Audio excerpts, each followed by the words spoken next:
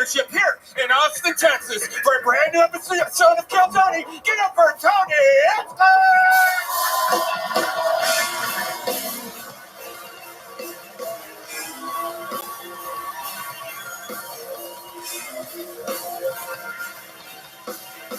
Who's ready for the best fucking night of their lives, huh?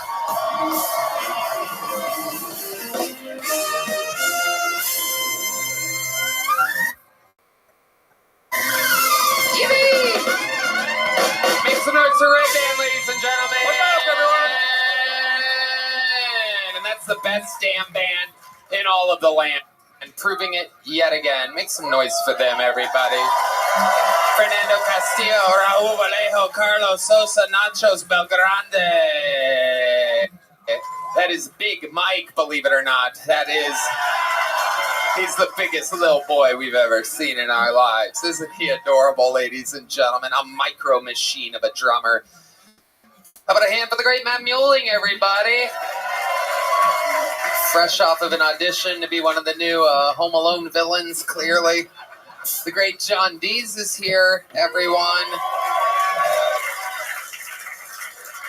And absolutely adorable, dressed like a skeleton tonight. Ladies and gentlemen, that is indeed D-Madness on the bass. Oh my goodness. Everything is in its place. The crew is golden tonight. Before we get started, here's a little bit more from the amazing sponsors that made it all possible.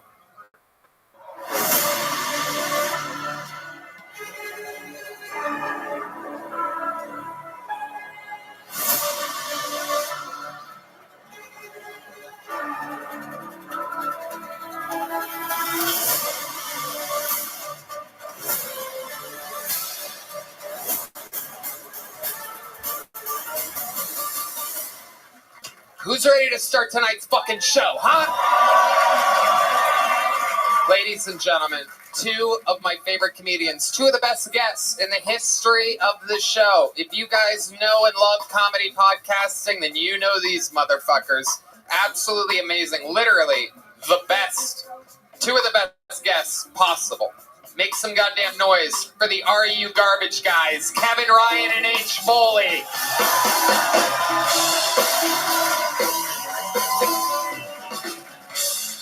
Sit there. Oh yeah, no, you sit here. Yeah. There he is. There they are. Kevin Ryan, H. Foley on a beautiful, beautiful Monday evening. Welcome, gentlemen. Let's fucking go, Mothership. God damn. For you guys that don't know, they are the hosts of literally what I consider one of the only listenable comedy podcasts in the world. I don't really listen or watch anybody's podcasts, including all my best friends.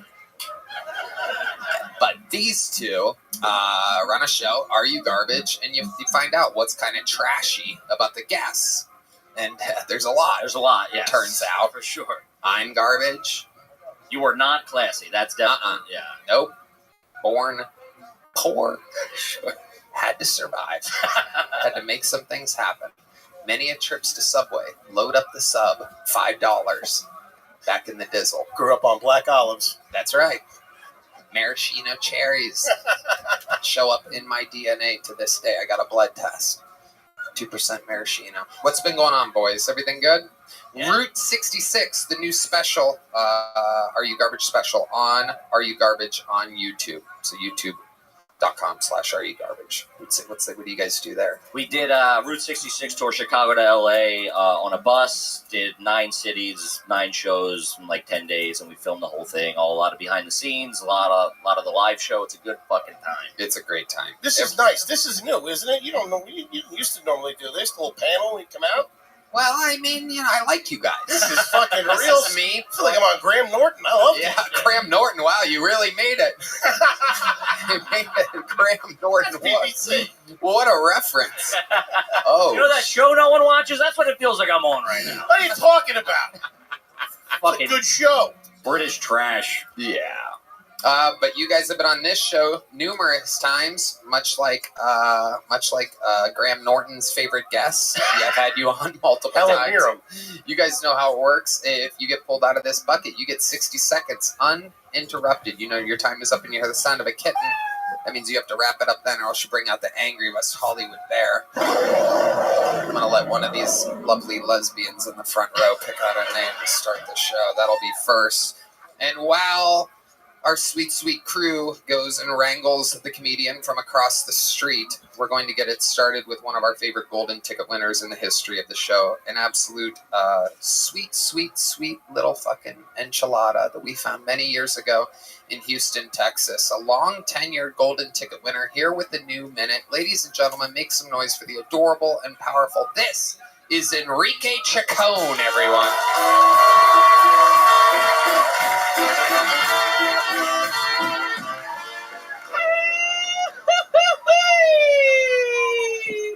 That was hello and illegal. How the fuck we feeling, Austin? Yeah, man, I heard that ICE is detaining Latinos that look illegal, man.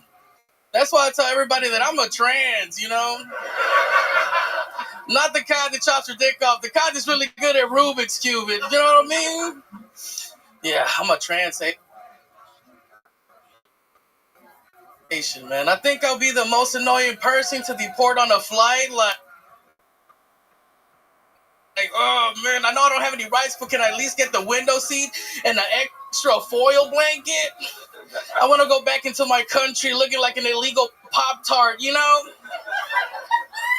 My dad, he was a veteran in El Salvador. He hated communism. I hated communism, and fuck communism. I can't even share an appetizer.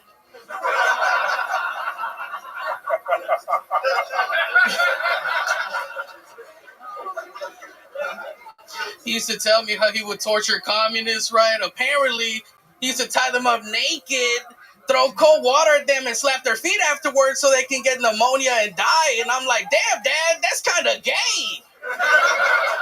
If you do that shit to me, I'm gonna come. Thank you. That's been my time. Fuck yeah. There he is. Ooh, takes the glasses off after the set. What a little rock star we got. Holy shit. I love it, Enrique. Rock solid. One of my favorite minutes of yours. Thank you, man. Talking about topical stuff. Relatable as fuck, bro. I'm actually at risk of deportation. I bet you could slip right out of their grasp. Look at you. Look at how sweaty you are, Enrique. It is literally, we keep a thermometer here at all times. People think it's a joke. It's real. 67.3 degrees Fahrenheit. Hey, 67 degrees. And look at that forehead right now. Can you control that? Can you turn it down? The kid's right. I didn't take my jacket off backstage. I thought I was having a goddamn. We got a couple of big guys here, Is that what you ask the doctor after he takes your blood pressure? Hey, can you turn that down, dude? I don't even know, man. I'm just having fun, dude. I don't even share appetizers, dude. No. My cholesterol is loud as shit. That's why I wear these tight ass jeans. They help with the blood pressure. You know? Those are ridiculous. Those are wild jeans. Yeah, those are compression jeans. Yeah. Holy shit. Unbelievable. My man. I'm lying. These are actually airbrushed on me. You know what I mean? You are I'm a truly kinky motherfucker. That's built what like an ice cream cone. Very tiny ankles, getting bigger as it goes up. Sugar cone. And a lot of sugar people- cone. That's what I'm looking Sugar for. Our cone. senior ice cream cone correspondent, Brian Redband, correcting me. It is a sugar cone, not a baby cone. Not a baby. We all know the differences in the cones. Has anyone ever called you a sugar cone before? I don't know, but hey, at least people would pay $5.75 to lick me. You know what I mean? Whoa, there's some people vomiting in the crowd right now. Absolutely incredible. You have a wristband that looks extremely tight. Seems like your hand is going to be deported before the rest of you. What is that wristband? And how are you ever going to get it off? ICE gave it to me. They're like, okay, well, you're cool right now, but we're watching you. And they gave me this. They gave me Looks like this you're shit. actively swelling up right now. I'm just, turning puffy like a nipple here, dude. Oh, man. I love it. Great, dude. It is. He's But, wiping the sweat out of his eyes. You would think he's in round 10 of a boxing match right now if you're just joining us. Jake Paul, where you at? His hair is sweating. I've never seen sweaty It hair. is coming from the top of his head. He's literally, I made a lot of ice cream cone references while he melts up here tonight. Hey, he's got a winter coat on. Leave the kid alone, Look, will you? man, exactly. Look, this is all just a big global warming advertisement, all right? It's hot up here. It's not. We have the facts. Yeah. It's not. Enrique, a great set. Are some of your family members illegal? Let's talk about it. Yeah, well, maybe we shouldn't. Fucking right. Yeah. They're out there somewhere in Texas, and yeah, man. Actually, my status, I have something called the DACA status, which, if you're a Republican, you probably don't fucking give a fuck. You know, it was given to me in 2008 by Barack Obama, so technically he's my daddy. You know, but yeah, I have a driver's license and a social. I can't vote, but I can like your page on Facebook. That's something that I found out I can't do. But They don't let you vote. The Democrats that let you here don't want you to vote. they I've never don't heard want of such a thing. They don't, but they still want me to donate $5 to the blue shit or whatever. Yeah, I bet. Yeah. I bet. By blue shit, do you mean your left hand that is slowly turning? There you I go. just thought Fuck, that, Tony. that ring's tight as shit, too. Yeah, You need the jaws of life to get off. yeah, that thing's never coming off. What kind of ring is that? What do you got there? It's a ring that my girlfriend gave me, bro. We're damn near engaged, dude. Wow. Did you get her a ring as well, or Yeah, I did get is her it a an ring. onion ring? No way, Tony! I don't be sharing those. Those are for me, I don't dude. share advertisements. I don't share. I brought one home for her, but that shit didn't make it to her finger. Oh, you're still invited to the wedding, Tony. Fuck. I bet I am. Yeah. I bet. What else is going on? Things are good with the girl? Things are good with my girl, man. Well, you know, I recently opened up an Airbnb, so that's badass, right? Okay. And you know what? Like, I've never heard that sentence ever. Yeah, what do you mean by that exactly? So I have a 7-acre property with my girl, right? So we opened up an Airbnb in the cabin, you know, like in the middle of our property. And, you know, I thought I was going to be an entrepreneur and everything right after I did that. But now I'm just a fucking housekeeper, a maid, and a handyman. So I just kind of regressed. Wow. Are there people staying at your Airbnb? Yeah, I have 4.89 stars right now on there. So, Whoa. you know, I've been cleaning them bed sheets, bro. I'm the one that's cleaning that, so. Wow. Absolutely incredible. Look at you. What was the negative part to make it not a 5-star, though? Yeah, what do you think drags Sweaty sheets. They can probably hear me snoring, dude, you know? How far is this property from where you sleep? Oh, it's like maybe like 30 steps away. 30 steps away. It's connected? You guys share a wall? No, we don't share a wall or anything. It's divided by like a fence, you know? That's the Okay. only wall I can't go across and back from, you know? Yes, that is true.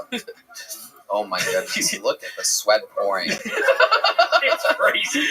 Nobody got an extra towel over here, dude? Enrique, remind us all how old you are. I am 28 years young right now. 28, and by the Yeah, amount of fuck yeah. sweat, he just, on the Kill Tony death poll, just passed up Brian Redband on the mountaintop. Absolutely incredible. Brian is 50 and gray, and you just passed him up at 28 years old. You are the most likely to die next. How does that make you feel, Enrique? You know, make the funeral special, please. Play some of that Mexican shit for me at the There he funeral. goes, Enrique Chacon, everybody, getting Thank the you show so started. much. I love you guys.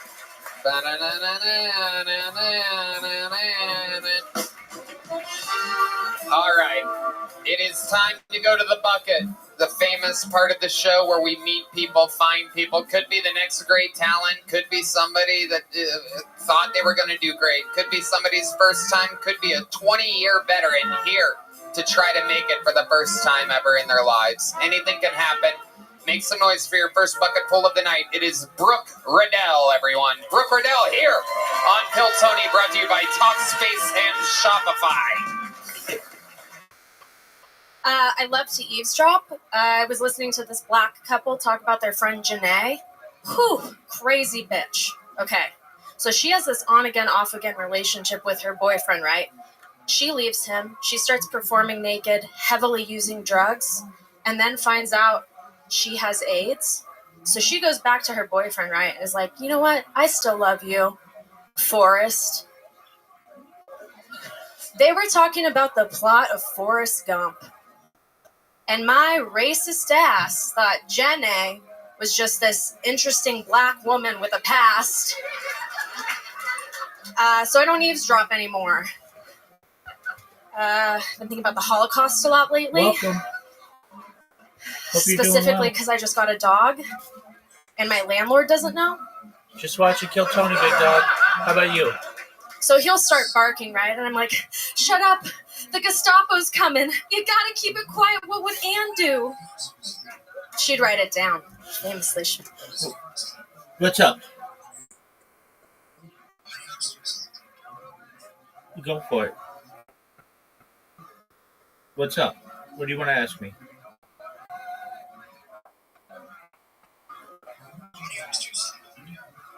Oh. Somewhere between 8 and 14. How about you?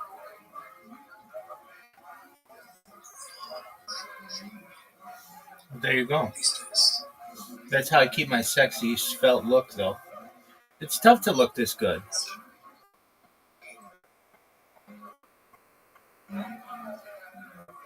Okay. Am I religious? Yes. I'm Jewish. No.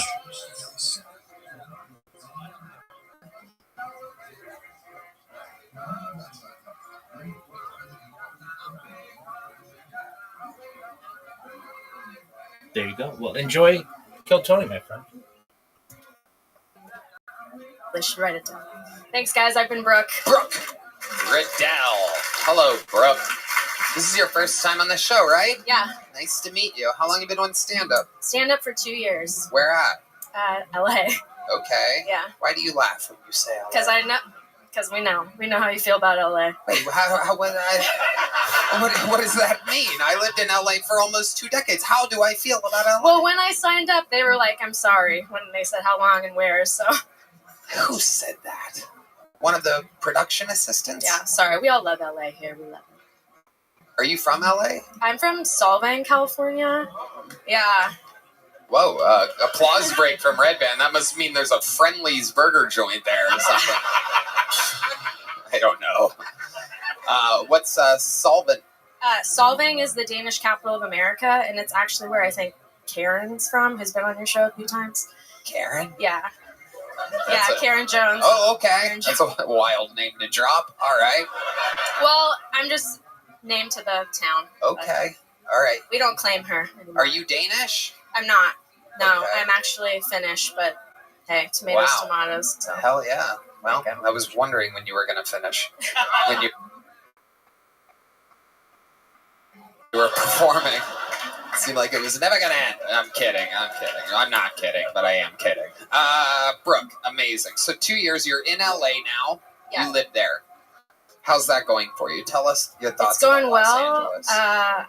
Well, it sucks because the fires, but hey, we like it. So Hey, maybe what started the fires, by the way. yeah, that's true. A lot of dried hay.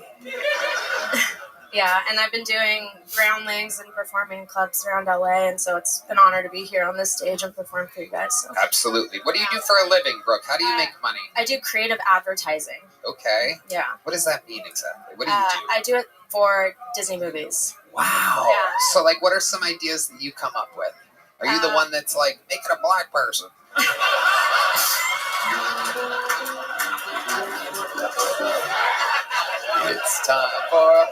It's time for more black people.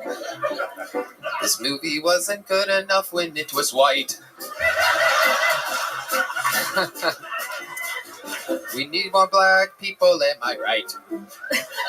Black, black, black, black, black, black, black, black, black, black, black. All right. So what do you do at Disney? Creative. What are some things that you do? creative advertising, so like the billboards and the movie posters and trailers and stuff like All that. right, very good. Yeah. What do you think about the direction of Disney right now? What would be a note that you would have to the head of Disney if he was here right now? Get fired. Yes. By the way, Red Band thinks it's Mickey Mouse. He thinks that the CEO of Disney is the actual Mickey Mouse. A note would probably be less notes because I feel like everyone has their hands in the pie, and that's what makes things not organic. And That's an unbelievably great answer. Yeah, Mickey does not like that at all. Oh, you're fired. I love it. Can all fat guys do that? This is incredible. This is amazing. I didn't know. Let me try. Ha! You're fired. No. Hey, I'm Mickey Mouse. Yeah, I guess. I haven't stopped thinking about friendlies in 5 minutes. Who don't like a fribble? Love it. So, Brooke, you're down in the big city now. You're originally from like the middle of nowhere, California. Yeah. And so, what do you do for fun when you're in LA trying to have some fun? well, I love doing this. I also love to like paint, and I'm very creative. I do calligraphy. So, and my husband's also a comic who's across the street. So we're both doing this together. You can't believe I got pulled first. So Wow. Yeah. Amazing. How long's he been doing stand-up? 2 years as well. Wow, you guys started at the same time. Well, I've been doing improv and like sketch comedy longer, but then once he started to do it, I thought I should try too. Right. Is he funnier than you? No. That is a good answer. I like that. Nice. There we go. Good. All right, Mickey. I love it. What's something we'd be shocked to know about you? Interesting fun fact about your life. Well, I thought solving was pretty interesting because no one knows what the hell that is, and it's a Danish capital. But my family actually owns the Danish bakery there that does all of the gingerbread houses for like the celebrities of the world. So gingerbread. Oh my goodness. Yeah. Look how excited H. Foley is right now. He cannot hide his giddiness. He's slipping out of his seat right now. He's wondering if you could have perhaps a gingerbread mansion for sale. Is there perhaps a neighborhood for sale of gingerbread houses? Gumdrop bushes. I'm in love. He wants to Airbnb some of these gingerbread houses. This fat guy's eating the sidewalk. That's not even gingerbread. Solving's the town is called. It's called Solving. Solving, Like yeah. solving the murder. It's Yeah. in California, and it's the Danish capital. Mhm. So a lot of Danish people live there. Yeah. And a lot of gingerbread houses. Yeah. It does look like a gingerbread house town. It's Yeah. a bunch of wineries. It's an Yeah. awesome place to take like Yeah, a girl. Red Band. That's how we end up in some witch's pot or some shit like that. All right, this way, boys.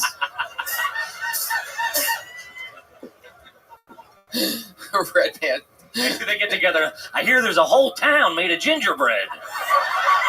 They meet up at their meetings and fucking share stories. It's like Midnight Cowboy. We're on a bus. My nose is bleeding. Don't worry, Foley. I'm going to get you there. Nobody saw Midnight Cowboy. Okay. Deep cut. If you watch Graham Norton, you know what I'm talking about. Oh my God. What does your husband do for work? He works for Goop. What does that mean? Oh, no Exactly. shit. What is that? Gwyneth Paltrow. He Yeah. works- Well, he works in the supply chain, but he was okay. He was Wow, there's some real supply sluts in the audience tonight. Jesus Christ. yeah. Get back on Shipping and the receiving. Woo! get back on the line, bitches. They make vagina candles. Ah, For push. Foley's second favorite thing. yeah. Gingerbread houses and vagina candles. That's a Disney movie. Let's go. I love it. Well, Brooke, congratulations. You got pulled first. You got it started. Here's a little joke book. Go show it to your husband. And it goes on and on. One more time for Brooke, everybody. There she goes. The show has begun. Hello there. I'm so happy to see you. And I'm happy to see you, Red Band. This podcast is brought to you by Nicked Nicotine Pouches. We're only using Nicked pouches now. And our favorite flavors are citrus ice, berry lemon ice, and spearmint. If you're looking to ditch smoke and tobacco, but still want that nicotine fix, you've got to check these out. Let me tell you why Nicked pouches are better than the others on the market. They're made with natural coconut fiber filling, which is soft in your mouth, not rough or scratchy. Other brands use wood pulp, which can hurt your gums, and not something I want in my mouth for hours at a time. And you know what's in my mouth matters to me. They use all natural flavors for a cleaner, more authentic experience with 10 incredible flavor options. The pouches are slim and invisible, and people can't notice when you have one in. Plus, you can choose your strength between 3, 6, or 12 milligrams per pouch. Again. Tony, I love Nick Strawberry Watermelon Ice. It's the best nicotine pouch out there. The flavor in Nick pouches seriously lasts longer than any other pouches, not to mention they have the best flavor selection. We made a switch to nicotine pouches, and we know you'll love these too. Right now, our listeners get 35% off when you order through our exclusive URL, nykdpouches.com/Tony. This special offer isn't just for your first purchase. Use it up to 3 times. Don't wait. Get 35% off now at nykdpouches.com/Tony. That's nykdpouches.com/Tony. NYKD products are only for adults of legal age, and every order is age verified. Warning. This product contains nicotine, and nicotine, as we know, is an addictive chemical. Your next comedian, I do believe, has been on before. Make some noise for Phoenix Provocateur, everybody. Phoenix Provocateur. Here we go.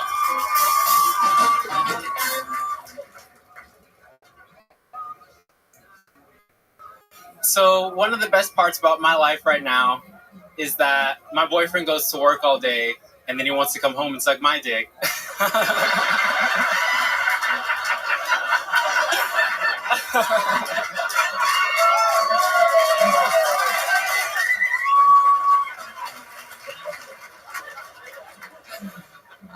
So sometimes going around straight people feels like going cow tipping. Are they awake? Are they not? We'll get there. So over the holidays, my great-grandma told me that the best nigga to be, or the worst nigga to be, my bad, the worst nigga to be is a white nigga. Now, this is a 90-year-old woman. She tells me shit like that all the time. She told me when she was little that she used to terrorize white kids by saying, God loves us more because he took the time to color us in. I think it makes sense. And then they had me, and I think she questioned everything after that. But it's okay. It's all right. So. All right, that's it for Phoenix. I'll stop there. Boom. This is your second time on the show. Yes. How could I forget a Phoenix Provocateur? Never. One of the rare, whatever the fuck you are. I don't even know exactly how to label you. Some type of African dragon or something like that. I'm not exactly You can call sure. me whatever you want as long as you pay me eventually. Well, looks like I'll stick with Phoenix Provocateur then. There you go. That's what I thought. I'm not in the business of paying these bucket pools. Just curious, how much? Just for my personal information.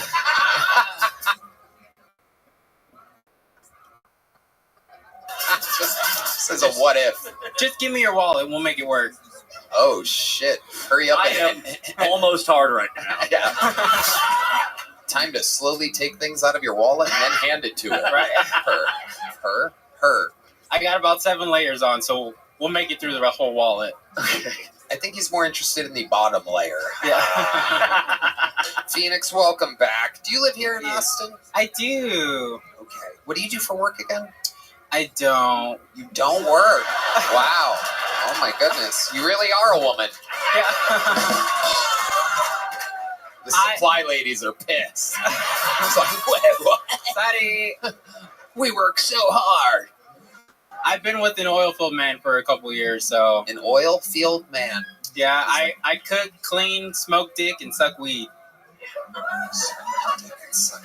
Okay. We'll put it together. Yeah. All right. That's amazing. And you guys live together full time? Yes. It's been about 5 years. How much time does he spend on the oil field? Now he works in a crane here, but before it was like 4 years before we moved out here. Okay. Is the crane that he works on in your pants? No. Is the oil field that he works with your ass? I have so many questions. No. That's cool. That's fun. What do you guys do for fun? What's a date night for people like y'all? Is he always? Is he like excited? Like He's white. Oh wow. Yeah. Okay. Is he taller than you? No. There's not a lot of people that are taller than me. Matt Muehlink has a great question. He's putting it together. White guy works in oil fields. Is it Uncle Laser? The world wants to know if your 5-year relationship is Uncle Laser. He fucking wishes. I bet. Wait, why does he wish he's Uncle Laser? Or Uncle Laser wishes? Uncle Laser wishes. Yes, guaranteed Uncle Laser does. Where was I? I asked a good question. What was the last job you had? The last job I had, I was delivering for Amazon. Okay. Oh, yeah. So there's that. Yep, you still have a package. And I broke my... Talk about the back door. Yeah. Kevin's been waiting for that package for 4.5 minutes. And it is Prime. And it looks like it came from the Amazon. All right. Hey, what? No, it came from El Paso. Oh, that's right, El Paso. My goodness. So, how old were you when you moved to Austin? It was like a year ago. Okay. So 27. Is there anything you miss about El Paso? No. El Paso. Family. There's family out there. Okay. That's it. Did they miss you? For sure. Yeah, For they're sure. close. They love you. I'm the most colorful person in the family. Of course they fucking miss me. Absolutely. And you're probably, the most flamboyant, right? Eccentric, you would say? For now. Well, what do you think's happening? You got a little nephew acting a fool? No. A bunch of them. A lot of them want to be entertainers, so they're going to be colorful one way That's or what's another. happening with these kids. Nothing but fucking their iPhones, iPads all the time. They're fucking vaccinated. These kids are coming out gay as fuck. There's a whole new purple wave coming. Yeah, that part. Yeah. I just saw a TikTok the other day of this kid, there's this guy standing in the mirror somewhere, like taking his shirt off, like, oh yeah, I'm at the gym or whatever. And this kid walks in, and he goes, oh, this is the boys' bathroom. And the kid goes, yeah, I know, I'm a boy. I just wear girls' clothes, and then slams the stall door behind him, like, shut the fuck up. Like, mind your own business, you loser. I thought it was the cuntiest thing I've ever fucking saw, because that was me as a kid. I'm not weird, you're weird. Mind your own fucking business. Fuck yeah. Okay, stop. All right, perfect. So, Phoenix, how's comedy been going? What have you been doing? What are some good gigs you've done lately? What are you looking forward to? Well, I just did Nashville again, probably a couple weeks ago, and honestly, I don't know. I'm just looking to try to, like, break the glass ceiling a little bit. I've been on stages for, like, 14 years, so at this point, if I'm not getting paid, I don't really move off my couch, because I got dick and weed and champagne at home, so... That's incredible. You know what you like. You know, these people that, like, stayed the same gender their whole lives, they make things too complicated, it seems. For sure. Colors and knowing where your asshole's at is a lot of fun. That's what I always said. This grandma of yours, are you still close with your grandma? Yeah. All my family. We're all a little senile, but yeah, we're all still around. Senile? Crazy. Just crazy. We're all crazy. What does grandma think about, did she know that you were going to, and what do you think everyone... You're really tiptoeing around this. I've never seen Tony blush. That's crazy. Being on my tiptoes is the only way to hang out with Phoenix. She is a big lady. I'm not that big. You Damn. are a power forward. What are you talking about? You are getting rebounds above everybody on this fucking... She got high heels on. If I did a jump split, all of the lights on 6th Street would go out. And that's just because of my dick. I bet it would. I love it. So all your time on stage, you said 14 years you've been on stages. What were you doing again the rest of the time? I became a national champion as a dancer, and then I became an infamous drag queen here in the state of Texas, where I just bring fear amongst everybody. They hate to see this ponytail. Oh, I don't have a ponytail right now. Normally I do. Right. But they hate to see this fucking hair coming because I'm one of the highest paid girls on any fucking show I'm on. And that's with tips. Crowd applause, whatever. Yes. Wow. So, I come here to say, I don't come here to ask if I'm entertaining. That's already been proven, verified, and decorated. I come here to get another ring, if that makes sense. Right? Absolutely. Sharpen another knife. Absolutely. Incredible. Guys, what do you think about Phoenix Provocateur? Oh, yeah, hi. It's like oddly turned on and also very, very scared. Yep. Good. Yep. Goes both ways. You're captivating. Yeah, that's the brand. It's working. I am confused. I'll give you that. You guys are from New York. I bet you didn't think that we had these in Texas. Avatars? Well, I'll take that. A lot of people don't know that Texas is known for its trannies and its drag queens. We're everywhere here. It's just not something the media wants you to know. Yeah, but we're fucking here. The fake news is not reporting that. Yeah. Yeah.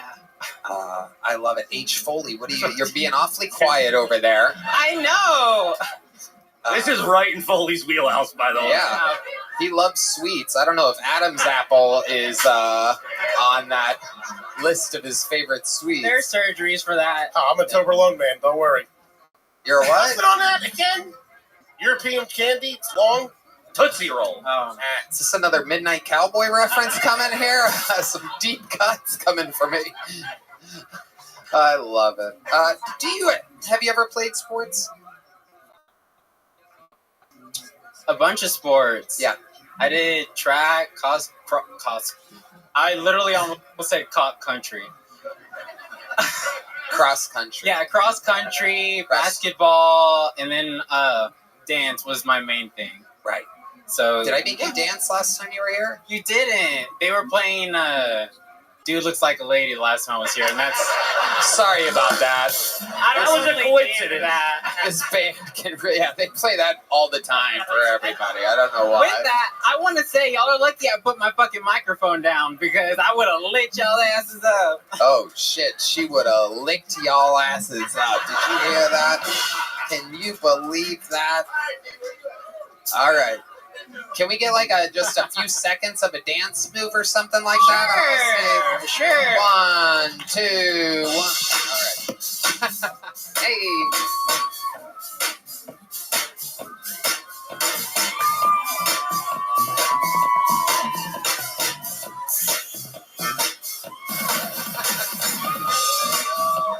This party is wild.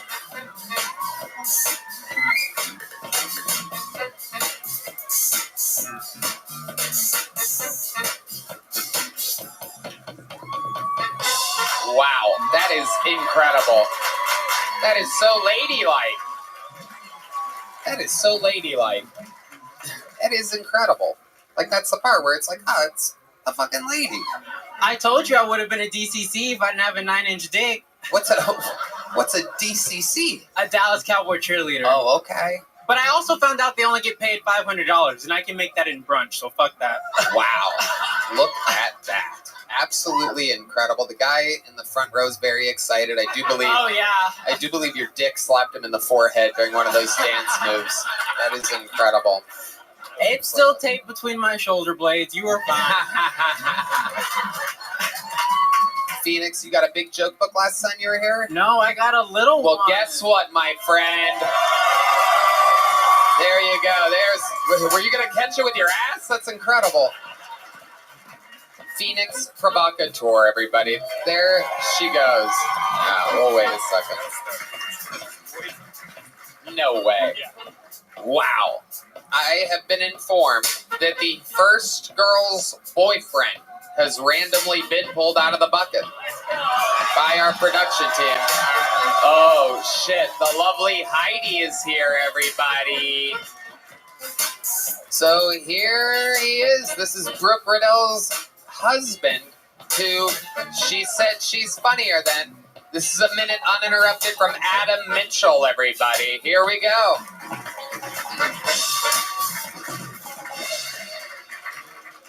So I want to tell you about the time Mormons came to my door to spread the word of Jesus Christ for the first time. I was a 13-year-old kid. You knock on the door. Here, open it. hello, sir. Can we please talk to you about our Lord and Savior, Jesus Christ? Really? Get the fuck out of here. They're like, no, we have to. Plus, he's watching. I'm like, all right. Here's my mom. You know, they always ask for the parent. My mom's like the most Jewish lady ever. She comes to the door. Hello, boys. How can I help you?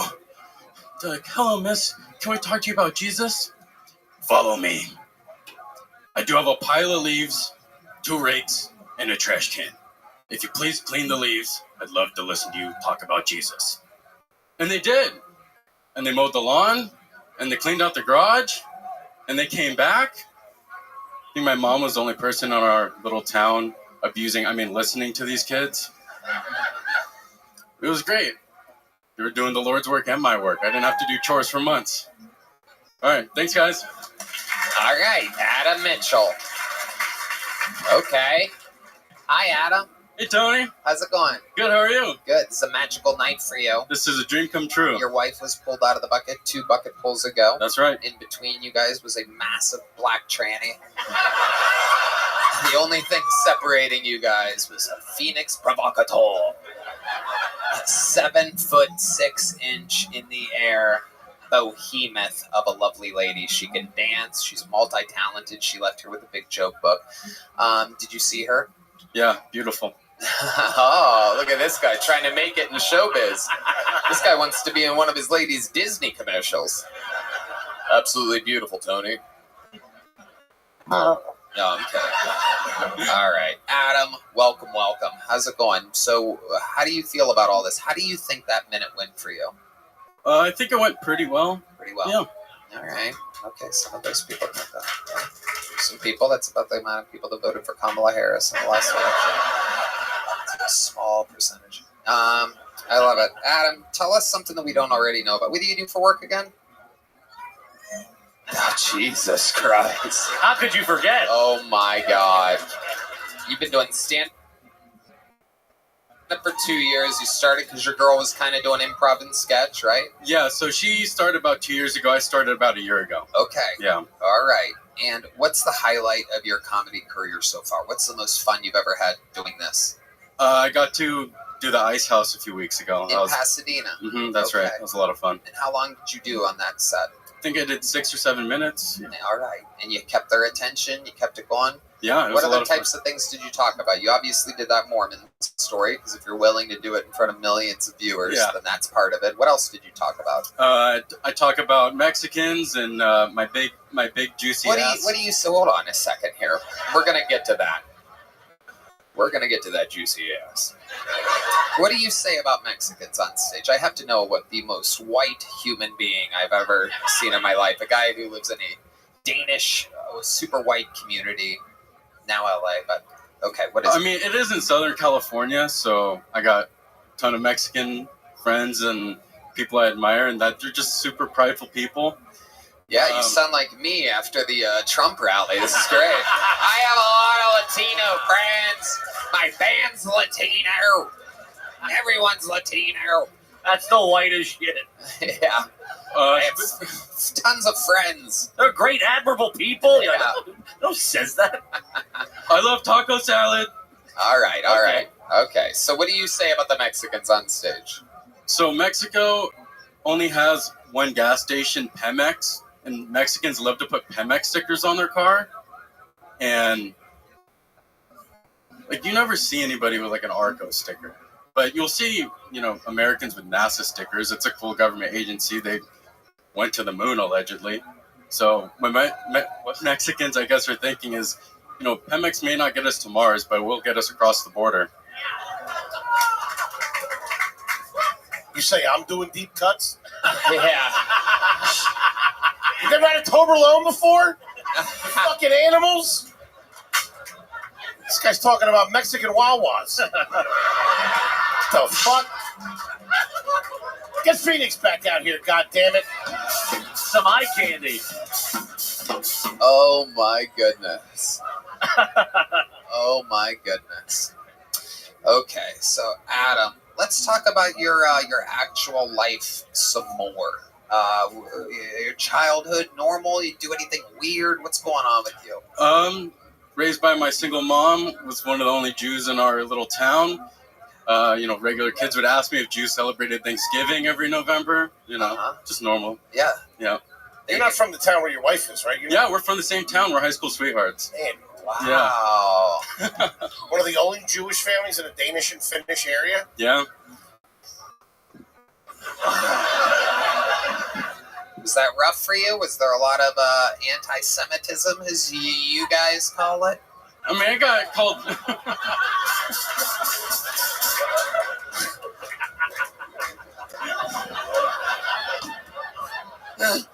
I don't know what's going on. Was there? I mean, you get called Jew here and there, but I do it right back, Yeah, that would qualify. Yeah. How did they say it? What was the meanest anybody... Do an impression of the guy that was the meanest. Okay, so I think people expected me, since I was Jewish, to be smart in class, so they'd copy my work and just get it all wrong. So one day, the kid behind me would sneak over after he failed the test, because I also failed it, and he'd just go, Jew! Wow. He wasn't wrong. Yeah, he got that right, yeah. All right. How's your single mom doing?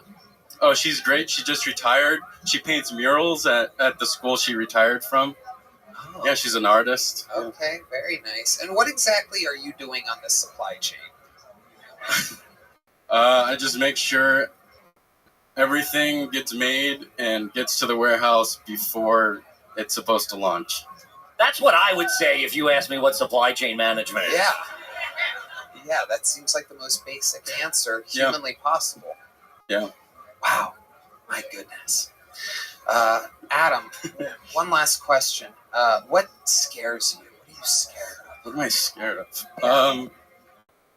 Well, I love cars, so I think dying in a car accident, because I drive a lot. I love cars, so probably dying in a car accident, driving too fast and being too reckless. Do you drive fast? What kind of car do you have?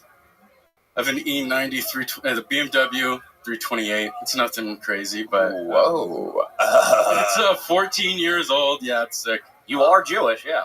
Wow. And you're inside of a 14-year-old. It has a gas leak. It has a gas leak? Oh, okay. That's an attempt at a Jew joke, I see. Wow. All right, well, you and your girl can take your two tiny joke books and make a big one out of it if you Thank try you. hard enough. There he goes, Adam Mitchell. We're having fun here. Everything's right on schedule. Hello there, and this podcast is sponsored by ZipRecruiter. Guys, I love working in podcasting. I love having my own show, getting to do this in the best comedy club in the world with amazing guests. I'm feeling grateful. If you're doing what you love to do, there's nothing better than being surrounded by people who love it as much as you. And if you own your own business, you want to hire employees who love what they do to boost the overall success of your business. Plus, make it a pretty great place to work. But how do you find passionate employees who are a good fit for all of your roles? ZipRecruiter. And right now, you could try it for free at ZipRecruiter.com/KillTony. Tony, I love ZipRecruiter. ZipRecruiter is a hiring site that employers prefer the most based on G2. How fast does ZipRecruiter's smart technology start showing your job to qualified candidates?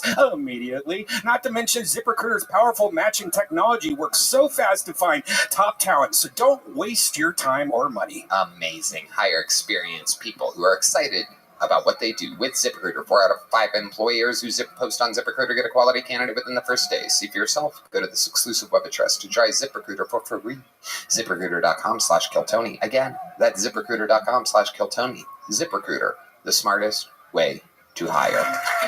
It's an exciting time. Make some noise for your next bucket full. His name is Javier Ramirez, everyone. Javier Ramirez. Hello, everybody. Hello, world. Good to be here. Okay, let's talk about it. Contrary to popular belief, I have not yet gone through puberty. I am puberty. That is my favorite way to say I go inside of teenagers. Huh? Who's with me? No? Oh, no. But yeah, I just moved back to America. Very happy about that. It's cool to see slimy people sell everything, even kids. So, wonder what a commercial with that? Yeah.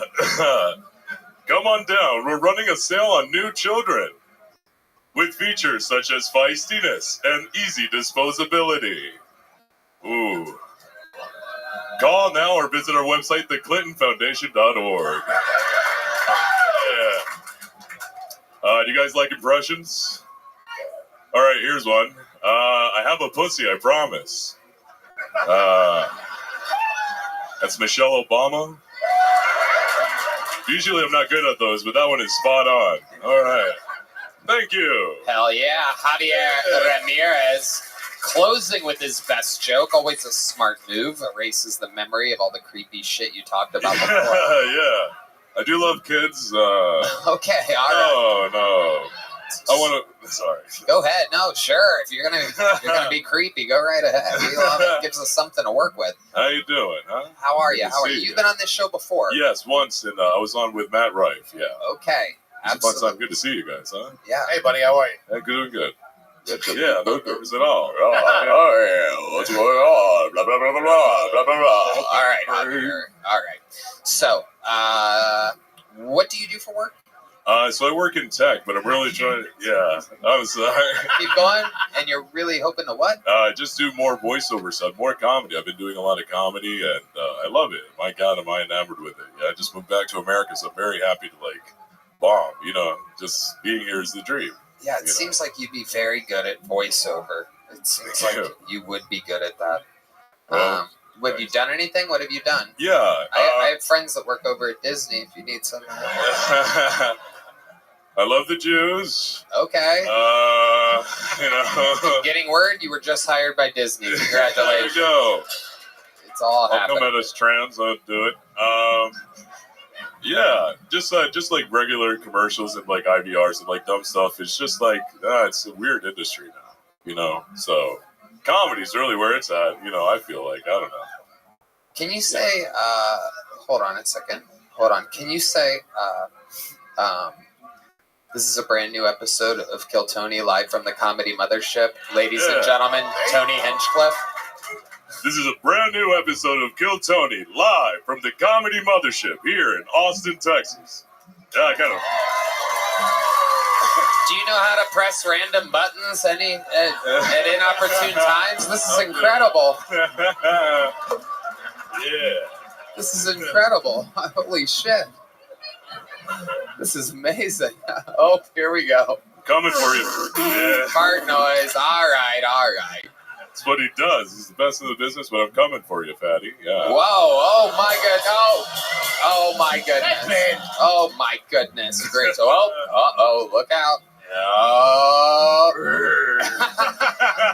Roasted. All right. Got my ass.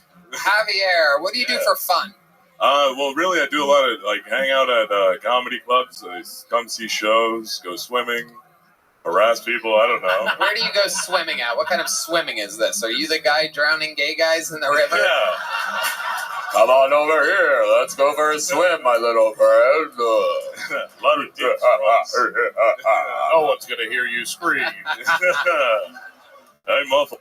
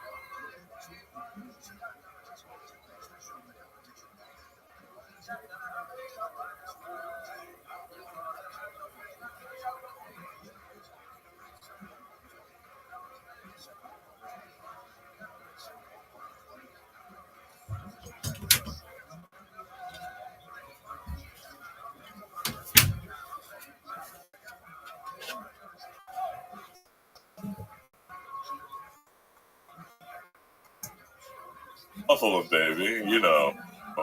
But yeah, just mostly a lot of comedy. I'm always at a creek and hanging out, you know. Okay. Yeah, a lot of Okay. comedy. When did your voice start to sound? How old were you when your voice started It sounding? was about like that? 15. It was very confusing. Did not really know Yeah, what. how long have you been a ghost? Get out. Ooh. There you go. Yeah. You know, I was definitely creepy from before that, so, you know. What was creepy before that?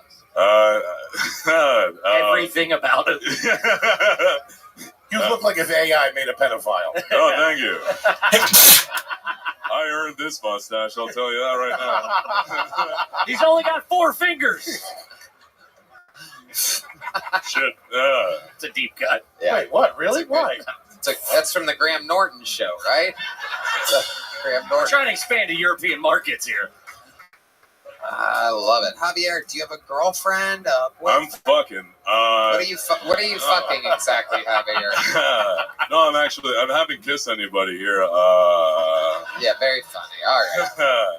No, I'm not. It's hard to date here in Austin. There's a bunch of whores around, you know. Well, that doesn't make any sense. That would mean that it's easy to date. Well, yeah, you know, it's been fun, but, you know, I really want to, you know, the traditional. You know, I just moved back from Costa Rica, so it's like, I wanted one that I could talk to, you know what I mean? What? What do you mean? I don't know what you mean. I don't know. It's just that, he's white. Go ahead. Let it out. No, I love the whites. I love all of them. You know, it's just fun. It's just like, it's a dating city, you know. So it's not really, I'm trying to, what? You've had answers for everything up until this part right here. Yes. What's a date with you like? What's going on here? I bomb a lot. No, it's fun. I like to, you know, have fun with them, and then. He sounds like he's never talked to a girl before. Yeah, this is freaking me out. I talk to him and we go swimming. Yeah. I think we should make this guy sweat. Let's do a little segment on a date with Heidi, everybody. Heidi, we've done this before. There's nothing like watching a nervous man who's not good at dating look Heidi directly in the eyes. Heidi, grab that microphone right there. Let go of her hand, you freak. Smoother than I thought he'd be. Hi. All right, let's get the lighting right for this, guys. This is a little date session. There you guys are. Good to All see right. you, Javier. You look fantastic, Heidi. How are Muchas you? gracias. I'm so Mucho good. gusto, mi amor. Good to see you. Yeah, so what do you like to do usually when you're not with Tony? I like to dream about being with Tony. Oh, yeah. Do you like to read books? Do you listen to books? I do. I do both, actually. I listen Oh. and I read books. I would love to read to you, baby. Let me tell you. With that voice, you can tell me literally anything. Yeah. You like smut? I know. That's I don't like well, do you? I don't know. What is smut? Well, I've come to realize, you guys, what you're reading is horrible, terrible things. I don't know. What do you like to read, Heidi? I like to read. You really are bad at this, Javier. not This good. is absolutely incredible. A lot of two questions at a time. Do you read books? Do you listen to books? Yeah, just one thing at a time, please. Yeah. Yes. A lot of Dostoevsky philosophical books. Oh. The All Bible. right, Heidi, we get it. You're smart too. Don't show off. Heidi is smart. Make it about Javier, Heidi. Make it about Javier. Yeah. Javier, we're going to give you another shot. Let's pretend like you're deeper into the date, Yeah. right? You guys have already eaten. The waiter just asked if you guys want dessert. She wanted cheesecake. He walks away. Now you're planning your next move. Javier, what do you say to Heidi? Look her directly in the eyes. Do not break eye contact with Heidi. Yeah. Heidi, you do not have to touch him during this Yeah. segment. Really got into it there. The waiter walks away and action. So, do you like a dark spirit? Oh, Jesus Christ. Can you think of anything creepier to say? Jesus fucking Christ, Javier. Do you like it when ghosts crawl out from under your bed? Are you into worms by any chance? Please don't take me to Lady Bird Lake. Oh no, baby. You're going straight in a barrel. All right. All right, I'm sorry about that. I'm sorry. All right, I'm trying so hard, Javier. I'm trying to Thank get you. you to close strong. Let's Yes. try it again. Dessert order taken, waiter walks Yeah. away, and action. Do you like Latin men? Latin men, have you ever been with a Latin man? Sí, por supuesto. Ah, see. Very passionate lovers. You do know that, yes? Hey, shut up, my beans. No, All sorry. right, keep it on the fucking date. Keep it on the fucking Yeah. date. What is it about a Latin man that you find attractive? I like the passion. Yes. Yes. I like the language. I love is the correct. language. I love the voices. Oh, yeah. You know? We all sound like this, yes. Hopefully. Oh, yeah. Well, you know, I have a studio if you want to go check it out. You know, we can record or do stuff. What sort of studio are we talking here? I do audio stuff. Do you like books? All right. Heidi, get out of here. He's short-circuiting. Shit. All he can talk about is books. How about a hand for Heidi, everybody?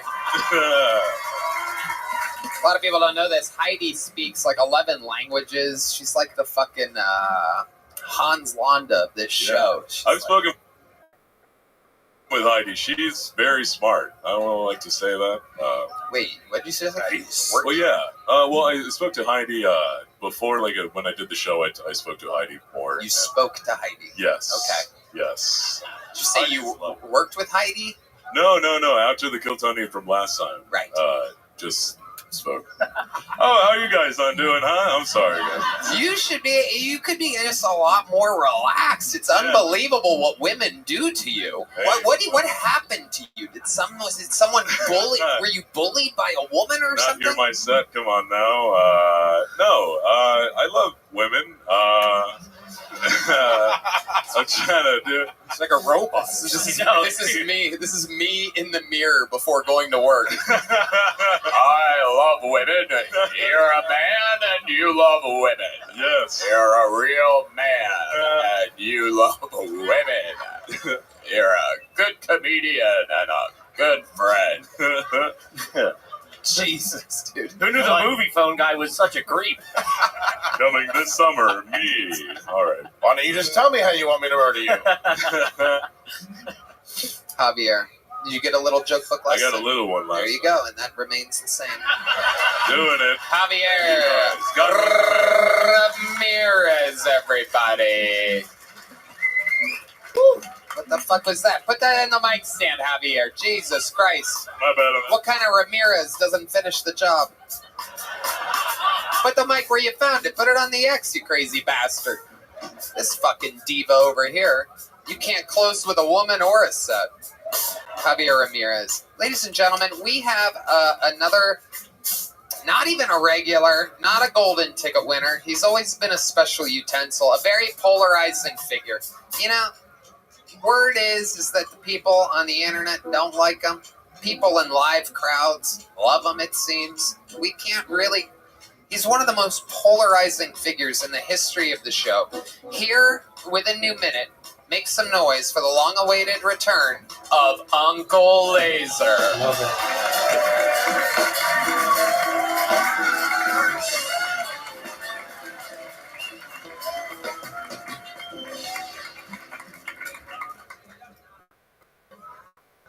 All right, bitch, relax. You hear who I'm talking about. Listen, Kanye West said, you fucking fat bitch means you a broke bitch, okay? Y'all might as well call me Section 8 housing, all right? Because I love a thick bitch. Where my thick bitches at? I can hear your mouth breathing. Calm down. I can hear your mouth breathing. All right? I like a bitch built like a nose tackle, like a Warren Sapp. They said, where y'all meet? I said, in the fucking A-gap, of course. That's where we met, right? I met a thick Mexican bitch at a quinceañera the other day. It's a Mexican birthday party, okay? She was sitting there looking like Nacho Libre. I said, hello, how you doing, darling? She was breastfeeding a 7-year-old, which I thought that was a little old in age to be doing all that, but La Familia, you know, whatever. But she had that second titty out just blowing around in the breeze. I said, now who's that for? I went in there and got me a little suckle. That shit tasted like horchata. I love her very much. My name's Uncle Laser. Y'all been great. Wow, Uncle Laser. Showing growth, showing improvement. A grower. He just keeps growing while still being 5 feet 1 inch. Okay, dude. Grew up by a power plant. I'm built like a Clydesdale. Something like that. I loved it, man. Pure momentum through the whole set. Where are my thick ladies at? A lot of them in the back. There was a lot of them back there. A lot of noise in the darkness. A lot of ladies like, please, not near the front, not near the front. You could tell the back went wild for the thick ladies. How's it going, Uncle Laser? Going good. She brought Phoenix up here and said that I had sex with her. Yeah, I was fucking. She claims to be with an oil man. I was in the back going, no, bitch, no. You know, not in front of them. Yep. But listen, you get them bottomless mimosas at the fucking drag brunch, and you get them boys dressed up like girls up there dancing Lady Gaga's I Was Born This Way, and I'm like, were you really? You know, and I'm just like, what's happening? So, Laser! Oh my goodness. Pure momentum right now. This could be his greatest performance yet, everybody. I could tell. I've seen him have moments like this before. This is We Are Going to Relapse Tonight, Laser 101. I've seen it before. All it takes is a few minutes on this show for him to lose control of his entire life. I am not kidding, by the way. It's funny because it's true, and he knows it. This is one of those moments where right now he's just thinking about pure cocaine. with that being said, if anybody's got a grandma, so you have to show in the bathroom. Wow, look at that. Have you guys seen Laser before? I haven't. This guy's fun. I've seen your clips and stuff. You're fucking awesome, dude. Who doesn't like him? That's crazy. This is, a fucking powerhouse. What the fuck? Yeah, I'm actually gay. Amazing. I just want to say one thing. Santa Fe, New Mexico. Fuck you. Went down there for a ski trip. Had 50.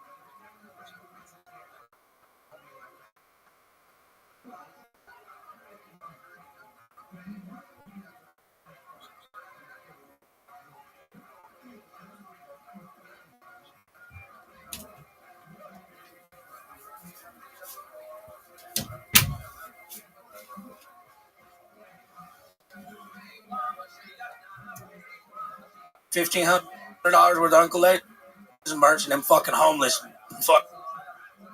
fucking tore the camper off the back of my truck to hold my goddamn merch. Wait, there's a bunch of.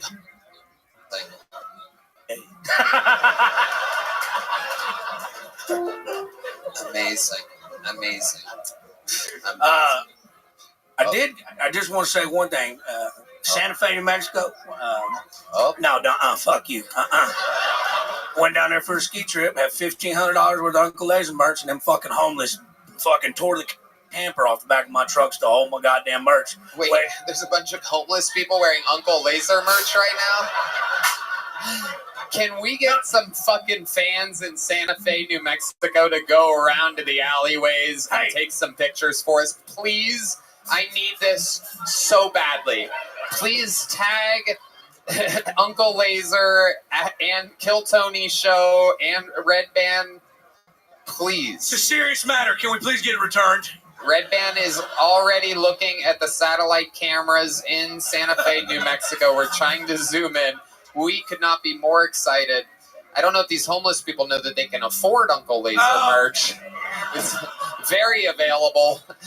The prices are ridiculously low. I woke up the next morning, I'm finding this shit because they stole my snowboarding gear and shit too. And I went down there to an encampment, and Polly Sure was down there teaching them magic tricks. I'm pretty sure he's building a fucking army. We need to watch out for him, you know. But hey, I hate the fucking homeless. I wish we could hunt them like deer. I mean, it's a tax system. It's ethical. You get 2 homeless and 1 bicyclist each year. I mean, I don't even run red lights. I just throw fucking batteries at them. I fucking hate them. I love it. What kind of batteries? AAA? D batteries. Thank you. Wow. The heavy batteries. Actually 9 volts. Fuck them. We'll hit them. Heavy duty. Yeah. Heavy duty. I love it, Laser. And what's your love life like right now? I got a woman down from Buffalo. We just got one of those stripper dogs. Is it a buffalo? Is that what you said? A little French bulldog.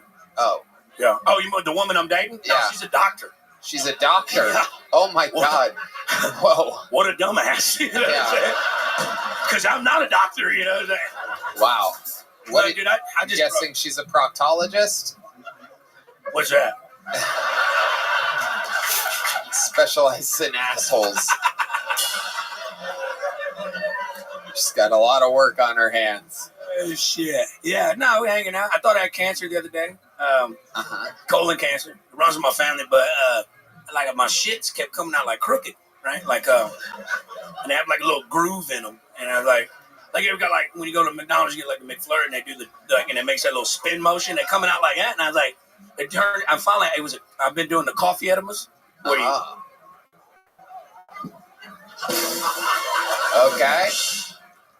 And one of them coffee beans got lodged in that motherfucker. Wouldn't break loose. Wow. Absolutely. I say I'm dating a doctor. That's why. So, you know. Incredible. And she's a doctor. She lives here now? She's a physical orthopedic. She's got a medical degree. I don't quite know what she does. I love it. Seems like you're a very good listener back at home. All right, Laser. I mean, unbelievable set. You have this. You've taken this pro wrestling energy throwback, and you've only been doing it how long? January was 3 years full time. 3-year veteran of the game, Uncle Laser. Thank you, guys. Learn to love it. He is coming to your town. People of New Mexico, go to Santa Fe, take pictures. Anyone who gets me pictures of homeless people wearing Uncle Laser merch gets I don't know what, something. We'll figure it out. He's fantastic. Just know you'll bring me great joy. Okay, we having fun out there, huh? Make some noise for your next bucket pull. It is Colin Sledge. Colin Sledge, everyone. Here we go. Thank you. So I used to work at the mall at Express. One time, these 2 ladies were in the same fitting room. And when that happens, apparently you're supposed to say, "I'm sorry, we only allow 1 person at a time in the fitting rooms." But what I said was, "Oh, yeah."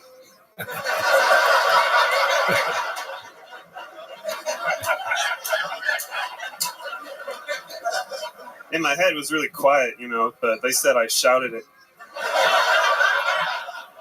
I always say the wrong thing, you know.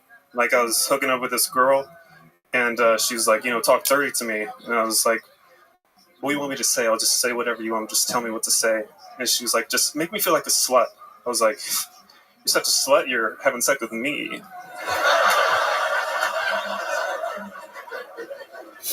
And at the end, she was like, "Did you even come?" I was like, "Bitch, did you?" No, so why are you talking shit?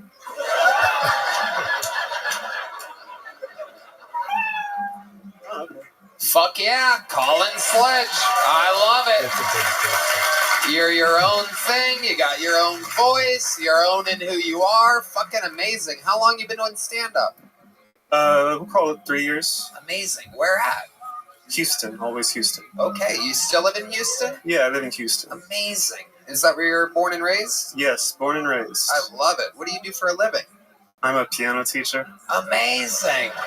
I love it. It makes perfect fucking sense. You have your own rhythm.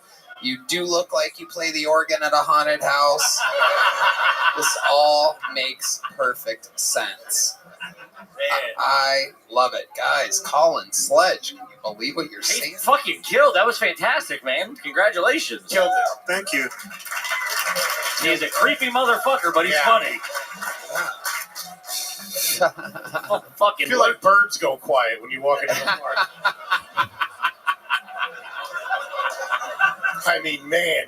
My friends say I have resting serial killer face. Yes. They're imaginary. Okay. My friends in my head say. Wow, Colin, you are your own thing. Dude, the way he looks at you like a bird, it's crazy. His head turns fully around. Where's the camera? Where's my camera at? Straight out there. There's one over there. What the fuck? They're everywhere. It's wild that there's not a red light on that one in the back. Is there one back there? What do you would cover up the red light? That's weird. Okay. All right.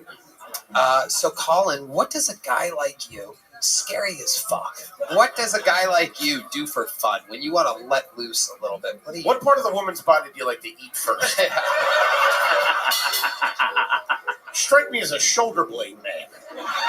Which question should I answer? You stick with mine. Stick with mine. Okay. What cemetery do you live in? What do you like to do for fun? What would surprise us about you? What would surprise you about me? I quit comedy for 8 years, and I just sort of got back 6 months ago. So Unbelievable. What?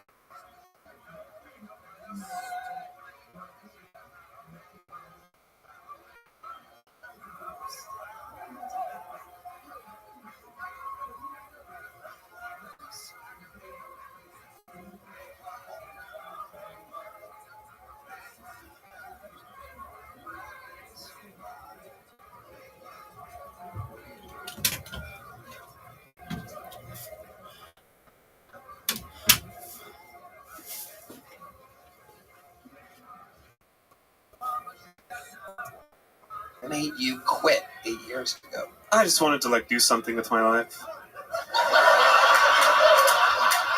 What did you end up doing with your life? Not very much. That's why I came back. Wow. Look at you. Unbelievable. So what else? Tell me more about you. What do you when you want to let your hair down and not be so creepy? What do you do? What do you do for fun? I hang out after open mics. That's a lot. You hang out with other comedians. Yeah. I love it. And other than that, like other than so when they diagnosed me with autism, there it is. There it is. You had to get a diagnosis for that? Yes. They could have done that over the phone, He was dude. still in the car. He pulled in. They're like, "You got it. You got it. Keep going." Yeah. He pulled in reverse. Buddy, we're not even going to charge you to copay. You got enough fucking problems. Yeah, they could tell in high school with just the other kids, but I had to pay a lot of money, and I didn't get diagnosed until I was like 27 or something. Wow. But yeah, they had me go to like a autistic support group, but I was Just a bunch of guys staring at the wall. I was too high functioning for that. Okay. Well, you were? I was the most charismatic guy there. Jesus Christ. Must have been a real who's who. Yeah. And so I had to find, like, I was too high functioning for the autistic people and not high functioning enough for the normal people, so I started doing open mics, and those are sort That's perfect, yeah. bridges the gap. Yeah. Amazing. Thank you. Amazing, Colin. Good dresser. Sharp kid. I worked at the mall. You did? Wow. What did you do at the mall? I yelled at ladies going in changing rooms. Oh, that's right. That was part of my set. Yeah, I remember now. For some reason, I pictured you like in the middle, like with like sunglasses. Yeah, he's got a real kiosk vibe. Yeah. Not main store. Yeah. I wasn't much for the customer service aspect. You don't say. I liked People just got real cleaning, you know. Cleaning. Right. Yeah, folding shapes. Ah, yes. Folding is good for you. I don't even think you worked. You just went to Express and they let them fold the clothes. Does this fucking guy work here? Shh. I'm busy. Yeah. Wow. How else do you flex your autism? The piano stuff and the I don't think we've ever done this before in the history of the show. But John, I mean, this is a 1 in a billion snag right here. I don't know how fucking blatantly he can get out. He'll get out just fine. He'll climb somewhere. Matt will let him out. John Dees, is it okay if we let this fucking virtuoso step in for a second? I think he's asleep right now, everybody. Ladies and gentlemen, put that mic in the mic stand there, Colin. And myself, yes. And yeah. Well, Dees is furious. This fucking poor sportsmanship over here. My God. Shut the fuck up. Come on. All right. Yeah, make sure it's the piano. Last thing we need is him fucking freaking out and screaming because it comes out like a violin or something. It's a violin. It's a violin. There he goes. Colin looking very uncomfortable as a blind man walks by. Yeah, he's blind. Yeah. All right, ladies and gentlemen, we never, ever, ever let anyone touch our amazing band leader, John Dees' piano. But I have to know what's going on with the stylings. Ladies and gentlemen, this is the musical debut, and just let him play. Let's not back him up, right? Let's just feel the flow of the stylings of Colin Sledge, everyone. Here we go. Okay, this is the only thing I've memorized. I mean, you can play anything you want. This is the only thing I've chopsticks. What's this Charlie Brown shit? Can I have a piano?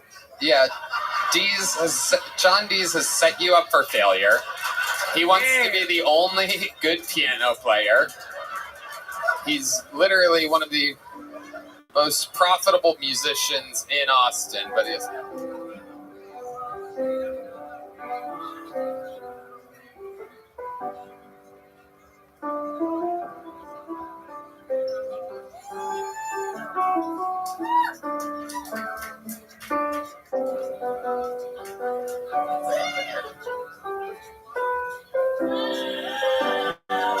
play something you don't have memorized?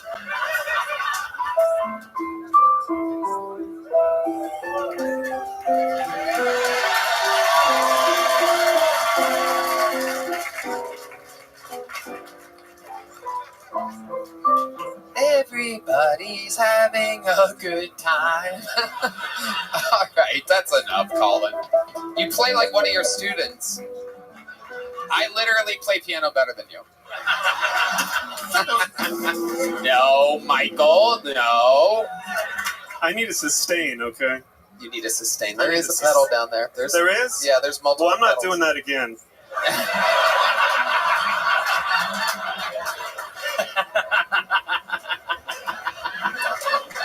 You're so funny. I feel like the interviews with you could go on forever and ever. Do you feel at home here? Weirdly, yeah, actually. Weirdly, yeah. How much material do you think you have if you had to do a rock solid great set? Well, I kept writing for the 8 years, so I don't. You have a lot of material. I have a lot of material. Okay, we're gonna do 3 things here. First of all, Red Band. He lives in Houston. That is correct. That's a 2.5-hour drive, Red Band. If you want to do the secret show Thursday, There you go. There you go. Thank you. Very good. And I want the talent booker here at the Comedy Mothership to see you. And the open mic here starts in about 15, 20 minutes. So Cool. stick around. You're going to get to showcase for the talent booker, the very famous Adam Egget, booker of here, former booker of the Comedy Store in Los Angeles, former co-host of the Norm Macdonald Show.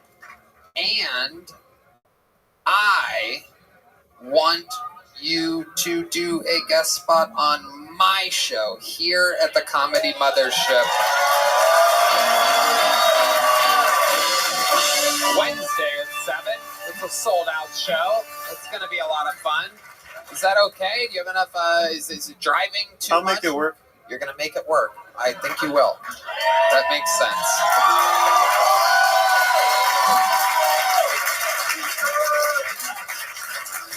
But your interviews are so good. I think you should really come back here more. So, you know what? I'm going to give you a golden ticket as well. There's just a level of autism. There's a level of autism missing from this show since Hans Kim is always busy on the road nowadays. And we need someone like you. You're going to fit in just fine.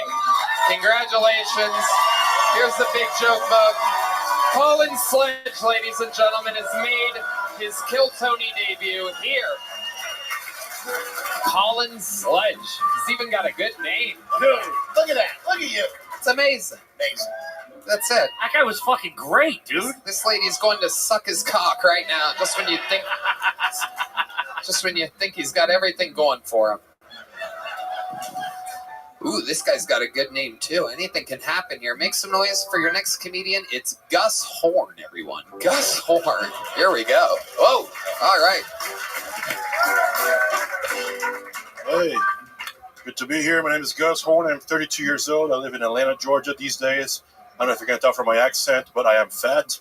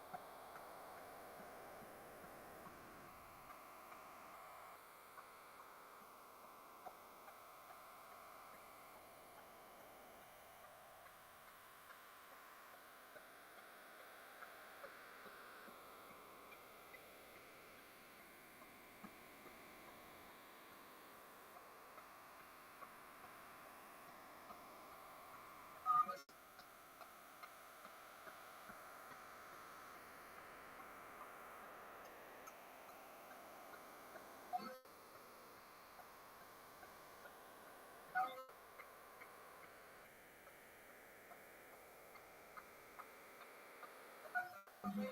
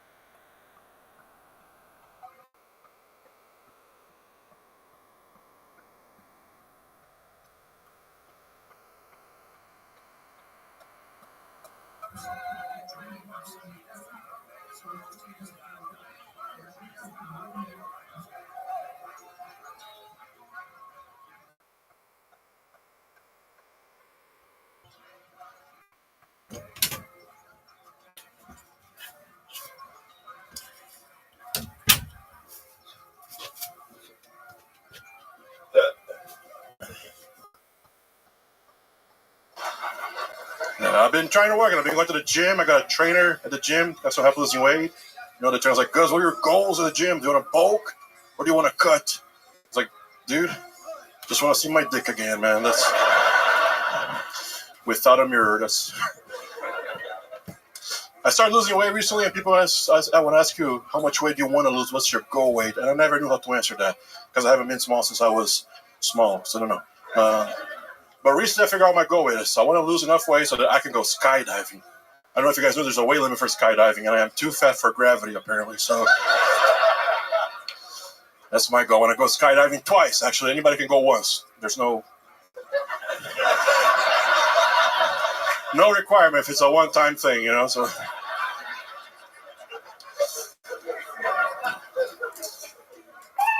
thank you. Gus Horn. Wow. Welcome, Gus. Thank you. 31? 32. 32. Yikes. You look great, buddy. What have you been doing this whole life that makes you look like a 60-year-old Bosnian war veteran? I studied a lot, so Yeah? maybe That's not it. What did you study? Cookbooks? That too, yeah. I was a nuclear engineer, I used to be. Wow. Holy shit. Too much time down at the reactor, huh? Yeah. Yeah, this is incredible. Where were you a nuclear engineer at? Oh, man, I worked in New Jersey for a while and also in Austria, in Vienna, Austria. Wow. Is that where that accent comes from? No, I'm Brazilian. Brazilian? Yeah.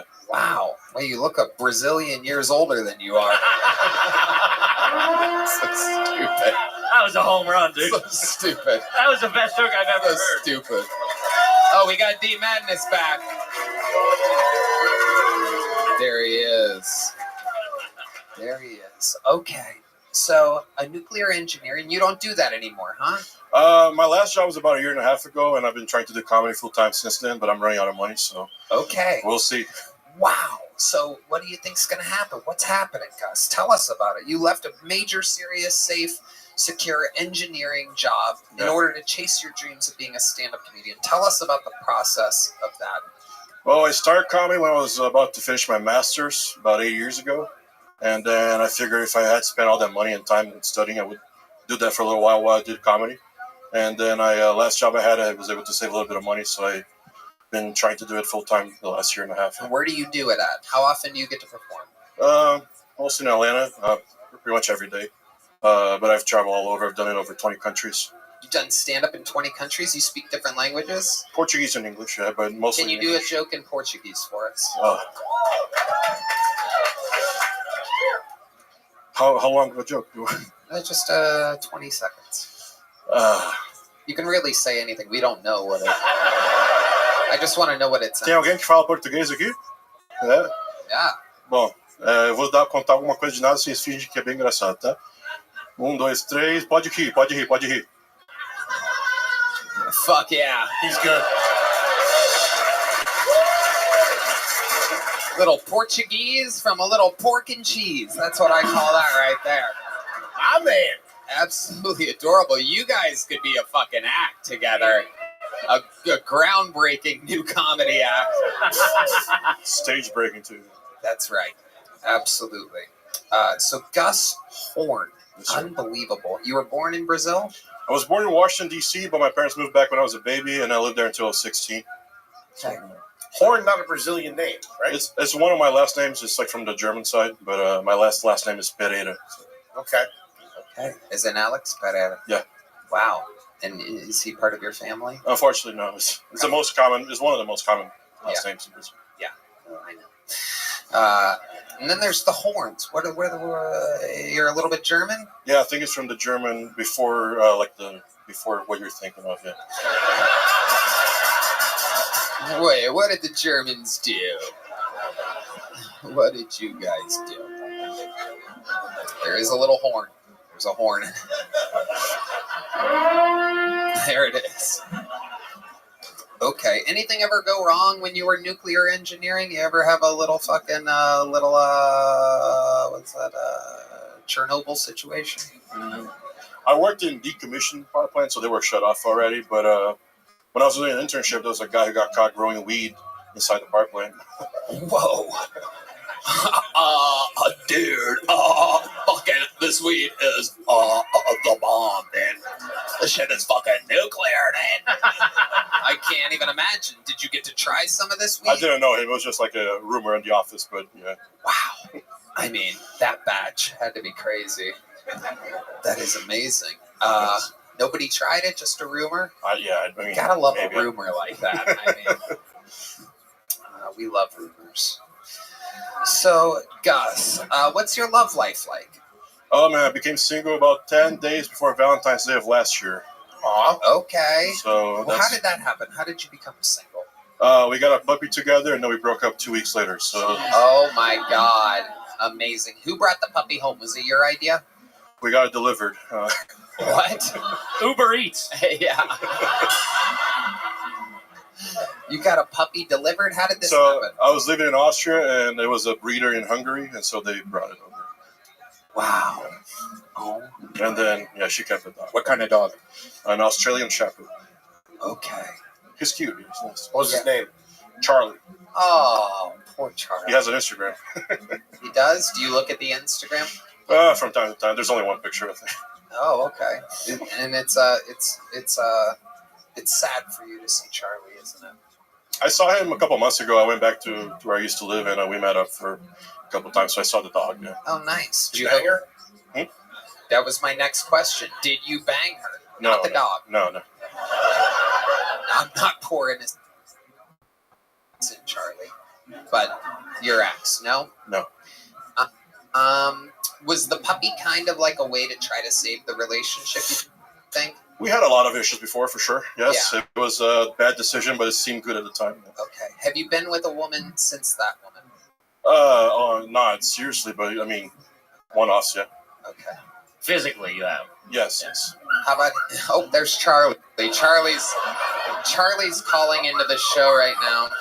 Charlie, we're here with your former owner, Gus Horn.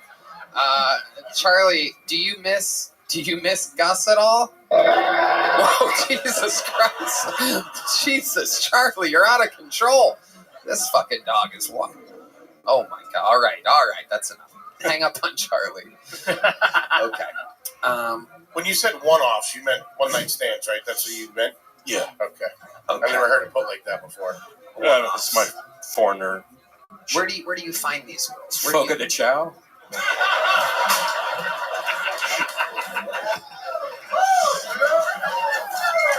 Gus is all you can eat, baby. He's been sitting on that since the word Brazilian came up, everybody. If you know Red Band, that's what he thinks Brazil is. Where do I find them? On dating apps. You're right. I know. Picturing meat being cut off in front of you. When, as a Brazilian, when you were done with the relationship, did you just flip your coin over to let her know that you weren't down for anything? I put it on red, yeah. Yeah, there you go.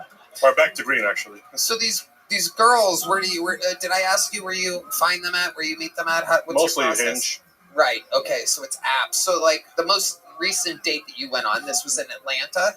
No, this was in Austria when I was visiting her. In Austria. Yeah. So, like, what do you do with a woman in Austria? What does a guy like Gus Horn do with a woman on a date from a dating app? Do you just have her come straight to your place? No, I took him to see my show, and then... The comedy show? Yeah. Smart. Yeah. And then what happened?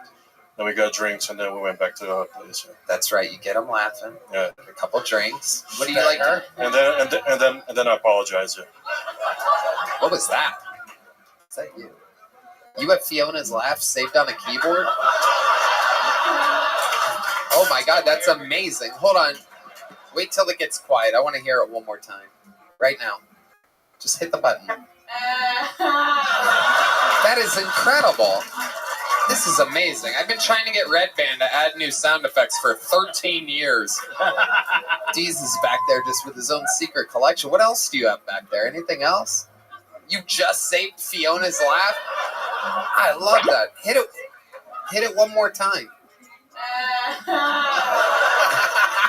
Is amazing. Aha! Oh, you guys got to do like a remix with that. You got to put that into a song. That belongs somewhere. Could play it at her funeral. Oh, come on. Shut up. Shut up. She's inevitably going to die. There you go. See, she thinks it's funny. Assholes. She has an uncurable disease. What, am I not supposed to joke about it?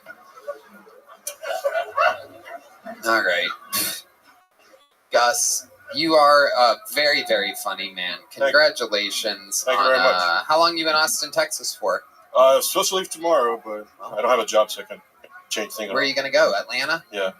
And what's your setup in Atlanta? You have an apartment, a house? Staying with my parents for a little while. Ooh, staying with the parents. Oh, damn. There's a fucking gold-digging bitch. It's furious in the back. Here's a big joke book, Gus. Congratulations. Very funny. Very funny. Gus Horn, ladies and gentlemen. Sign up again sometime, Gus. I gotta tell you, this is an interesting name. Some more beers. Oh, it's going down over here. All right. This is an interesting name. Definitely a first-time bucket pull. Let's see what happens here. This is the Kill Tony debut, no doubt, of Jasper the Disappointing Mime. Jasper the Disappointing Mime. Here he is, everybody.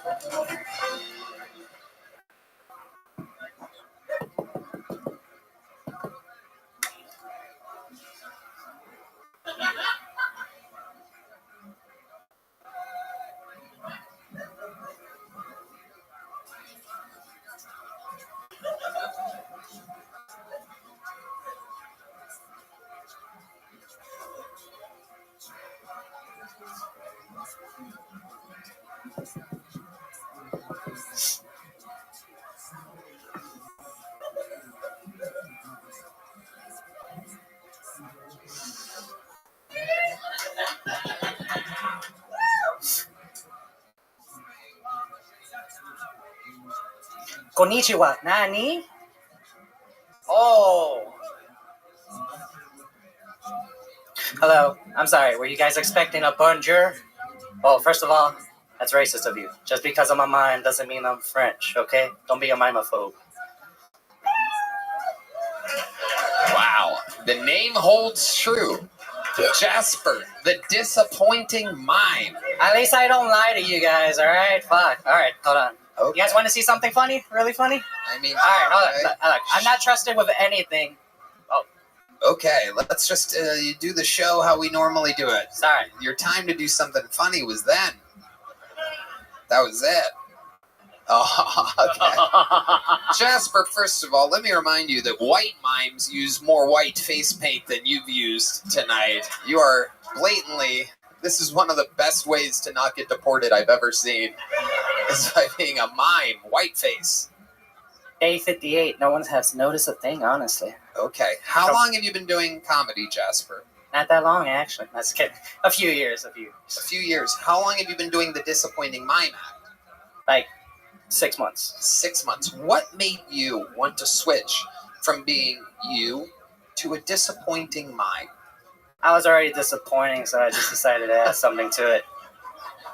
How'd that get sadder than what just happened? Who told you you were disappointing before? My family. Wow, this is absolutely incredible. Did they see you perform? Never, not once. Okay. So what did you do that made them so disappointed in you? Well, my dad's disappointed that I didn't finish mime college, and my mom's sad that I didn't follow her profession. But I don't have a stripper body, so I can't do that. So.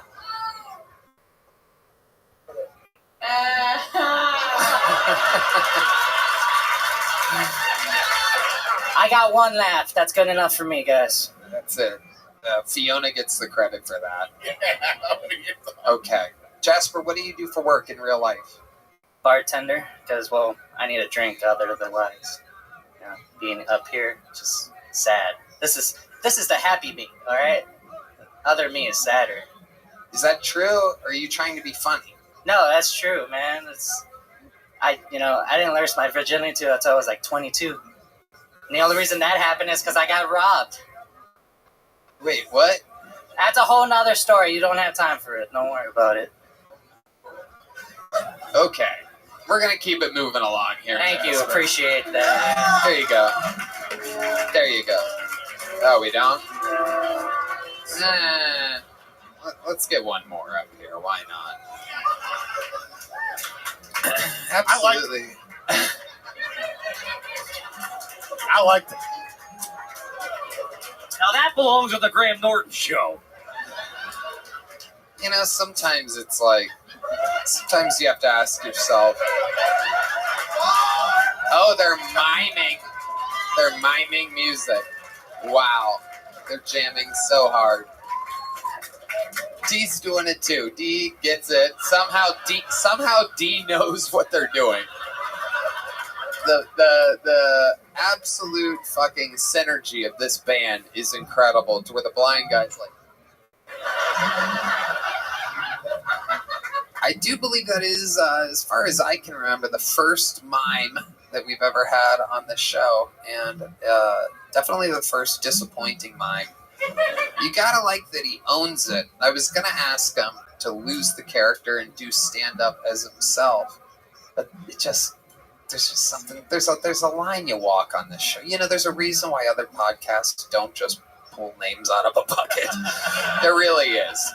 There's a real fucking reason why that no one, no matter how funny or whatever they may be, has the courage to be like, you know what I'm gonna do? I'm gonna let anyone sign up. And a big part of the reason why is because every once in a while you get a Jasper the Disappointing Mime. Someone in which you're like, wow, is this one day going to be used as evidence in a federal court? We've only had one bucket pull ever end up being a murder, and, you know, it's true. It's true. There's datelines and everything about it. Gareth Pursehouse. And, yeah. Made a movie about it. Yeah, there's a lot going on. They've only just begun uncovering the great mystery of Gareth Pursehouse, who murdered Drew Carey's ex-girlfriend while, he got pulled out of the bucket while Drew Carey, in an unbelievable turn of coincidences, was performing upstairs at the Comedy Store that night. Gareth Pursehouse got pulled out of the bucket in the main room, and then only, I think, a few weeks or a couple months later, after a terrible performance on the show, murdered his ex-girlfriend, who was also Drew Carey's ex-girlfriend. God damn. Yeah, Boo is right. Murders are bad, lady. There's a lot of, yes, Boo, the murder. brilliant stuff happening here. I love the heckling from the crowd during a mimes performance, by the way. I gotta give you guys some Guy credit. was ready to kill himself. Yeah. Do it, man. Yeah. Yeah, if anybody sees a little French beret with brains next to it on the sidewalk later, we're going to know what happened. We are waiting for your final bucket pull of the night. Any second now, young Colt will be walking through that door. What's the point of having headsets for the producers if he still has to run across the street? I mean, you could like just text somebody, right? Yeah, isn't there a better system for this? Is there anything? They're just smiling at us. Yeah, that's great. I love it. It just keeps... But we've had a way better week than last week. It is unbelievable. We are indeed coming off of the episode in which we all lost count. There was an absolute record-setting amount of bucket pulls. We got rid of every little joke book. And, I mean, like, it would be faster if I got up and walked over and got the person and walked them back.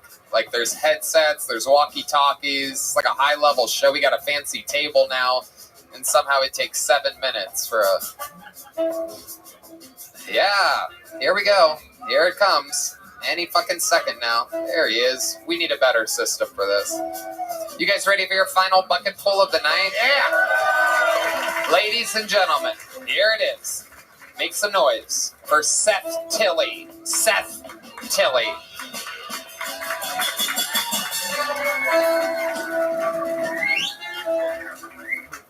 Good morning.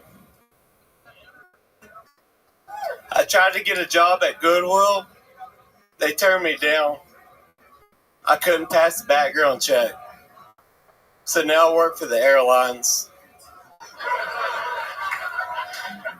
All kinds of shit goes on there. I walked into the back room. I have a bad filter on my mouth. I walk into the back room and it smells like pot and pussy in the back room. There was 10 bags that needed to be, just rerouted to Atlanta, Georgia, whatever. And smelled like pot and pussy. And I want to be a respectful man. I went for another P word. I said, I walk in, I said, it smells like pot and piss. Well, my supervisor looks at me, female. She looks at me and says, it's your upper lip. I look back at her. I told her, it's your lower cunt. Who remembers the movie Deliverance? They're making a sequel. It's called Deliverance. Okay. All right. I can't believe we waited for that. That was a long wait for... Hi, Seth. Welcome. How are you? Step up to that mic. How long you been doing stand-up? April 1st, make a year. April 1st will make a year. Okay. Speaks in those southern riddles. Yeah. Where are you from? Lake Charles, Louisiana. Lake Charles, Louisiana. Absolutely. You like crawfish? Oh, I eat the motherfuckers up, man. You're goddamn right. Hell yeah, you do. 'Tis the season. 'Tis the season around here. It's crawfish season. You sucking heads? I don't suck the heads. It's too metallic. Too much what? Too metallic. It has a metallic taste. Oh, wow. Yeah. God damn, I didn't realize Lake Charles was the fucking pussy farm over there. Hey, but I'm open to a pussy eating contest in Lake Charles. Okay. Oh, yeah. All right. You have some real swagger to you. What do you do for... Looks like you just came out of a coma. Yeah, he does. He has the swagger of a snowman that just turned into a real human. What do you do for work? I literally work for the airlines, or for United Airlines. Really do? Yes, sir. Holy shit. That's why they're dropping out of the sky. Are you a pilot? Oh, no. They're not that dumb. What do you do for the airlines? Baggage. Baggage, yes. Yep. Absolutely. Working on the old supply line.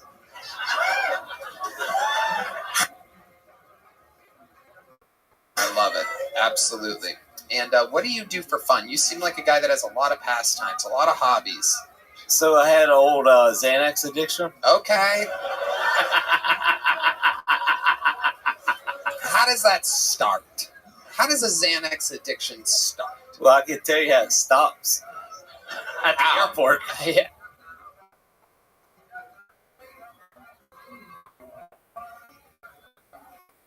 How does it stop? You can't trust a pill that you take, and you can spell it backwards, and it still spells the same name. That's for once.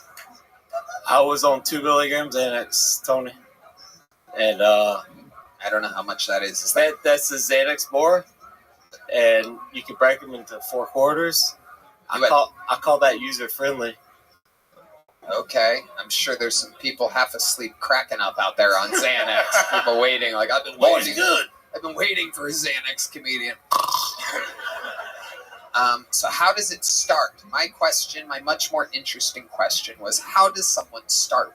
I'm always so intrigued to know how these things happen. I steer clear of all drugs, except for alcohol, marijuana, and mushrooms a few times a year, in order to not get addicted to anything.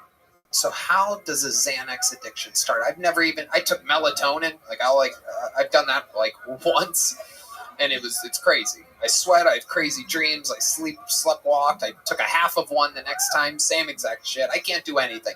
Tell me how a Xanax addiction starts. So you take the pill? Well, right, but you get some fucking water.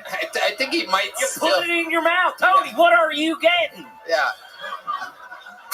Let's get some Xanny bars and figure this out. You want to know?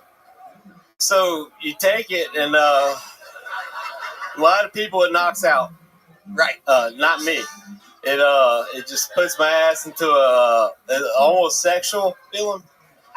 Wait, you know when you just relieve that life of Did stress? you say a homosexual feeling? I said almost sexual. Almost sexual. Almost sexual. I was gonna say, let's get some Xanny bars. Yeah. But what made you take that? Was there a lady that's like, you should try one of these? Or something like that. That first pill, where do you get it? How do you find it? How do you know you even like it? How do you want it? I caught it. The first you caught time. it? You caught it like it's a fish? No, more like a catcher's mitt.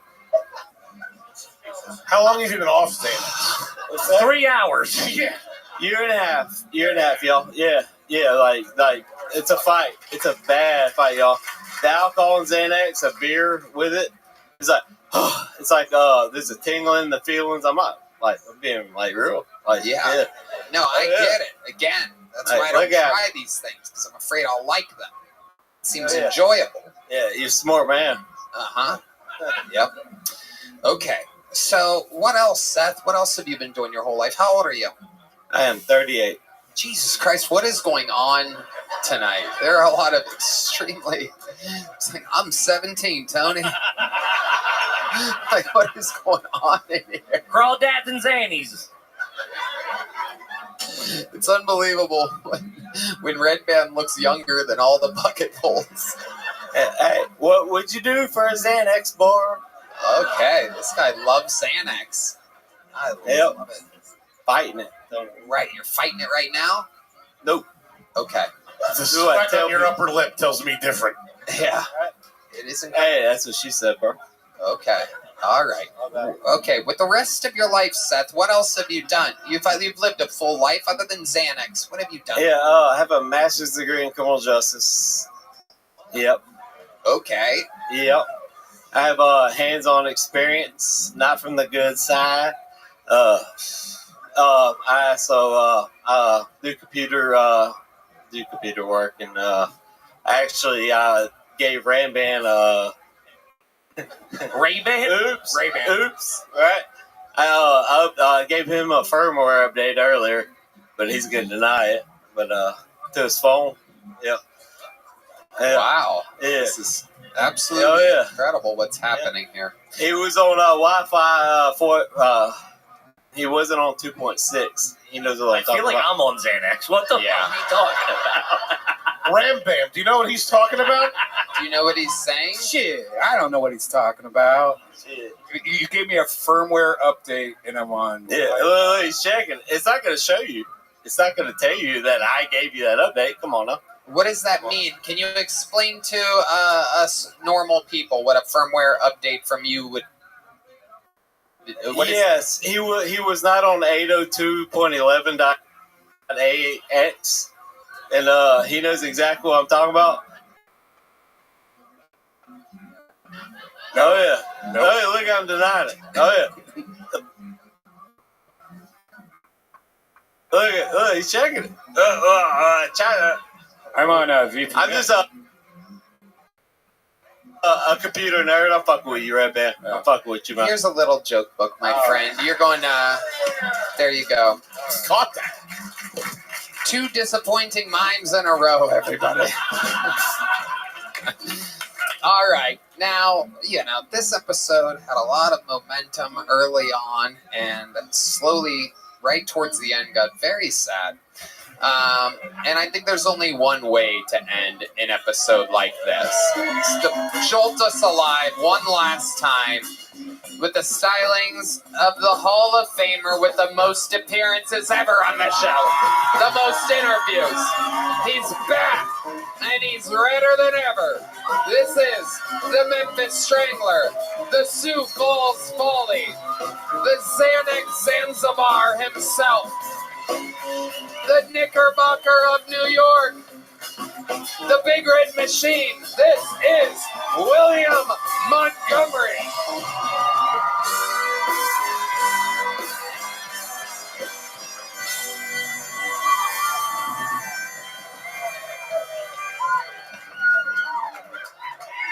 I feel like we should ramp up President's Day just a notch. Like we should all be forced to kneel on rugs that face the Washington Monument and pray to the gods that we elected.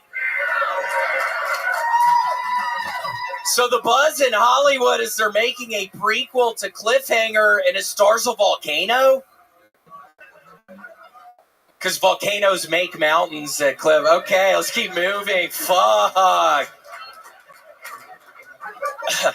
Elon Musk says that millions of people receiving Social Security payments are between 150 and 200 years old, with one person being 360 years old. Red Band, I knew your mom was old as shit, but damn! Oh. Fuck! Germany is cracking down on hate speech. Seems a little ironic.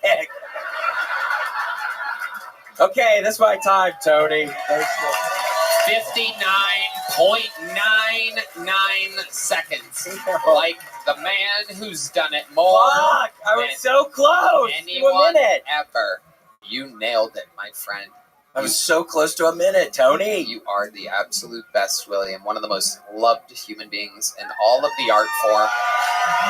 An international superstar, unlike anything we've ever seen or fathomed before. Tony, I felt so bad for the mime guy. He seemed genuinely, not to talk about other stuff, but that seemed sad.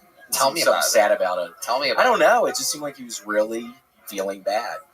It seemed like he was really depressed. And I want to say, thank God I'm still back off of the Call of Duty camo grind. And Tony, I've been doing the row machine. Guess how many miles? They do row machines in meters, but guess how many miles I've done since the beginning of February on the row machine? How many? 61. Whoa. I am doing a shit ton. It's wonderful. I'm listening to Blues Traveler exclusively. It's been a very therapeutic thing for me, Tony. Have you thought about, because we have a very, very beautiful, very famous river here, have you thought about rowing in real life? I don't know. Well, I've looked up clubs. They have clubs here in town, so maybe one of You don't even need a club. You could just have your thing. You just have your thing and go out there. Canoe. I need to figure it out. I need to figure out the logistics. You could have your own kayak. Possible. You could have a kayak. Yeah. And row. Maybe I'll start doing that. We'll see. I don't know, Tony. I'm figuring it out. Is there something about where is the rower in your house exactly? What part of the? It's not in my house. It's at a gym. it's at a gym. It's not at my house. Maybe if I can get out of the 1-bedroom apartment, I'll maybe at some point, it's a dream to get a rowing machine. I get in my car today, Tony, and the fucking volume doesn't work. I'm trying to listen to some Blues Traveler. I was going to listen to Hook on the way over here, and the fucking volume's busted on the fucking Volvo. Why? How could that possibly be? How could the volume be busted? I don't know. I was trying. Wow. Now, when you say the volume's busted, does that mean you can hear it a little bit? No, not at all. It wasn't even working at all. Wow. My goodness. So, but when you get to the gym, you put in headphones? Correct. Yeah, I got the kind that you just put inside of your ear. Ear. Yeah, that would be It's a good kind of do. It's a good kind to do. Tony, I swear, I don't think I've eaten enough food. I've been burning all these calories. I feel insane. I feel crazy, kind of. I had a Cliff Bar on the way over here, but I don't think I've eaten enough. It's not good right now. I feel like I'm sweating. I feel... You do what you are. There is a little bit of perspiration happening. There's a lot of food up in the green room. You didn't want to partake in any of that? No, not ever since it got me sick. I cannot believe y'all still have that fucking food up there. What do you mean? I cannot believe y'all still have him bringing the fucking food up. What do you mean it got you sick? Like a year ago, it got me sick as shit. I ate one of the fucking cheese. Don't you kind of always get sick from things? I just ate 7 tacos up there. Yeah. No, I'm kidding. It's pretty good food. It's good. I don't know. I just didn't eat it. Didn't want any of it today? Just didn't want any of it. You'd rather be hungry. Yeah, I'd rather be starving. What kind of car do you drive? Volvo. Okay. That's it. Just curious. Safe cars. It's a safe kind of car. Is it newer or an older model? Maybe 2012. Okay. Volume don't work? Volume does not work. Today's the first day that happened. How far is the gym? I feel like now he suspects Foley broke the knob on the volume. How far is your gym? How long is your drive in your car? 10 minutes. Do you drive over the river to go row in a gym? No. You don't? No. Your gym's on that side of the river? It's over by Initech. I watched fucking... What is the Office Space last night? Yeah, it's right by Initech. It's very close to Initech. I took a picture outside of the building today. I did put the timer on my phone, but I'm standing right where the entrance of Initech. It looks almost the same too, right? I know, it's so exciting. Have you ever thought about perhaps inviting Red Band with you? You guys could row together. Can you swim? Yeah. Yeah, William, a fun fact, he's a superior athlete, a former cycling champion. Motherfucking state champion of Tennessee. I will be honest, there weren't a lot of people in the race, but I'm the state champion of Tennessee. He's very close with Austin's own Lance Armstrong. Yeah, it was wonderful. My mother and I don't think I've said this on here, but my mom and I met him when my mom was helping my brother move to town, and we meet Lance Armstrong up there, and my mom's talking to him. She's like, yeah, William's dad rides a lot. Not as good as you, obviously. And he looks at her and he's like, yeah, no shit. Yeah. Oh my gosh. It was kind of insane. I love the guy. I still love the guy, but it was insane. Yeah. Nobody was insinuating my sweet father was fucking faster than Lance Armstrong. It was insane. I don't normally talk about my personal life on the show very much, but I golf with Lance Armstrong. That's one of my golf buddies, and he is ridiculously competitive. Even though he's great at everything, he's still very competitive. So to hear that your mom, a sweet southern little tiny sweet lady, so sweet she's been on the show, one of the great guests, are the Montgomerys, the only duo of parents to ever sit on the panel of the show. To hear that she said, well, not as good as you, obviously, is just, I can't even imagine what he must have thought. Just what a stupid piece of shit she is. In that moment, even though I don't think that, I know that he thought that. There's no doubt about it. For sure. Just what a dumb piece of white trash this lady. Yeah, it's stupid woman. Yeah, stupid crazy, white woman. crazy thing. He's real to racist, say. too. He was saying, yeah, stupid white woman. He was calling her that. Yeah. That's fun. William, what else is going on before we get out of here? Well, nobody wants to hear this, but I'm getting back on the Aubrey and Buds because, Tony, I've been drinking protein shakes after I work out, and I've been going 2 and 3 days without shitting. So I've got to get back. But it's so weird, Tony. Everybody, again, be careful. This is really a warning. I used to love the Aubrey and Buds. I was eating them every day for probably a year, and then I had to stop. I overdid it. So now I'm looking at it every single morning, and I can't bring myself to open up the box. But I'm going to have to because I'm now at day 2 of not shitting. And I ate a bunch of food last night. Wow. Absolutely incredible.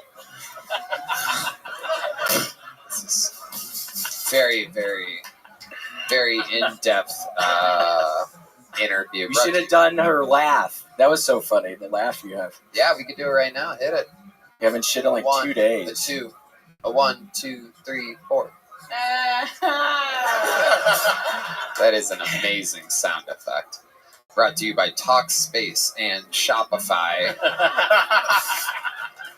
William, you are the absolute best. You are a legend. Nice to be we here, love Tony. you, and we did it again. These are the Are You Garbage Boys. Thank you, guys. Route 66 out now on their YouTube. Go to YouTube. Type in Are You Garbage. Truly one of the funniest podcasts. 2 of the funniest human beings. Are you garbage? Are you ROUTE 66? There it is. Turn that shit up.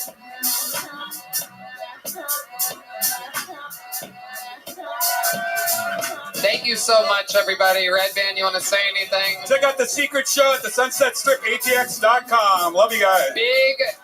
Big announcement coming. Stay tuned for those of you that live around the world. Chris Rogers, what do you got tonight? What do we got over there? Oh, Matt Mueller, look at that. Wow. Unbelievable. Incredible. All right. Audience, we love you. Thank you. Good night, everybody. Thank you so much.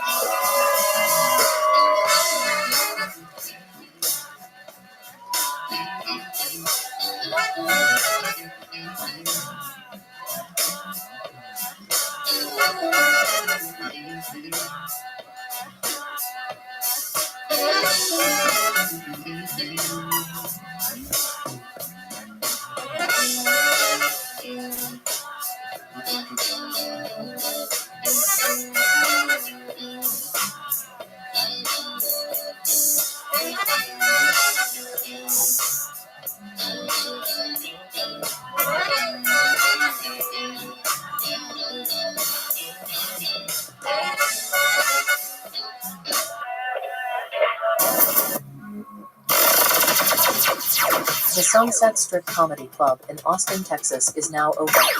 Check out Red Band's secret show every Thursday. Go to SunsetStripATX.com for tickets.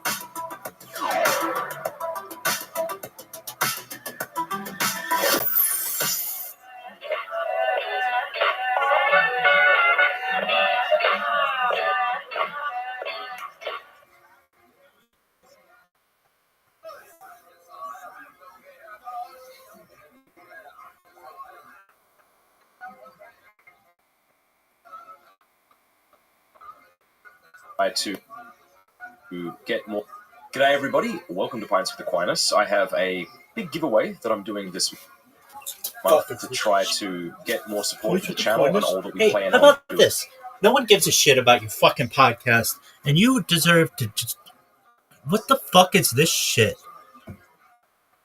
This year. I hate people who call it pints. It's called drinking beer, you fuck. Well, we drink pints. Huh? That's not even like a measurement. Here all the time, thank God. We love it. Hey, everybody, there he goes, off to Koreatown. That's Kimberly Congdon. Follow Kimberly on Twitter at, what is it again? Kimberly Congdon. Kimberly Congdon, spelled like it sounds, C-O-N-G-D-O-N. That's Kimberly Congdon. That's at Sarah Dresses. Tommy Morris, thank you so much for joining us. You can meet Tommy anytime you come to the world famous comedy store, except for Tuesdays and Wednesdays. Go up to the cover booth, say hi, ask him a question, meet him. Not you comedians, I'm talking to the listeners. Don't annoy Tommy, you comedians, you vultures. He'll get to know you when it's time up. Please put your hands together for Tommy Morris, who's nice enough to grace us. That's a big deal, believe it or not. I mean, a really big deal.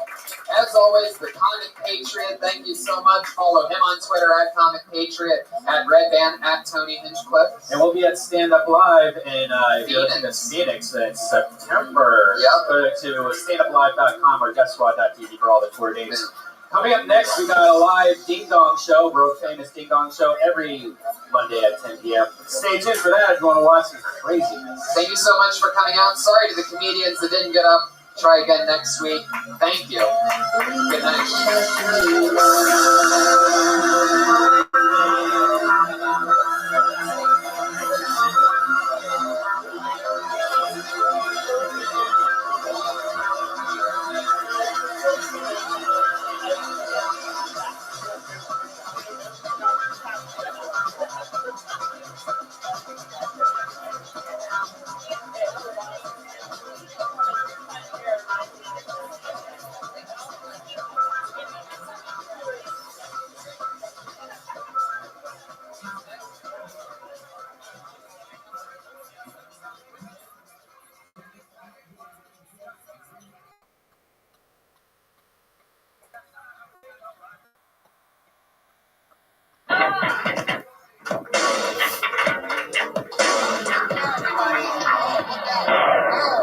There's a banana here. Hi, Nice. everybody. Hi, everyone. Fuck yeah, how exciting. Another fun episode of Kill Tony lined up. How exciting. You ran in here. Seemed like you were flustered. What happened? There's this thing with this door in this top aisleway in which, people come in and it becomes too much of a hangout a little bit because it's the tightest hallway ever. Mm-hmm. And sometimes it just gets overcrowded. So right then, I was convincing the people that were still there. They're like, oh, okay, so we should all go in now. I'm like, you know what? It would just be better if you go downstairs, down the hallway, and then back up the stairs. That way, there's those people right now. Oh. So you're like a little wet hot dog running down a hallway of comics. Right. They wanted to come in behind me like some kind of miniature army that just is passing through. Like a gay parade. Yeah, something like that. It's exciting. It was another interesting weekend of doing comedy. We hung out on Friday, did the Ice House Chronicles. That was a chill night. It was. We didn't do a podcast. We just hung out and smoked too much weed. Did weird sets. It was fun. Yeah. Had some fun. Experimented. Saturday, 3 spots. Wow, that's a lot of comedy in one night. I did 2 spots here, and then before that I did a spot at Inside Jokes, which is a movie theater turned into a stand-up comedy club. And it's very fucking cool. It's interesting. Because it's the best of both worlds. It works out because, in my opinion, the psychology of an audience member for stand-up comedy is somebody fucking knocking on that door? Now that's going to be the new thing. Now that we close the door, now people are going to start... I have no problem. Let's see what's going on here. Sons of bitches. What are they, idiots? Comedy show. Oh, so you just thought to come on the stage of the comedy show in the middle of a show. Who's this douchebag? I don't know, man. Come on in, all right. douchebag. Come on just in. sit down, I guess. Come on. It's kind of uncomfortable, knocking on the door during a show. Hey, knock, knock. Who's there? Shouldn't have been you. All right, you must be deaf. Just go fucking sit down, man. Just keep walking, bro. What are you going to do? What are you going to do? All right, go back out. Come on. Patriot. Take Patriot. Activate all this guy forces. We need to shut this door. Yeah. Excuse me. Shutting door of comedy show. This is like what the fuck was that all about? This is like a dramatic Monday. Dude, was that like, what's that guy's name? Was that like one of those romantic rom-coms? Was that a rom-com? He seems super just...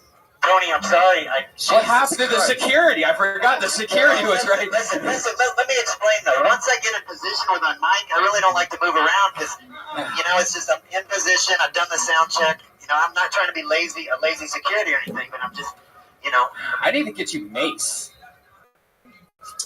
I mean, I could walk all over this motherfucker, but it's just once I get in position, I don't think it's good for me to be walking all around and maybe tripping on a cord or something. Or should we get him I'm in position now. I'm ready to go. So don't think I'm a lazy security. I mean, this is my first security job, though I will admit. First of all, everybody, Iron Patriot is here again. The head of security. That's him inside that suit. He has to make those noises with his mouth, and the sound comes out of his chest. Yes. From the diaphragm, actually. Any good vocal coach will tell you it needs to come from the diaphragm. Somebody's knocking. I know. What the fuck? Fucking unbelievable. Josh, second head of security, also lead singer of LMFAO, Josh Martha. Almost as immobile as the Iron. It's just a guest of the show. Holy shit! Look who it is. Fuck yeah. Guys, give it up to Sam Tripoli. Sam Tripoli is here, everybody.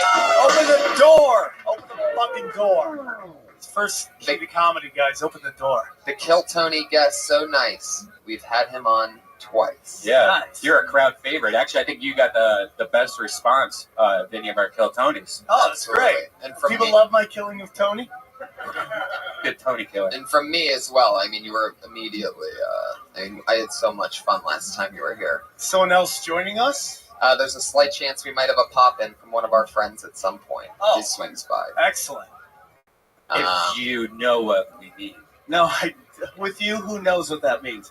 I popped boner pills in San Diego in honor of you. Oh, really? What kind? Did you get Black Power? I don't know. I just went down there and said, big junk, and had some guy grinding on a chick, and I'm like, I'll take two of those. Did it work? I did get a real Woody on stage. I was hoping to pop mean boners right there. Oh, like you have to wait at least 45 minutes to an hour, depending on what you eat and your hydration level. Like if you have at least 2 or 3 waters before you even try one, you have to at least give it an extra hour. Really? Yeah. So you're saying be more dehydrated when you want Yes, a mean yes, boner? yes, Oh my yeah. god. Fun facts. Fun facts. Be dehydrated Throw 'em and in take boner pills. That just doesn't sound healthy. And throw them in the freezer. It sounds like Bone Tony, not Kill Tony podcast. Okay. What the fuck? You drink up on that Red Bull, man. You need to hear, that's Popeye drinking his spinach right there. He's about to crush after that sip. No. The Iron Patriot is here. I thought he was running late today. I was so concerned. I ran out to the front, and because he wasn't here. Turns out he takes an interesting path here because somehow he got in here and passed me by at the same time. What does it smell like in It's there? very touchy. I have an undersuit that I can wash. It's made of Cool Max. It's got moisture management, and I wash it just like clothing. So asshole. Smells like asshole. Like a normal person working out. But the helmet and the speaker that's attached to the helmet, that has to retain some sweat, some moisture sometimes. There's got to be some spit. Yeah. I mean, I like to get up on my microphone. Hey, Sam, I mentioned you in last week's episode. Oh, thank you. Remember that guy that went to jail for 2 years for Molly? Yeah. And you suggested that he should get on that subject. Yes. He ignored you, and I brought it to his attention. I said, Sam told you. He didn't talk about the Molly at all. That's an asshole. Can you believe that shit? Yeah, no. You mean somebody didn't listen to me in this film? That's fucking new. It's never happened. Ever. It is a... This is a quiet crowd. So far. What are you guys here for? It's a jury selection? What are you guys doing? Freezing into it. We just had an incident with like Jacob's Ladder or whatever, that Jacob's Lake. Where's Dawson's Creek? Dawson Creek guy tried to come out through the back door. Yeah. What's his name? Yeah, James Vanderbeek. Thank you. How did you even get that from what I just said? That's Asperger's at its finest right there. Joshua Meyerowitz, everybody. It's a fine line between Asperger's thunder. and Wikipedia. Fuck yeah. Yeah, I didn't understand. So there was a douchebag that came up before you and started knocking on the door. And that's why and then you sent the smallest guy in the room to see who's at the door? That's a comedy store. And then the Iron Patriot explained that even though he's my head of security, he can't move away from the microphone now that we've put one near his chest. I just don't like to. Like, once it gets in place, I kind of like to just be here. I don't want to be wandering all around. So if someone's getting raped in the corner, you don't want to fucking get out of mic I'm trying to get into show business. I mean, security's just a side thing. I'm here to entertain. You see me on Twitter, I'm blowing up right now.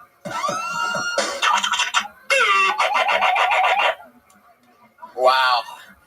I didn't know Hollywood could get to the head of somebody that's wearing a steel helmet.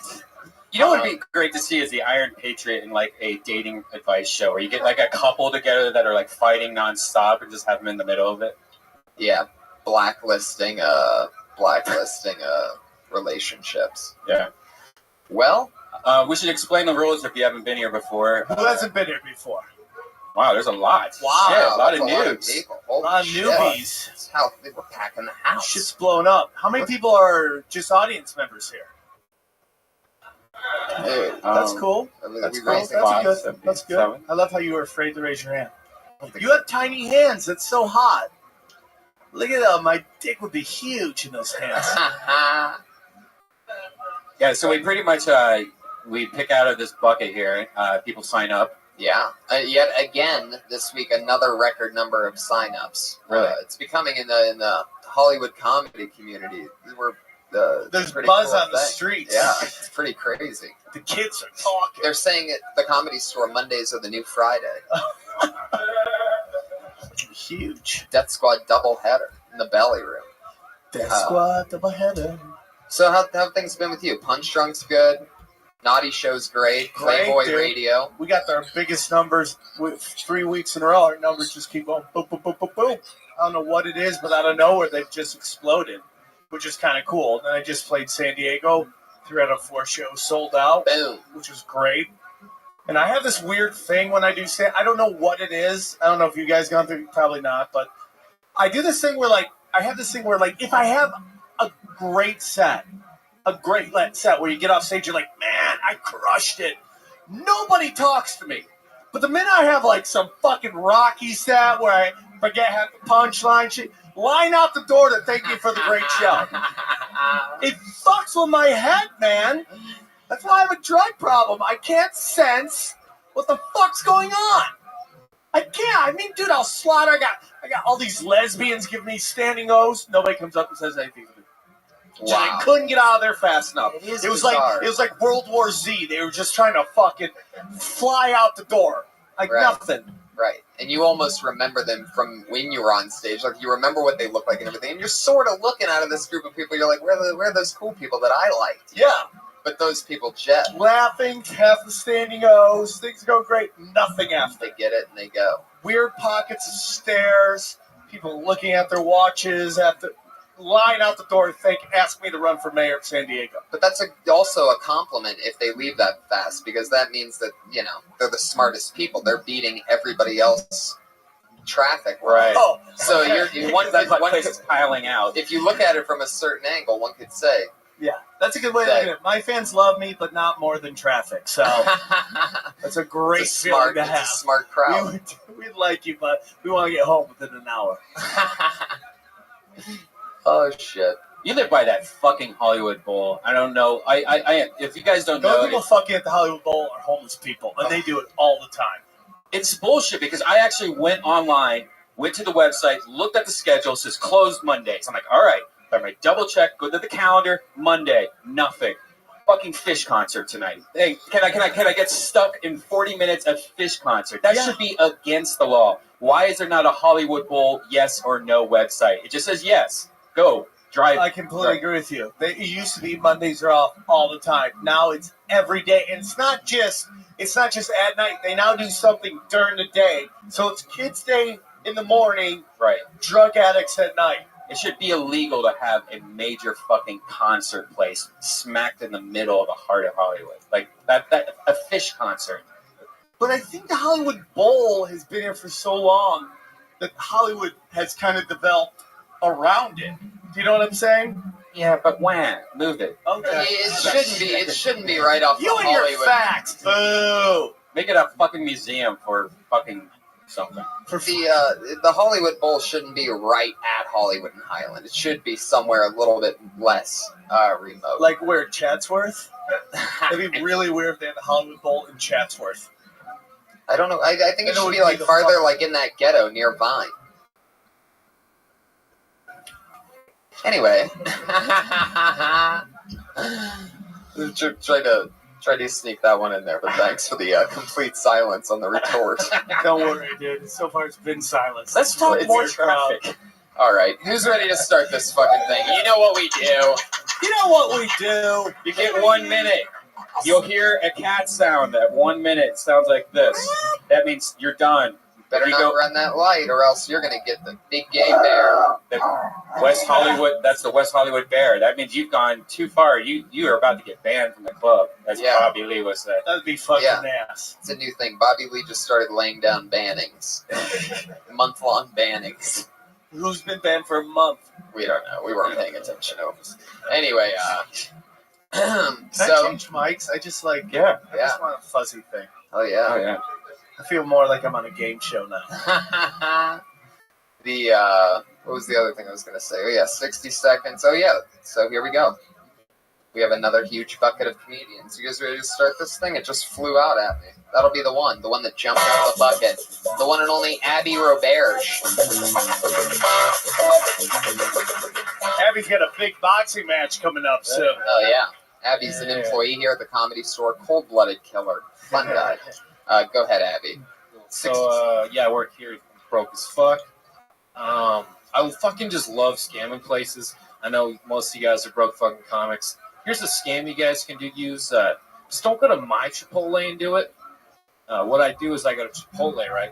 I get the most expensive burrito they got. I go to the checkout, and at Chipotle, it takes 9 seconds for your card to get declined. So if you finish your burrito in that 9 seconds, it's a free burrito as far as I'm concerned, dude. I don't know, man. My philosophy in life is do whatever you want, just as long as you're a clean-cut white guy that's good at apologizing. You know? Yeah, it's my man.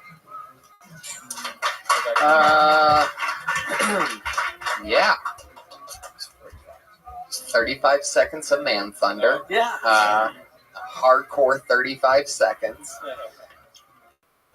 I love that. I love what you're doing with Chipotle. There's something about Chipotle where it's like, for as aggressively great as a restaurant it is, I still don't think there's as many Chipotle jokes as there are people going to Chipotle. Does that make sense? Yes. Like, I feel like there's not enough Chipotle jokes. And I'm not being sarcastic either. I know sometimes people wonder when I'm being sarcastic and when I'm not. I'm serious. I think there's more great Chipotle jokes to be had. And I think Maybe Chipotle's so good people don't want to piss it off. I think you're right. I think there is It's almost something like about the that. Oprah of the black community, you know. Remember- What's that? That joke isn't knocking. No, I'm not saying it is. No, yeah.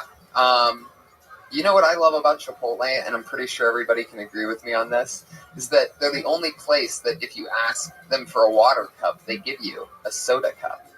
Wow. And you can just basically get whatever you want. They're saying just, here you go. Hey, They know what you they're want doing. a clear little water cup? You can go to McDonald's for that. We don't do that here. Basically, free fucking soda at Chipotle. By the way, if anybody who works at Chipotle is listening to this, that will be gone by next week. There'll be a fucking national memo, and all of a sudden you'll be getting fucking teardrops cups to fucking drink out. I like what you did, man. It just, again, it's like trimming fat. Yeah. Like, you love to throw in little roadblocks. See, a comedy is about putting people in trances almost. It's a stream of consciousness. Every time you get some going, you make some weird kind of fucking fine print declaration that you felt you had to make that takes you completely out of what you're doing. You know, it's about boom, boom, boom, boom, boom, trimming the fat. People, again, people want to do stand-up. They want to, because you're trying to, hey, man, you want to do a gig? I need you to do 20 minutes. You're like, well, I got 10, so I'll just add as much bullshit my 10 minutes to fill into this thing. And then in the long run, that's going to hurt you. So you got to cut that shit down. It's a great premise, though. Totally. And it's something that could be done on television instantly. Right. If you just trimmed out the fucking useless decorations you're making in it.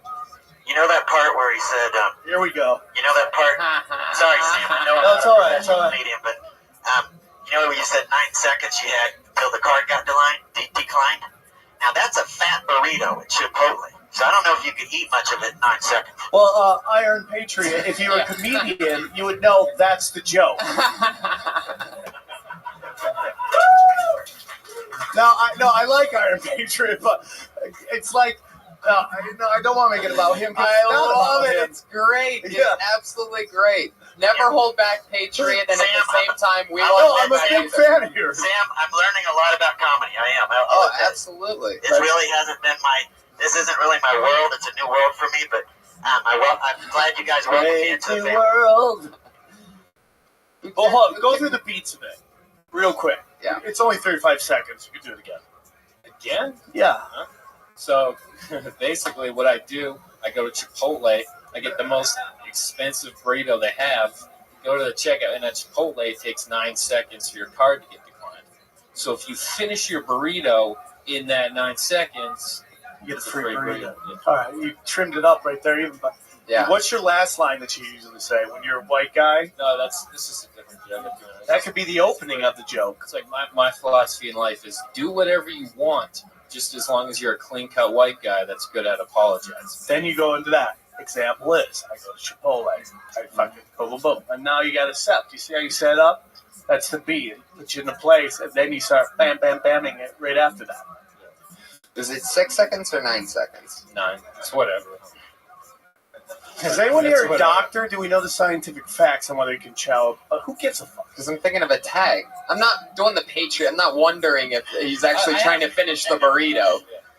I don't give a shit whether he finishes the burrito or not. But I'm saying it. I was trying to figure it out just for shits and giggles. It's funny and what was I gonna say? Add more to it and trim down the words that don't matter. You know, you don't even need to say I got the most expensive burrito at Chipotle. It's too much information for what the punch actually is. You could just say I go to Chipotle, I get a burrito. It takes 9 seconds. Right. For It takes your 9 card. seconds for them to know that your card's declined. So I try to finish the burrito in 9 seconds. Then there's tags to that aren't even there yet. But when you bang it like longer that, form version of it. I wasn't sure what I was going to go over the pen or not. right. You were definitely you had 25 seconds left. You can always demagnetize your credit card so they have to type in the numbers. That's usually an extra 20 to 30 seconds. There you go. There it is. See that? That's what we do. The magic. Look at that. Red band. I'm 3. Yeah, that's you, Abby Roberge. At Abby Roberge on Twitter. Abby, good Give it job. up. Good Talking job. about Chipotle. Something about the tinfoil on it. All right, your next comedian is Sean Dunn. Here he comes. Oh, here he comes. Oh, wait a second. It's the douchebag that came through the knock on the door. No. Oh, no. Oh, shit. Fuck my life. I wish I hadn't gotten called. Damn. So, I'm at the age now where my parents are starting to tell me stories that they never would have told me when I was a kid. And it's disturbing. Like, recently, my dad told me this one. He's a doctor, right? And 15 years ago, he was operating this guy who happened to be HIV positive, right? The guy had AIDS. And as he's operating on him, his hand slips, and he nicks his finger with a dirty scalpel. And the whole room just freezes. Without any hesitation at all, he drops the dirty scalpel, grabs a clean one, and cuts out the part of his finger that he nicked. He cleans it himself, stitches it back up, and goes right back to work. And he still got AIDS, but that's pretty badass, huh? That's my dad right there. What a warrior that man is.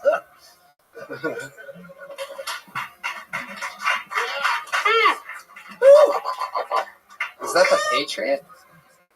Is that what was that? Are we setting a record for most AIDS references in the podcast? Was this 2 weeks in a row? So far. Let's keep it going, guys. That's got to be a Guinness Book of Guinness record, right? Most AIDS references in the podcast? Should be up there. I think if there's one that's leading the way, it's us. As long as Greg Louganis doesn't get one, we should be good. You should have saw that episode with Bobby Lee. Damn. A lot of them in that one, Patriot. Ooh, man, we accused that guy of actually having AIDS. Well, actually, that was crazy. Now I know what you're talking about. That was intense. Yeah, That's just not even. Yeah, we're not really going to talk about it because. Yeah. People can watch it if they want to see it. They can watch it. Thanks, Patriot. Thanks a lot. Fuck. Anyway, Sean Dunn. Did Sean say senior? What? And scene? Did he say that? Sean, how long have you been doing stand-up? Few years. 3 years. Where are you from? Florida. How long have you been here? A year. How's it going so far? I like it. Is there some weirdness here? No, I'm just trying to figure out who he is. I've never seen him. Awesome, man. I got a girlfriend when I first moved here, and then I got comfortable not doing comedy. Oh, So yeah. That's I why they broke call them up with dream her killers. a few days ago. Yeah. And now I'm starting to come around. You fucking There we go. Yeah, that's the answer. There we go. yeah. What, deal with hell or just fucking have some cook you a meal and blow you? Did you move out here with her? No, I met her when I came here. Wow, so that happened quick, huh? Yeah, it happened quick. Yeah. Let's see. I think the joke is it's very long, and it has one. It is long, and I understand where it's kind of the scene where you get him going this way, and then boom, you're gonna pull him back the other way. That's kind of the surprise at the end. He's still got AIDS. I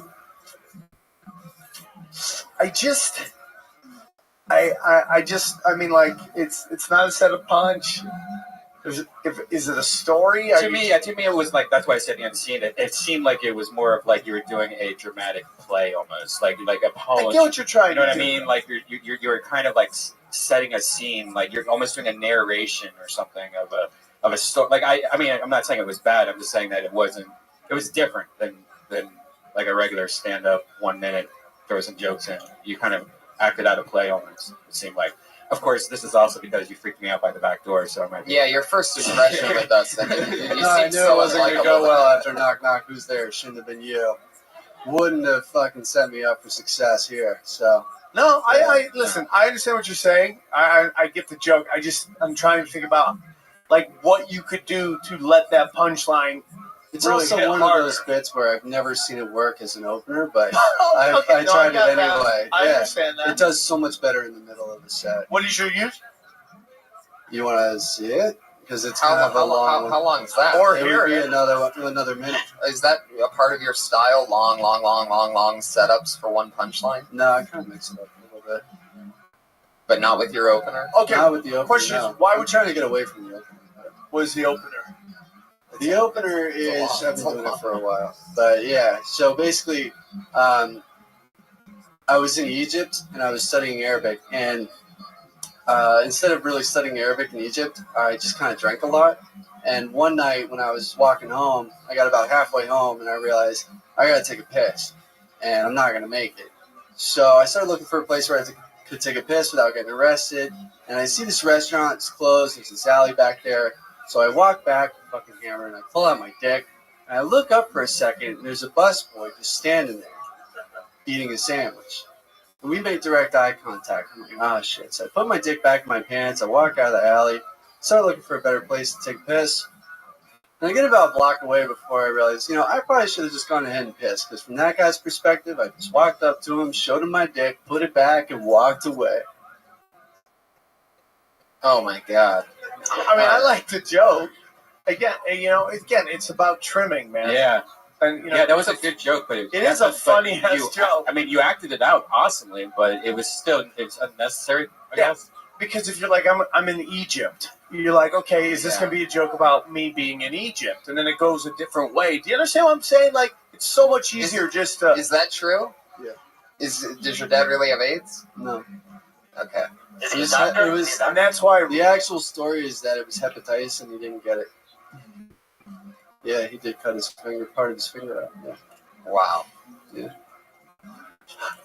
Yeah, that's all. I mean, like, Shonda. dude, you're a funny guy. You're obviously pretty fucking smart.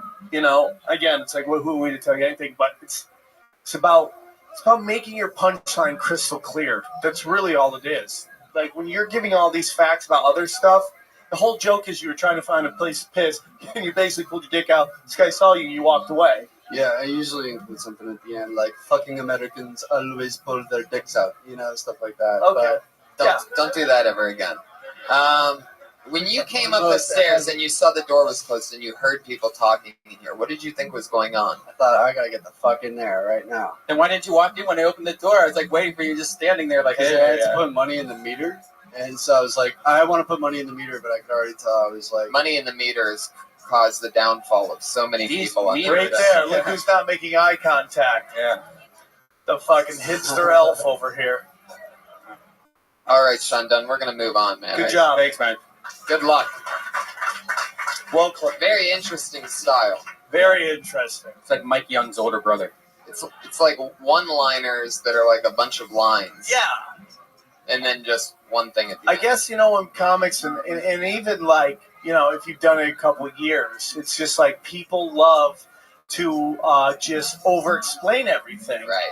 And if you really look at like a lot of the guys who are on television, who are really big, their setups are so simple.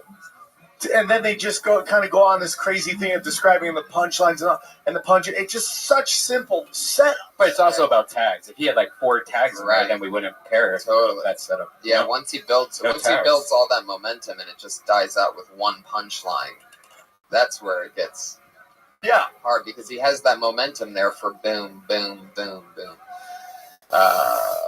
But yeah, I just found him so unlikable because of the whole thing. The door thing, yeah. Okay, I got you. But at least I can admit that, I'm not calling him a douchebag randomly. I'm calling him a douchebag because he just walked out. The thing with the I was watching him the whole time too.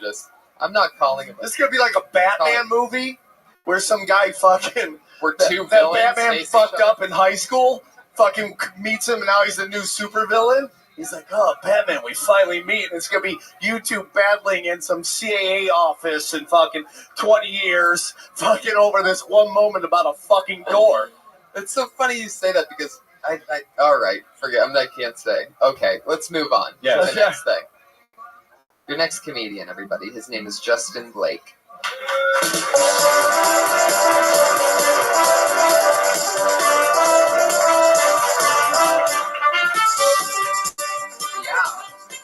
What's going on, guys? I just had a birthday. I just turned 28, and I'm not exactly where I want to be in life. And I feel like it's because I don't have a kid. Like, I see what a kid has done for all of my friends. Like, it's got them motivated, got them out here getting shit done, and I feel like it'd do the same for me. When I go to visit them once a month, I feel like that would be the motivation I needed to. Don't judge me. Don't judge me. Like, I didn't have a father growing up. My father didn't have a father growing up. I refuse to let my kid be the first one to have a father. Like, that's not fair to me. It's not fair to me. But yeah, that's my joke. It's very funny. I liked it a lot. I thought it was funny. Yeah. There's more definitely to the you don't want to start that tradition. You don't want to change. Like, how does it end again with with that last part? I say it wouldn't be fair to me. It wouldn't be fair. That's very funny. Yeah.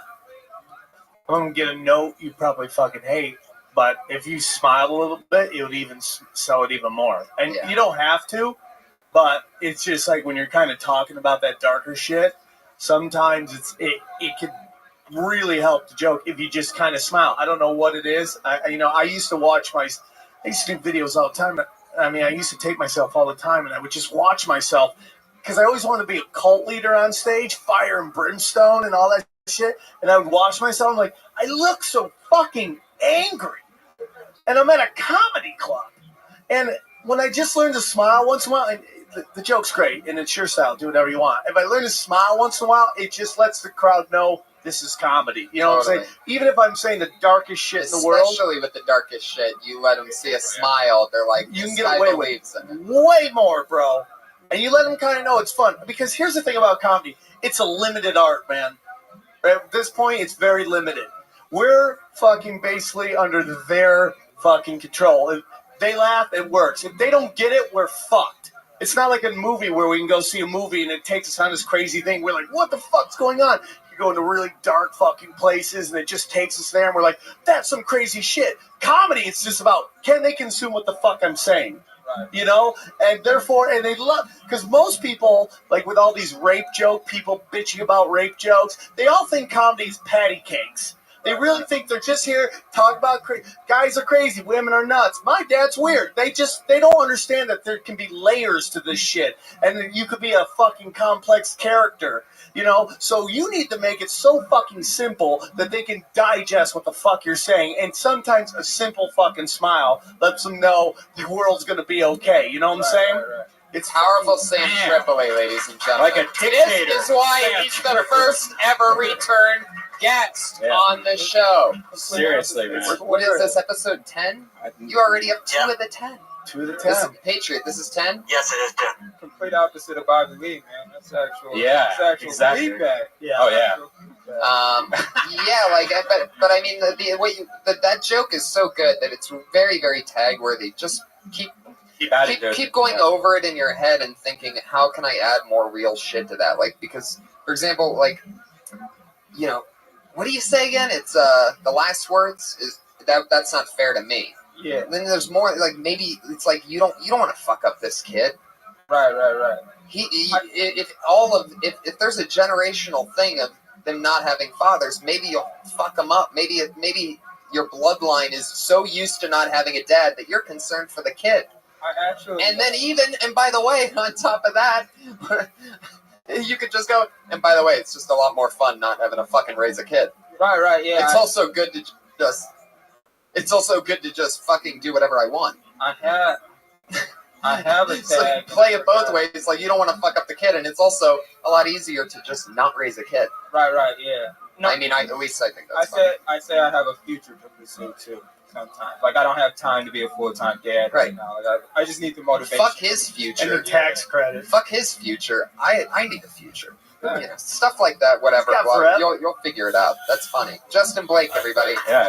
Mine is Justin Blake on Twitter. Tweet him your tags if you got them, Kill Tony. That's great. I need some tags. Tweet your tags. You think you're a funny pants out there in Tuscaloosa, Alabama? Then tweet it. Sam, have you ever had a joke that you just had to give up on because just either the content or something you just couldn't sell? Like, I have one right now about eating babies, and it's just awful. Like, no one likes it. Everyone gets sad. They're pulling out their baby pictures and looking at it and holding it. Maybe that's what you should talk about. Yeah. I have a joke about, it involves baby too, about women liking bad boys and how, like, they always think they're going to change them. So you never change bad boys. Bad boys become bad boyfriends, become bad husbands, and shitty father. The only thing you're going to be changing is the diaper of the kid you're raising by yourself. And I do that, you just see women just fucking melt, sadness, like all their look at this, nothing, just blank stares, can't even, and it's a funny ass joke, but just, it's so weird. I also talk about, like, Britney Spears had a baby too, because she thought it would help her and Kevin Federline. She thought it would bring them back together. I'm like, a kid never brings people together. If you want to bring someone into the relationship, bring your drunk hot friends into the relationship, because nobody leaves the guy who likes the chick who likes to have threesomes. Again, nothing, just blank stares. And it's just, here they laugh because you're all sick, demented fucks. You know what I'm saying? Go to San Diego and say that. I mean, people will be asking for checks. San Diego. That's where I fail hard when it comes, like, certain things, man. They're really tight about that. Well, I just want to give a quick shout out to the Madhouse Comedy Club. I just did it, and they were fucking great, man. They were great. Wow. How fun. I love San Diego. Such good looking people. Ready to keep this thing banging? Yeah. Put your hands together for your next comedian. His name is Brian Moreno.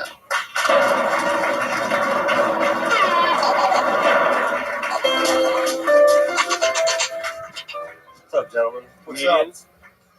So, my older brother's gay, and that's not the joke. Which makes a lot of interesting conversation from my homophobic friends. One of my friends was dead serious. He asked me, he's like, dude, since your older brother's gay, would you shower in the locker room with a man you knew was gay? What? Of course. And then he said, what if he starts to rape you? I don't even know what that means, because if I'm showering with another dude and he starts to rape me, I don't care that he's gay. I'm really concerned that he's a rapist. But the other thing, I was really happy in general when the Supreme Court ruled on marriage equality, because my brother has it going on. Big house, couple big cars, does whatever he wants. And the only way I'm going to catch up to him is if he makes a mistake of falling in love and loses half of everything in a terrible divorce. All right, guys. Fuck yeah. Brian Moreno. Yeah. I think it's great. Yeah, right down the gullet. That was good. It was fucking cut down. I thought he was going to go off on something because he mentioned his brother's gay and it went somewhere else, but then he finished up with it, and it's funny as fuck. Yeah. It's like, why do you care if someone's gay if he's raping you? That's a great fucking premise right there. How old were you when you started thinking that your brother might be gay? What were things that would really, what the things that... Well, it was really, he was infatuated with like the Next Top Model and the Tyra Banks show. Like I was real young, and I just knew like when he would like really get visually upset, because he would miss those shows because we had VCRs and stuff at that time. That's when I'm like, whoa, he's talking about look at her weave and shit. Like, what the fuck does that even mean? Right. That's great too. That's great. Yeah. That's funny shit. And totally, because you have yourself in a position, which I always find myself saying this on this show, at least once an episode, but with this, you're in perfect position to have a joke that really only you can own. And how many comedians have brothers that are gay? I have heard a couple, but the reason I want to say this is that, but what you just said, nobody else is touching on. Like all the specifics of, Next Top Model, having a VCR, being excited about a week, that is like real shit that nobody else is talking about. Everyone else is, and it's, He still calls me Naomi because one day I'm like, I'm not really into Tyra Banks, but Naomi Campbell. Naomi, what the fuck are you talking about, Naomi? That's so gay. Still to this day. Never in history has a straight man ever uttered those words. Yeah. Still what I in the call him. He's like, details, what you man. doing, Naomi? Yeah, that's funny shit, man. That's funny shit. Hell yeah. Man, I didn't mean that. I hear a bunch of comics. There's some comics who have gay brothers, and they kind of touch on it, but nobody's been like specific, like what you were just talking about right here. Right. And that's just keep asking yourself questions about it to keep making it bigger, because you're already naturally writing without either that or you've worked on that for quite a while, or either you've worked out that bit and it's already gotten to a point where it's like that in that type, or you're writing pretty tight, which means you can just keep adding on and have a whole huge killer thing about your gay brother. I'm naturally wordy, so I'm learning to cut it down. Yes, that like everything you're saying is what I work tirelessly on, and it's I watched Louis C. Did you watch Louis C.K. last night? Unbelievable. Almost the epitome of that, by the way. Everything was every line was almost a punchline. He's not taking a breath unless he's about to get a laugh. Yeah. He inhales, gets a laugh, inhales, and he just becomes comfortable with delivering just the lines, and not being worried that they don't get the whole fucking picture and scene and the setting. Just being boom, what's specific to your punch was all you need to your setup is what they need to understand your punchline. Yeah. And then it's just tag, and that's what he was doing last night. A guy who's as a human being is an asshole, but as a comedian is a great writer, Orny Adams. That guy, every line is a punchline. It's great. And that's how you can fill it out, man. You have that when you're talking about all that stuff. I love it. You keep working on it. Thank you. Come back when it's 2 minutes of gay brother, and we'll work on it from there. At Brian Moreno 21 on Twitter. That's Brian Moreno. Your next comedian's name is Luke Schwartz.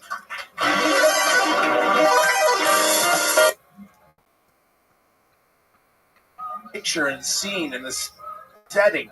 Just being boom, what's specific to your punch all you need to your setup is what they need to understand your punchline. Yeah. And then it's just tag. And that's what he was doing last night. A guy who's as a human being is an asshole, but as a comedian is a great writer, Orny Adams. That guy, every line is a punchline. It's great. And that's how you can fill it out, man. You have that when you're talking about all that stuff. I love it. You keep working on it. Thank you. Come back when it's 2 minutes of gay brother, and we'll work on it from there. At Brian Moreno 21 on Twitter. That's Brian Moreno. Your next comedian's name is Luke Schwartz. Oh,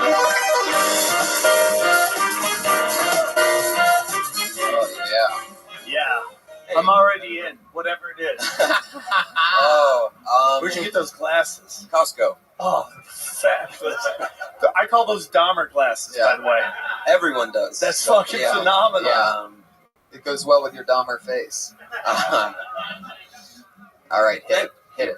I recently went to the dentist and they said floss your teeth more, and I only really like to floss my teeth when I'm filled with self-loathing, because then I'm like, yeah, you deserve to bleed from the mouth right now. That's what you deserve.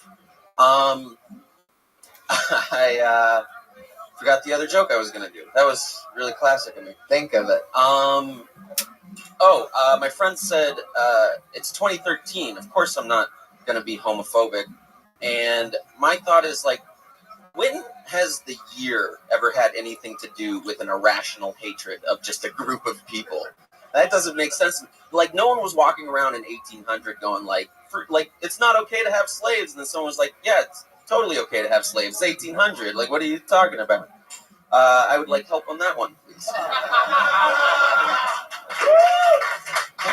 That might be the funniest close I've ever heard.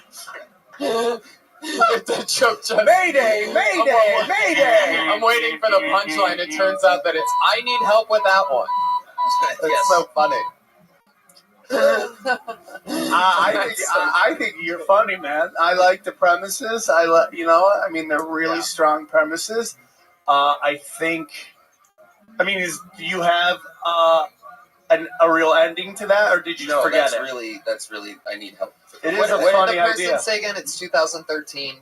Of course I'm not homophobic. It's 2013. Of course I'm not homophobic. Which is what I heard, so change. Like, it's almost like an expiration date or some shit like that.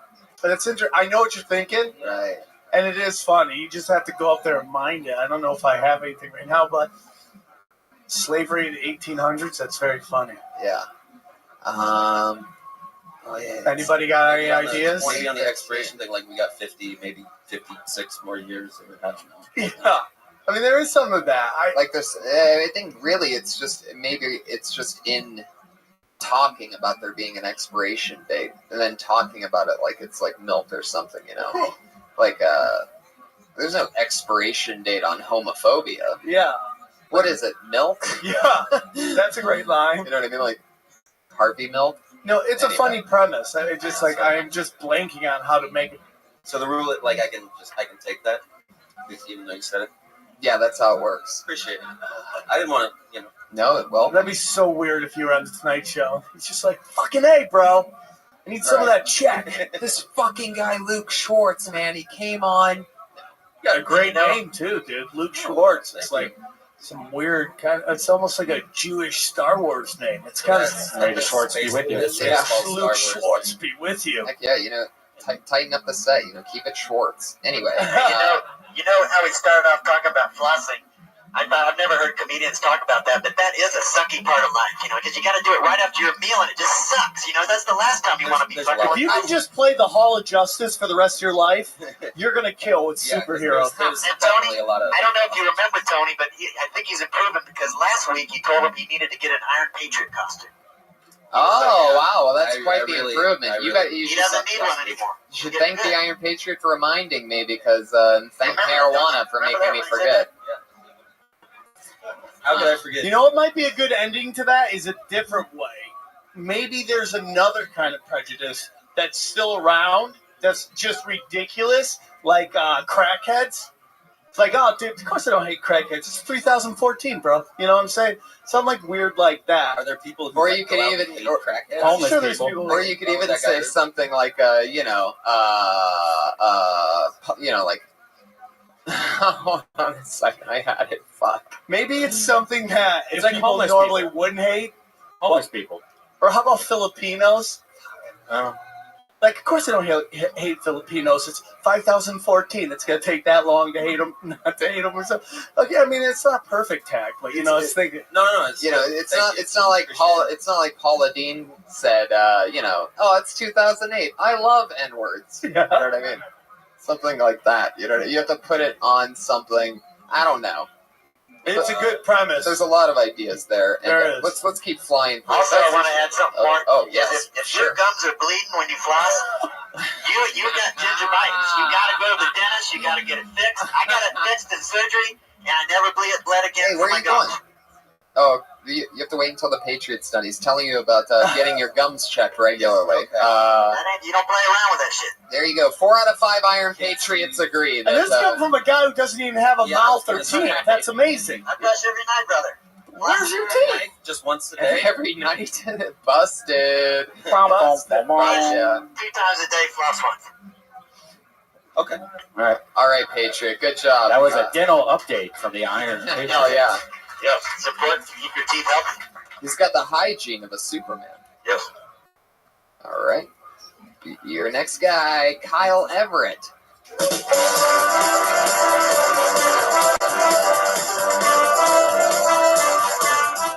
Hey, thanks for having me. I've been looking for a therapist recently, and it's a bit more complicated than I thought. I was on the phone with a woman, and she said she was all booked. She had no room for me. So she asked if I was okay having a male therapist, and I was thinking, God, no, absolutely in no universe am I okay having a male therapist. But then she gave me his name. She spelled it for me. She spelled it E-U-F-E. Another word, D-E. Another word, L-A. Another word, T-O-R-R-E. Yufe. De la Torre.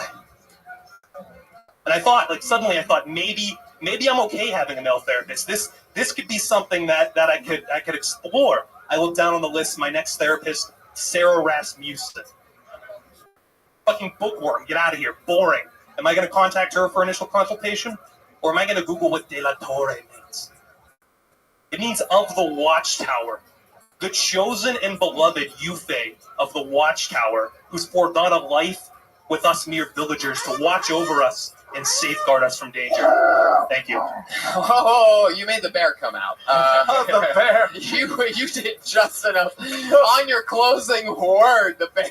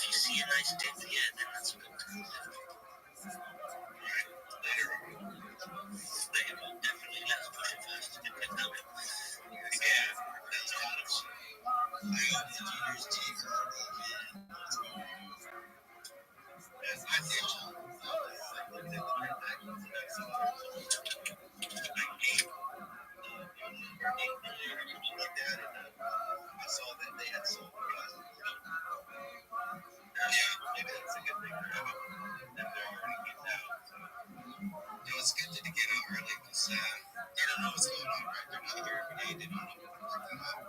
So, and getting out is completely okay because we have a bigger plan, a plan that's meant for everybody to enjoy and benefit from. So, makes sense. Actually, yeah. Dude, I haven't touched a truck since they're a million. And it's already a million. Yeah. Rabbi, bro, I went to the team this morning, and the first thing, Jordan gave me a call, and I was like, yo, if you're supporting the chart right now at 1 mil, I suggest you don't. I suggest you let it come down, because you just need to let the juice settle down. And he was like, no, we're not. This is all organic. I was like, holy shit. People are just believing in this shit right now. Yo, there's more of a video, and I'll try and post it. I'll post it by actually my friends out here. And it shows a triangle of like memes that actually survive these bear markets or these bear periods, and they thrive in the bull cycle, right? Holy shit. We're about to fucking go to 2 months. Wait there.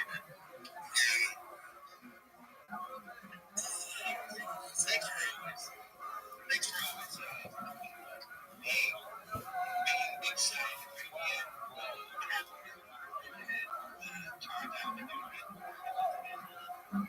Keep me busy, to be honest. I started this like full-on position next to the day, and I'm nervous. So really, I haven't even officially started the title. I already got a new shape, and I was like, I have to focus on work, so I can't be on spaces. So I educated me on telegrams. If there's any happy celebration, just know I'm a regular dude, just like you. And I have that work. Work is my conviction. I have to be here.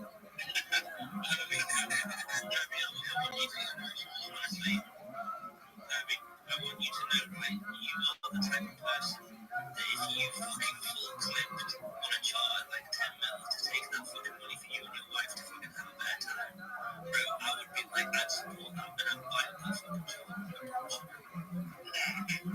Let's go. You know what?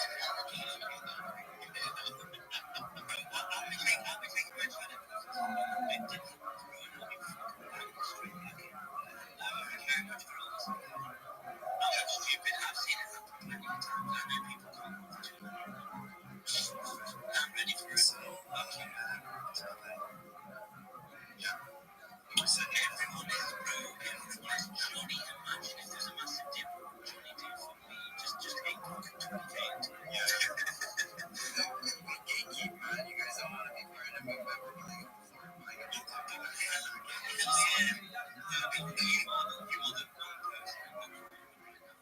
I think deserves it because you deserve the fucking upgrade. You deserve that story. You get me? I got into the channel at 50k. I fucking sold my bag of fucking 5 mil. And I made fucking. I don't even know how much you make there, bro. And we'd be like, boom, bang it all into Kirby. Boom. I could just cream that. Yeah, it would be cool. One day, bro, just don't worry about it. You do what you do. You keep doing those videos. You keep going into spaces. Keep chilling. Bro, it will come. I promise you. Yeah, Kirby had an exit strategy for a job. I'm going to be rich. You'll get that, yeah, bro. You know, you'll get that. Don't keep the term that you hear.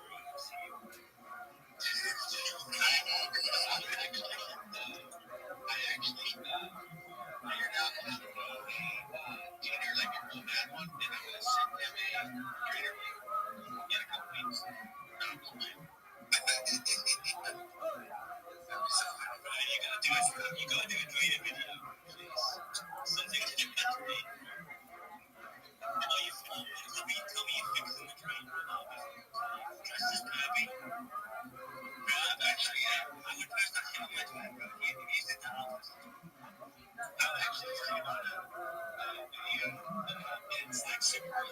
it might be a week or even a month, but that shit, yes, it's you know, very different. It's really hard. But that was I think man, at the end of time. Yeah, so talking. Rest assured, though, is people who are here to support you 100% of it. It's like you've been here for the community, man. So I'm not even kidding. Either really, it needs one step at a time. Yeah, that shit's it. I was gonna say, don't worry about your job, man. You're doing a great job. They see potential in you, and you deserve this spotlight. They give one day at a time because honestly, if they don't cut you slack, I mean, they really don't know you. So, but they feel you're gonna be just fine. You did your job, bless. What do you mean?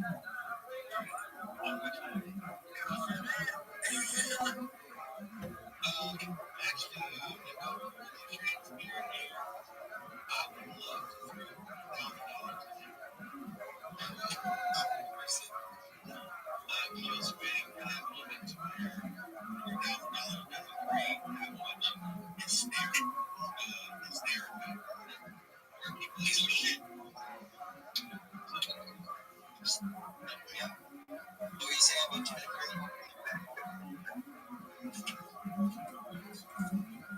Yeah, Rabbi was going to say something about you later. That there's a lot of people, not a lot, there's a few guys here in Canada that talking about different crypto projects. Like one of them was like Sheep. I kind of want to, dude, I think they're still holding Shiba. And yeah, that's what I'm going to do. Is whenever I get a chance to be around those people, like yesterday, one of the guys was one. I'm going to get around the other guys and send them the CA for Chinet and be like, if you're basically sitting on a bag that's not going to go anywhere, just move wherever it is. So, shit is Saturday, yes, sir. Yeah, just networking. Just make sure that people know your connection and your network. I am. Rabbi, I literally put,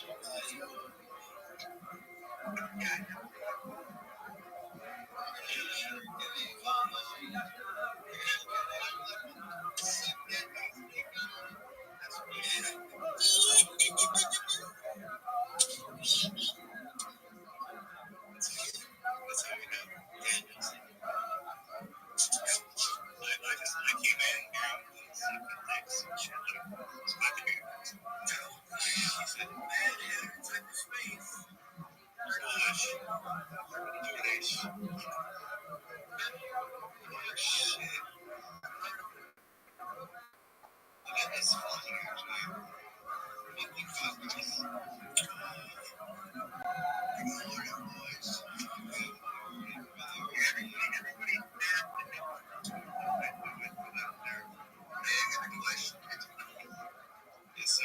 What's up? What's the question? We did selection.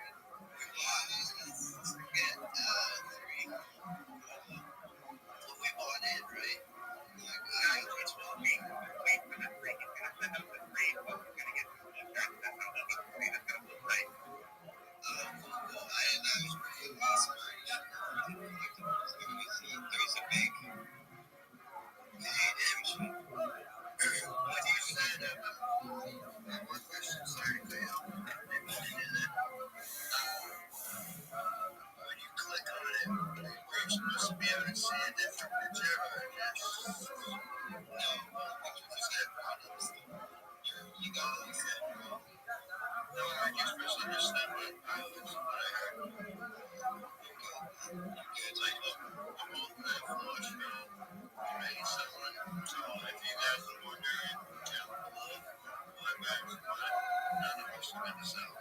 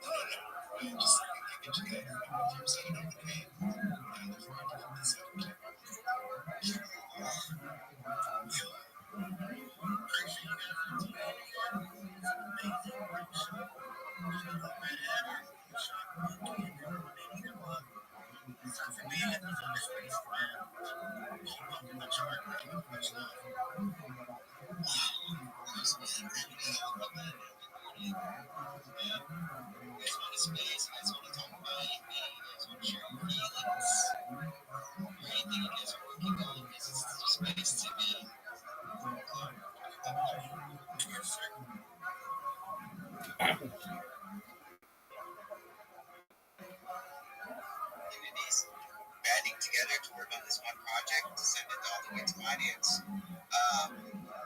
So you got a long way to go, but it is a auto culture. I think 2 months ago has been really toxic for all over for Solana and Bitcoins, and we've grown tired of it. And honestly, when we got it into to begin with, it was never like this. It was always the auto culture. It was community. It was base dev. It was working together, and it was according to charts and getting everyone to be freaking rich, honestly. But yeah, if you guys are new here, happy guys. If you guys have any questions about the project, feel free to come up. But this is a auto culture. If you guys are not about that, you guys are looking to trade charts, this is not the culture for you. We've worked really hard as leaders and as a community to hold strong to these values that we've had and develop over 3 members to 5 to 10 to 20, and here we are today. So it's I would much appreciate it if everyone here can respect the culture and not come here and fart. I know it's a big ask, but if you guys are looking for a safe place, a safe chart to be in, and people who have experience of taking charts from zero to hundreds of millions of market cap, you're in the right place. But if you guys are here to just look for a small market cap that want to just give space to farm, this hopefully isn't for you. So thanks. Also, get the fulfill, tag your friends that's struggling in the trenches, and let them know that there's a better way to go about Solana and the coins, and they should be throwing their life savings into something that has no future, and they can probably feel safer and sleep better at night and have retain their mental health much better if they just buy it home. Yeah, thanks guys. Hey, Rabbi. Yeah, so I'm saying that's a had a very, very confident, reassuring, and I agree. Thank you for me. Appreciate you, brother. I agree as well. See you in the spaces, man. I just want to thank. I just want to thank you, Monkey and Hatter, for having these spaces. You guys are amazing leaders in the community. You create really entertaining spaces. They're always welcome. They're always, I would say, really informative, educational. And I just want to thank you guys for your hard work. You guys, on behalf of the community, you're great leaders. So thank you. You guys don't know Rabbi.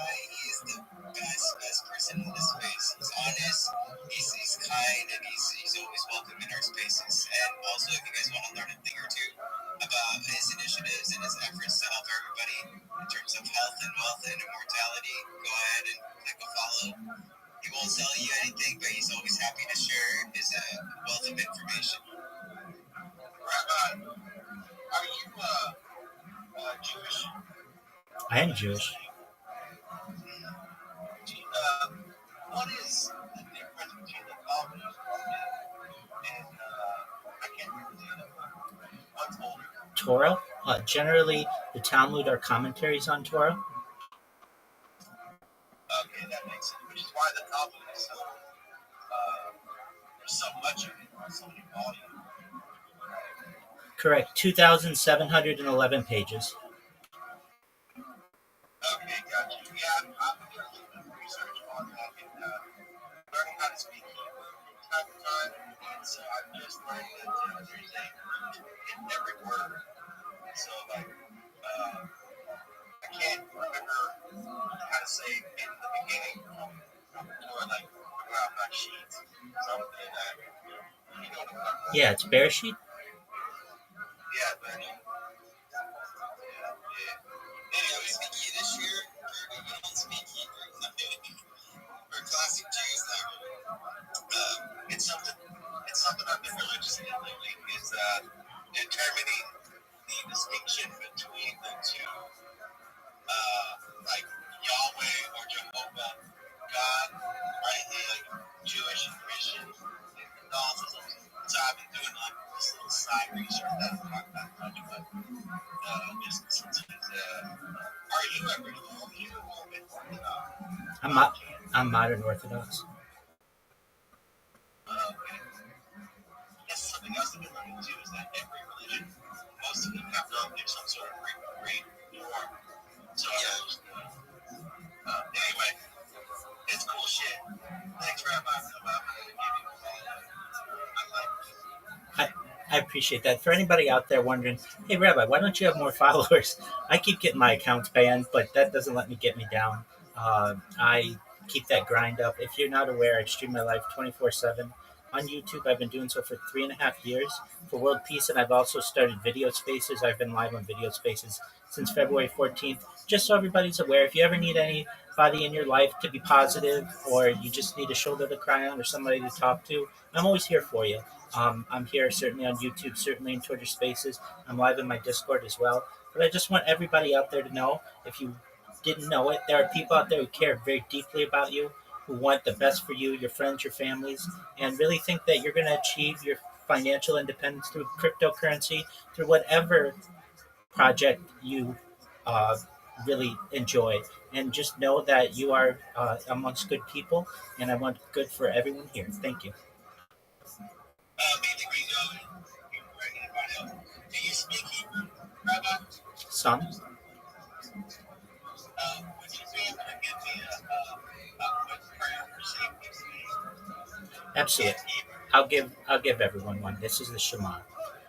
Shema Yisrael Adonai Eloheinu Adonai Echad Baruch Shem Kavod Malchuto Le'olam V'ed. Appreciate that. That's safety right there. I appreciate that. I feel safe already. As you should, Purvi, as you should. Thanks, Rabbi. Thank you. Thank you.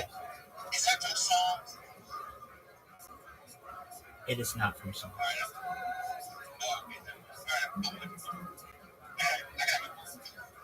Alright, later. Thanks for me. Appreciate you, man. I'm not leaving the spaceship. I gotta finish. Just gotta get some shit together. Yeah, it's kind of funny. A lot of people actually have us in their ears all day. Yes, hello, true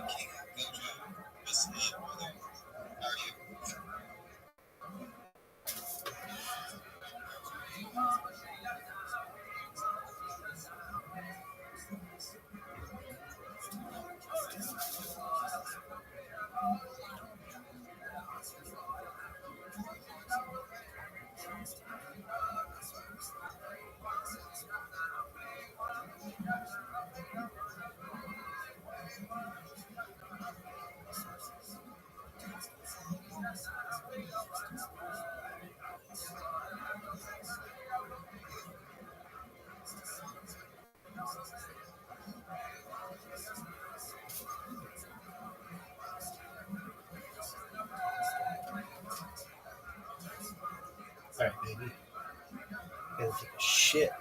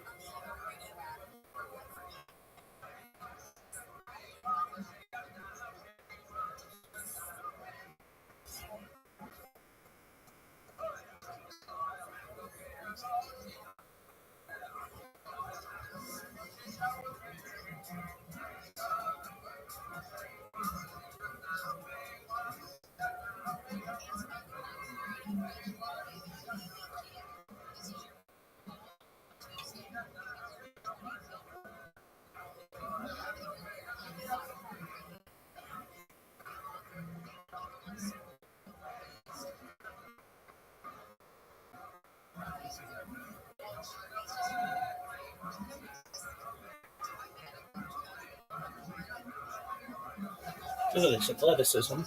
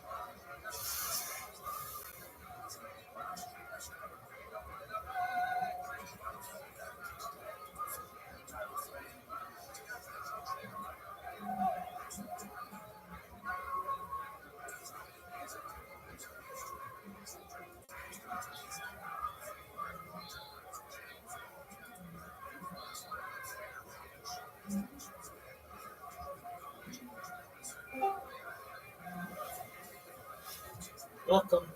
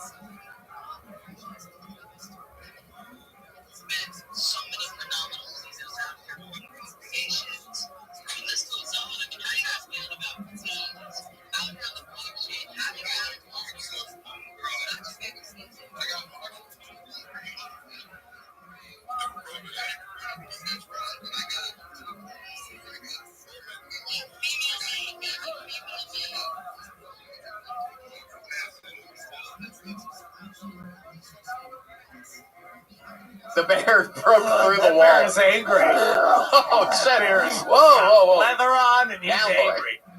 Down, boy. Jesus Christ. I think this is a great example of, again, just starting one way, going another way, like the spelling. I'm like, okay, Right. I'll wait till you tell me what spells. Anybody else like that? Right. I'm not gonna sit there going, fucking, it's words with friends. What are we fucking doing here, man? I gave up on you, and then you brought it immediately back. And sort of, I feel like, I don't know if it went that way with everybody, but I felt like the giving up on it during the spelling, like there was a part on the third or fourth line in which I'm like, all right, I'm not fucking paying attention. Do you see how the spelling but I think that works in its favor. It's just you. That's what really happened, and it was funny. It was funny to me. Yeah, but the name of therapist is the whole humor there. Right. Her being booked, nothing. Yeah. The fact that you are possibly going to a therapist, name that. Right. And you can even go into what that means, and then you go into what's like having a therapist who talks like Puss in Boots. You know what I'm saying? Right. Do you understand? Like the spelling is just. How long was that spelling? Because it 30 seems seconds of white noise. Where I'm wondering if I can see her tits, and I'm just like, who gives a shit? I literally was like, I can't see anything. Oh, we got someone telling jokes up here. Right. You know, that's cut it down, and then that's once, a great premise. Once you get into it, once you say that name, what is it again? Dr. Yufe de la Torre. He's not a doctor. He's a master's. Doesn't matter. Nobody gives a fuck. Nobody's going to ask for credentials. Yeah. If you say there's a Dr. Del Toro, everyone's going to be, fuck, that's a crazy name. Yeah. You can fudge the facts a little bit. Yeah. You understand what I'm saying? So say it all at once as a doctor. What's his name then? Yufe de la Torre. Say it all at once, like doctor. Dr. Yufe de la Torre. Yeah. That's better, right? Yeah. That works way better. All the other thing is white noise. And then all of a sudden, this guy sounds like the most badass guy ever. You feel like you're gonna. Were you looking at a therapist for yourself? Is the joke? Yes. Okay. So then you could get into all the shit that you think, and you could just keep saying his name. It's so magical. It really is. That's what I laughed at, was just the way you say it. You got it. You don't really like completely roll your R's like a Mexican, but it's like just white enough. So it's like it sounds legit, if that makes sense. And you don't even say. You roll your R's almost to Mexican, but not that Mexican. So good job. And I wouldn't never even say that you went some and this was like, because the minute you start doing it, you take us into a fake place, and we could sense that. I would be like, I imagine what it'd be like to have a therapist like that. Right. With that, and then you can just go crazy with it, and people are like, yeah, that would be crazy if it was like that. Instead of like trying, like the guy who did the AIDS joke, where it's like, that's obviously not the punchline, and it kind of takes away from it. Yeah. You know, I don't know what the actual name is of the most interesting man in the world, but I'd imagine that if they let us know his name, it would sound something like... Yeah. De la Torre. Yeah. Gotta get the doctor in there. The doctor's what makes it Dr. legit, bro. Yufe de la Torre. Yeah. All right, there he goes. Kyle Everett. Thank you. Boom. Flag through it. I wasn't really trying to look at your tits. A lovely I was just trying to make lady. a point. I was just trying to make a point. How exciting. A lady. Put your hands together for Julia Jesunis. Oh, we got a lady up on stage. Boom. Uh-oh. Oh, she's here. I hate having the band ladies. Oh, feet are exposed. Have fun, Patriot. Oh, good feet. Foot fetish in there? He loves the Always. feet. Even his helmet can't block his love for feet. Cool. Anyway, right. sorry, go ahead. I know that might be the worst intro ever. Like, hey, Patriot, check out this chick's feet. But it's something I Now like. she's going to be bitching about how hard it is to be a woman Right. because, like, everyone just looks at my feet. It's so fucking hard.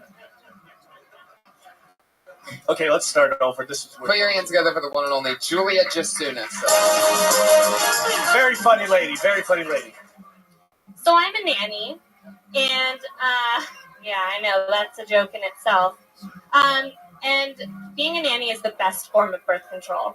It is, especially with a 3-year-old with the attention span of a table. I mean, she doesn't want to do anything. And so yesterday, I just got fed up, and I sat her down, and I was like, look, life isn't about getting what you want. You think this is what I want to be doing? You think I want to be wiping your ass? Oh, poo-poo-poo-poo. You know what? I am poo-poo too. Nobody's wiping my ass. I'm still single. So, yeah. Nannying is fun. Oh, fun fact. So So I was looking up why your nose gets congested online. Turns out you have erectile tissue in your nose, so your nose has a boner when you're congested. All right, I'm gonna end on that. Fun facts. So your nose has a boner. Fuck yeah, interesting. When she was yelling, did you guys feel like your mom was yelling at you as a kid and you kind of got scared? Yeah. Yeah. Did that? You reminded me of my stepmom. And I just, Does that turn you on? No, it just took me to this bad place, and I felt like I had to. Oh, God. I had to clean my room or something, and or wake up she's a nanny. early on a Saturday when she did that. You want to see my feet? Yes. No. Good answer. No karate. I like the joke. I think it's funny. It's about you just basically dumping on this poor 3-year-old. Right? I think it'd be funny. Yes. Or me. I felt like I was the 3-year-old. I think there's something funny in the fact that you want to be in show business and the only camera that you're performing in front of is a nanny cam. You know what I mean? There's a joke. Yeah. You can use that one. Yeah. If I was a nanny, I would do that joke. Is there examples of how she is has ADD or whatever you said? Or Yeah, I have a bit about how taking care of her is like taking care of my drunk girlfriends on a Friday night. And then I go into examples about that.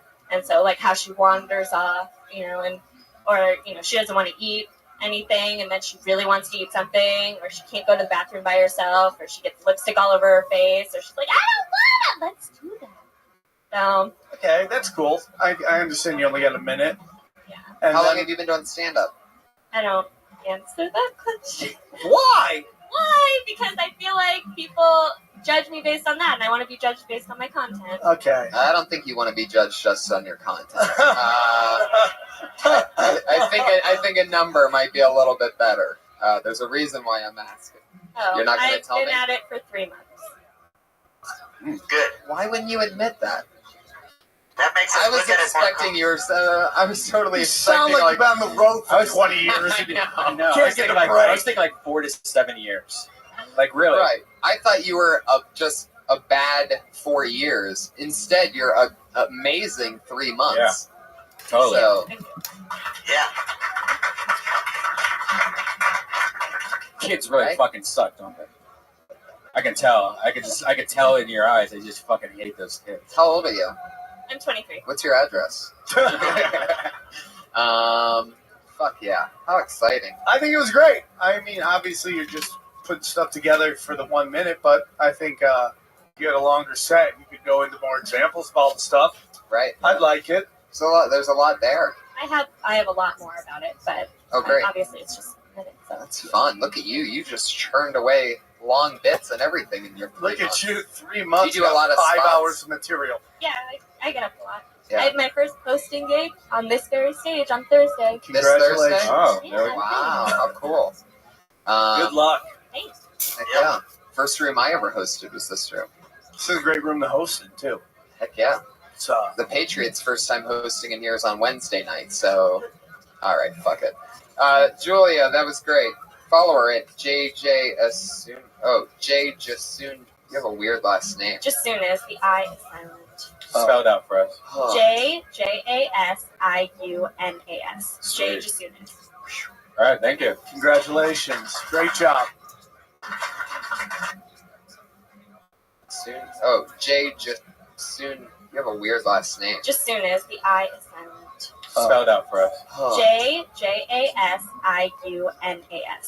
Jasunas. All right, thank you. JASIUNAS. Jay Jasunas. All right, thank you. Congratulations. Great job. Good effort. Great job. JASIUNAS. Jay Jasunas. All right, thank you. Congratulations. Great job. Good effort. Great job. Can I ask you something? JASIUNAS. Jay Jasunas. All right, thank you. Congratulations. Great job. Good effort. Great job. Can I ask you something, Tony? I was pondering something. Yes. You know the bases of love? And they say if you get to third base, it's you're petting below the waist. Does that mean massaging feet is a triple? Do they have a mute button on your suit? No, I'm kidding. I know, I'm Ed McMahon with Tourette's. You're The head of insecurity. Head of insecurity. You're the Ed McMahon of what? What did you say? Tourette syndrome. Didn't you call me the Ed McMahon with Tourette syndrome? Something like that. I don't know. I remember your jokes. Put your hands together for Jonathan Tumblin.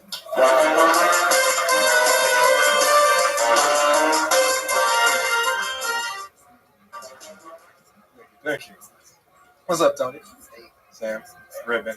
Uh, I was smoking weed outside earlier, and I was talking to a group of friends, other comics, and I realized I'm a pretty paranoid guy.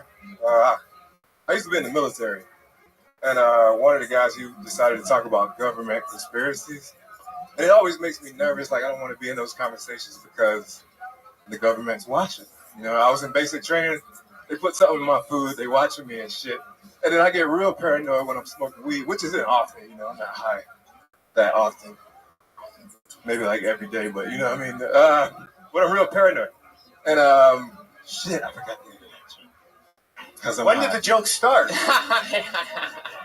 As I said before, I'm high. Sorry. Oh, well, that's permanent in iTunes podcasting history.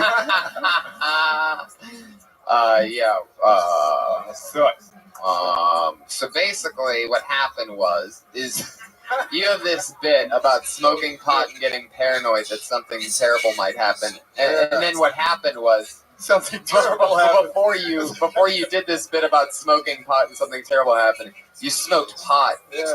And then this terrible thing just happened. We should call in an expert. Oh, ladies and gentlemen, Ari Shafir is here. Boom. The powerhouse, the amazing racist. This is a celebrity walkthrough. Wow, fuck yeah. Just what, you want to grab a seat, Ari, and hang out? Where's the Just walking celebrity? through? Yeah. That's more of a perp walk. A celebrity walkthrough. I would like to see a black person do a joke about a drug other than pot. Yeah, I want to see a nice fucking peyote Heroin. joke done by a black guy. Yeah, peyote. Yeah. I'll write one. No. Do some tonight. Yeah. You know what, man? I get it. It's just a lot of it was just all over. Hey, you got too high tonight. That's the name of the game. Did you see it, Ari? No, I didn't see it. I heard about it from the street. People were talking about the set. Yeah. So you got to get up there, man. You guys doing some new shit, and it's fucking rad. Oh, man. He got high and forgot what he was going to talk Oh, about. really? Yeah. Sorry, they just freaked us out. Yeah. So we'll move on. That's Jonathan. What did you do? You just got up there and stood around? I was going to tell a joke about... He told us how he was in the government military, and then he got high, then the government, then they put something in his food, then he got high. Chemtrails. It was all leading up to this big, huge announcement. Anal probing. Yeah. It was all this setup with like this. Smells. I have one question. Government created AIDS. What's your question, Ari? Have you ever gotten higher in a mug? Yeah. Higher than a mug. Nice. Man.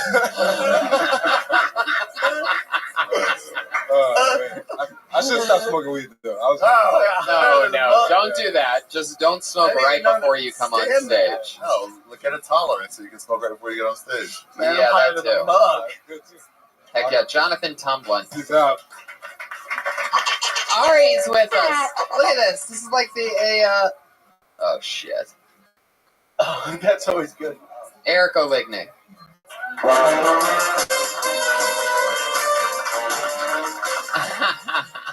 Boxing match. Very serious. It's very, he's got a purpose. So, kids have a lot of entertainment these days. When I was younger, we had 5 stations. And at like 2 in the morning, they would all turn to infomercials.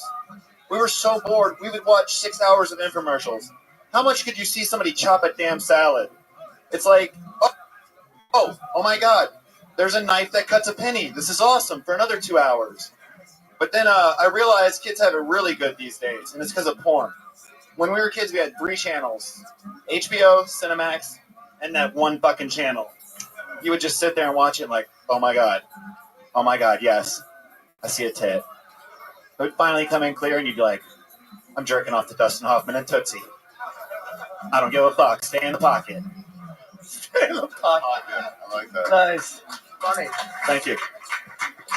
The old Tootsie reference. Yeah. Can't get enough of that.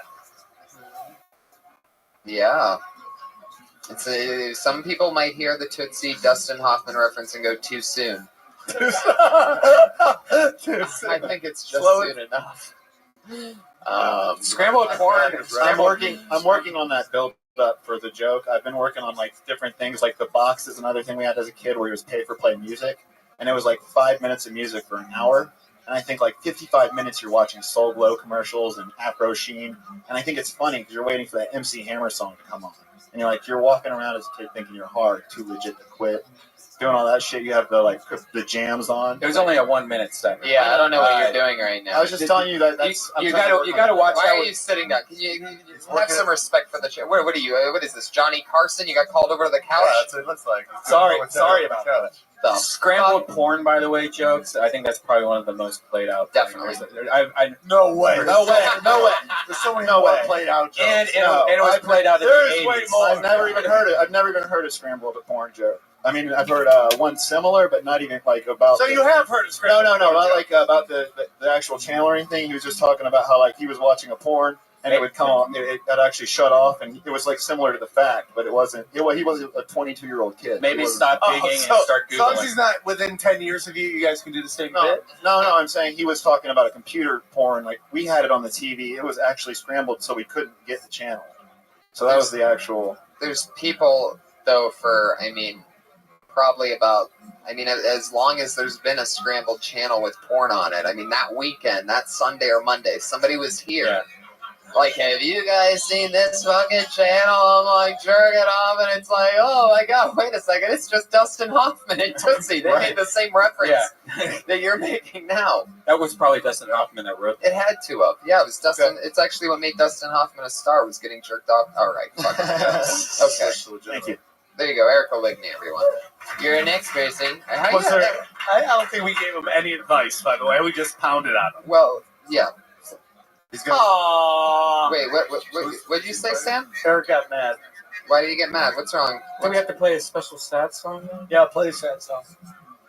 They told me I have to get off of the stool. It's a sad song?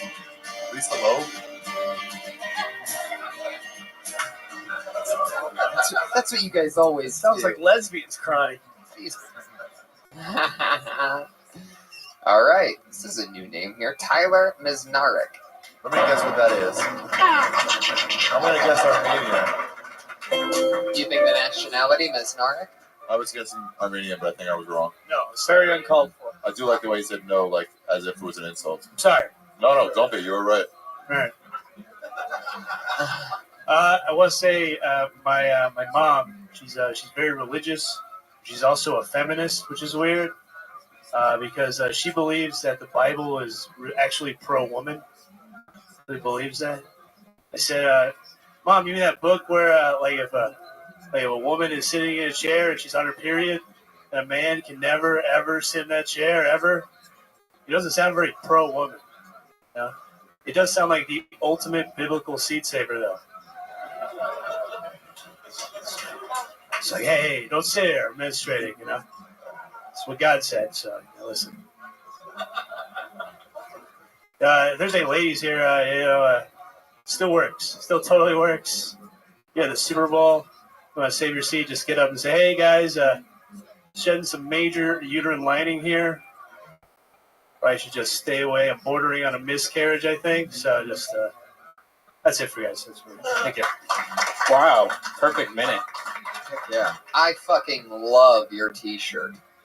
Thank you. Thank you very much. Champion of the world. That's great. Yeah. Tough, man. Yeah, good bit, man. I think it's funny. You should do some kind of like seat check joke or like shotgun instead of shotgun, like I call rock or something. You know what I mean? Why rock? Because it's supposed to be back in the biblical times. Oh, right. What's the one? I call it 9 Inch Nail. What's the one that they throw when they throw boulders at like stone malls? Oh, what are those called?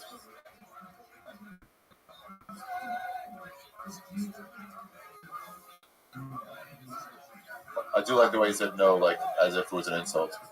Sorry. No, don't be. You were right. All right.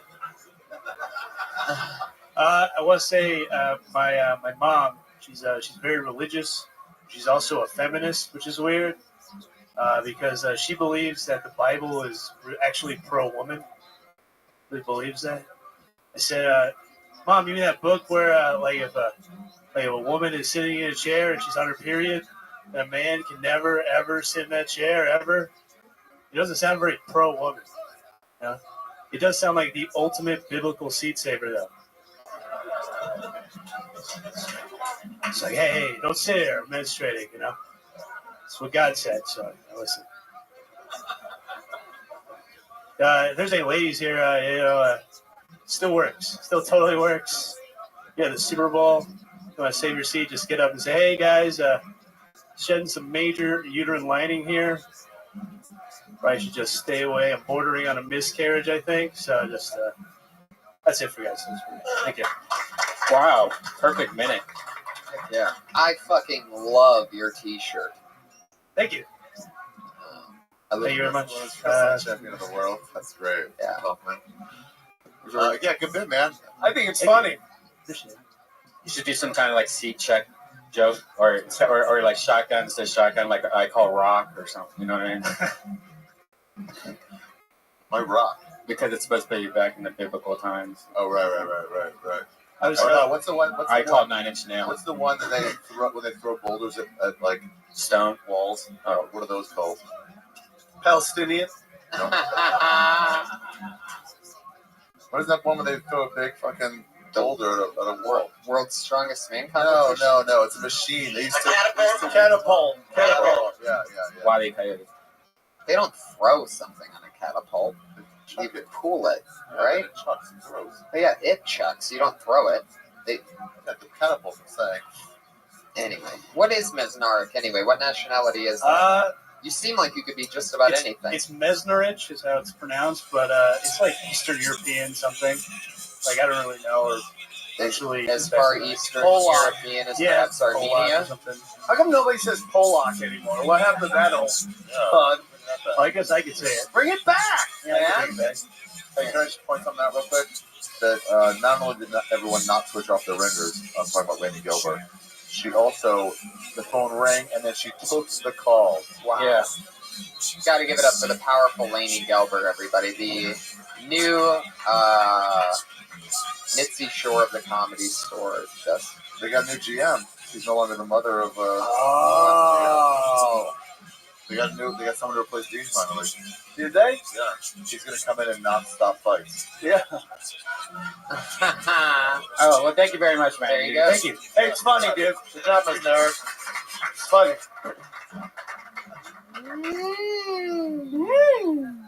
Whoa. Put your hands together for @Autistic Thunder. It's Josh Meyerowitz, everybody. How's it going, guys? I recently went shooting guns with my brother for the first time. I was absolutely friggin' terrified. But I'm glad I did it because it was just like losing my virginity. I felt manly. I felt badass. You know, I kind of, at first I was scared, like with the prostitute. But once I got into it, I really got into it. Plus, big change to that is now I don't have to sit through years of guys going, before shooting a gun, I'm gonna get you a hooker. She gonna be fat, it don't matter. Shit, it's pussy. You're gonna fuck pussies. That's not what I want, black friend. I want to earn the vagina. That's about it. All right. I think it was going good. I think you, by the way, didn't I say that to you? I'm going to get you a fat chick and it doesn't matter because it's pussy. And then you told me they sell black. That's bad stuff. I don't get you pussy. You're not the first person that ever said With my Bill Cosby on crack. Eat off the field. You know, a simple, because you kind of just, I don't know, it's like you could have been like, hey, shooting guns is like the first time I lost my virginity. It ended up with a dead hooker, you know, something along the lines of that. It's like, because that's what you want to get into. It happened recently, the gun shooting thing, so I'm still working it out. So I'd like to see you do the whole thing, but less retarded. Yeah. This is not the first time I've heard this. You get that note a lot? Yeah, it's got a little too much tart in the pot. Remember the last time he was taking his shirt off and you discouraged him from that? Remember he took his shirt off, you discouraged him? Definitely. And then I said that thing. So he's improving though. I think. Go fuck yourself. Oh, Jesus, Josh. Man. Whoa. Sorry. I couldn't help it. Tart versus Patriot. Wow. Fergie and Who do you bet on in that battle? Nah, he probably kicked. Do Asperger's get that retard strength that retards have? No. Just retard mind. Oh, what a Oh, that rip-off. sucks. Do you like Cheerios? That's like a black guy with a Cheerios? little dick. Yeah. I like cereal, sure. Are you really Dry Cheerios or with milk? No, I'm not. Are you really good at directions? No, I'm not. Do you have any like Rain Man type of? Yeah, can I qualities? take you to Like- Vegas and win some money? I can tell you a lot about movies that people have basically. You're forgotten useless. About. Exactly. Juana Man? No. They have to be movies that I actually like. But Everyone knows about movies you like. I want to know movies that shit the bed. Yeah. What? What do you know about Juana Man? I never watched it. It wasn't interesting to me. Did you see the Four Non Blondes biopic? No, I didn't even know they had a biopic. And you're obviously bullshitting, but still. Yeah. What's the movie that you've watched the most? Which rape What's scene? that? What? Which rape scene? Which rapes? Good lord. Where'd you like? I'm gonna get out of the I like the comic book first. movie or I can only think of the first two movies that I've been watching for some reason a lot. Either The Crow or Demolition Man. Wait a second. I name of all the movies ever. What movie have you watched the most? No, not the Somehow most. Demolition Man is in there. Now listen, it's not the greatest movie, but I truly Isn't believe that the it's one where they also wipe their ass with seashells or something? Yeah. That's Three oh my seashells. God. Sylvester Stallone carrying the whole thing. Wesley Snipes. Yeah, Yeah. why go It's a back fun movie. I'm so sorry, Mr. Tarantino. If you had to guess how many times you've seen Demolition Man, how many times would you? I don't know why I watch it so Just much. give me a guess. If you just A had to guess guesstimate a number. has to be about 20 times so far. Holy shit. 20 fucking. Future. I mean, I might have seen it. I don't think the the HBO in the 90s. I don't think that movie's been watched that many times by the man who edited Demolition Man. I think he's just like, fuck this shit. I can't even watch anymore. He has no idea what was going on. Weird like that. I enjoy what I bet. Well, there you go. That makes you special. As if you Unfortunately needed, so. You needed one more excuse on how to be special. You just got one. He's at Autistic Thunder on Twitter. He's one of our Thank really you, good Tony. friends. We hang out with him every night, basically. It's Joshua Meyer. Thanks, Sam. You know what's great about Josh? Is every time he does stand up, it's a special.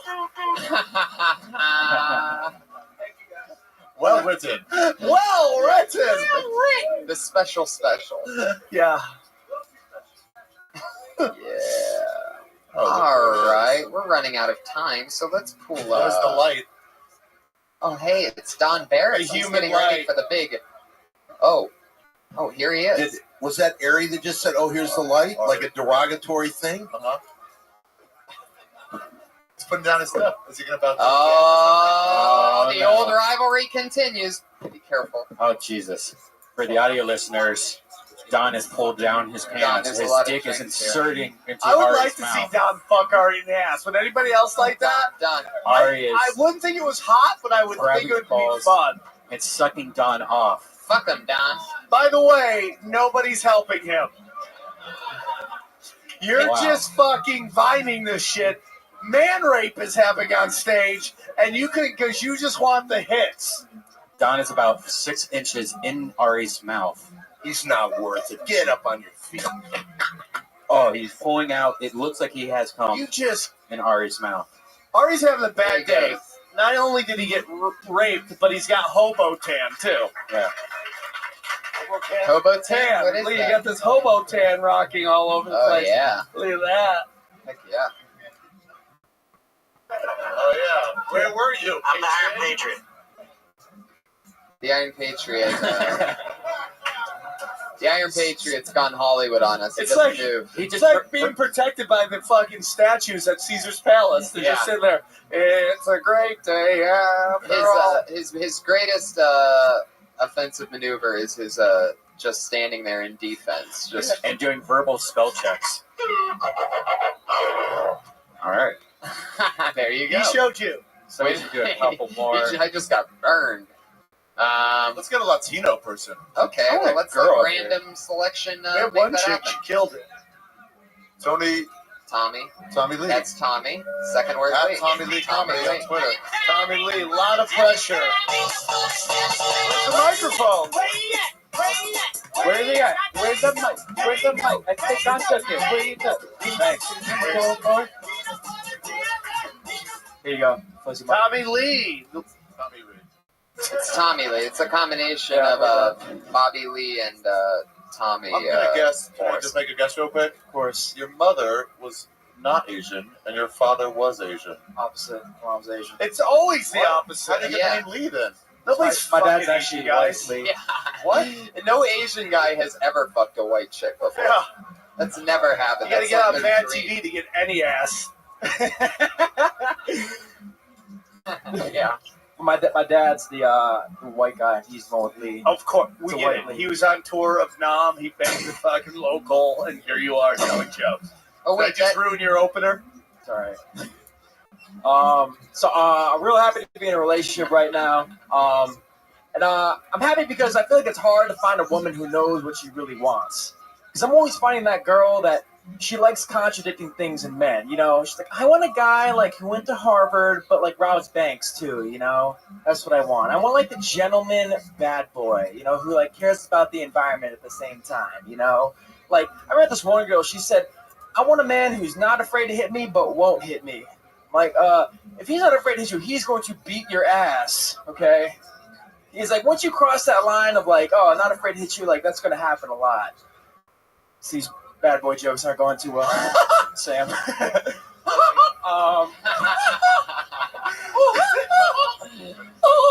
Sam just Mickey Moused up on us. So, man, thank you.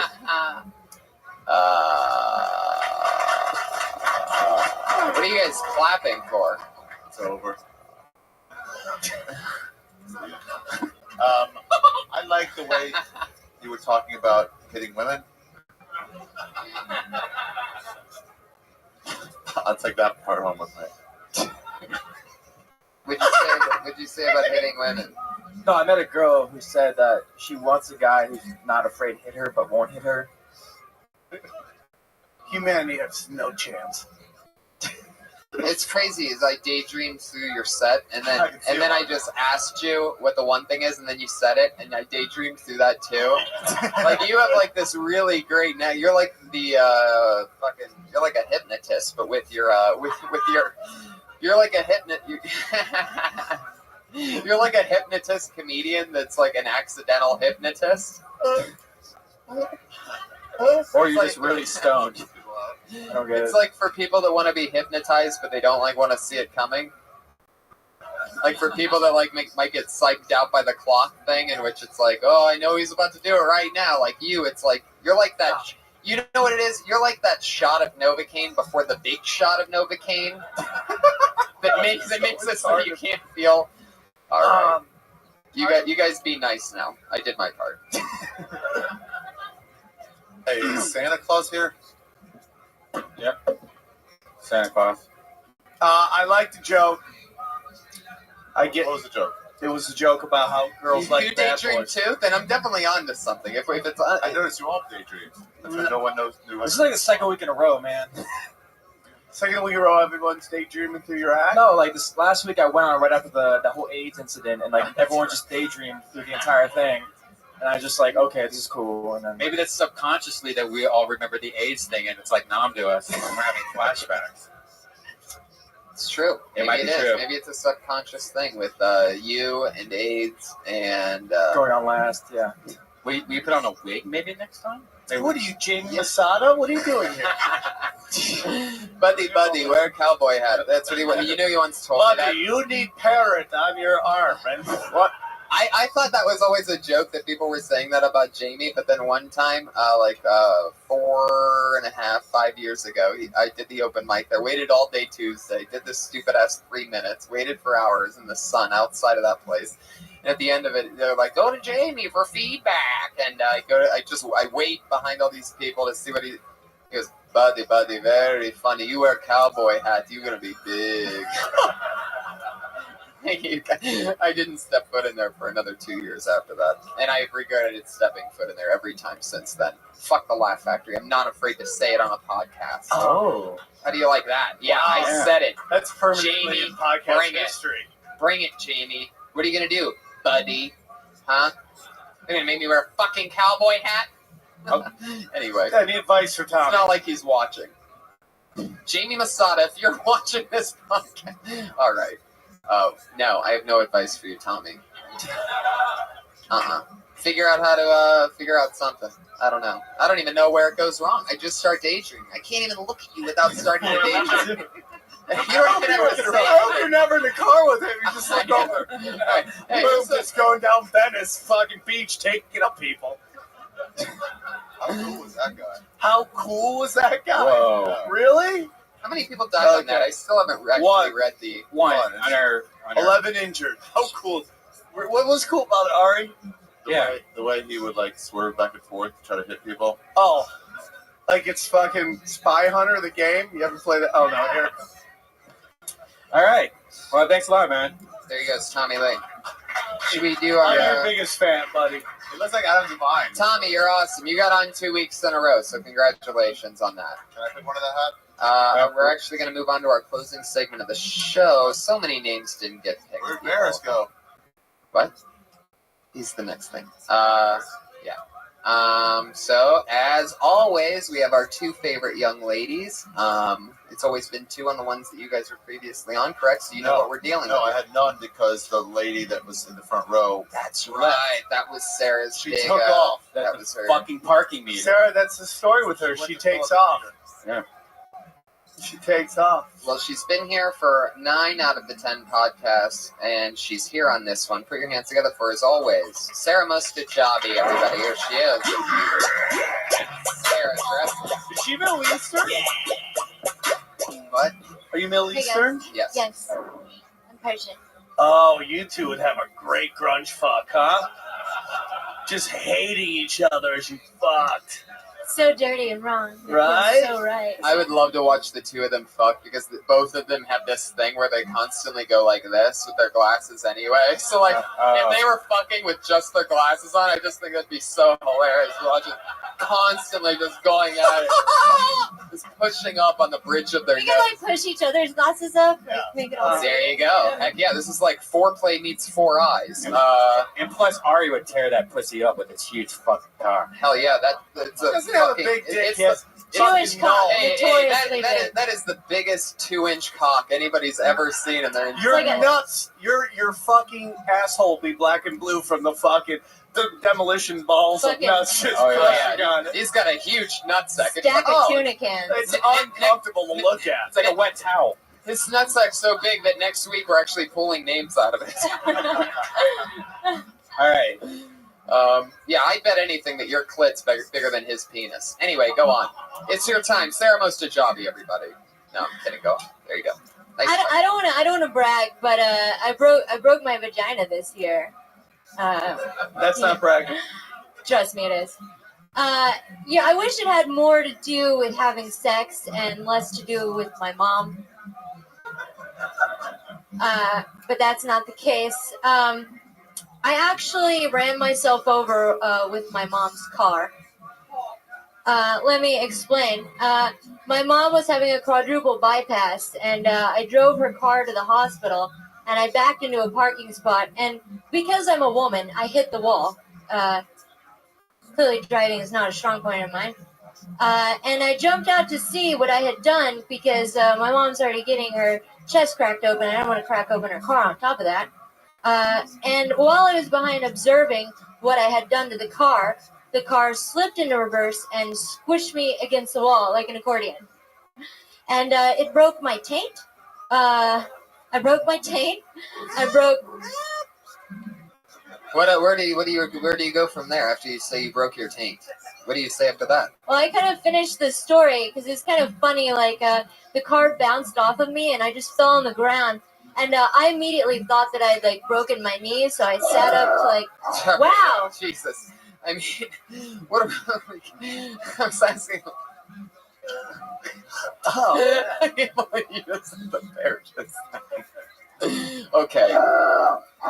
This is like a real story. Like this isn't even like there's not even a joke. Well, you know, This is another At this- narration. at This is this- another narration. At this point, I come here and I bring you guys new stuff to get you guys feedback on it because everyone here is here to get feedback from you guys, and so I bring you stuff that I'm working on that I've tried on stage and hope that you can help me tag it, make it better. Well, you're just bringing premises here. You're just Not a premise You're bringing your at all. homework to your smart Asian friends. The first 3 lines that I had were solid jokes. The first 3 parts were good. I worked through that, and it's good. But Here's some real advice: look down too much and start to connect with the crowd when you're looking straight down. Yeah, big time. Okay. It means you're. It's just a sign of insecurity.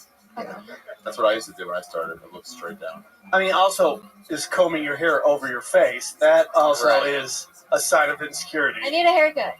Also, taking your hand into your asshole. Yeah, what are you looking for? What? I keep waiting for you to pull out magic tricks or some shit. No, like my pants are just really tight. What? You were in the butt underneath. You were underneath the pants. No, I wasn't. Yeah, you were. No, I wasn't. I don't know if you know this or not, but we had a pretty good angle at it. Yeah. Can we get sitting right here? We're like under the shirt going into the pants. Oh, there's like I have like a little hole in my underwear, and my tag is like making my ass crack. Let's get a sniff test. Sam? No. I'm sorry. It's just What Reno casino carpet did you steal to make these fucking pants? these are zombie Sailor Moon leggings. They're pretty badass. I don't even know if that's Reno. That looks you more don't like like that. Prim to me. Dude. Yeah, that's like like seriously. 45 minutes outside of You everything. have so much going on the Right. I'm trying to tone it down. I was told I dressed like too sexy, so I was trying to like tone it down and Who dress. told you that? The voices in your head? No, Tommy last week was like, maybe you should. Was he doing that as he was stroking it? You're just too sexy, huh? Wow. I'll just take a little spin on it. I mean, You guys are like my dad. I can't do anything to make you happy. Oh, stop. Well, you told a really long story that was kind of. And be nice about Tommy. You and him have the same haircut, so. But it's like Skrillex meets mullet. But your story was like a kind of like sad tale. Again, Let me ask this. It is. It's a What do car you wreck think story. the joke is that you're telling? The accordion that broke the taint? Because that's not. Like, what do you think is like if you summed up that joke? What would it be? The funny thing is that I ran myself over with my own car, which is like, how the fuck is that possible? So It is good. You got to figure it out. You got to really knock out. You have to. You're break painting down all what sorts of something different is. shit. You can't do a story in a minute. There's no chance. It's not about doing a story in a minute. It's about having a minute of bad story that's already being done. She's not telling the story in a minute. We don't even know what ended up happening. We don't know whether her knee's broken or. There's no such thing as breaking a taint, so it's not funny. It doesn't make sense. yeah, It's it is. impossible. I broke. You didn't break your taint. I broke there's like a bone. You didn't right? break your taint. You didn't break that bone. You're lying right now. Or you did. Yeah, that's my little. You can't break your taint. You can't break your taint. Okay. You have no idea. I absolutely he has know. no This fucking is idea. You have no. What do they fucking call clue. it? Your sacrum. Then you broke your Do you know sacrum. that fucking word? All right, you're done. Get off. Scumbucket. Is this your sister? Ungrateful weirdo. Sarah Mostajabi, everybody. Tony There she does goes. not like Friend that of joke. show. Give her a spot every week, and she tries to attack me on my own show like a real moron. I was just about to say she wasn't being But she'll be back next Always week. so dumb. I have rules. What did you say, Patriot? I was just about to say that she wasn't being All right, where you defensive today, but I like the moments when she gets a little heated. It's pretty fun.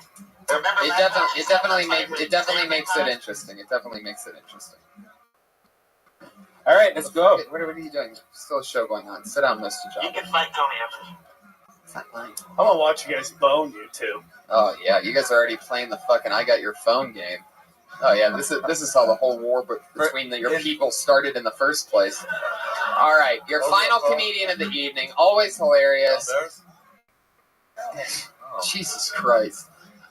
Put your hands together for Kimberly Congdon, everybody. Here she is. Wait. No, wait a second, dude. Back off. What? When did Whoopi get here? Oh. Give the kid a break, man. He's asking for a title fight. Come on, look at this. Let him up. Let them both do it. Look at this. I can't do it. I can't do it. I only have enough time for our final guest. There's a shot. Kimberly, is this a plant? This part of your act? I just What kind of security are you? Whoopi Goldberg just attacked us like Godzilla, and you didn't do anything. My God, that guy's got deep. That guy took off his clothes for that moment. That was great. Great he moment. protects us as much as the Patriot Act does. I love it. That was a great joke. Yeah, it went nowhere. Ready? All right. Are we ready? Yes. Kim Congdon. Okay. Hi, I'm Kim. But most people call me, ma'am, you're cut off. I used to have a boyfriend. He was white and rich, really spoiled. It didn't work out because he always wanted really expensive gifts. He wanted a $100 face shaver thing. Fucking $100. Like, I still scrape the deodorant out of the underneath of the plastic. You know, when it runs out, you like pull it out and do that. I owe Verizon so much money. I step it in there like, get her. Don't let her out. That's it. Adorable. Adorable. How can you go wrong with Absolutely adorable. Yes. First thing is when you come up on stage, you always grab the mic and you set it to the back. Or you just start stroking it slowly and looking at us. Yeah. I didn't hear a single joke, but it was adorable. Yeah, it was awful. I knew it. I knew it was going to happen tonight. Well, you got thrown off. You got attacked by a black bear. Well, yeah. Just came up on I'm stage. still shaking from it. A Rastafarian with tits came up here and just shock and awed you. You know, you weren't ready for that. Your vagina snapped shut like a bear trap. You went in the Yeah, it went into self-defense mode. Yeah. At one point, Sarah Mostajabi started playing her recorded set from a minute ago in such excitement to listen to it.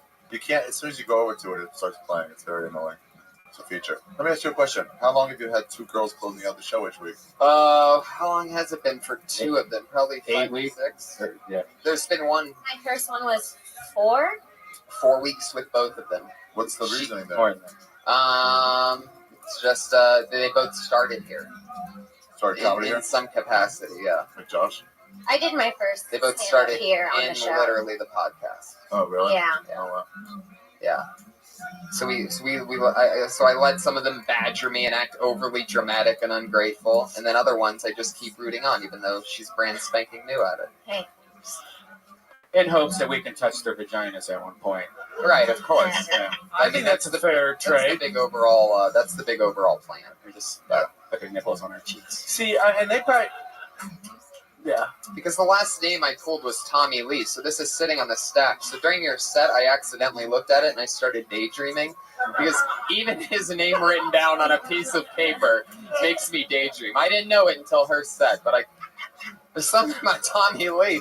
I need this guy, like, in my life. Like, when I need to meditate, I just need to stare at Tommy Lee. I want to know what Tommy Lee's website is. It's about to get blown the fuck up. It's an animated gif of a When I see him, I just think of nothing. It's the only time of my day. That's what I need more Tommy Lee in my life. I need an hour a day. Fuck yoga, fuck exercise. I just need to stare at Tommy Lee. Kim Congdon is at Kimberly Congdon on Twitter. Great job. Great job, Kim. She's Great amazing. job. She's super cool. At Sarah Dresses on Twitter, as always. So many of our Sarah, fun great job. guests that we've had. Meyerowitz, Tommy Lee, Mesnara, Goligny, Tumblin, Jasunis, Everett, Schwartz, Moreno, Blake, Dunn, and Abby Roberge all got Kill Tony tonight in a fun double duo of two of my favorite guests that I've ever had. Sam Tripoli and Ari Shafir, as always, on Twitter, both of them by their When is this names. going to be out? Week. In a week. Whoa. Okay, I'm going to be in Toronto at the Underground, the 15th, 16th, 17th. Please come out if you're in Toronto. Come on, hang out. We're going to do a live podcast out there, too. I'd love to see you. Ari? My next storyteller show is August 27th. August 27th in New York City. So if you're anywhere around the East Coast, make sure you get over there. That's a big Comedy Central digital production. And very, very fun. I've watched them, Joey Diaz and TJ Miller. That's I know there's more out, but those are the two I've caught so far. Really fun. I love the fucking vibe and the energy and the idea. Great work with that. I'm Tony Hinchcliffe, at Tony Hinchcliffe on Twitter, with Brian Redband, as always, at Redband. And the Comic Patriot on Twitter is our Iron Patriot, our head of security, and one of my favorite people in the world. We'll talk with him more next week. Thank you, everybody, and we'll see you soon. Up next, The Ding Dong Show and a Death Squad doubleheader, just like every other Monday, here in the Belly Room at the Comedy Store.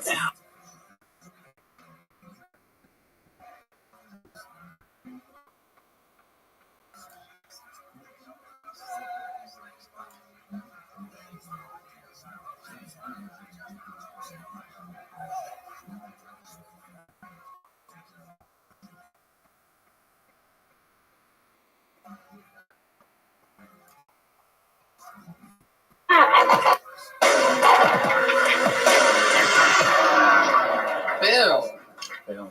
Here we are. Welcome, everybody. How are you?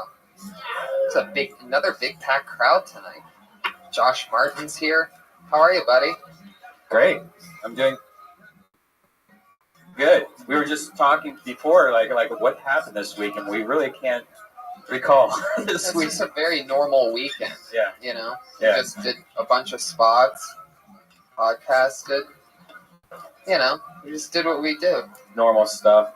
Yeah. Drank too much, cried at the comedy. I guess I cried at the comedy. I had one of those nights where I did a podcast about dysentery, and it's pretty much where we just get really, really wasted throughout the podcast, me and a couple girls. Like I'm talking like a whole bottle of tequila, a couple of beers, shots of it's just a horrible mess. And somehow I ended up here, and I guess I was crying. I keep on getting people are coming up to me telling these stories of shit I said. I guess I was going up to girls that I know that I would never do this with, and just like whispering in their ears, going, "Let's go to San Francisco and fuck." That's the craziest pickup line I've ever heard in my life. Why San Francisco? I know. That makes no sense at all. I don't understand. It's really weird. What does that mean? Like, what is? Maybe is that like some kind of term? Like, hey, baby, let's go to San Francisco. I don't know what that means. That makes no sense at all. It seems like some kind of dirty sexual maneuver. Right. I just wonder if I like made a joke up earlier and I thought everyone heard it and I forgot, and that's why I was saying that. Right. That makes no sense. But I'm so embarrassed. That's one of those nights that you like, shit, I'm not going to drink tomorrow. And then that's one of those nights where you do that and you the next day are like, what the fuck? Yeah, it sucks. I've never had people come up to me and told me that I was crying to them. Yeah, I cry a lot, man. I have this thing where I get really wasted, I just start crying. And it's not like I'm crying, like my eyes just start crying. Really? Yeah, it's like the alcohol is like, hey, you need to pee. I'm just going to come out of your eyes because you're too drunk to realize it. I don't know what the fuck I'm talking about. Yeah, that doesn't happen to me. I'll like talk shit and like be crazy when I'm drunk, but the crying thing, I save that for just like I just keep it all pent up and then I let it turn into anger. Isn't that fun? Do you cry ever? Like once a year? I really don't. You want to know what? I almost cried last night at the new episode of Breaking Bad because that show is unfucking believable and it just came back last night. How many people saw that episode of television? How the fuck is this? How the fuck are they doing that? It's unbelievable. For those of you that haven't seen that show, I know it must be annoying. People must tell you, hey, go see it. That show, it's unfucking believable. Like, if you can't get into this, I don't want to be your friend anyway. Like, that's fine if you don't see it, but it's really good. And I watched the first episode, and it stressed me out, and I was like, I can't have this stress in my life. That's when it's good drama. What do you mean you can't have... You're that crying. was stressful. You can't have that stress in your life. You're at a nightclub crying to your friends. Do you think I need more stress? Do you think that's a good, like, hey, let's add Breaking Bad stress to that? It might help. You might be like, you know what? My life's not that bad after all. I don't have stage 4 lung cancer and fucking a meth business that's trying to kill me. That show's fucking unbelievable. But with all these expectations, they come out with a new episode, and I mean expectations are sky high. And, right? I mean, only these 4 guys obviously have enough money to have cable, so... So do you think it's going to end, though, with, like, the Lost episode where, like, what? They're all dreaming. And absolutely not. You know why? Because Vince Gilligan's too badass for that. J.J. Abrams did that. I have respect for him, but, there's also other forces that be, powers that be. But how many series ever ends and you're like, wow, that was awesome. Like, what they did at Seinfeld, we were all quiet in jail. That was amazing. That was a bad one. Yeah, or Lost. The Sopranos is an interesting one. Sopranos, even though it's like, come on, we need to know what happened. But they tell you what happened. It's wrong what they did in the way that they made it so that only people that are really fucking paying attention can see what happens there. But I watched the whole thing on it. It's really interesting. And the way that it works is there's... How many people here have seen the last episode of Sopranos? Okay, that's a good enough amount to talk about it. But he's sitting in the booth and he's looking at the door, and you see you're looking at him, and the door thing rings, and he looks at who's in the door, and the camera goes from where he's sitting. Right? Right. This is a thing that happens over and over again. More people keep coming in, and then you go from his vision. And the thing is that on that last one, you watch the guy go, everything hints that guy that went in the bathroom that's coming back out is going to kill him. And that's on purpose, too. That's not to trick you. That's to let you know what the fuck's happening in the scene. There's a reason. Everything else has a reason. So that would, too. And then on the final one, when Meadow's coming in late, or something like that, he looks up again, and that's when it goes blank, but it would be from his angle, and at that point, that guy's coming out, so you know that he got shot in the head. Oh. Or they were going to wait 5 more years, make a Soprano movie, and the guy behind him misses and shoots the daughter in the shoulder. There's nobody had Gandolfini living for 5 years. Nobody. And if you thought he was going to survive that long, you obviously don't have any Italian friends with an Italian family that's just eating cheese and drinking milk, because that's what they do. And pasta. I mean, all the tomato sauce is the healthiest thing Italians eat, and that's not even really. That's got shit in it. It's crazy. You know. So if you guys have seen the show before, we have this gentleman over here. Of course, our head of security. Chief of insecurity. Yeah, Iron Patriot. The Iron Patriot, everybody, is here once again. Yeah. One of my favorite... All right, we're really excited tonight. Okay. Oh, you're really firing them off there, huh? Yeah. In the past, he's done some weird little music numbers that have surprised us all, and he sent me one over this week, and I put it on my iPad. Didn't listen to it until today, just to double check to make sure it was working. And he's going to do this song, and I've heard that he was sending in a song. I heard last week he was going to do it. I got excited. He brought a banana here for some reason last week. I'm like, what's the banana for? It's for a music thing I almost did, but it didn't work out. And you asked me earlier, do you know what this song is? Have you listened? And I purposefully haven't wanted to listen to it because I wanted to be surprised at what he was going to do with this banana here. Well, let's. I heard it, and I can't even imagine what's going to go on right now because this makes no sense to me. So let's go. Here's the Iron Patriot with his banana song.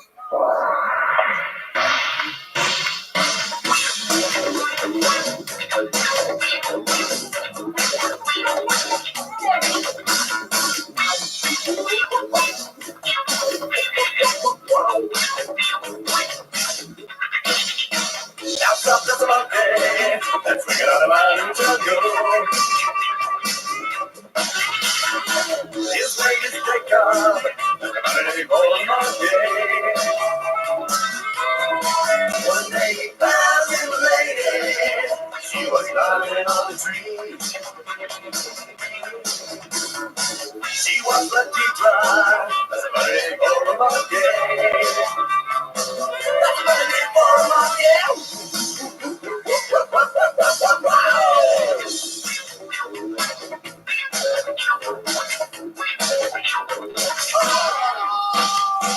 He loved the teacher, like a cow in love with a candy. She makes me Jacob, feel fresh like a bit of brandy. He wants to share his banana, he wants to share it all with her. The fella teacher doesn't know just what to do. She don't know just what to do. Get crazy with your banana. I can see what you do. I want to say what I know you. I can see what you do. I can see what you do. I want to say what I know you. I can see what you do. I want to share my banana, share it all with you. I want to share my banana, make this love so true. I want to share my banana, share it all with you. I want to share my banana,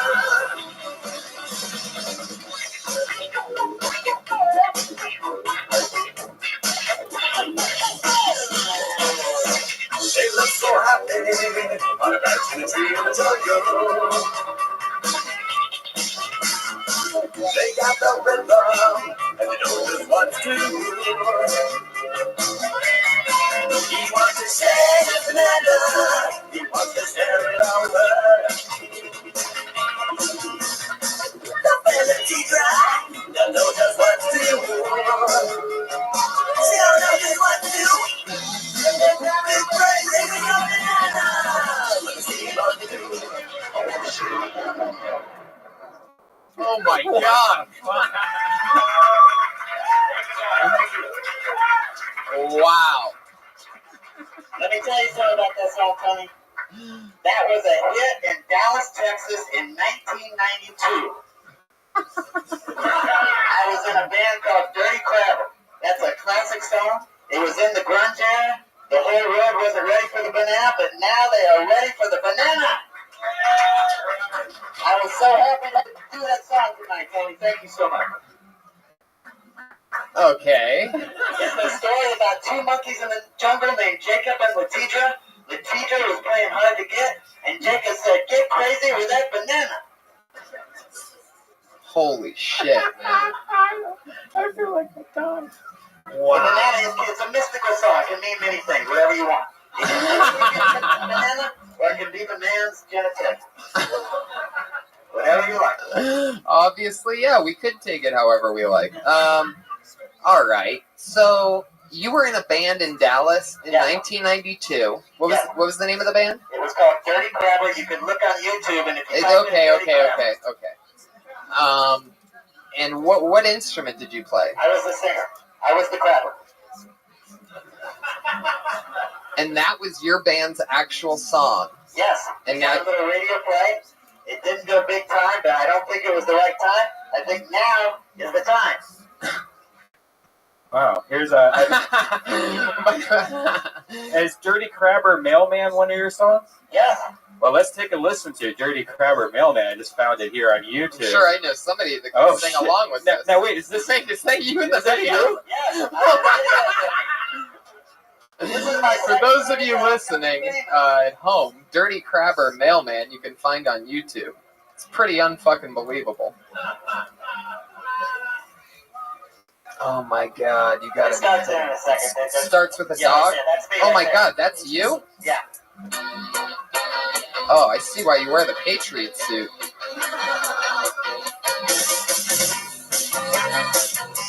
Yeah, that was in Pete Bellum in Dallas, Texas. You call this grunge? No, I'm saying grunge was popular. That's why we were funny.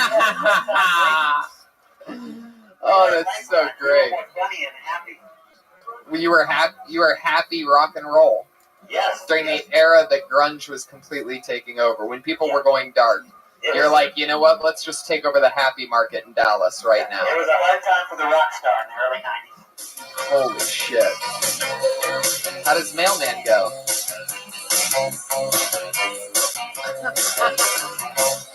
Everything is going better when I do it right. I'm working out in every weather. I'm blowing like a kite. I'm loading up my mail truck. That's how I do it right. I'm coming to your neighborhood. I'm gonna get you high, so high. Rain, sleet, or snow. The mailman, rain, sleet, or snow. You mean to tell me you guys weren't huge in Dallas? With your positive hit music? Oh, I love it, man. Amazing. But I'm trying to get my career going again in music. Well, I think that Mailman. I think the Mailman song goes great with the banana in the hand. I think you should flip it and do the banana. All right. Okay. I fucking love it. That was Patriot, you're always amazing. How's your week been? How's life? Remember I told you I was an extra on Parks and Recreation? Yes. Well, they started filming again this week. I was down there 3 days. And you know who I really like from that show? It's Rashida Jones. She's the daughter of Quincy Jones, who produced the biggest Michael Jackson album. And Rashida Jones, when she was a little girl, she was bit by Bubbles the chimp, Michael Jackson's little monkey. And Wow. she still has the scar on her hand. Oh my god. Very interesting. So the sight of your banana must really freak her out, huh? Oh, yeah. You know it. Patriot, I love you. Have you talked to the mystic gods of the universe? Do you have any new catchphrases for us? I have a confession to make, Tony. I've been getting my weed from someone else now. Oh. Why is that? I knew I had to stop mooching off you. At first, when you gave me that weed, I thought I'll just smoke it a couple days. But you showed me the way, and now I'm a full-time stoner. Yeah. Wow. There you go. I have a friend that I'm buying purple haze from on a regular basis. Wow. And the thoughts are coming quicker and quicker each day. You know when you dream at night, everything seems real, all the things are people, but then you wake up and realize it was all a dream? Do you realize, Tony, you are dreaming that you're doing the show Kill Tony right now? Do you need somebody to take that banana out of your hand? Josh has it. Oh my god. All right. Oh, shit. Or you could just throw it wherever you want. I hope that doesn't hurt anybody, because one time I got hit in the face. In Dallas, I would throw the bananas out to the crowd. They would all play with them, and then sometimes they'd throw them and hit me. Next video on YouTube, you can see a banana hit me in the face. He's the only rock star that they throw the stuff back at him. That's so great. I like how they play with it first. I would like to see like a bunch of grown men in Houston, Texas playing with banana. Oh my god. Tony, is your thing shaped like a banana or an egg roll? The what? Your junk. What the fuck? Wow. Oh my god. Some guys have it shaped like a banana, but some are more. Brian told me over this like last weekend. He said that he noticed that I do this thing from listening to the podcast where I that I didn't know that I do. He said that I go, whoa, what the fuck? Yeah, you just hear something. And I noticed I just did it right then. It's like, what the fuck? Whoa, what the fuck? Wow, that's interesting. Wait, what was I can't the wait what to the fuck? dive Oh, yeah, more Johnson. deeper into your music videos. There seems like there's a few on YouTube. Oh yeah. Just when you couldn't get any more interesting, you tell us you were in a unsuccessful rock and roll band in 1992 in Dallas, Texas. It's so wrong to do my own songs because I was doing covers of others, but it took me a while to get the courage to do my songs. I think it all makes sense. Yeah. Patriot, it's good to have you again. One more time for the Patriot. He's going to be with us all night, making sure that we're all safe, even though he cannot move in that suit whatsoever. The $4,000 suit with just looks. He cannot even, he has no idea where the microphone is at any point. He knocks that over. I saw you almost trip during the banana song. I saw that, right? I was trying to do some dance moves for the crowd. Yeah, you're restricted there on your left by a stage. I know you can't see anything either. Yeah. This is all real, everybody. The Patriots showed up before the second episode, and he's been with us every episode since, a full-time member of the Kill Tony team. Yes, I appreciate it, Tony. Thank you're you. really giving me my big break. Some guy in the bathroom started an applause break for you just then. Yes. I'm very excited about tonight's show. We are very lucky to have an amazing, as always fun special guest. This one, TV, commercials, awesome comedian, great friend of mine. Put your hands together for the very talented Kevin Christie, everybody. He's here. Fuck yeah, baby. Hi. The man, the myth, and the legend. I feel like I'm only one of those things, but okay. The legend? I'm just a man. Just a simple. And after you see a song like that, you feel more simple. You know what I mean? You realize you haven't done enough. You haven't done enough with your life. You haven't produced enough art. I was looking at your art on your website today. Were you? And one drawing that took my attention was Adolf Hitler slipping on a banana peel. Yeah, that's absolutely true. I drew a picture of Adolf Hitler slipping on a banana peel, and I feel like now you and I are sort of connected. Yes, we are. And I don't like it. I'll be honest with you. I'm going to find that drawing and burn it. I'll be honest. No. I have a lot of questions about your band. Ask them. And Texas in general. Did anyone ever raise the question that this is the most racist song in the world at any point? What do you mean? Well, okay. What was the name? The two monkeys you have. Jacob and Latidra. What? Latidra. Latidra is where it gets real racist. Yeah. Jacob is a biblical name. Yeah. You know what I mean? Latidra is where it goes a little Texas. I'll be honest with you. It gets a little. Did anyone raise that ever? No, nothing. No, I mean it has kind of a jungle fever theme, but Also a very racist term. Another extremely racist term that most people stopped using in the early 90s.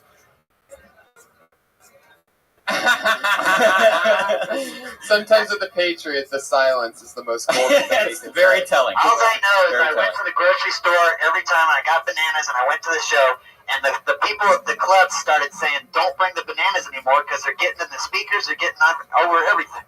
But then I just said, that's my stick, I got to keep bringing them. And I'd say I'm not going to do it, and then I'd do it anyway. How many bananas would you bring?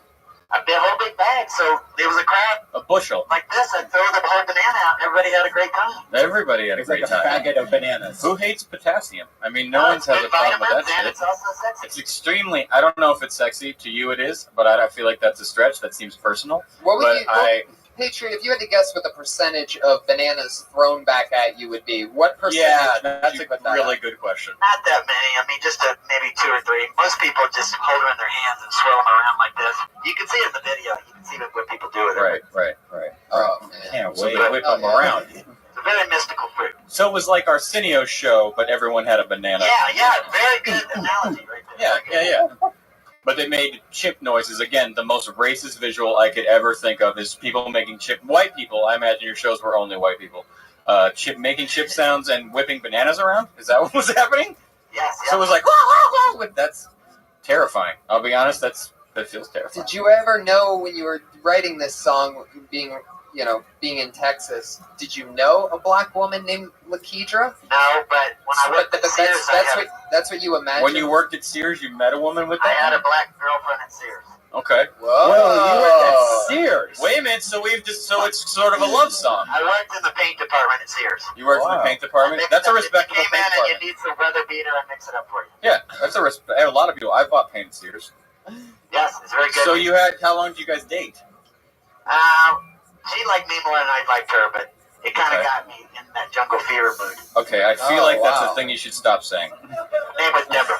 Did she ever hear your banana song? Just say you liked her. I don't know if it has to involve a jungle. I feel like you liked her outside of a jungle, so you didn't have. I mean, Dallas isn't the jungle. You liked her in Dallas. You had Dallas fever. I feel like that's a better thing to say maybe about you being attracted to her. She liked you. Yeah. She didn't have jungle fever. She just liked a white guy. Yeah. Why is it only jungle fever if a white person likes a black person? What is it called when a black person likes a white person? Just disappointing?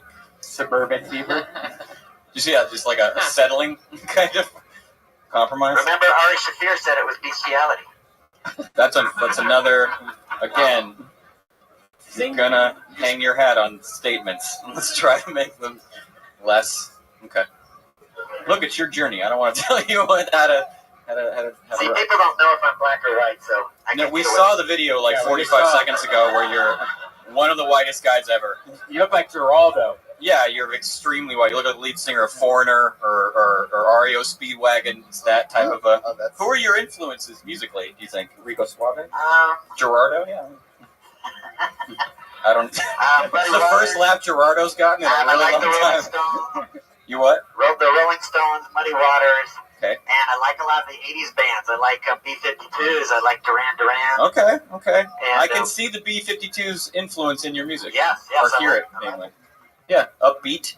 Yeah, It's I fun. like everything. I mean, Tony, what did you do in Don's band? Did you play music? Yes, I played guitar in Don's band. Oh, you can play guitar. And drums. Well, really? This is air And guitar. bass guitar. It's all air, though. Yeah. Oh, I'd love to see you play air. By the way, the national championship of air guitar is across the Always street, a right? fun thing to see. Yeah. Do yourselves a favor. What do you win? Like an imaginary check and an imaginary new guitar? You win an air trophy and air shame. Right. Oh, yeah. Well, you want to start this party? Of course. As always, here what we do is we have a ton of comedians, and we're lucky enough for them to grace us with their presence for 60 seconds at a time. And then me, and as always, the panel here, we talk to them. They go from comedian to guest in no time at all. That's the sound of 60 seconds. And if you run Can I hear that that 60 again? seconds, that's the 60 Shoot. seconds. But if you run that for a bit, you bring out the very angry West Hollywood bear. And then You can see the chest hair. Bobby Lee says if you get to the West Hollywood Fair, you get banned for a few months. Yeah. Is that his rule or your rule? That's So- Bobby Lee's rule. Okay, Right. well. If anybody quotes Bobby Lee's rules, then you'd be banned for a few months. Yeah. And who knows how long a few months could be? Could be thousands of months. It could be literally thousands of months. So, All right. Yeah, metric system. All right. So you guys ready to get this thing started or One more what? thing. Wait, oh, you have one more thing? Your third co-host wants to make a point. But didn't Bobby Lee give you your start in comedy? He absolutely did. He absolutely did. Oh, that's awesome. Yeah. How'd you know that, Patriot? I was listening to a podcast today. Wow. Patriot's Bobby one of the Lee got me greatest started co-hosts here at the in Comedy entire Store. business. This Does is his the only research show I every do, day. So I'm thinking all week about what I want to do. It's the only show I do. I love this show. One more time for the Iron Guys, everybody. How do you not applaud a guy who loves what he does? Love it. We love having you, Patriot. I told somebody earlier, I go, where's the, because your bus was a little bit late. They go, you're going to start without the Patriot? I go, I would never fucking start without the Yeah, Patriot. how dare you? How Don't dare even you? speak How that dare you? sin to me. How do you fit that much heart into that suit? Unless Well, it I was, wanna know. unless it was 8:30. So much heart. A lot of bananas. That's A lot of bananas. Fuck yeah. Well, here we go. I'm going to Bang. start pulling a name out of a bucket, and then that person's going to come on stage and perform for 60 seconds. Sometimes we tag your jokes, make them goofier. Sometimes we make them smarter. Sometimes we don't even tag a joke. We just ask you questions and come up with something funnier about you than even That's a your joke. long way to describe ridicule. This guy was up, I do believe, last week. He's back again. Put your hands together for Brian Moreno, everybody. Here he Brian is. Moreno, let him hear it! Bam. Here he is. What's happening, everyone? Yeah, I'm going to use a little of my time to dedicate it to Iron Man, because at first I was in awe at the song, because he's so dedicated. Then I realized, this is a guy dressed in an Iron Man costume. Of course he's dedicated. Yeah, that went over well. All right, I'm going to keep on the theme of my brothers. Last couple weeks I talked about my older brother who's gay. And having an older brother who's extremely overt in his homosexuality, you get a lot of crazy questions, homophobic things from your friends. But the one thing I've realized is that the line where homosexuality actually starts is very gray. It's not clearly defined. Because I ask all my straight friends, it's like if I give another guy a blowjob, just one, don't like it, don't think about it ever again, don't want anything to do with it, does that make me gay? And all my straight friends are the same thing. Of course, dude. If you give another man a blowjob, you're absolutely gay. Why? You want to suck it? But then I ask my gay friends the same question. I give another guy a blowjob, just one, don't like it, don't think about it, don't ever want to do it again. Does it make me gay? Well, Oh, shit. You brought out the fucking bear, man. Be careful. I shouldn't have wasted my time on Iron Man. Oh, that's I so shouldn't have true. I wasted mean, my time on Iron I'm Man. honored, though. I'm honored that you included me. Patriot. No, he was dedicated. I gotta give it up to him, man, Thank like a you. banana. Well, it came across as like a sort of like an insult. Yeah, it was coming across. Were you thinking of I the mean- word committed as like put in a mental hospital as opposed to dedicated? Well, no, it's like Because it came across like a dig a little bit. Well, because you know how like when someone performs, it's like if they bail out on their performance. He was committed. But There's he no was way to dedicated. half step a huge plastic suit. Yeah. He's I Right. mean, because at first I was in awe, and then I'm like, this guy rides the bus here in an Iron Man costume. Of course, Yeah. he's dedicated. Well, he can only take the bus. He doesn't Yeah. because he can't sit down in the. I'm not fucking kidding. Yeah, by the way. stand. He has He to stand. cannot sit down in the. How'd if you he guys wanted get here? to. Sitting down, pussies. I guess I have to mention. I like a feel like I have cable to car. mention that at the top of every episode. And I he didn't has to count that into stand. my 60 seconds. I Yeah. apologize. I didn't bring the heat today. Well, you know, it's not about the heat. Sometimes it's about, there's always, sometimes before you're about to go on, or sometimes before I'm about to go on, there's these little things that you're listening to in a room and everything, and you try to come up with an idea yeah. of something, and there's this measurement system that Right. goes with the How minute you're good like, is this? right, and you try to measure that out. But no matter what, in the end, you got to get your point across in some way. So, like, I guess my note would be that if your intention was to, Well, like, give the Patriot a compliment because it was directly in between compliment and insult. It was like right in the middle. I thought you were gonna shit on him, and then you didn't, and I was like, well, are you gonna? I thought maybe you're gonna take a dig at yourself. Like, if this guy puts on a huge plastic suit, I can't even whatever. I didn't exactly think it through as much as I should have, considering I went first. But I will say this: it's important to be present in the room. I think a lot of comics make that mistake where something weird happens on stage and they're next, and they just go up and like, "Hey, how's it going?" So my parents, it's like, "Did you not see the fucking weird thing that just happened?" And it makes you, to me, look crazy. And yes, exactly. Because if instead of moving forward when it doesn't go over, you know what I mean? Like if it was supposed to get a laugh or it was supposed to get an applause, it didn't get either. So at least you could have gotten the applause by saying, "I don't think that came out right. Nothing but love." You know what I mean? Like calling out at least what happens before going into a bit. It's about acknowledging the situation you're in to a certain degree, because you're in a room full of live people. They're not watching you on TV. Especially, and the great thing about the Comedy Store is the open mic is so bizarre. So you're always going after, 30% of the time a total catastrophe. And if you don't mention it, it's like, did you not see it? Can you not tell that's a total catastrophe? Like I feel like it's important to be present. Yeah. But make sure what you're going to say is probably going to work. Because what you're already doing by bringing up what just happened is you are being present. So if you don't have a direct ending at the end of you being present and you're about to be unpresent and go into material, you have to segue into that in some way. And I think I give you a lot of credit because you're extremely sharp when it comes to creating a thought and being able to verbalize it within a short amount of time. That's one of your staples. And I think, but another thing that I fall back on when that doesn't work is not necessarily humor, because it's not always funny. Sometimes it's spiteful. But I mean, like, word efficiency is very important. And I don't know what the ending of your gay brother joke is. Sure. Very curious. But I found myself, you're going a long ways to get to it. Totally. Yeah, it was a 60-second joke. I have a gay brother. A lot of people ask me questions. A little too much pitter-patter. There's a little too much Seinfeld always says, tags only. Like, you can literally boil down a joke to just tag. You can. I feel like there's always a more efficient way to explain everything, to the point where you have a joke where you literally can't take any words out anymore because the joke won't make sense, but you don't need any more. Totally. And I had a 60 seconds last week that I think was the epitome of that. I hit 3 points, but this week I tried to just extrapolate on it. And I remember, one of the notes from that was get more into that gay brother thing. But what I want to say before we... Can I hear the punchline? Yeah, go for it. What is it? How far away are we? No. I asked my gay friends. Yeah, your gay friends. The same question. And and they're like, "Oh my God, no, but Ryan, it's who you are. It's part of your essence, part of your being. Why, honey? You want to try?" So basically, do you want the same exact thing as the straight guy? You got to really trim up the front end. In the first 17 seconds, you can trim out. There's a lot of fat. It was a lot of fat. A lot of people. I have a gay brother. A lot of people ask me questions, and I realize myself there is no gray line or whatever it is that you say.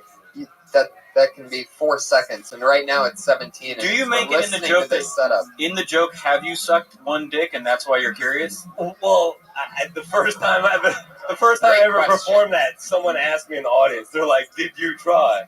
Yeah, and which, by the way, you're not. By the way, if anyone here's curious and wants to, or thinking about it on the fence, I feel like you got to get into the teens before you're really officially a gay dude. There's so many different kinds of dicks. All dudes just want a blowjob. Just doing a friend a favor a lot of the time. You don't want him to go out and make a mistake with someone he doesn't know. I know. Thank you guys. Brian Moreno, everybody. There you go. At Brian Moreno 21 on Twitter. That's at Brian Moreno 21. Oh, your next comedian always gets lucky. He's also a producer on the show. Big fan. Put your hands together for Josh Martin, an employee at the Comedy Store. Rising young. You got it. Yeah. Hey guys. I feel like my body's kind of. I have a weird body. I realize I have a very weird body. I feel like it's fucking with me though. But it's like I'm only 28. It's not old, but I feel like I'm old and young at the same time. That's how my body's fucking with me.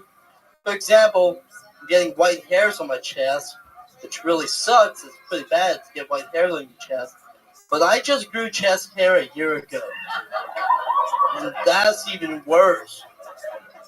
That's really bad. That's all I want to do. Okay. I mean, look, we say chest for me a couple more times. Like, it's good. Chest. Chest. Borderline Southern. Yeah. I'm from the South. That's why. Chest. To be fair, it's not just about you being from the South. It's a combination of Louisiana and speech impediment. Yeah. Or Cartman when you guys. Yeah, kiss my papa. Yeah. There is something very Cartman-y about you. Can you say, You're a real buffet of bad speech. without trying to sound like Cartman at all, can you just say, fuck you, Kenny? Fuck you, Kenny. I like how it goes up. It's like, kind of a quiet moment from Cartman, but pretty authentic. Fuck you, Kenny. Again, That's that's better. That was halfway more there. natural. Yeah. Wow. I was trying to speak normal. Did you really? Are you really getting gray hair on your chest? I am. Let me see. I'm plucking them out. Ow. Like, what? I'm plucking. I keep getting a couple random white ones that I keep plucking them out because I refuse to go gray. That's weird, man. I have Weird so much for the- chest hair, but I got gray up I here. feel like it's odd that it shows up first at the chest. Usually it's like here. Right. Yeah. I have got it here, a but I few- don't have it here or down there. I got a few in my beard and my chest. Okay. Okay. Science says that Son of a bitch. people with speech impediments get gray hairs on their chest first. Right. Yeah. That's From all the spit. we all saw that show on Discovery. Yeah. I read that last week in Speech Impediment Weekly. Anyway. I think conceptually I like the that your body is fucking with you, and you have young, old, and yourself at the same time. I think you can tag. You need like a bunch more tags. Totally. Yeah, Because I think it's a pretty fruitful concept, a premise, and I think you could go with it. I like the idea that as soon as your chest hair becomes old enough to know better, it's killing itself. Like on your body, like, oh, this body fucking sucks. Like as soon as it gains the experience, it's like it seems like your body parts, as soon as they realize who they live on, are like, we're out. Like they're trying to die as soon as possible. Right now, I've been trying to connect that to another joke that I just don't have enough time to do about trying to be a man. Right. That's interesting that you have man chest hair but no actual skills. Have you been looking at other places of your body now that you've had that white hair? I've been getting white hairs on my balls, and Oh man, my balls are getting. Are you even serious? ugly. That is a bummer. This feels like stress, dude. This does not feel like age. You're not old enough for this to be happening. It's definitely stress. I mean, if you'd have like shaking, Steve, right? man, It's just like one or two. it's like you're Steve Martin, but only from the neck down. It doesn't make any sense. Yeah.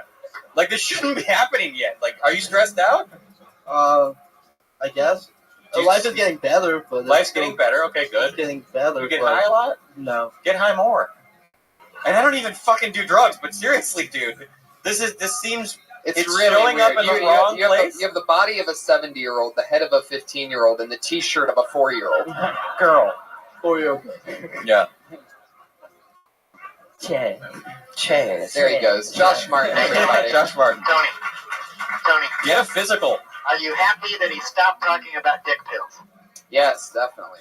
He kept saying dick peels. We're happy when anyone stops talking about dick pills. Chaz. One more time for Josh Martin, One more everybody. time. I'm going to pick another name out now.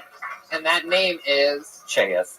Brad Sachs. Brad Sachs, let him hear it. Here he is, live in the flesh. Oh, hey. That's at Josh Martin Comic, by the way, on Twitter, if you want to tag his white hair joke. All right, Brad guys. Sachs. Thank you. Recently got a haircut, and I did something cool. I donated the clippings to a cancer foundation called Lots of Love. Thank you. Thank you. Yeah, so right now there's a dying 7-year-old with pubic hair for the first time. Thank you. The best part was the smile on his face as I was gluing it on, which was wonderful. Thank you. Thank you. I got him a wig, too, because it would have been weird. And I told him, enjoy that wig. Just don't let anyone clip it for a drug test, because you'll fail it. That's an Oxycontin joke, guys. Thank you. Thank you. That's all I got. You're going to be huge. You're going to be a big star. I feel like Thank you you. switch the Thank you. I think you should Tony. switch the wig and the glue thing Okay. because the glue thing's stronger than the wig thing. Yeah. Yeah, I think you switch those. Wait, switch. Wait, what do you Put mean? the gluing it on him at the end or whatever, Okay. and put the wig thing earlier. Like in the middle. Yeah, in the middle. Okay. Yeah. But I like your instinct to stand there and say thank you during an awkward moment is absolutely correct. Somewhere That is Jade, absolutely somewhere Jade London's like doing like a Yeah, big like thumb. you did it, buddy. No, that's the right thing because you're going. Anytime you do a dying child joke, guys, It's you're gonna get some moans and some people going. "Ah." So you got to stand there like a fucking adult and be like, "Thanks." Is that a thing? 'Cause Is that's that the a only thing that you're trust you have. working on? That thank you. Is that part of your thing, or did that just happen No, coincidentally tonight? Sometimes I do Because that. I love how you use it because you're Yeah. not like abusing it. No, and it's not too like get her done. Yeah. But it's cozy and you're Can playing there it be real. two get her done though? I mean, if we're being honest. I loved Thank you. everything. Yeah, I love. Thank you guys. I love the only thing I had a beef with was that you said when you were getting real again, you said that was an Oxycontin joke. Thank you instead of Right. thank you, because that's all I was paying attention to by the end. You had me trained by the end to love that thank you. Yeah, it was Pavlovian. Totally. Yeah. Totally. And, Was and it too that's much? and, Was and it- No. I No. feel that No. anything you could find that's a mechanism like that, like Right. Jim Gaffigan's inside voice, like Right. they are invaluable. and the way that you're using it just like that, I mean, that's your You're thing. I don't basically get people telling doing the that. crowd when to laugh, and they'll do it after a while. Right. They'll know it's like, oh, it's our turn. Like that's it's Right, fucking right. anything you can do like that is smart. Yeah, and no better time to have something like that than when you're going straight through the edge. I mean, a cancer joke, Yeah. and then you're fucking with the cancer person. That's all. You gotta take the Thank edge you. off. Like you're totally expecting the place to just go crazy. Yeah. The notion Thank you, like, thank take your you. seats, take your seats. That's The good. response usually is mixed. It depends. You know. It's some always people- gonna be. It's Yeah. you're. I mean, Well, let's- It made me laugh hard, and I think Well, that's thank you, all that Tony. matters. Yeah, because Thank you. I'm selfish. Brad, I really, really like that. Keep working Oh, on man. that, and Keep working. All right. don't fucking- overuse it, but know now that you have that power. Yeah, Awesome. you pretty much just claimed. Great power Thank becomes you. great responsibility. You So use it please well. Yes. Yeah. Talk to the Patriot about how to use power. Yes. Me and Tony, both being from Ohio, do you have any Ohio material? I don't. No. I don't. I'll start working on Do some. you have a Cleveland no, Browns? no, Do you no, have no, a Don't do that. Don't go back. Don't do that. Do you have a Cleveland Browns tattoo? No, I do Do not. you? Well, I What do. the- so Why the no- fuck do you have a Cleveland Browns tattoo? Don't worry about it. Just a fan? Just a fan. You lost a bet? No, I am a fan. Really? We don't have a football team here. I'm not even a fan of the Cleveland Yeah. Browns, and I grew up 45 minutes away from I them. like hurting. Aw. Actually, I do too. It's weird enough. I became a Dolphins fan. Again, bad choice. Made no sense. Yeah. But that's another thing. When you're Italian and you were born around my age group, you're automatically a Dolphins fan because Dan Marino is the only Italian Yeah. player in football. One of the only things my dad ever actually forced me to do was become a Dan Marino fan. Yeah. Anyway. Well, There you go, Brad Thanks, Sachs. guys. At Brad Sachs on Twitter. That's Brad SACHS on Twitter. Didn't really get to tag it. What was the thing again? He was talking about cancer.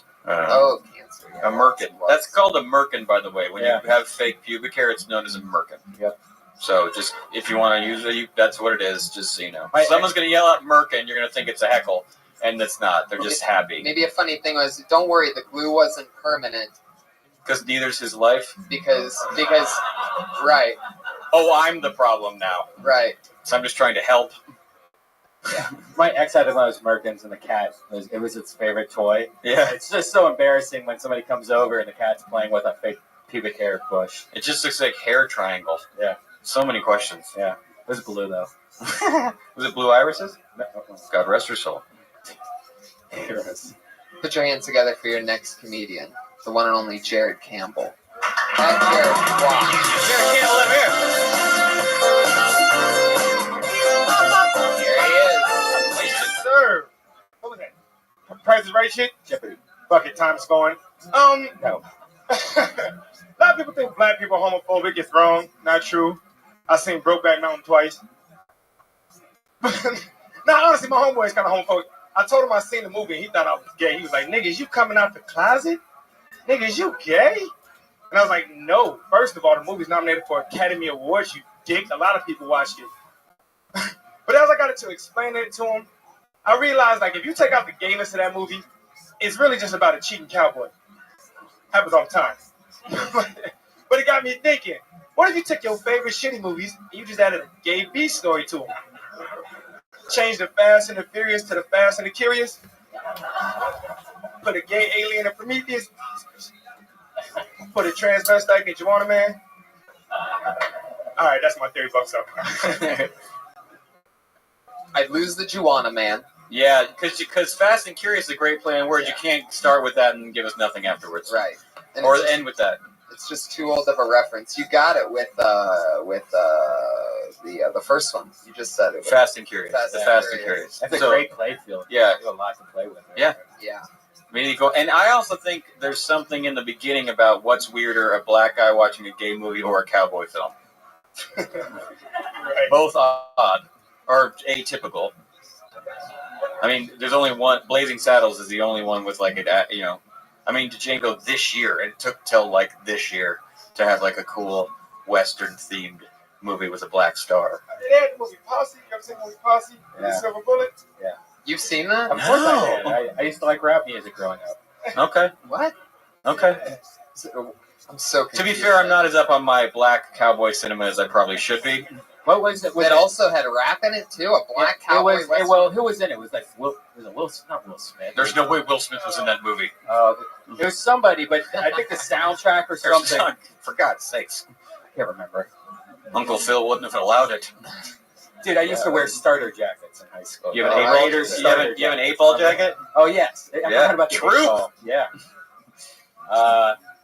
Wow. Yeah. There's so much that you could play with that joke. Other movie titles would be like even go into like maybe Fast. cartoons like Disney movies even.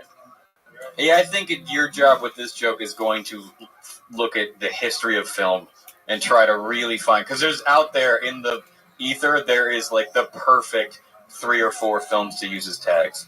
But you're going to have to look at fucking movie after movie and find like, there's, that's the thing, it's going to take some time, but there are like 3 or 4 movies that will make for perfect references. And you can kind of go into it. But not necessarily even play on words, just find the movies where the notion of a gay character would be the most ridiculous thing imaginable. You could find it. Or, yeah. Just look at gay porn titles. You can pretty much go into any of those and then just like That's a good kind of idea. like give a little synopsis. Also, just looking at gay porn titles is a good time. Honestly, if you guys are at home and you just want to laugh, please. What are we doing here? We're putting a gay character in into straight movies. Into straight movies. Yeah. Don't let them be shitty. They could be good. Yeah. Yeah, putting a gay twist in movies. Just that they aren't gay already. Maybe Yeah. like you could say Wizard of Oz, because it already sort of seems gay. But then Boys you could on say Boys that, in the Hood. You could say that Oz is yeah. The Wizard of Oz, except it's the prison Oz, not the land of because they butt rape each A other. few good men who suck each other's dicks. Boys on Boys in the Hood's better. Oh yeah, that's a fun joke. Yeah, that's what I'm saying. Like, that's when you just sit around with your friends, like, get 3 of your comic friends and just get high or whatever and just record it, and you'll come up with 30 and then pick the 3 best, and then you're off to the races. Totally. See you in Montreal. The rear enders? Or no, that's the Avengers. The rear enders? The outsiders, because we're gay and not accepted. Right. Pony Boy. Pony Boy, yeah. That just makes you I think love Pony fucking. Boy. I'd love to see that cast make out. I mean, that was a good-looking cast of dudes. The original Outsiders, you got young Swayze running around, you got a young Ralph Macchio, Tom Cruise is up in that, Emilio Estevez. You don't tell me you want to see a fuck fest with those guys? I'm not even gay, that's just beauty. You know what I mean? That's like watching a bouquet of flowers roll over itself. Do you think you'd still mention Emilio Estevez's name with those other guys had the Mighty Ducks movies not been made? I'm more a fan of him as a director. I enjoyed Bobby. So, Wow. He's got a weird handlebar mustache now.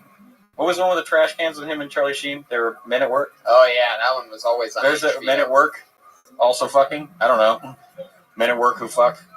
This isn't a play on Yeah, but words, it should I be just- more movies that most people know. Yeah, though. Like a lot of people don't like know that. two men alone in a Or maybe the joke is like, if it'd be so funny if you add the gay element to Top Gun. Wait, you don't have to. That's the gayest shit ever already. Watch the volleyball scene and jerk off. Top fun. Actually, if no one's heard it, Google Quentin Tarantino talks about Top Gun, and it's one of the most amazing. That he pretty much dissects Top Gun and Yeah, no matter where they are, every man's glistening with sweat and in a wife beater. They could be like covered in ice and they're still glistening and beautiful. The one main character starts dressing up like a guy halfway through the movie. Mm-hmm. I really can't even get into that movie at all. I've never really liked Really, Top Gun didn't grab And you? everybody's always like, what do you mean you don't like Top Gun? It's just like, That's one of those generational things. Seems You're not terrible. old enough. you know what might be a good one? Two men alone and naked in the forest, Gump. There he goes, everybody. Jared Campbell. That's Jared Campbell, you guys. Q-U-A-Y. Somebody gave me a DVD earlier. That's interesting. We'll talk about that later. Put your hands DVD together of for Posse. Emily Rose. Emily Rose, let her hear it. A real person? That's also the name of a porn actress. Is there an Emily Rose here? Oh, snap. Somebody has terrible handwriting. Wait. Who has the worst handwriting here? Does your last name begin with an R? Are you a doctor? What's your excuse? What's your name? No, that's No, Emily. it's That's definitely totally. But I like that you well, admitted it could be that fucked up. for those, It's Steve Davidson, but I don't even know, man. right. So that means she is blacklisted. And when somebody gets blacklisted here, we say they get blacklisted, and then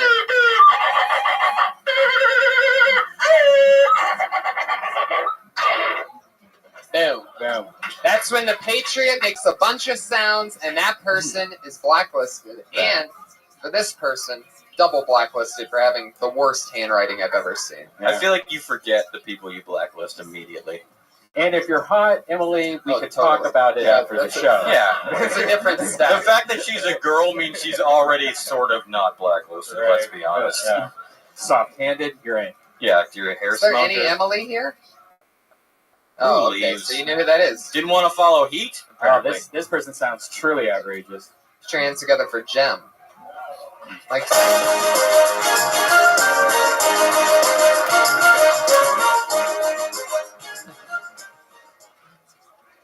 Hello. My name is Jim. That's G-E-M. I like to travel.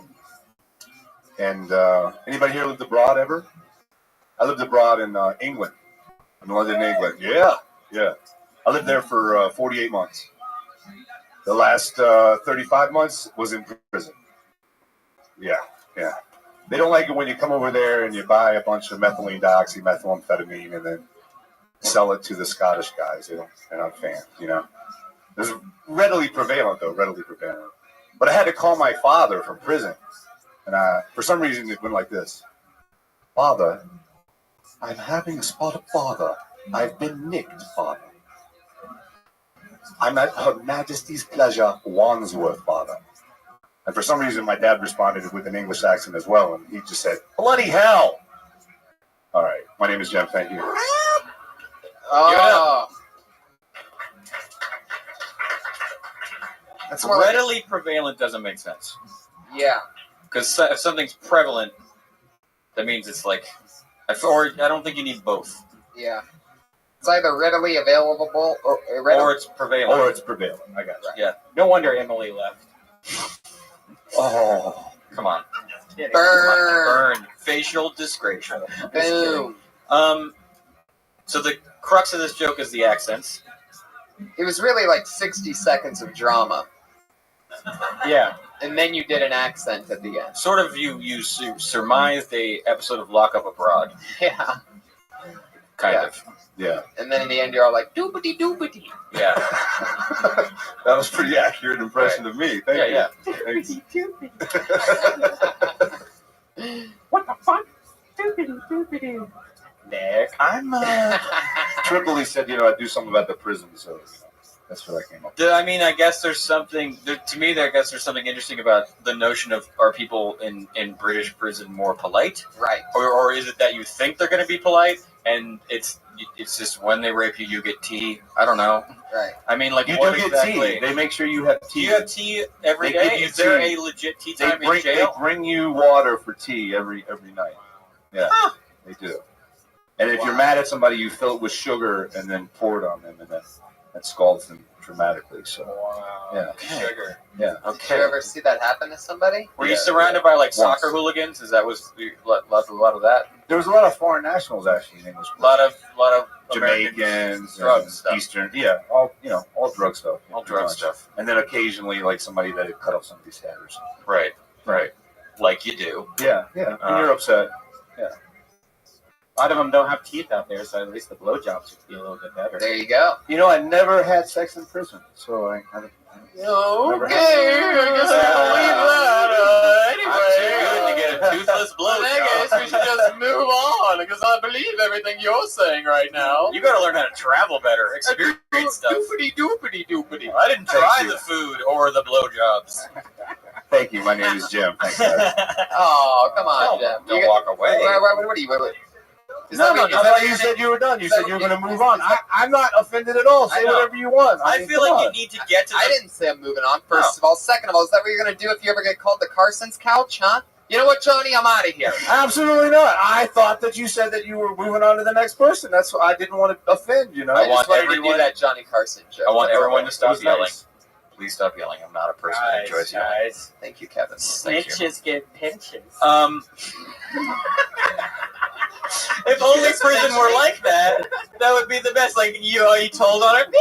Oh, I shouldn't have snitched.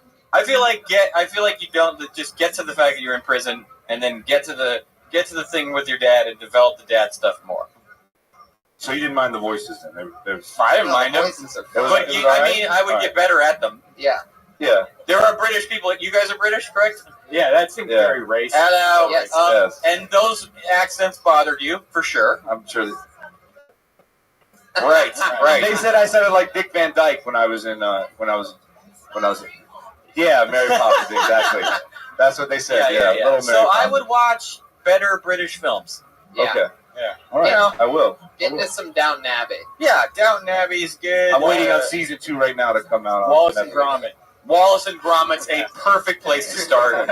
If you could somehow tie That going makes to me have prison, flashbacks of prison, so no Wallace and Gromit. No. Gromit. Oh, God, no. if you could weave Wallace and Gromit into a joke about going to jail for drug dealing, that would be something. Yeah. Okay. You know? Yeah. When you were in prison, were you a Wallace or a Bottom? Yeah, Wallace or a Gromit. Gromit's got to be a bottom. Jim, thank you so much. Thank you. There you go. Well done, sir. All right. You got a lot to talk about. I mean, only you have been in a London prison, man. That's the thing. That's a pretty... get into that. Right. Every once Really in a while, line it somebody out. comes up that we could spend an hour on. Yeah, you Just went to fucking- jail in a place where there's a queen. Oh, yeah. Totally. So bizarre. You had a barrister. Patriot, what'd you think? I think that's a vast well of jokes right there, and he listened to Sam finally, because Sam suggested he talk about the 2 years in prison. Yeah. So I think it's a step forward this week. Boom. There you go. It seems like it would be 35 easy. months. Seems like it would be easy to break out of the prison, but there's other guards that can't talk or move. Yeah, they can't move. The guards literally just stand there. They just stand there like you just walk by. Just like red plaid microphones. Oh, no, he's getting away. Wish I could help. I'm bound by duty. Oh, it's so great. Jem, are you listening to this? All right, there you go. Get a pen and paper. Yeah, there you go. The guards can't leave. You stayed of your own volition because you felt guilty, but because you could have left any time because the guards aren't allowed to smile or move their arms. They didn't even lock the gates. They just stand and they go, "Ah, Christ, another one." Would you like some toast for your adventure? Perhaps a Triscuit or a biscuit? Yeah. Before you leave like the rest. I'm so lonely. There's no prisoners You here can't anymore. just run away. Who's going to feed you? Take some of this food. How does this prison stay open with no inhabitants? By the way, before I pull the next name, I just want to give a special shout out. Put your hands together for John and Charlie, our British consultants here tonight. Yeah. I met them before the show. They actually extended their stay here in America to be able to catch Kill Tony with us tonight. Wow. And that's some fucking awesome Positive push. Thank you so much. Super Death Squad wearing the bright Bert Kreischer t-shirt. You got gifts for him? You got gifts? We got gifts for him. that's awesome. We'll figure something out. Okay. You want my iPhone? Would you like the special guest iPhone? Give me my fucking iPhone. You got it. Done. In fact, I'll give you 2 of his I don't iPhones. give a fuck. Don't look at the pictures. This is definitely a new name, or else I'd remember it. I'm excited to see what happens cool. here. Put your hands together for Jay Light. Jay Light, let him hear you guys.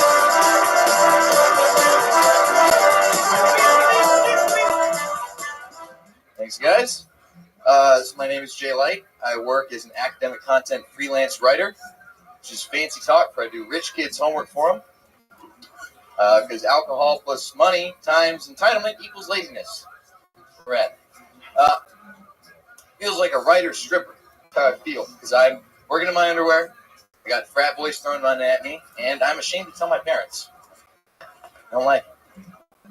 I had one girl, she wanted to get a revision on her paper after I wrote it, which I'm fine with. That's part of the job. But I wasn't fine with the way she phrased it. She said, "This is really, you're a good writer. I like your style. You're savvy. But I just don't think this was for me. Can you find me someone more qualified?" Smiley face. You were paying me so that you can get drunk and suck dick this weekend in a dorm room somewhere instead of writing your ethics paper. I think you need to look at what qualified means. I wish I could have been that guy in that dorm. Be like, "Hey, listen, you're doing a great job. Really appreciate the way you suckled on the balls a little bit there. But I think you need to find me." Oh my god, he just comes out quicker and quicker. Every week he comes out As quicker. I was ending. I swear to God, it used to take 15 seconds for this bear to come out after the cat. He's eager. No, but it's like, all this prison time. where you go? They don't even know when it's coming. Oh my god. Oh, alright. Well, oh, what the fuck is that? That's powerful. Jay Light, everyone. Fuck yeah. There's a lot there. There's a lot there. And what's most important when you're going to unload a topic like that is to really make it clear up front exactly what you do. I didn't know that existed. Right. So I think probably most people were like, "Oh, what?" I think you need to spend more time explaining what it is. Yeah. Have a few joke tags in there, because then by the time you get to writing stripper, they're like, "Why?" Like they didn't understand necessarily the structure of what you do initially, so the analogy doesn't necessarily ring. Why didn't I know this in college either? This is like really annoying. I mean, I had my friend Tron do a paper for me in high school, but I didn't know I could pay people. His name was really Tron. He was Vietnamese. Wow. Tron. Smart motherfucker.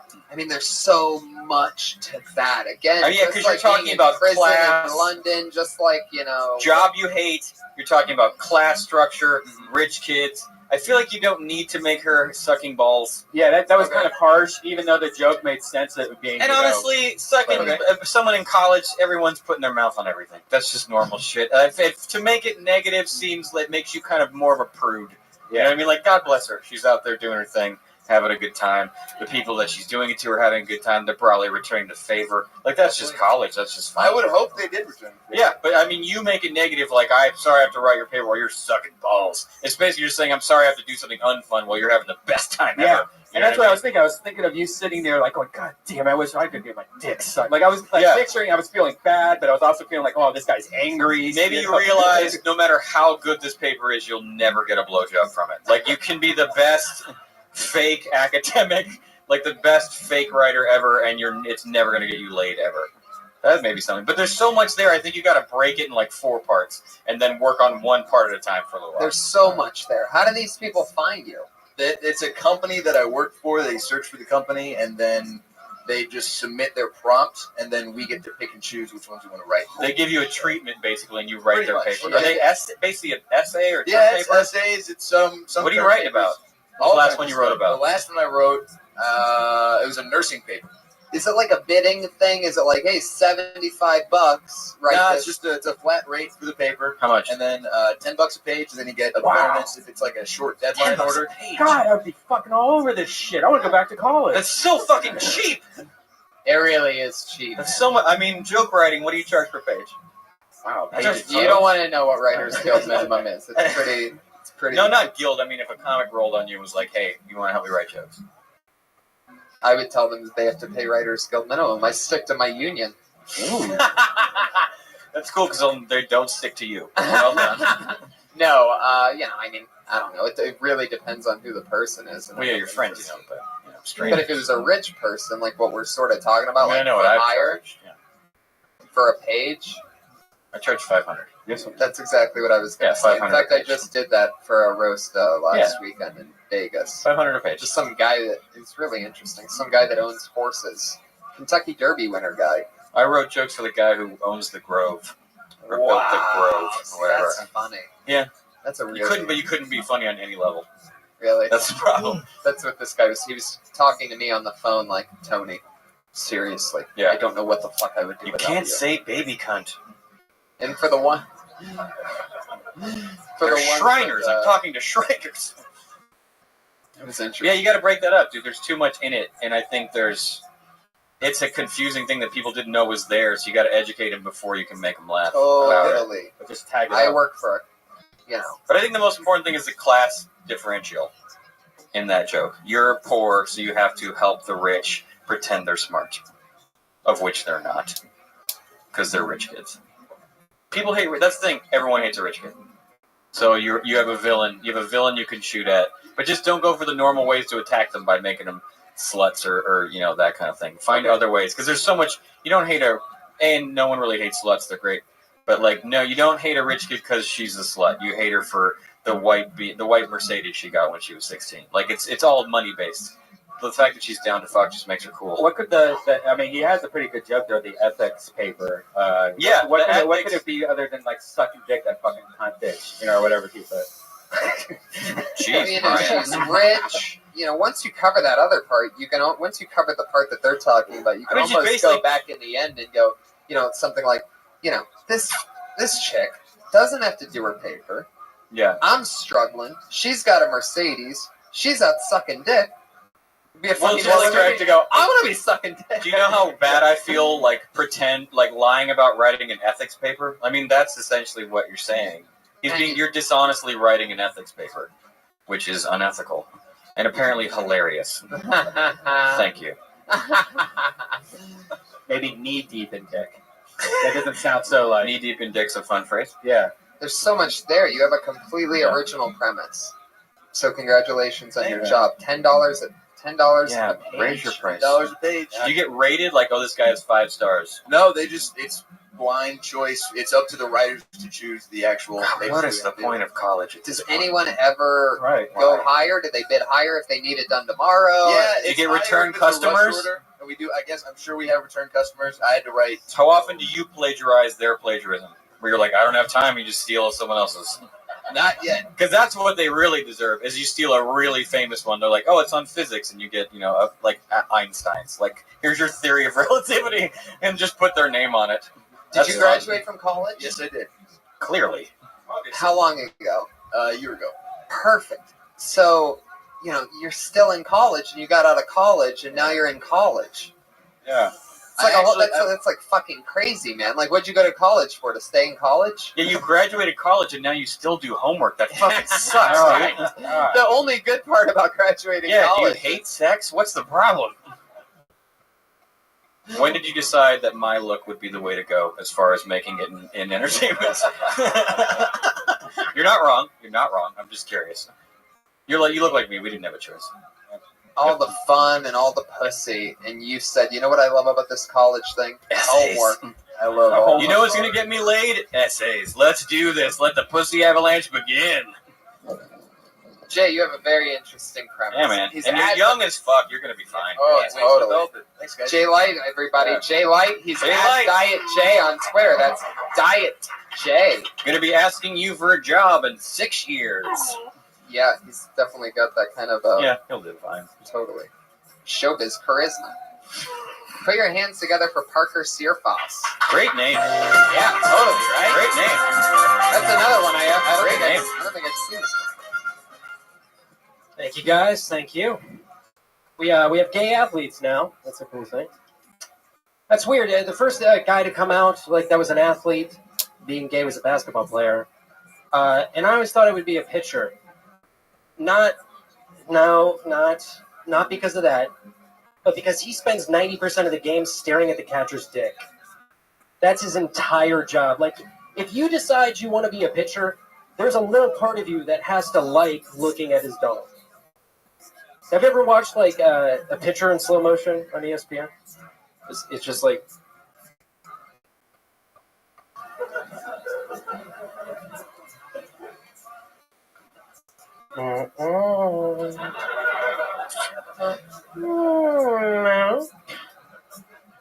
Oh yeah, that's the one, and he just rockets it right in there. Thanks, guys. I'm Parker's here, boss. Very funny. Okay. I support this. Yeah, Yes. Making sports gayer. Pitchers lick their fingers too. Yeah. You did a lip thing, but I feel like they do. You see it all the time. They lick their fingers to, like, really. That's where, Get it. That's where that's gonna live. Just like really go there. Would it be too much to put it in? There's no such thing as too much. Man, you got the spanking ass shit that they do. You got all They that touch crap. their dick first. They pick up a little dirt like an animal, and then they lick their hand. There's something, I think, to the notion that you're staring at the catcher's dick, and his dick is where his dick tells you what to do. It's your commander, because that's where the signals come out. It's like, I gotta stare at your cock so I know what you want from me. You know what I mean? You It's gotta like that. read the dick. Yeah, you gotta They read tell the you what dick. to do. Like a dick translator. Yeah. It's like that gay pitcher would be answering the question, like, how many fingers do you want in Yeah. asshole? One, That one Three sounds good. spread wide, and you're like, fuck yeah, dude. 2, but over here. So I should Meet me in definitely the dugout. knuckleball, let's do And they share secrets. just goes. Yeah, they always come up to each other. They have little talks. You know what I mean? I They have had a those little thing about that. I secrets. just didn't think I have time. Yeah, like, you look really pretty today. And then they go back. You know what I mean? Yeah. That's fun. Boom. There's a lot here. Like, I don't care that you have a mask on. You're still about to get real messy over there. Here comes my screwball. You know what I mean? Like, there's things. Yeah, and what if the catcher did the FU sign as a signal? What the fuck? It is a fun thing to confuse the audience sometimes and have them go, "What's this happening?" This doesn't. No, that's a good non sequitur. Fucking love you, Iron Patriot. God damn it. But yeah, I think the key is to have so much fun with it everyone knows you're not a homophobe. And also, there aren't now gay athletes; they're just allowed to be. I take that out of the means. Like, now we have gay athletes. Like, we always did. We just now there's allowed like to a better be. come in. Just don't fall into all the traps of the hacky voice. Gay people. Yeah, or like, don't talk about the ball. Like, I thought for sure it was like he handles balls all day, and I was real glad that's not what you said. No. Like, just don't fall victim to any of those things. Whatever your first idea is, throw it away, and then go to the fifth. Yeah, but definitely the conversation thing. I like that. And then the fingers. Matching outfits. Yeah. Oh yeah. Everyone's wearing a special hat. They always talk whenever the pitcher's upset, it seems, too. So, like, it could be a support thing. Yeah, that's what he was talking about. He would whisper. Sometimes their friends gather around him, like gay dudes at a gay bar, like, you're doing fine. You know, you guys are cute together. You're our favorite couple. And then they go, he goes back to it. Sometimes they call the whole infield in, like, guys, we need your support. Come on. Yeah. Basically, Getting the third base with a bunch of guys. And then they break up publicly and they bring in a new pitcher. Yeah, the relief pitcher. Yeah, the relief pitcher. Yeah, so they're, not only are they coming out of the closet, they're coming out of the bullpen. Oh, snap. Yeah, and it is weenie night. Or whatever. Can I get a foot long? Opening day. Yeah. Oh, see, you're already on the right track. Oh, somebody's about to get some bobblehead. And we have a winner. Sauce at Great Fear guess. Sauce on Twitter. Tweet more of those gay pitcher tags to at Fear Sauce. I can't believe you got to be. 1 sec. Is your Red Hot Chili Peppers t-shirt ironic or sincere? Do you just like the tight fit on your good body? Whatever. I'm with you. If I was in shape, I'd do the same thing. I love it. I feel like this is really constructive so far. Oh, totally. I feel really positive about what we've been doing. Oh, absolutely. We haven't been mean, you know what I mean? Well, you know. Well, look, I mean, sometimes the truth is hard to hear. Hey, you guys remember what Tommy Morris said? It's a Let's sin. try to never remember what Tommy Morris said. But listen, he was on our show and he said He doesn't even remember what he said. He said it's a sin to praise mediocre comics. Wow. Okay. It's a No, sin we to don't praise wanna see mediocre comics. Wow. Less they can get me weighed. Your next comedian's name is Kyle Everett.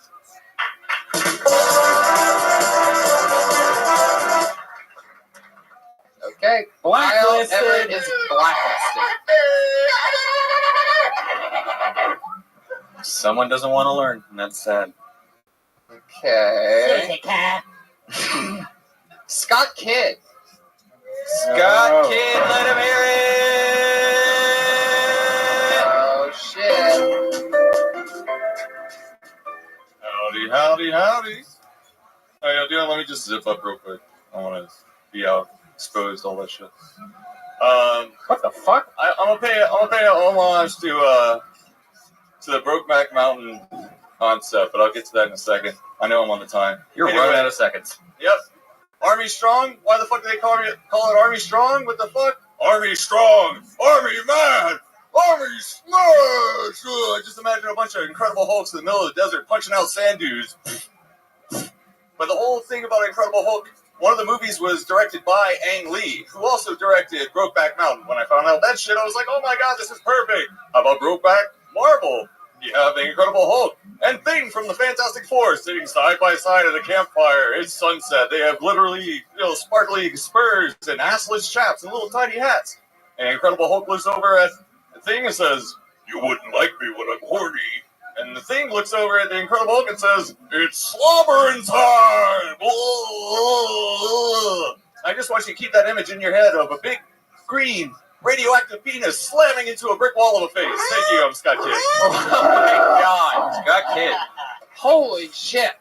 Good thing I wasn't too mean earlier. Kevin? Iron Patriot, do you want to take this one? That was about as funny as a heart attack. Oh. Ordinary. Damn. Did you two work that out before the show or something? No, I just felt like that I was say, Patriot, you want to take this one. I feel that was a very comic universe heavy joke. Iron Patriot being the most heavily invested into the comic universe. Yep. And also heavily vested. You son of a bitch, you did it again. 60 pounds. Nothing but strikes with you. But I felt like Iron Patriot would either like it the most or take the most offense. Oh, yeah, definitely. Well, you got a lot going on there. Yeah. A lot.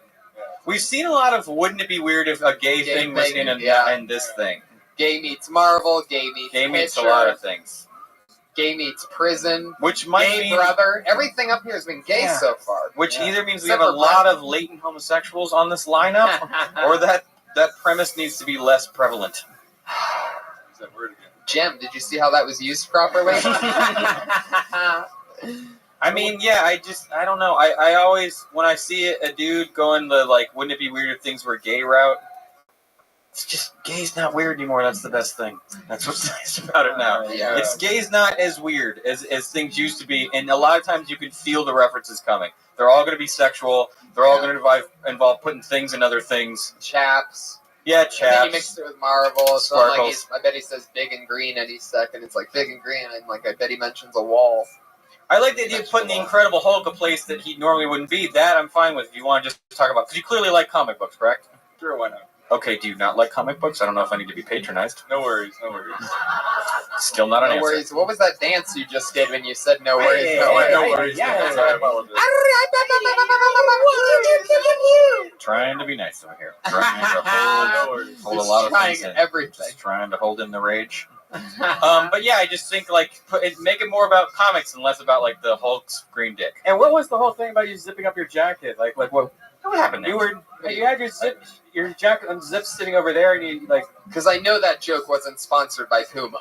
No. You acted like you had to get in your NASCAR before you took off. I just didn't want to expose the Belgians. Did you think it was going to distract from that unlistenable joke? Probably. Let me see. It's the psychobilly band from Belgium. Well, that's not going to distract. So much better than your jacket. Really? That to me, the jacket thing says to me, I don't believe in this joke. So we need to be firing on all cylinders because this probably isn't going to go well. So if they see the T-shirt, I'm definitely fucked. Right. Like I think you clearly want to write a joke about comic book characters being in the wrong place. Take all the gay stuff out. Put them in somewhere else. Because A, it'll be a way more usable joke. That's like a TV joke if you find it, if you find a good angle on it, and it's more fun for everyone. And it's less about like stuff that to me gets to a place that's a little. If you're gonna be fucking homophobic, bring it so hard that we're forced to laugh and then feel guilty. Okay. All right. You know what I mean? Where you like feel bad when someone tells like. When I see a joke that maybe isn't bad, like politically incorrect, if it's so funny, you laugh and you're like, oh, I feel bad. That was so great. You know what I mean? Like, either go that far, but don't, like, dip your toe into maybe doing things that you're like, I don't know. Yeah, when it's not a real story and all of us knows this didn't really happen. Yeah, you're being conceptual. Yeah, it has to be something that we're on board with, not one where just like, this is like, why am I listening to this? Yeah, if it's not real, if you're being conceptual and saying, wouldn't it be weird if this happened here? Push the conceptual aspect of it as opposed to making it everyday, which is gay. Kind of like those gay jokes are pretty everyday gay references. So take it to a place that's hyper conceptual. How long have you been doing stand up? Oh, I started in 2005. Okay. Oh Jesus! Yeah. All right, everyone has their own path. But actually, I've heard the. I was just a 36-year-old new face. Oh It takes a while sometimes. No, the whole Ang Lee reference. I heard that because of the other movies that he You made. made it so real. It's so true. It takes Yeah. a fucking long time. It was the oldest new face of all time. How old are you, Scott? I'm 29. Oh, you're Yeah. you're fine. Still a kid, Scott. Yeah, kid. that's Yeah. Wow. Have you been doing it the whole time since 2005? Like, I did take a break. I wanted to. is it a 7-year break? It was a 6.5-year break. Oh, well, then Great. you've been doing stand-up 2 years. or Yes. some shit. You don't answer people. Yeah, don't 2005. do that. If you stop for more than 6 months, you don't get to add them together, Right. and you shouldn't wasn't want a real to. No, you've been doing it. How long since you started again? Oh, A year or two? Probably like 4 years. 4 years. Honestly. Okay, still a while. But what I'm saying is, I would say 6 months from now on. By the Take way, no out- matter what the take out- answer is, trim give yourself a fresh start. trim the gay fat on that guy. Just trim the gay fat. Very good. I've heard. And I've- next time you want to zip up your jacket, take the whole fucking jacket off. 'Cause you need to go through some shit. You're comforting Free yourself too up much. there. You got hand movements going on. Just relax. Yeah. You need to go against the grain. You need to throw yourself to the wolves. No one wants to see a comedian who looks fearful. That's the one Right. thing I know for sure. No one wants to be a guy like, ha, so jacket. Like it's not sexy. There he goes, Scott Kidd, everybody. Scott Kidd, let him hear it. Before we get to our final segment, I had a guy come back from last week. Come on up here, buddy. I forget his name. The amazing thing about this guy is that, and that's why it's interesting that I forgot his name, is that I find myself just daydreaming about anything else every time he's behind the mic. What's your name again? Tommy Lee. Tommy Lee, everybody. Here he is. Let him hear it. It's extreme. Here he goes. Oh, Before he goes, let me explain. Is he your only regular? No. We have a whole regular thing that happens after this. I told him last week to come back because all we talked about last week after his set was how I couldn't remember anything that he talked about because every time he starts talking, I just start zoning out about other shit. It's very bizarre. Like Men in Black. Yes. So I told him to come back just so that I could test this thing to see if I could possibly Right. pay attention to what he's saying. Right. So here he is, Tommy Lee, everyone. Man, like, I have a big problem with people always falling asleep on me, Tony. Like, it happens a lot, man. Like, when I was in college, like, I was like the shittiest club promoter ever because people would literally just like walk away from me and just zone out at the exact same time.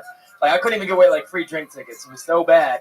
But I always noticed that the best club promoters are always black dudes, right? Because black dudes, like, they just have so much confidence. They can just win you over. Like, they just knew how to hype shit up, even if it sucked. They're like, hey, man, I'm going to hook you up. Because you're always getting hooked up somehow. I don't know why. Every black person has a hookup. Say, hey, man, this club, we got bitches, we got bottles, we got 2-for-1 shots, we got bitches everywhere we go. We got Patron on. It's like, dude, this flyer's just Chuck E. Cheese's, man. I'm not really sure it's really going down like that. Yes, my little cousin's turning 12. We got bitches, we got bottles, we got Chris Brown hitting bitches, we got Charlie Sheen doing coke off bitches. It's all there, man, bitches. I'm like, all right, let's go, man. Whew. That's all, guys. Thank you.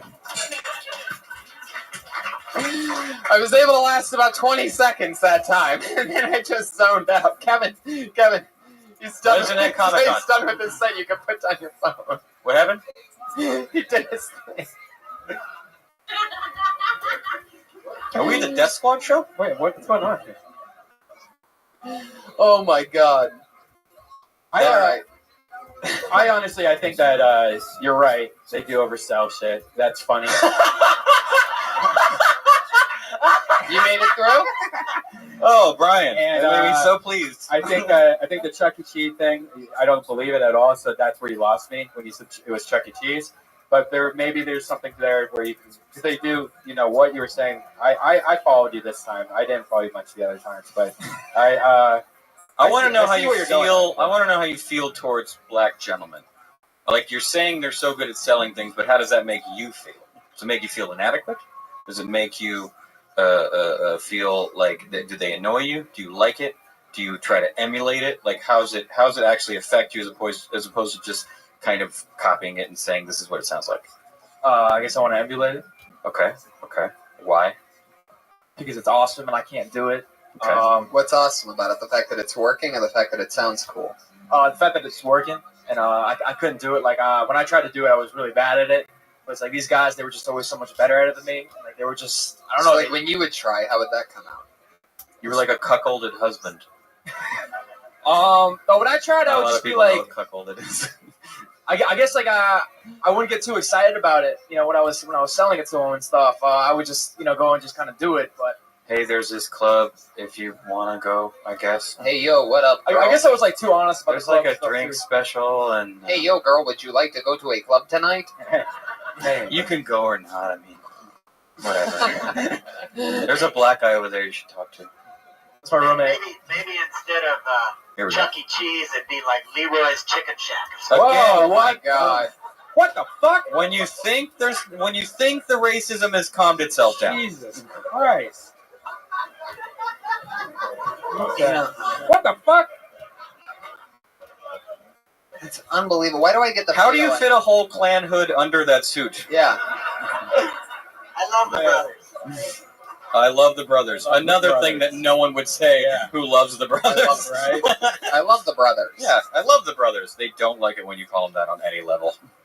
I was hanging out on one of my homies' front yards the other day. With the brothers. They're just like you and us. Oh, cool. I was thanks. burning a cross. But anyway, would you like to hear my banana song again?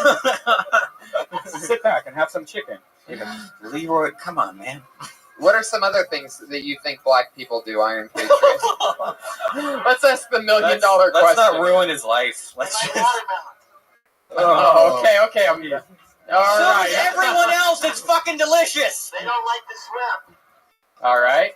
I can't wait to see what the fifth one from now is, Kevin. That's what I'm getting at. Keep blowing through him, Patriot. Didn't you see Chris Rock's documentary, Good Hair? Now, don't quote Chris Rock. Do not drag him into this shit. Yeah. Well, the female brothers won't get in the pool. The All right, female there you brothers. Tommy So Lee. what you're saying is the transsexuals, black transsexuals do not enjoy swimming is what you're getting at. Transgender. Transgender, I What the apologize. hell? What the fuck? The female brothers? The chocolate ladies don't like to swim. Oh, dear God. Chocolate ladies. You're going to have to leave L.A. Yeah. The Who's your chocolate security ladies. guard?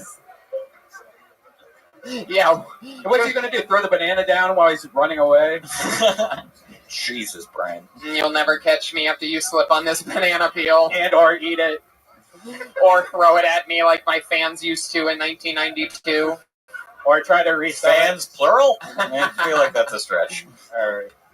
There's Tommy Lee. Tommy, there was a vast improvement. I was able to catch some of it. I could tell it existed. I love Kevin's note of taking an approach at it. Get it. Make it personal. Yeah, totally. Always make it personal. I think is a good note. Totally. Or else you're just doing it. Otherwise, it's just a joke. Yeah, it's just if the only way to be unique is to be yourself. There he goes, Tommy Lee. Everybody, it's time for be our yourself. final segment of the night. This is always exciting. This is where we take our two regulars, two lovely ladies who, in one way or another, started their comedy career here with us. First, as always, put your hands together for Sarah Mostajabi, everybody. It's Boom. Hey guys. Video games kind of define my sexual identity. It's crazy, but when I was about 13, I always dreamed, when I would finally get a pair of those sweet-ass Laura Croft triangle titties. whenever the Switches grow in, I totally up for it. I love to play fighting games, because there's just no better feeling than like beating up a dude wearing a schoolgirl outfit. It was just the best feeling. I think it made me a little bit of a pedophile, but I'm into it, and that's why I dress I do. My hair, everyone was very interested about my hair and why it's looked like I fell asleep in the garbage disposal. But it's cut like this from Final Fantasy 13, which means I went through about 12 fantasies before I'm like, all right, let's make this a fucking reality. And yeah, so that's it. All right. Okay. This is getting harder. Like every week, it's getting harder. Of course. Getting so hard. Welcome to doing stand-up. Yeah, it's not easy whatsoever. Loser. Initially, you bring up Laura Croft's boobs that you wish you couldn't wait to get them. Are you going to talk about yours? Because you're not a flat-chested woman. I'm sorry to point this out. No, it's fine. No, but I really thought, I never bought like girly magazines. I always bought like PSMs and all this. And Okay. that's what I thought like a sexy woman. I think there's something interesting to being a girl into video games because, like, normally it's what keeps men from getting vagina, and you have one. Like, it's something about. I just think that there's something to being a girl who learned everything about from. Yeah, that's what I'm trying to. Right. That's my premise, kind of. But I think it's interesting to be like that. You've been brainwashed into actually finding those dudes attractive. Not the guys in the games, but like the kind of guys who play video games. Like that's a hunk of you. That's a hunk to you. When actually it's just like a hunk of fat. Because those are the only men you've ever met or at conventions or whatever. But you talk a lot about your looks. Yeah. Which is tough because you're. Well, I was told I got some advice from Tony earlier, late last week, that he had said that I should kind of acknowledge people's perception of me, like immediately recognize. Well, you're cool looking, so but people are going to react to that. Some people aren't going to like it. You're an attractive female, so you have to. And I don't know what that's like, obviously, at all. That's hard to reconcile in stand-up. It really is. Because if you show it off too much, it makes people dismiss your act a little. If you don't want to hide it too much because you don't want to waste it, but it's hard to figure. I think it's a really hard line to toe. It's really hard to pull off what you're trying to pull off with that haircut is the problem, because it's like rock star, so you can't really play it down. But I recognize both of what you're saying, and that's kind of why I was trying to bring to attention that I know you might think of things one way, but in reality, I'm just such a dork that I cut my hair after a video game, and that I know that... Cut it after a video game? Well, Inspired by how you said in the joke how there was 12 Final Fantasies or whatever like that. You could say something more to explain that you like my hair's looking more and more pixelated, or less pixelated, or something like that. You could get totally dorky with it, or because that is funny that you're cut after the 12th version of a video game character. Maybe. I think it's interesting to talk about having basically a unique look. Yes. Because everyone does that stuff for the same reasons, just to get someone to like them. Yeah. So, but at this point, you're almost you've made your look so confused that I don't mean it like that, but you could talk about I'm sending a lot of mixed messages right now. I have a 3/4 side mullet, which I'm looking for nearsighted white trash, right. And and then you just talk about from the waist down I'm this, from the waist up I'm basically sending a kind of mixed message, and so what I basically attract is a mutant or whatever it is. Or a GameStop employee. Right. Yeah. Yeah. I would say if you're gonna acknowledge the hair, you really got to get into it. Like he just said, that was funny. The 3/4 mullet. Yeah, you have a side. You have basically a side mullet, correct? Well, I don't know. Does it have a name?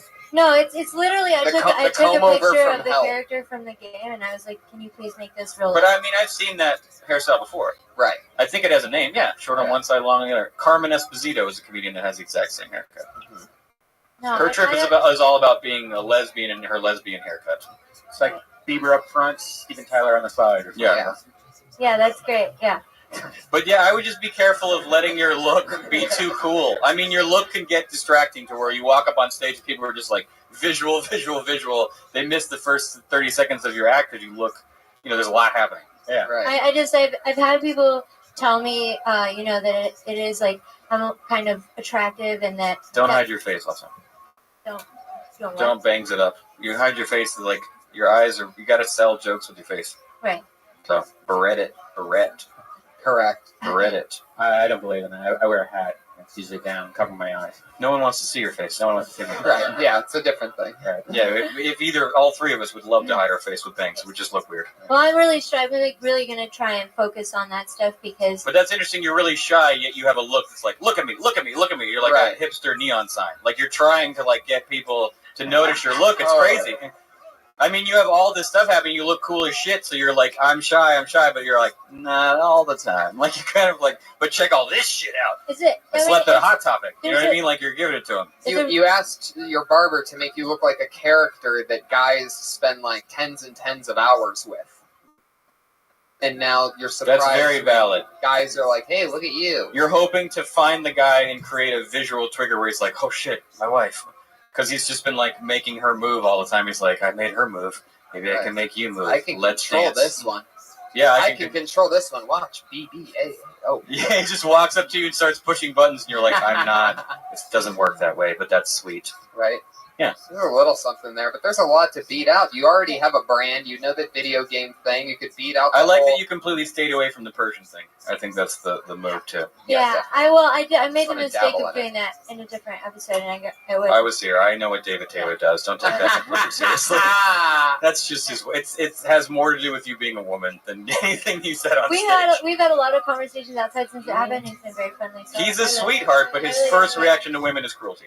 No doubt about it. And we are moving on. That's Sarah Mostajabi, everybody. Sarah Mostajabi, everyone. And as always, our second lovely regular. Put your hands together for her. It's Kimberly Congdon, everyone. Hello. I moved to LA a couple months ago, like 3 or 4 months ago. I've been having a lot of problems with my landlord lately. And that's because I'm not supposed to be living there. Yeah, he found out that me and my friend Alyssa were splitting a studio. That's my friend Alyssa. And so he started leaving really threatening voicemails like, oh, no 2 people there, 1 person there, you're going to get kicked out. So we're like, fuck. Alyssa's like, well, maybe we can go, talk to him and figure it out. I'm like, Alyssa, he's old, crazy, and Chinese. He doesn't want 2 girls living in the studio. He doesn't even want 2 girls living. So we've had to start sneaking out because his hallway is right across from ours, so he can see our front door. And Alyssa's like, well, we both got to get to work. And I'm like, I don't know what to do. And we look over and we see her suitcase. That's right. She put me in the suitcase 3 days ago. It was going to be a quick move. She was just going to throw me in the suitcase, zip me up, and drag me across. Adorable and hilarious as always. Put your hands together for Kimberly Congdon. Just real quick, that was really you need to tighten that up because that was just more of a story. That was kind of like listening to you talk about what happened this week. Yeah, right? it needs to be in joke form so that we can understand. Instead of saying Alyssa, it needs to be my friend, my roommate, in any way you want to say it. No, it doesn't matter how many months you've lived here. Totally. Cool. Trim out all the bad stuff. You know what? Kevin and I are going to tweet our more input about that to you because we have run way over our time this evening. Yeah. And Kevin, is there anything you want to promote or anything? I'll be at UCB the 15th with Natasha Leggero. I'm on a Showtime show. Starts in September called Masters of Sex. I love it. Put your hands together for Kimberly Congdon. That's Kimberly Congdon on Twitter. At Sarah Dresses on Twitter. Comic Patriot on Twitter. Patriot on Twitter. Tony Hinchcliffe and Red Band. As always, thanks for listening and thanks everybody for coming out. Thank you, everyone. Thank you very much, everyone. I'm back every Monday for Kill Tony, and we're going to have the Ding Dong Show next, so stay tuned. 10 o'clock.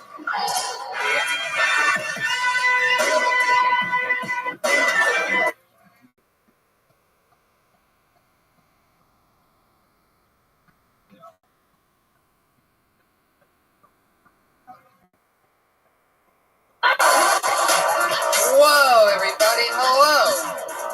Hi, everyone. Okie dokie. Fuck yeah. And a beautiful Monday to you as well. Believe it or not, to you listeners out there, there's a packed crowd here tonight. Yeah. How fun. Standing room. Another beautiful day. Fucking. Is this thing getting lower? This thing hanging from the ceiling? Because I swear to God, I don't remember being that low. There's a whole thing going on. It turns out these $1 Chinese balls fall apart very easily.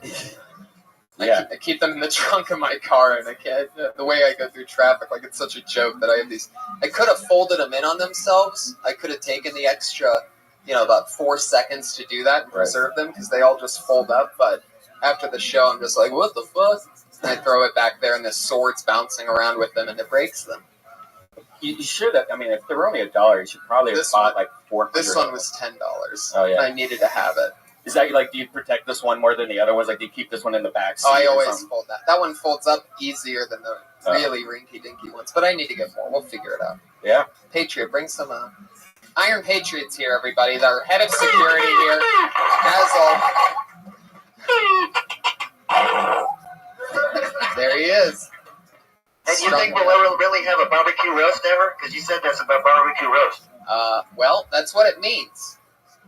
He's talking about the translation of the favorite of the hanging. See, I like to think it's just roast, like we're roasting people, kind of.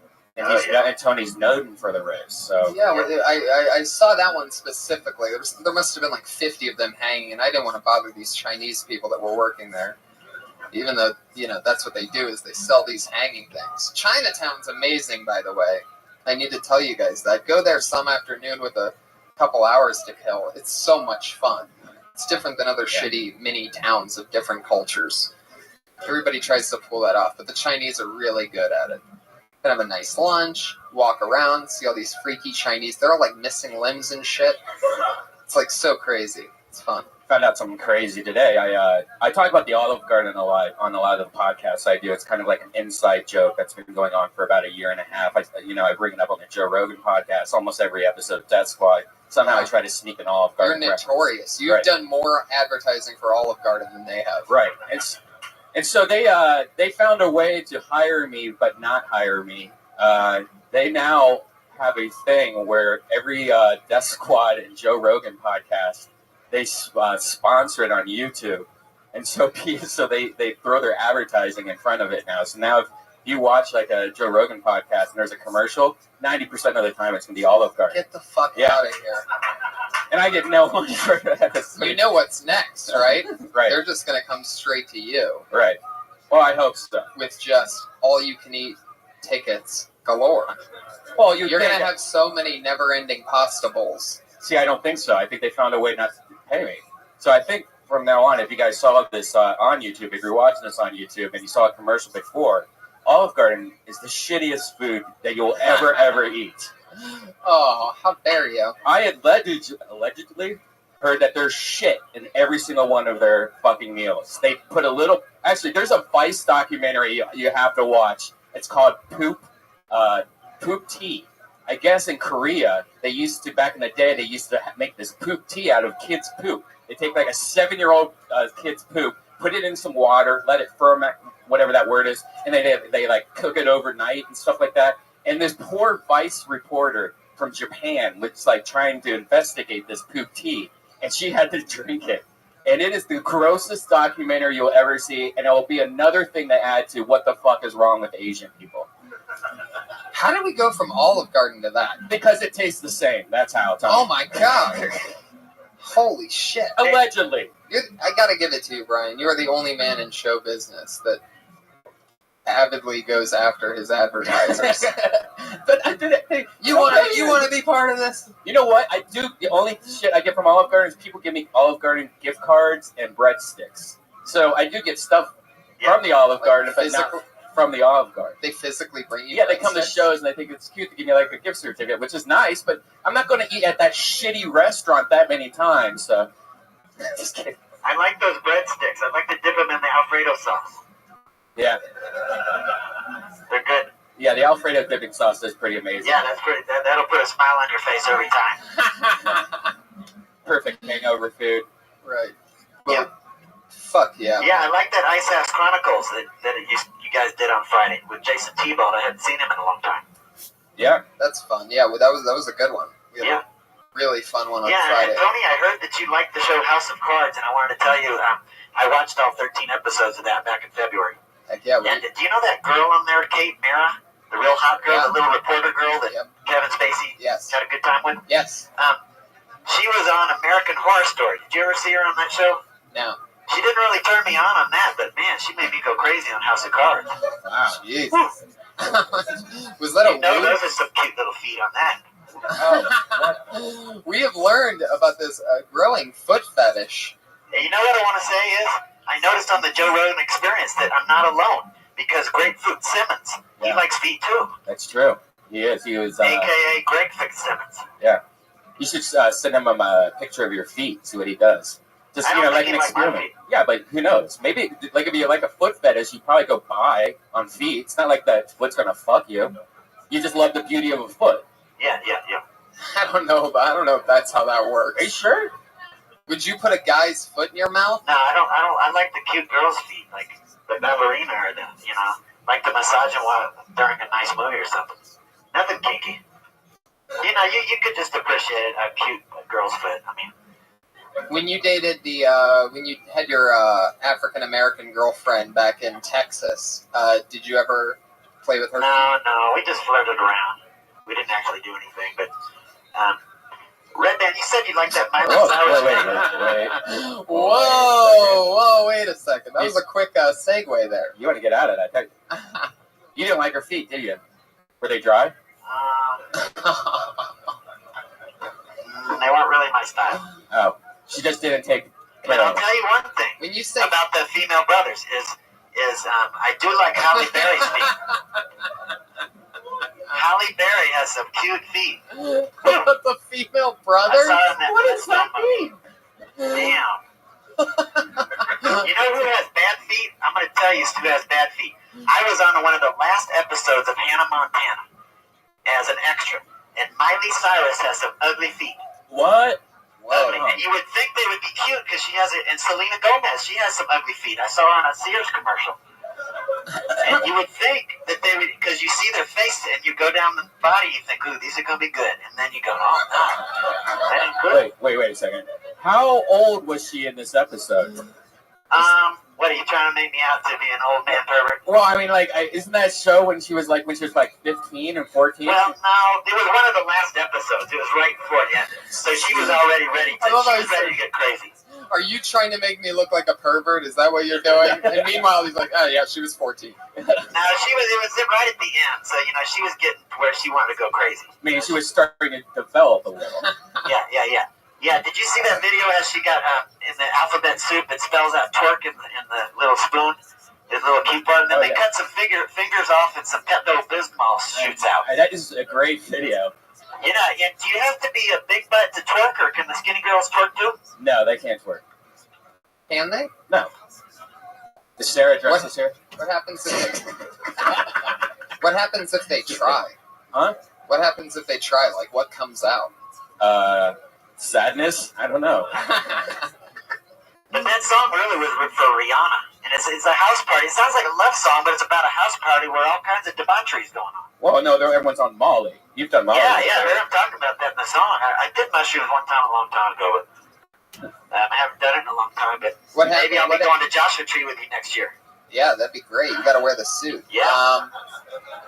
Hopefully I'll have air conditioning by then. When you did do mushrooms, how'd that go for you? Oh, it was very deep, man. I mean, I've always been pondering the mysteries of the universe. I mean, you do realize, Tony, you're inside your own bubble, and I'm inside my own bubble. And we're each filtering in our perception of reality through our belief system. Fuck yeah, everybody. There you go. It's like, you might not see the same thing I see tomorrow. You might see Obama get assassinated, and I don't even see that shit. Whoa. Hey, now we're... It's an example. Wait a second. Fuck. Why would any of us see that? It's just an example, but when you see me... Oh my gosh. Just you saying... Do you guys realize that if Obama got assassinated tomorrow, we're all going to prison? Do you guys understand both you saying that now put Death Squad on some kind of government list? Yeah. No, but what I'm saying is, in my reality, I wouldn't even be seeing that. It would be a normal day where Obama's going around smiling and it's normal. But I adjust around, you would see my image adjust that I agreed that I saw the same thing on the news. Now, one of the things that we noticed last week is that an interesting fun fact about the Patriot is that the actual, if there is, say, a human being under there, he's from Texas, and he. What if we took off his helmet once and there was some nothing fucking there? robot? I could compare it to I'm kind of like a turtle. I'm inside a shell. I'm like a little turtle in here. What if it was just Chip and Dale on each other's shoulders the whole time? No, I'm about 5'11". Well, he's from Texas, and we noticed that he's accidentally racist at times. No, I'm not. It's kind of like hanging out with your grandmother. What you like the brothers? He calls black women. He calls black women female brothers. Well, I guess I should say the sisters, but then you might think it's some other kind of sister. The chocolate sisters. Well, no, just take off the E By the way, like all the other words. This is what I'm talking about when I say accidental racism. He's got good intentions. He has no idea what he says. Don't get us off to a bad start because Willie Hunter's on today. We don't want to get on a bad start. Oh, see, that makes it weird too that you would say that. Yeah. That's another example of accidental racism. Yeah. Like you're just trying to be positive and move on, but you don't realize that how it comes across. You know what well, was we so- don't you know want to what talk was so about the crazy? brothers. Willie Hunter's coming on tonight. It's You know what was so crazy today is I happened to get on a bus that was earlier than the one I usually get on, and at the Orange and Sunset. Wait, don't give away anybody's address here, Patriot. No, at the Orange stop. Willie got on. I was like, "That's the guest on our show tonight." Wait a second. You shared the bus tonight with our guest? Yeah. Well, you know what? We might as well just bring him up and get him right into the mix. Yeah. Tonight's guest is one of my best friends, one of the funniest people I know, the future of whatever he wants to do in all of comedy. One of my smartest pals. He's a writer on Dion Cole's Black Box. He's also a producer on that show, and he's a regular host here at the Comedy Store. Put your hands together for my pal, the one and only, the great Willie Hunter. Red cousins, sweaty bodies everywhere. Hands in the air like we don't care. Cause we can have so much fun now. Everybody here might get some now. The great Willie Hunter, everyone. I purposefully just sat down second because, and you're the first guest that I've ever done that for, because you're so old school late night that I thought maybe you'd get a kick out of sitting down first. Thank you. Willie's one of my funniest pals. I don't know what to say after that. He's so he has an amazing like old school style to him, meets new school, and he's always fun. Willie, what's been going on? When you saw the Iron Patriot on the bus, and you knew you were coming to do this show, I was very excited. Like, what went through your mind? I said, "Oh, we're doing a show together." You said that to him? Yeah. And what'd he say? What'd you say in your words? I said, "What's up?" I gave him little knuckles. But the thing is, he didn't get off at the same exit as me. I was going to escort him in style to the club and have a little conversation, but he got off on another stop. He waited an extra stop so he didn't No, have I to walk got in. off early. I didn't want to be seen with him. Oh, you got off on a laugh Come on. factory. Come on, the Patriot's our friend. The Patriot. I'm sure the Patriot. In private. Public, we don't know each Can other. I ask you something, Willie? Sure. I went to your Twitter page and I saw a black man, and I knew I recognized the picture, and I typed in Google black tennis player, and it was Arthur Ashe. Is he like a hero of yours? Because he has a fascinating life. I read about him on Wikipedia today. Wow. How many black people do you know? No, I didn't know he contracted AIDS in the early 80s. All right, that's Another moment in accidental racism with the Iron Patriot. It was from a blood Hey, transfusion. we gotta figure out. What we gotta do right now is we have to figure out the new stuff.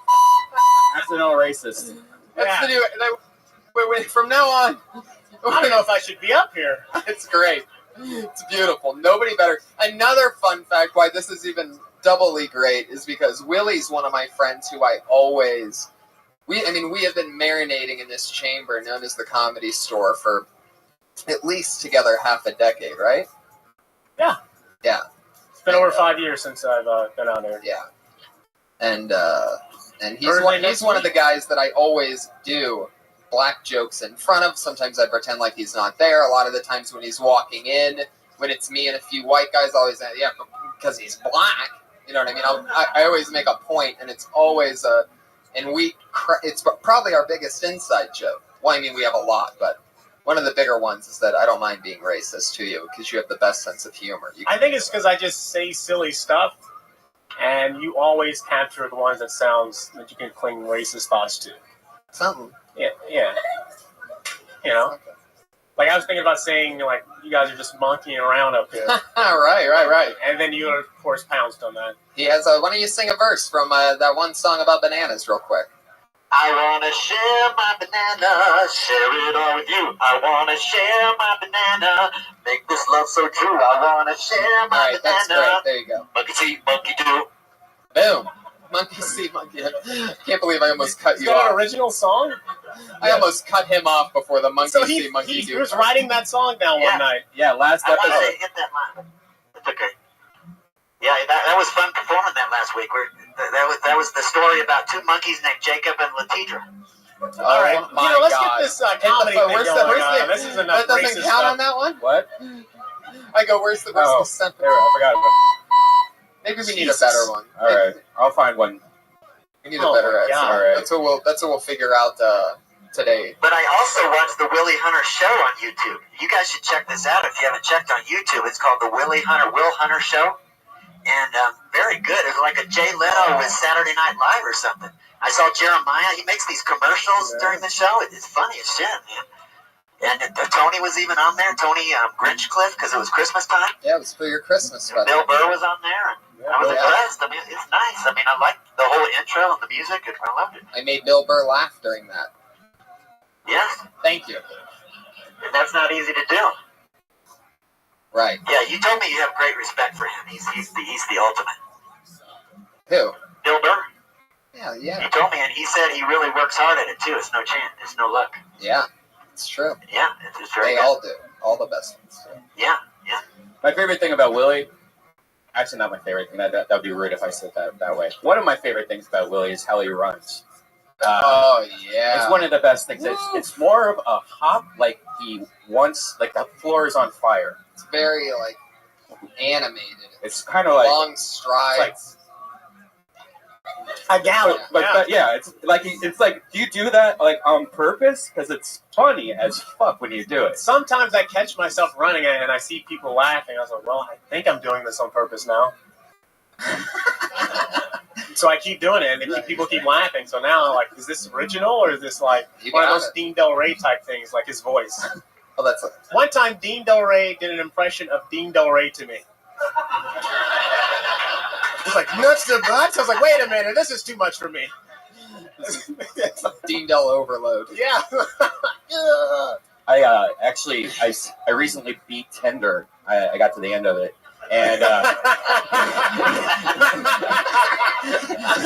I'm still swiping. Yeah, and one of the things is the how I beat it, the boss battle and everything. She said that you saw. She's only been to the Comedy Store once, and there was two people that she said were one of the funniest people she's ever seen, and you were one of them. And I thought that was really cool. That who said this? This boss battle girl that I met on Tinder. She's only been to the Comedy Store once. Some chick he met. Thank you. My fans. You're one of the two. People on Tinder. There you go. I was just going to say, I thought that was interesting. I meet somebody and she's, pointed you out. I all went the to, millions of comics that are here. Sometimes it's weird. You'd be surprised who knows you, just randomly at places. And sometimes they try to say encouraging things, but it just hurts. Like I did La Jolla this past weekend, and some guy came up to me, he was drunk, and he was like, "Man, I remember seeing you here 2 years ago." I was like, "Oh, thanks." Leaps and bounds, man. Leaps and bounds. I know, right? Like, so true. Thank you, I guess. In La Jolla, especially, it's such a funny call. La Jolla, you really get these people that think they know everything. You know what I mean? And it's their big night in comedy, so they want to share, and it's great. By the way, it's beautiful because sometimes it's the most amazing compliment you've ever gotten in your life, but that's rare on the numbers because it almost always has a... One thing that I've noticed is that I can't stand getting a compliment and then they say somebody else on the show they didn't like. First of all, that's just negative. I don't want to hear about them not liking somebody else. I kind of want to know. But the worst part is when you think that person's funny, and they didn't like that person, and they just complimented you, and all of a sudden that compliment means nothing to you. So you're like, well, you're a dumb fucking idiot, because that person's not even funny at all. Well, I got one that can beat that. So when someone comes up, say me and you just perform, and then like this girl comes up and just goes up to you, and is like, "You are so funny," right, and then walk away. Oh yeah, and I'm like, "What about me?" Oh yeah, or where they go, "Hey, can you take the picture?" That's always my role, the picture guy. Yeah. Right. Well, you know what goes on here. One of the reasons why Willie was booked for this, why I'm so excited to have him here, is because he hosts the hardcore, the one and the only, the true open mic of LA comedy. That's the open mic here at the Comedy Store every Sunday and Monday. It's been going on for like 30 some years. It's a tradition of huge reputation and magnitude. David Letterman got his original work from hosting that show, and Carson coming in and seeing him host. And since then, all the people that have really gotten that treatment and have marinated in that for years, like Willie has, he's notorious as the host here, it's always a launching pad. Chelsea Handler did it for a long time. Some of the funniest people that we know, you know, the Ari Shafirs, the Steve Ranazizis, the Kevin Christies. It's a huge part of being in Bob touch. Saget. Oh, yeah. A lot of them. Jim True. Carrey. Michael Keaton. That's a big one. And I heard he was a great host. Argus Hamilton. That's a big one. Okay, no Argus fans out there. So his input is that he sees a lot of comedy, and at that open mic, you know, every 3 minutes he's up and down off the stage having to keep a show afloat, and who knows if the person did great or bad. Anyway, he sees a lot of it, and he's used to keeping a sinking ship from falling, so I think he's going to fit into this format perfectly, where we draw comedians out of a bucket. They do 1 minute of perhaps new material, perhaps old material that they might want punched up or something like that. This is how you intro all the shows? Sometimes it's different.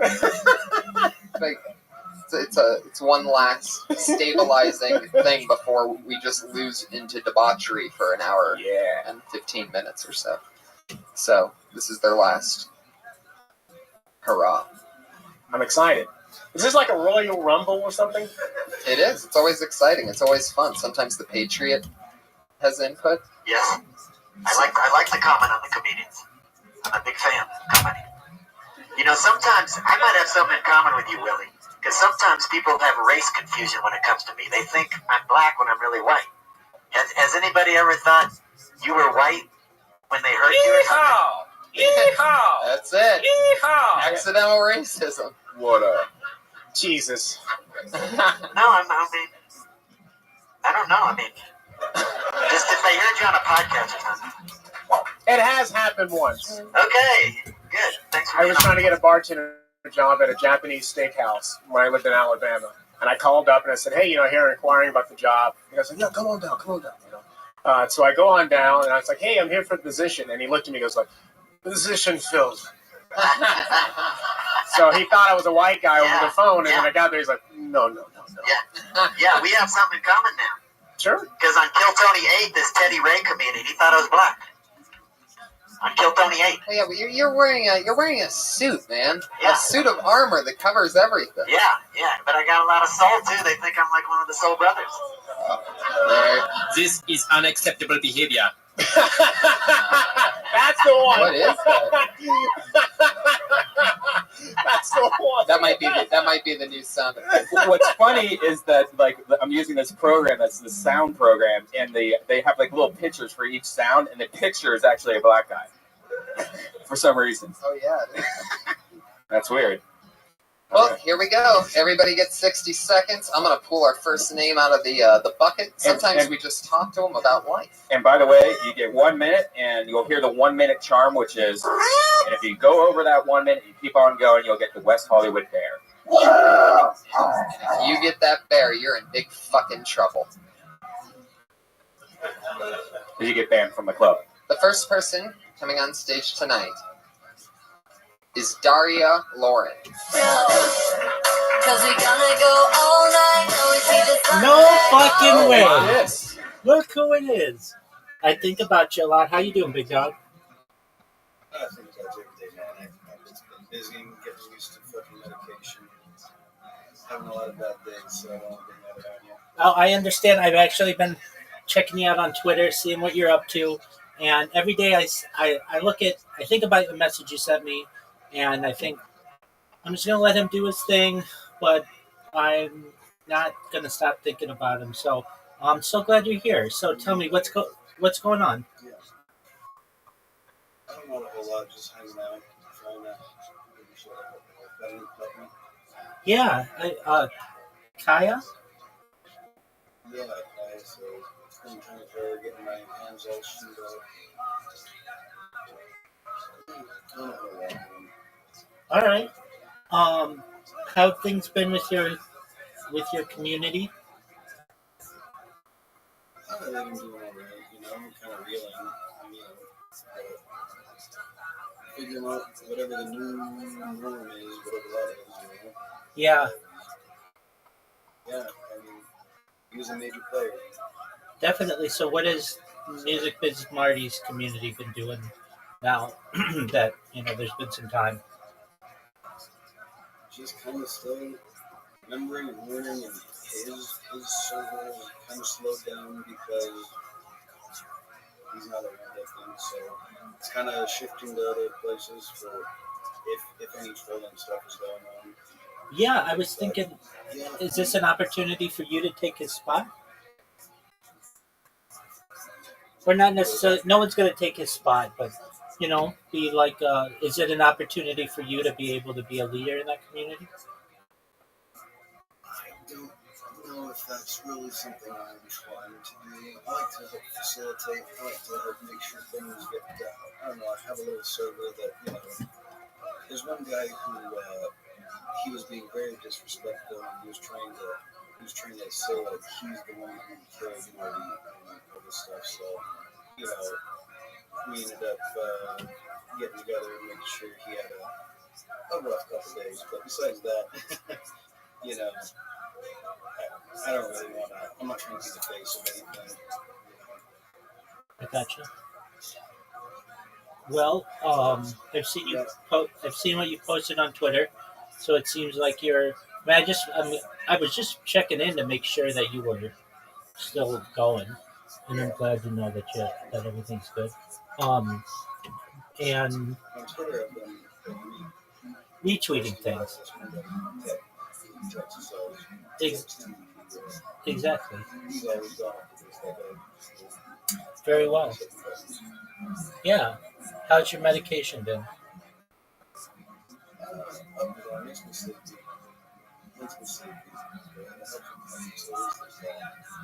That's good. Well, I know Riser's been asking about you, and so he'll be glad to know that you rejoined. And yeah, send him a message. Just let him know that you're doing all right. All right. Well, still not viral yet. Yeah. I've got it. Yeah. So I have become pretty well known on Twitter Spaces. I'm not saying I'm a celebrity on there yet, but it's different. Like, I think maybe last time we spoke, I don't know if I had started back on Twitter Spaces, but there's a function of Twitter Spaces that allows you to go on video, and so I'm live on video right now on Twitter Spaces, and I get random people who come in, and that's cool. The issue with me and Twitter is that I get banned, and Twitter just implemented like Grok 3, which is their AI, and it comes through and it mass bans people basically. And I think, well, just looking at the Twitter subreddit, there are so many people who are just like, I've given up on Twitter. It was great before Elon, yada yada yada. But like, I keep getting banned for no reason. The Harry Potter Obama Sonic 10 Inu main account got banned, and that affects the price. I mean, the price is in the shitter right now, and it has a lot to do with that because when they can't tweet out and they can't retweet and all the other stuff, and so it's like they're banning stuff that shouldn't even be banned. But I haven't let that get to me, so I've come up with a new a really brilliant strategy. Okay, so when I go into people's Twitter spaces and they allow me to shill, and I've got my shill down. It's really down pretty well now. If they give me 2 minutes, I can get it down in about 2 minutes. Um, and I basically just talk about my project. I get a bunch of people to follow me there, which is fine, but I know they're going to ban that account. Maybe not today or tomorrow, but maybe next week. It's not like I can get an account like with any traction, but that's fine because the fact is they're just starting to remember me, and they'll let me up and talk. They'll let me come up and talk, even though I have 0 followers or 4 followers or something like that, which is great. There were some people who were in the UFO. It's called UFO Twitter, and they're really really smart and they're really interesting people, and they remembered me. The 3 big ones. One is named Logan. The other is Red Panda Koala. He just had his YouTube ban, but he's a big Twitter space leader. And then the other is Mellow. And it's like these 3 guys run UFO Twitter, and they let me up whenever I want to talk, and they like me to talk. I mean, and I'm not like when we talk to these people and UFOs and stuff. It's really hard to get out any new information because it's like, well, like someone will watch a documentary and they'll come and talk about it or whatever, or they'll have some expert on. But nevertheless, they let me come up and talk. So that's one community that I'm like pretty solid with. The other communities, the big one is the cryptocurrency community, and I'm allowed to go in there and in a lot of spaces. Like I was in one this morning, and I just sometimes I show myself, but I know that like that gets boring and people start to know exactly what I'm going to say. So I'll just go in there and just thank people for their support and also for hosting the spaces and such. Okay, so what I did is I built. Okay, I've got 2 different. Okay, I don't want to say it. We got 3 laptops. 2 of the laptops are have robots on them that just put me in a Twitter space, and people see my profile picture, and I'm doing everything I can to just build impressions that way, so that when I go into some random ass person's Twitter space, they're like, "Oh, I've seen your profile picture around. What's going on or whatever." It also gets people's attention because it's red and yellow, and it's just really bright. Then I have another one that I just created this morning. That is just randomly messaging people direct messages on Twitter.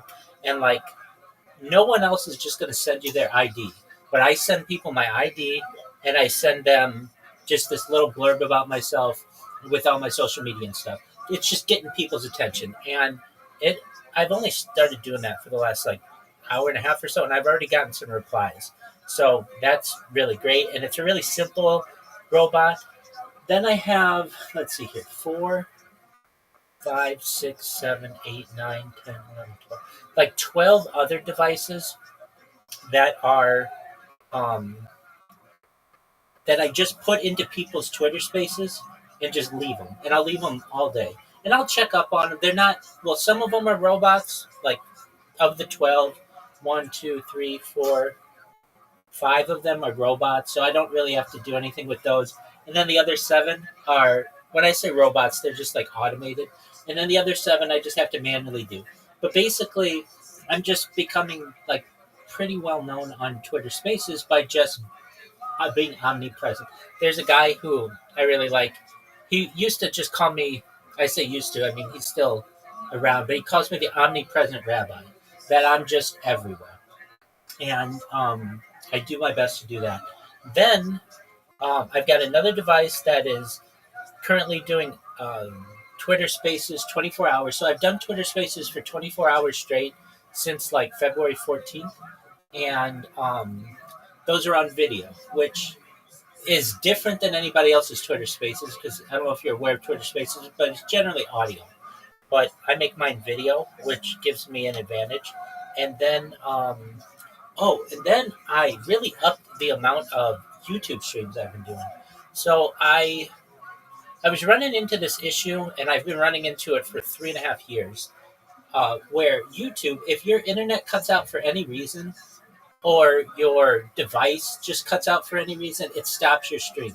It's very annoying because it doesn't tell you that your stream stopped, so it makes you think that it's still going.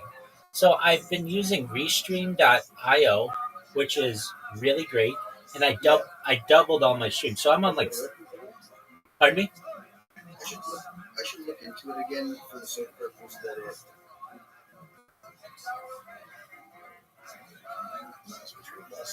it may have changed. They have updated policies and stuff since last I looked. Sure. It's been really great software. So now I'm live on 16 different YouTube streams, which is like obviously overkill. Nobody needs that many. But when people start to check out who I am, they're like, wow, this is. I mean, before I was doing it with like 8 and then 10, but now 16 is a lot. It's great. And then if any of my accounts get banned, I've got like backups of all the backups and everything. And so that's been good.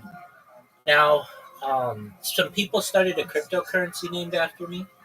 And they gave me 20% of the supply. I wasn't really happy that they did it because they had talked to me about it beforehand. I mean, yeah, that makes sense. And they I don't know what exactly happened. Because I was looking at it, and it doesn't look like the same cryptocurrency that, like, I don't know. When I look it up, it rugged, but not because of me. I'm still holding 20%, which is like $2,000 or something like that. But I don't know why it's not. It was available on Dex Tools, but now I can't find it anymore. I'm not sure if it's the same one. Literally, these random ass people came into my Discord, or not Discord, my Twitter space, and they're like, "We started a cryptocurrency for you 3 days ago," and at the time it had like a market share of like 13,000, and I didn't want them to do that because I'm like all in for Harry Potter, Obama, Sonic, Taninu. But there's nothing I can do. It's one of those things that if somebody wants to name it Rabbi Rothschild coin, there's nothing that I can do about that. So I think it's the same one, but I'm not sure because before it said Rabbi Rothschild coin, and now when I look it up, it just says Rabbi. But and also that one's from like May, and so I don't know. That could just be a different rabbi's coin. There are a couple other rabbis who have them, but it just tells me that more and more people are starting to find out about me. Now, as for the Harry Potter, Obama, Sonic, 10 Inu crew, we've got like last week we had.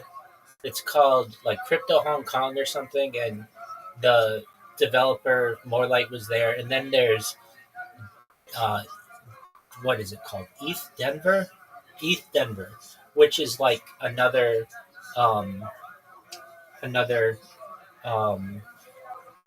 conference, and when he returns, we're gonna start doing we've talked about it, doing regular spaces. And since I'm doing 24 hours a day, it's pretty easy for me to just bring people in. I've also been doing some karaoke spaces. I've met some people in the karaoke world or whatever on Twitter spaces. The issue that happens, though, is because I'm so omnipresent, people think that I'm a bot. And then even when I talk, people think that I'm a bot. And so I'm like, ask me a question. I'll prove to you that I'm not a bot. And they're like, well, an AI can do that. And it's like, okay, what do you want me to do? Like, so I say to them, I'm live on Twitter Spaces right now. You can see I'm a real person. I'm live on YouTube. What do you want me to do? And they're just like, no, you sound like a bot. So it's like, okay, fine, whatever you want to believe. But at least, like, I've heard a lot of people say, I've seen this profile picture everywhere. And that's what I want. I just want to continue to be omnipresent. I've had some people who have, like, they're just interested in what I do, and basically they want to help me. And so like they've given me some donations, which is really nice of them. But that's not what I want. I mean, basically all I want them to do is just tell their friends. So with that, trying to think of what else we've had going. I mean, the best thing is that my streams have just continued, and they've been really good. The Restream.io is really, really strong. Like, it's strong software that it gives me an email of like what I did this month over last month, and it was like I'm up like 15,000% because I didn't stream on there last month, but also like I don't have any disconnects on it, and it's way better than Twitter. Apologies, than YouTube. Um, so what I've been doing just during the day, my hours have been reversed, and I don't like when that happens. But I'm going to try to stay up all day today, um, because a lot of times the people during Twitter Spaces during the day are very, very aggressive, and especially if you don't have a big account, it's hard to get up and get the mic and be able to talk. They just think you're a bot, or they think that you're shilling some rug pull or something like that. Um, but at night, they usually have like more open mics and chill and chills and things like that. And I just tell people about it, and um, we've had some growth in the Discord server. Nothing huge, but we're like 1,633 people in here now. And I would say that the two things that I did to really up that, because I used to get people, I got like 600 people in here just from Kick, but the way that I've been getting that up now that I don't spam on Kick is when you look at any of my streams using Restream, they allow this little box in the corner, and I can just put my address in there, my the Discord address. So I can put discord.me/rabbi, but then I can put the discord.gg one all the way through. And so that I think has helped bring people in. I have Frosty boosted the server. So now I don't know if you can tell. I don't know if this happened while you were here or not, but my icon for this Discord server should be like a rainbow when you put your mouse on it, which isn't a huge deal, but it's just a little something. And let's see if I don't know if once the server is no longer boosted, if it continues, but by the looks of it, it still changes colors. So I've got that. I've moved away from Discord just because I've expanded to Twitter Spaces, and really with Discord, I would just get kind of, just people are trying to keep me awake or just trying to yell the N word in here. And I want more serious people, so I've dedicated those devices to Twitter Spaces, and now it's kind of a game where I go and just show myself on Twitter Spaces and watch them kill Tony and go back. When it comes to that kind of stuff that I've been watching, I've started Kill Tony from the beginning, and so I've really been able to see the show evolve, which is quite interesting. I never was a huge Kill Tony fan, but I've noticed that I like it a lot more than just watching a normal podcast because it's always changing. They always have new people or whatever, and they're trying to make you laugh. And while some of the jokes aren't always that funny, it's just interesting how they handle some of the people.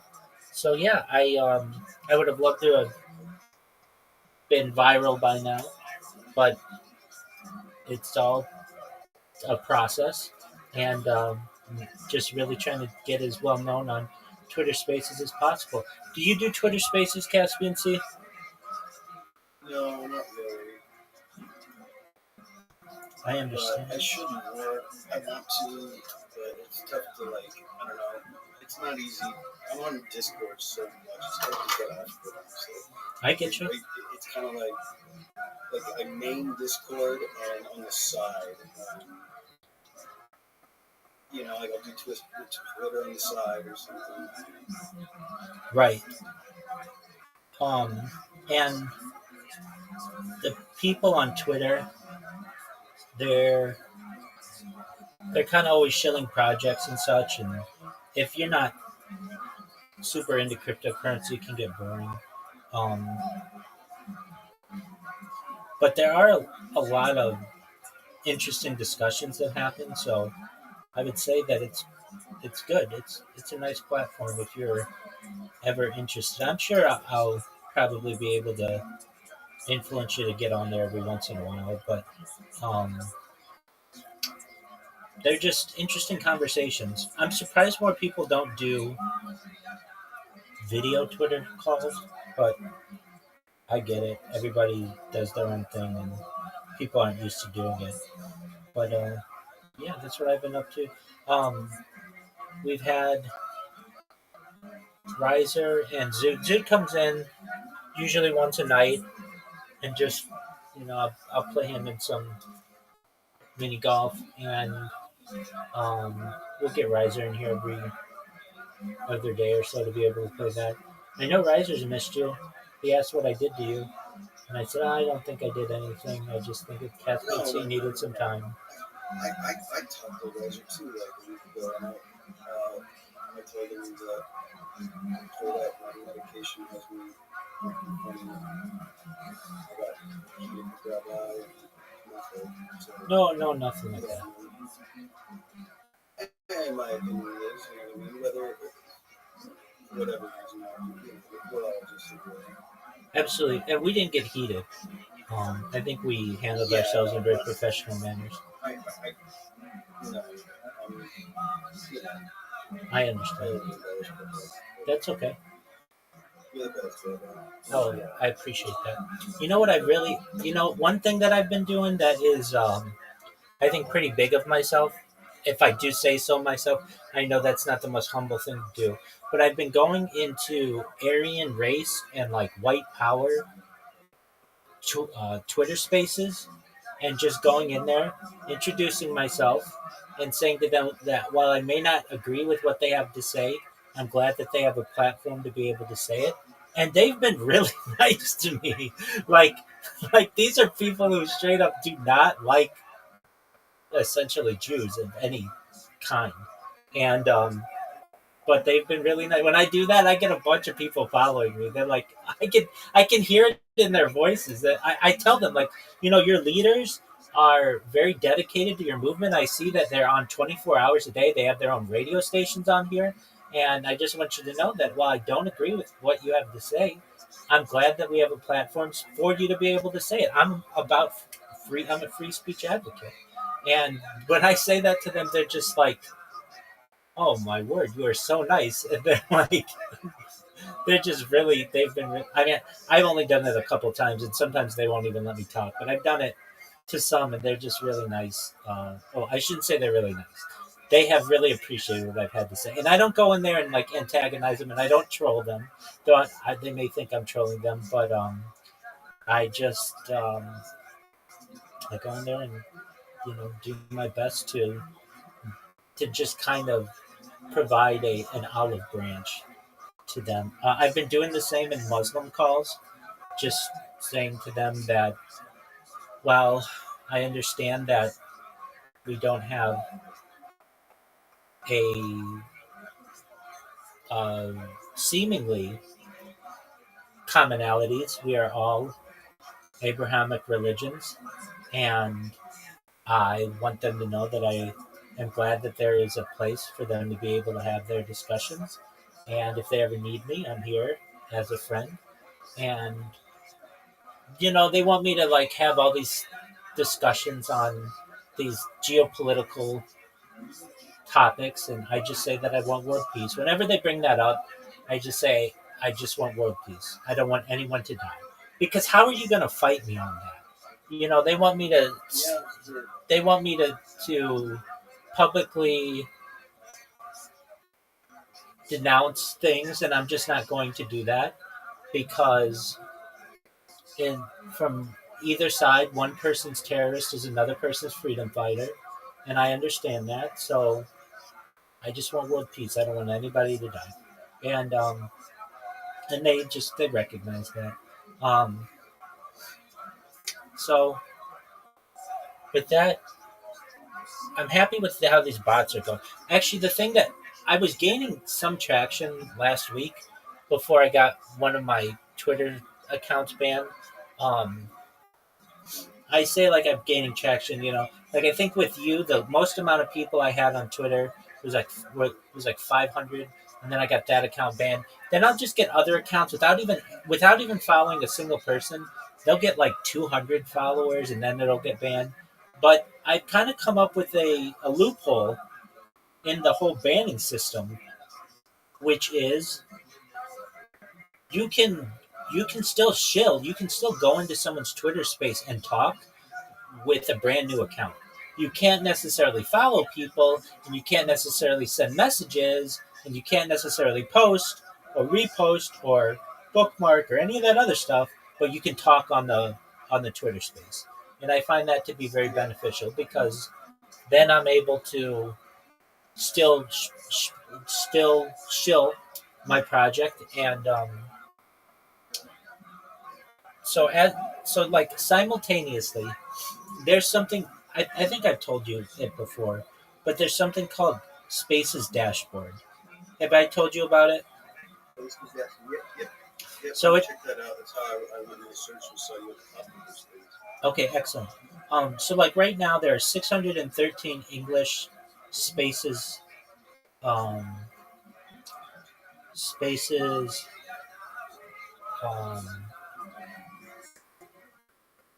spaces going on right now, and of those, there are like 20 cryptocurrency ones, and I do my best to be like in as many of those as possible, and just always have my accounts in there. And while maybe not every single time I'm able to have an account in every single one of them, quite a few of the times I'm able to. I get a lot of people who are just they're very interested in what I do. That's just I'll kind of put it that way, which is good. I'm glad about that. So with that, I won't talk your ear off anymore. We're watching Kill Tony. We're on like number 10 of, I think they have like 700 of them right now. And I am just going to continue talking to people in Twitter Spaces. Let me know if you need anything. Okay, Big Dog? I'm glad you're back. Well, good that happened.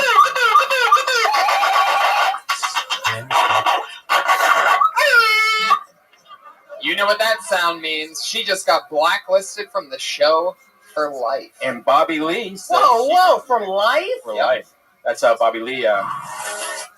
And they're banned from the Comedy Store for 4 months. Man, you guys should show up for this thing. Your first comedian tonight is Lil Bro.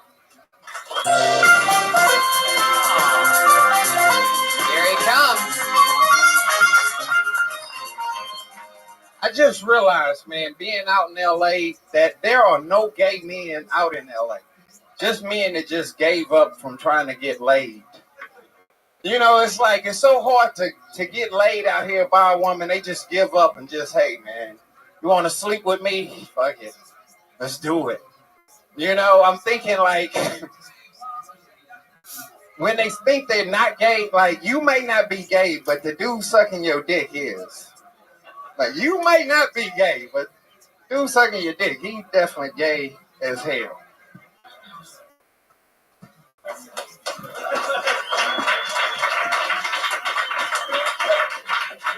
Lil Bro, I've seen you here a couple times. I've gotten to know you over the last... You've been out here how long now? Just like a couple months? Yeah, 4 months. Yeah. Very, very funny. We always make fun of each other in, like, the parking lot. We go off on these... what do we call that? What's it called again?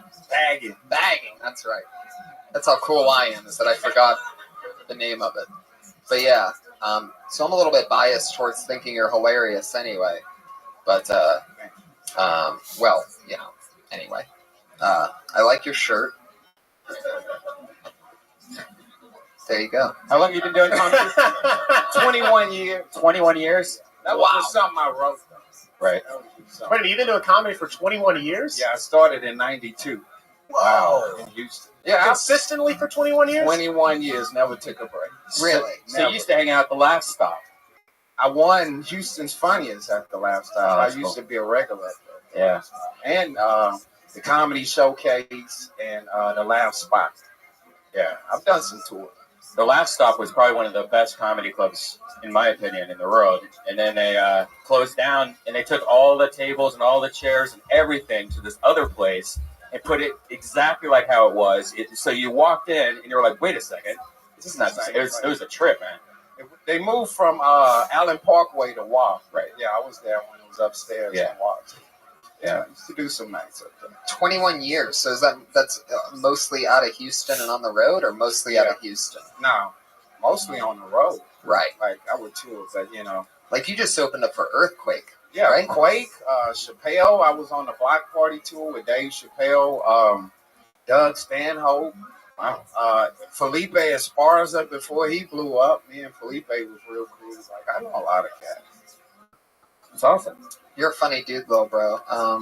What do you want to do now? Like, how much material have you compiled? I've actually done 2 hours at the Laugh Stop. I have it on video. Wow. So two different hours. No, 2 hours straight. Oh, 1 2 hour set. Yeah. Wow. I have it on DVD. Holy shit. That's crazy. Well, if any big producers are listening out there, buy Lil Bro's 2 hour special and then sell it on Netflix. That's like a motion picture, you know. That's like that's like Jurassic Park, right? But with Lil Bro. And who wouldn't love? I'm sure. Hey, Iron Patriot, wouldn't you love it if Lil Bro was in Jurassic Park? I want to say something about him. No, don't say it. Don't say it. Don't say it. Don't say it. Tony, you think it's dangerous for a black guy to do gay jokes because they're kind of known for being homophobic a little bit? Well, that's a great question right there. The racist is worried about me being homophobic. What the This hell? is unacceptable behavior. Oh, I know anything goes. I'm just saying. I mean, you know what I mean? You just kind of I love how he tries to rationalize everything in the end, but in no real way. It just trickles into nothingness. You know, just anyway. So you're trying to ask him like, what's the point of the joke? No, I was just asking Tony if he thinks that's dangerous because a lot of black guys are already kind of homophobic, and when he's talking that way, it might rub some of the people in the crowd wrong. Not me. Hey, it makes it relatable for me. What? It's relatable now. Oh, okay. And I'm not homophobic, but I don't like gay guys that's all aggressive. You know, while you standing in line, hey man, hey. Yeah. I know what you're saying. I know. Yeah, you dig I it? mean, I don't think you're that way. I'm just saying if it might rub some people in the crowd wrong. No, I have a gay cousin, so it's okay. Okay. Well, I love how quickly the Patriot dismissed it. Well, oh, okay, gay cousin. All right. Well, fuck yeah. That's Lil Bro, everybody. Are you on Twitter or something? Yeah, at Lil Bro, LILBROUGH. Wow, you spell bro the hardest way possible. It's my last name. Oh, I see. My dad is Big Bro, and I'm Lil Bro. Oh, I got it. Yeah. Any shout outs you want to give? Nah. There he is, everybody. Lil Bro, everyone. It's interesting to start off with a guy that's been doing it 21 years. That's a first. Yeah. That's different. You know, interesting thing about that comedy club, opening weekend, I was there for a show with somebody else, and me and this girl I met in the audience fucked on the couch in the green room, and she left a spot there. Jesus. And then we came back like 6 months ago, and it was still there. Whoa. Your next comedian, everybody, is Kyle Everett.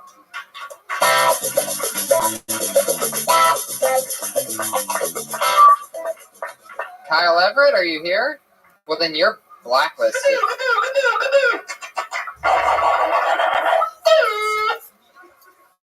There you go. That's when you know somebody's been blacklisted. Do you remember all these people? You write them down? Yeah, they go in a separate pile, right next to ranch dressing for some reason. I don't know why that's there. No, that's not ranch. And I can't stop staring at it. Is the weird part. This little spot of ranch dressing. Oh no! Don't do. I know. Red Band loves turning into a 7-year-old sometimes. No! Oh my god! Oh, that better have been your ranch, bro. Ari Manis, everybody. Funny rising young talent. Oh my god. Oh no. Mark. Hit it, Patriot. Oh. Poor Ari. He's been working on this great bit that, all right, what are you, his manager? That seems like a good idea. I got him booked for the rest of the night. He's a meltdown. Then after that, he's going to the tea leaf. Anyway. This voice in the darkness, his biggest fan. He's in like that dark corner over there. He took the two bust of. All right. Put your hands together for Andrew Clements. Da, da, da. You gotta be shitting me. Wow. Oh, this room is jam fucking packed. That's awesome. Hit it, Patriot. Man. What's great is when this fucking thing like really blows up, like out of proportion, and these people are like, "Hey man, so what's up with the whole blacklist thing?" And I'm like, "You're done for life, dude." And this is on like 5 nights a week. Right. Anyway. Omid Singh, everyone. I have high hopes. Oh yeah. Indians are always here. What's up, buddy? Thank you. I just went to a dry wedding. I think a dry wedding says a lot about the bride and groom. Mostly, it says that they don't give a fuck about you. Thank you. I'm dating right now. The only thing I miss about being single is fucking other women. Thank you. The inventor of Ritalin admitted on his deathbed that he made up ADD.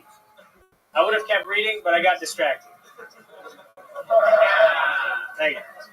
Finally, I want to bring back shows from the 80s that haven't been around for a while and just do a couple tweaks to them. I want to bring back the show Knight Rider and take out all of the car's dialogue. So it just looks like a schizophrenic David Hasselhoff talking to his car. Thank you. That's awesome. Omid. Yeah. Omid. That's hilarious. Omid Singh. Fuck yeah. How long have you been doing stand-up? 6 years. Wow. That was hilarious, man. Yeah. Yeah. He is very funny. He does the Comedy Store open mic a lot, headlines that show, and he always does very 6 years in LA? No, 4 in New York and 2 here. Yeah. How fun. That's great. You know you don't need that paper. Is it just kind of like a crutch? It kind of helps you feel more safe because you got it there in case. But Jesus Christ. Busting balls over there. That's what he does. He's a mind fuck. Well, I mean, he's good. I mean, I'm just thinking. I don't think he needs that. I think it's like a security blanket. Like Do you need the suit? Or... Oh, hey guys, take it easy. Take it easy. Oh my God. Yeah, you're right. People have been suggesting that I get up and do a minute, but I think that's better time for you guys to use. There you go. Great answer there. Great answer. I already get enough time to talk. I'm doing comedy all night. I'm more good at conversational comedy. I don't know if I'm good at this type of shit where you stand up there for a minute. Fuck. I love how he just pushes his microphone farther and farther back as he gets excited through the show. Yeah, man, that's funny as fuck. The what was that Knight Rider one is unbelievable. Yeah. I mean, that's almost. I almost want to almost edit. an empire. I almost want to go home tonight and edit all the shit out of the episode just to see what it looks like. Yeah. No, I mean, I'm not going to really do it, but that's how cool the idea is. I would say that that's something you should do. Yes. Make that video. Yeah. Absolutely. That would be funny, like a video of that. Because it's funny as a joke, but the reason why is because it's funny. Visualizing it, seeing it, Right. And so the whole marketing thing would be it would be something that I feel like would get big on the internet because the word of mouth of that if the videos cut together properly, the word of mouth works because they laugh when they hear it. Hey, this video I watched, man, Yeah. Do you have more? All right. I mean, have you done more examples? Because that's just a good idea, a good formula. Anyways, like Three's Company and Ed Out the Girls, so it's just him and Larry creeping out with some old guy. The other example was to take Disney characters and take out the Disney character and put the person who's doing the voice. So I'd be like, oh, Gilbert Godfrey. Right. It's not as good as the Knight Rider. No. Right. Okay, let's keep it moving. And he's at BrownMan3000. If anybody wants to send him a tag via Twitter. Yeah. At BrownMan3000. That's his Twitter name? Yeah. He went for it. I'm sorry, it was taken already. Yeah. Are you a brown man? Well, he wanted to be BrownMan3001, but that was... What is like the Price is Right? Yeah. I've seen this guy before. Put your hands together for Brad Sachs, everyone. Here he is. OHIO. Thank you, guys. I recently got engaged. Thank you. Oh, thank you. Thank you. Get married in a year. 1 year.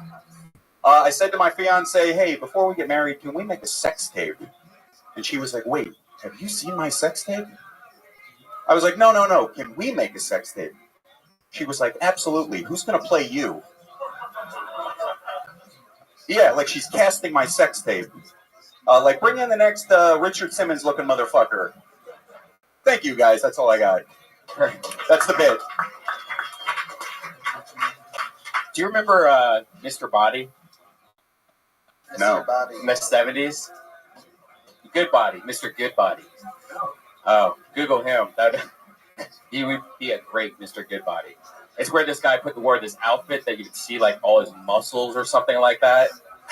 And he used to be really big in the late 70s, early 80s. And he just hang out with kids. And it's weird. Sounds great. No. Are you really getting married? Yes, I am. When's your wedding? Next August. Next August. Yeah, 1 year. Wow. Yeah. Did you actually ask her if she wanted to make a sex tape?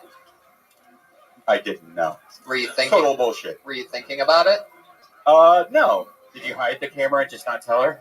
No. Do you think about that? I was kind of afraid because I know I would probably come in like 2 seconds, and then I would just have to put it on loop. So.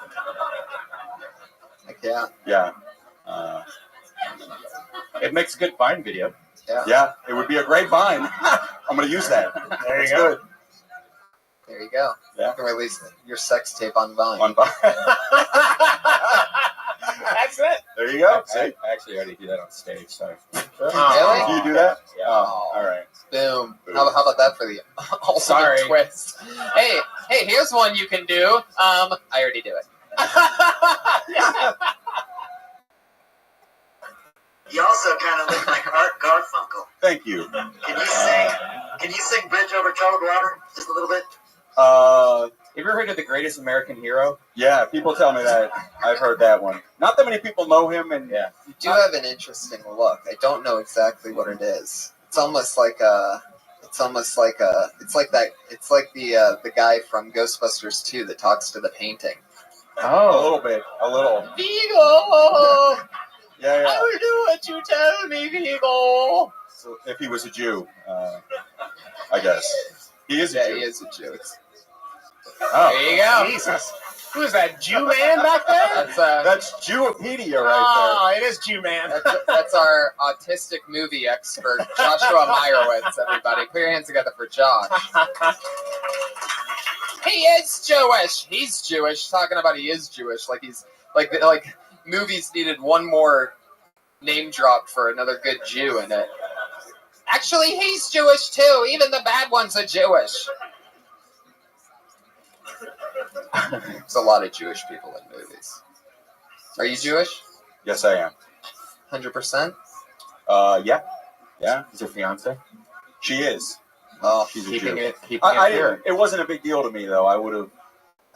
How long have you guys been together? A couple of years. It got serious we've known each other about 4 years, and then probably got serious, I'd say like 2 years ago. And and here we are, getting married, getting engaged. Yeah. Oh. Thank you. That's Is that her in the back? No, she's not here. What are you most excited about this upcoming union?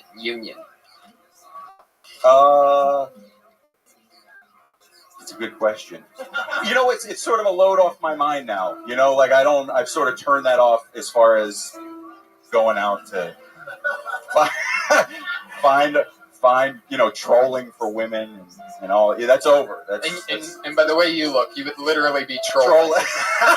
Not for women, That's just too troll. far. That's too much. That's a troll. That's bullshit. He would be trolling. There is something very trolly about you. Thank you, Tony. I appreciate that. And you also have a look that says both like porn star and Game of Thrones at the same time. Yeah. Like you could release a porno just called Winter is Coming. It's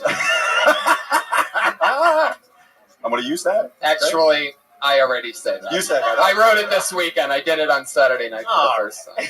Sorry, guys. Yeah, we're not doing anything but doing our material. I know. That's the first time that's ever happened. Brad, well, thank you. Keep rocking and rolling. Thank Good you. luck on your wedding. Thank Luckily, you have a year. Be careful. Yeah. I have 11 months to get out of it, basically. Right. Don't make a baby. Pull out. She wants a kid bad. Oh, no. Because she's a little bit older. She's like, let's just get this going right away. So she's a little bit older. How old is she? she? She's 74. She's 39. 39. She really wants a baby. She wants it like now. Yeah. She's like, just put it in, just shoot it right inside me. Just do not pull out ever. Oh my God. You should talk about that. Yeah, definitely. What's your strategy for that? I mean, do. how do you avoid not having a baby? No, I'm ready. I said, fuck it, because I'm 39 too. Oh. So I like kids. You know, I figure if I don't do it now, then maybe You're 39? 39. Wait. Wow. And you're from Ohio, right? I went to Ohio State, but I grew up in New Jersey. Oh, Yeah. Great. that was close. Yeah. Probably graduate 93? I graduated high school. Yeah. 92. 92. Yep. Wow. Yeah. She wants a kid so bad. She's got an app on her iPhone that took our pictures and morphs them together and spits out a picture of what the kid will I was look 6 like. years old. Yeah. I know, man. I feel old as fuck when I hang out here. I'm like, It's so hard for me. One thing I'm learning as I grow up is that it's hard to play it cool when you're like say for example 29 and you're just walking away and assuming that I don't want to. I don't want to take everyone's time. You know, I'm. You're fine. All right. Stay in the pocket, Brad. Don't All freak out now. No. I don't want everyone to be like, hey. Remember, that there's a kid's- lot of people already blacklisted. It's true. Willie, and that's just the list of blacks that the Iron Patriot doesn't like. All right, now, you see what I mean? I always set them up for those jokes. God.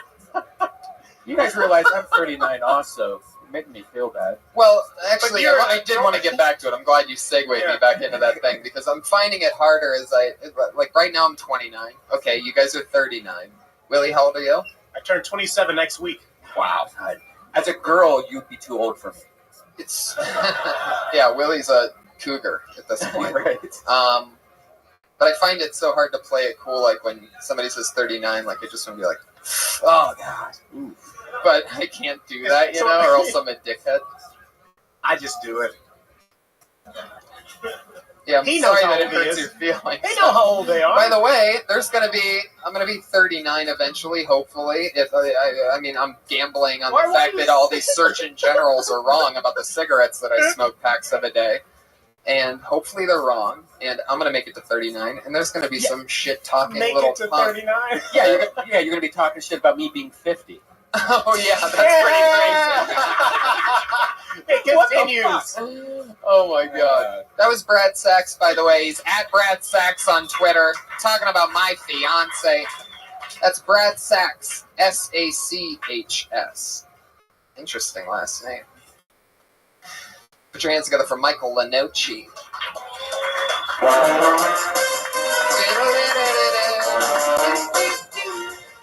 Hey, what's up, guys?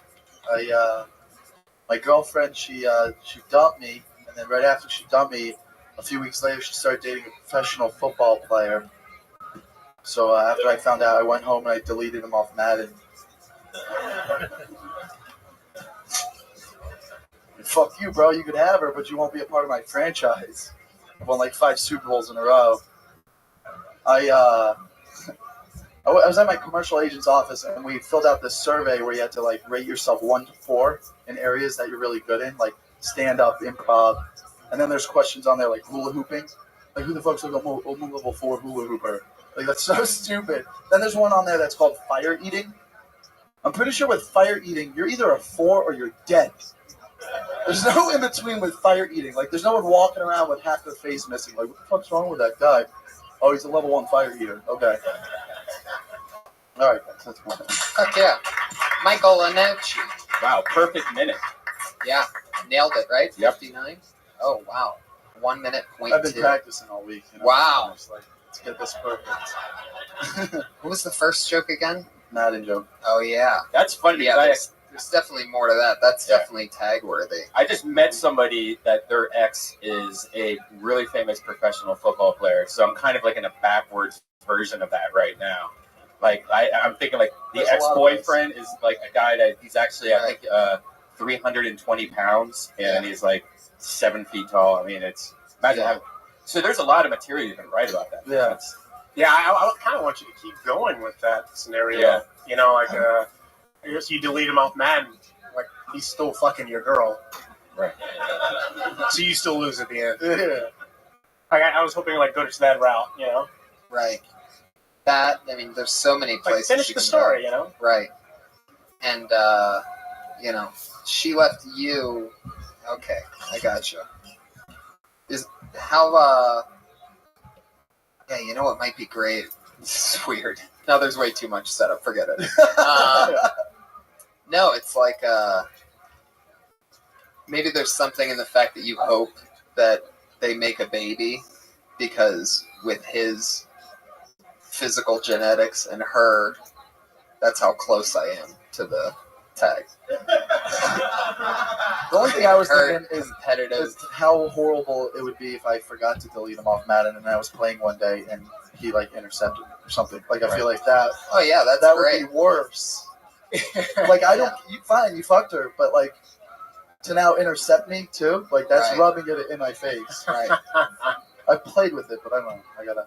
Well, yeah. Well, that part should definitely be somewhere mixed in there. Or you play as him and you make him just a complete idiot. Like just make him go in circles and stuff like that, throwing the ball and hitting referees and stuff. Right. Change his position to a kicker. I change all his attributes. Horrible. Yeah, that's fun. And then the second joke was about The questionnaire. Remember, you went to that. You're going to be working on advertisements or commercials, and there was a question about a hula hoop. Yeah, I remember because I wrote it. So yeah.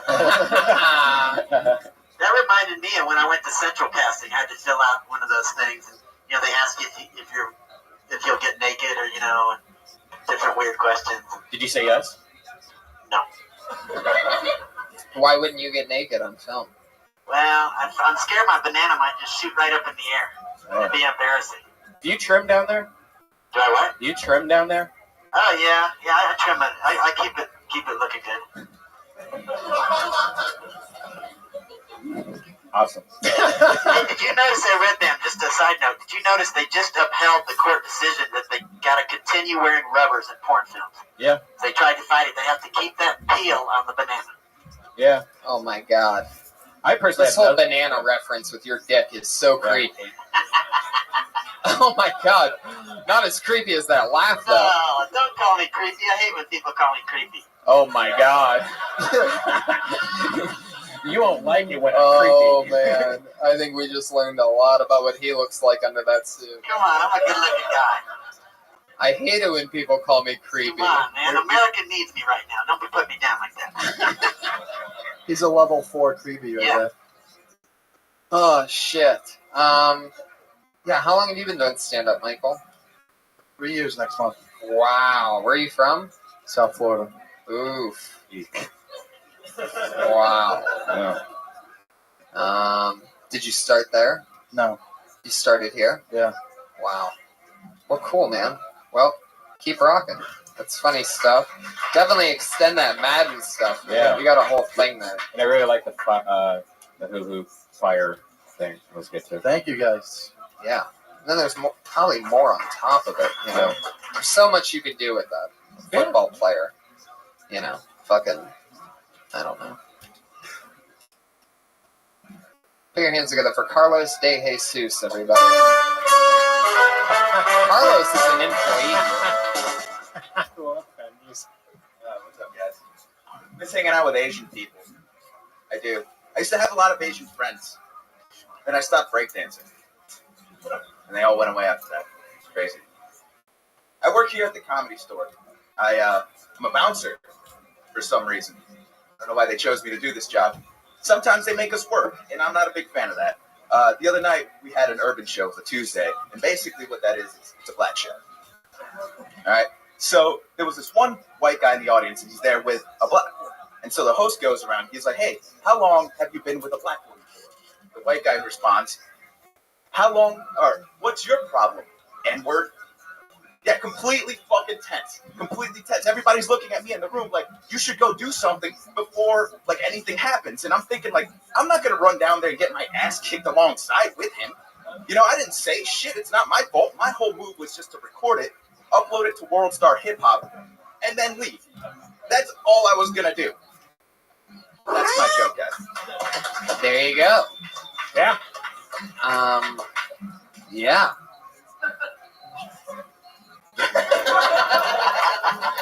Bless you. God bless you. Well, what are you allergic to over there? Fuck yeah. That's strange. No, her allergies just now. Fuck yeah. So you told it like that was probably like a true story. Yeah, you said it like a rant. Like, everybody wants to know, everybody's going to want to know what ends up happening after that. Like, the fact that your goal is to put it on World Star Hip Hop sounds like the setup to a bigger joke. Does that make sense? It does make sense. What happened after that? Well, basically, you saw the guy who said the N-word puts on an Iron Patriot suit and walks away. That's the joke. Well, I mean, we need the Iron Patriot to get a little bit more famous before it works on stage. Or just show up to all of his shows. Right. I see what you're saying. So what did happen after he said that? Well, basically, like, because the guy has been with this woman for 10 years. So when he saw who was talking to her, he saw that, like, this guy isn't really racist. He was just saying some shit to, like, kind of, like, stir it up, get along with them. I don't know why you would do that. But, like, that, it was like that. And so he just basically deterred it before anything happened. That's all that happened. So nothing happened. No, yeah, nothing. Everybody was laughing because Esau was killing it. It was tense. Nobody was laughing. It was just kind of like nothing happened. Nobody got their ass kicked that night. Right. It would have been me too. Was it like a little white guy or a big white guy? Like skinny, probably about 6 foot tall German guy. How skinny? Like really skinny? Like my size skinny? Yeah, that guy's got a huge set of balls. Yeah. Wow, that's a huge set of balls. Yeah. My size skinny. Yeah. Dropping the N-word at an urban show? Yeah, I know. I didn't know what to do either. I was like, what the fuck? Right. I love how so you have to immediately assume that this guy has a weapon on him of some kind. Exactly. Oh, man, I just love how you call it an urban show. I never said that. That is a very inside the business type of terminology. Yeah. To call it an urban What would you call it besides that? Yeah, Iron Patriot. What would you call it? I knew what he was talking about when he said that. No, but what would, if you had to use another word for urban, what would you choose? Yeah. The Harlem Globetrotters. I don't think you understood the question. Yeah, that is hard. What would be, if you, let's say you're a thesaurus, okay? And black and urban are already taken. What would be your next descriptive word? Reach the next generation. Oh my god. This is unacceptable behavior. This is unacceptable behavior. Oh my god. Uh-oh. Uh-oh. Wow. That's amazing. The saddest part is that's pretty good. Yeah. Can't do anything about it. Just hope that no one calls me that. What would you have done if you'd been working the door and you heard, you know, I mean, obviously you wait and you... I would have escalated. Get him! Oh, yeah. And I stay in the back. Yeah. Yeah. Oh, yeah. Right. You joined the group. That's what I always do. Yeah, but I would have been the only light colored guy in there. Besides But you'd have been down for the cause. Yeah, I mean, There you I go. just don't want to get my ass kicked. Yeah, because you joined the people. Have you ever been part of a stomp out? Yeah, they're great. They're awesome when you're the person throwing kicks in. That's true. I'll be the last one. Yeah, no one goes to break up a stomp out. You join a stomp out. That's very true. That's very true. And that's what I would do in that situation. Fuck yeah. I would just yell out, "Get him!" Take all that shit and turn it into something with that whole thing and that whole story. That's Carlos De Jesus. You on Twitter? Oh, he doesn't have Twitter, everybody. There you go. Put your hands together for Tommy Lee, everyone. You know Tommy Lee.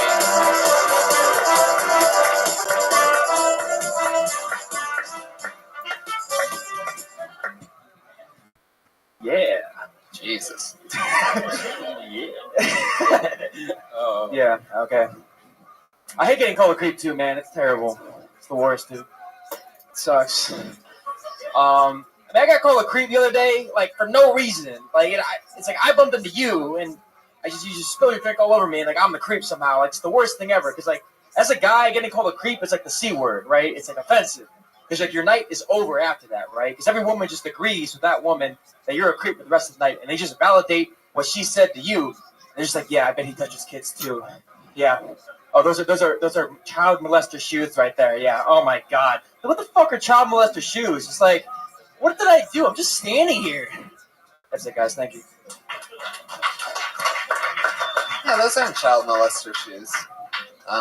Because you have the same pair on? No. Wait a second. Let me see if I got my child molester They're a shoes little on. bit more. I got child molester socks on. Oh, yeah, you do. Holy shit.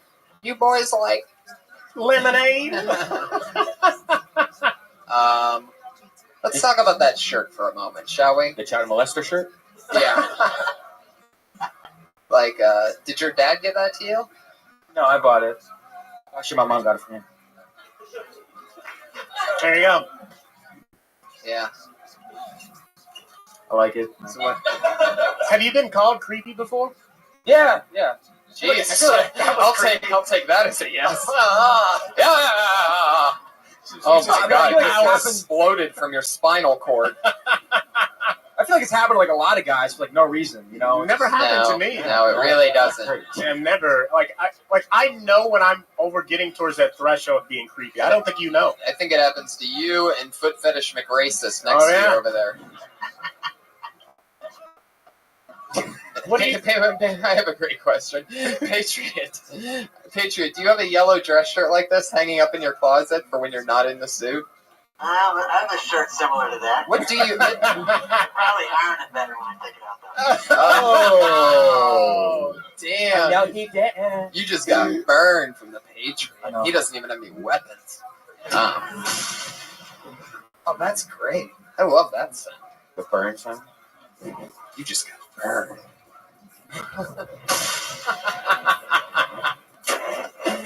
I love sound effects. They're stupid. They make me so happy. Fuck, Tommy, what did you talk about? I have this. I can't critique something you don't remember. Oh yeah, the. Did you write that just now? No. Okay. That was weird that you used the creepy thing. That's good. You say the word creep so many times in the bit that I'm wondering if you're sponsored by like TLC or something. It's like, are you trying to bring that song back? Is this like subliminal marketing? How often would you say, if you had to guess, per month, does somebody call you a creep? Oh, it's not like a regular thing. It's happened before, and it sucks. Did it happen one time when somebody spilled coffee on you, or? No, I was at a bar, and I was waiting in line for the bathroom, and a girl bumped into me and spilled a drink on me, and she got mad and called me a creep. Ugh. For no reason. Just What'd you call her? I was like, I'm sorry.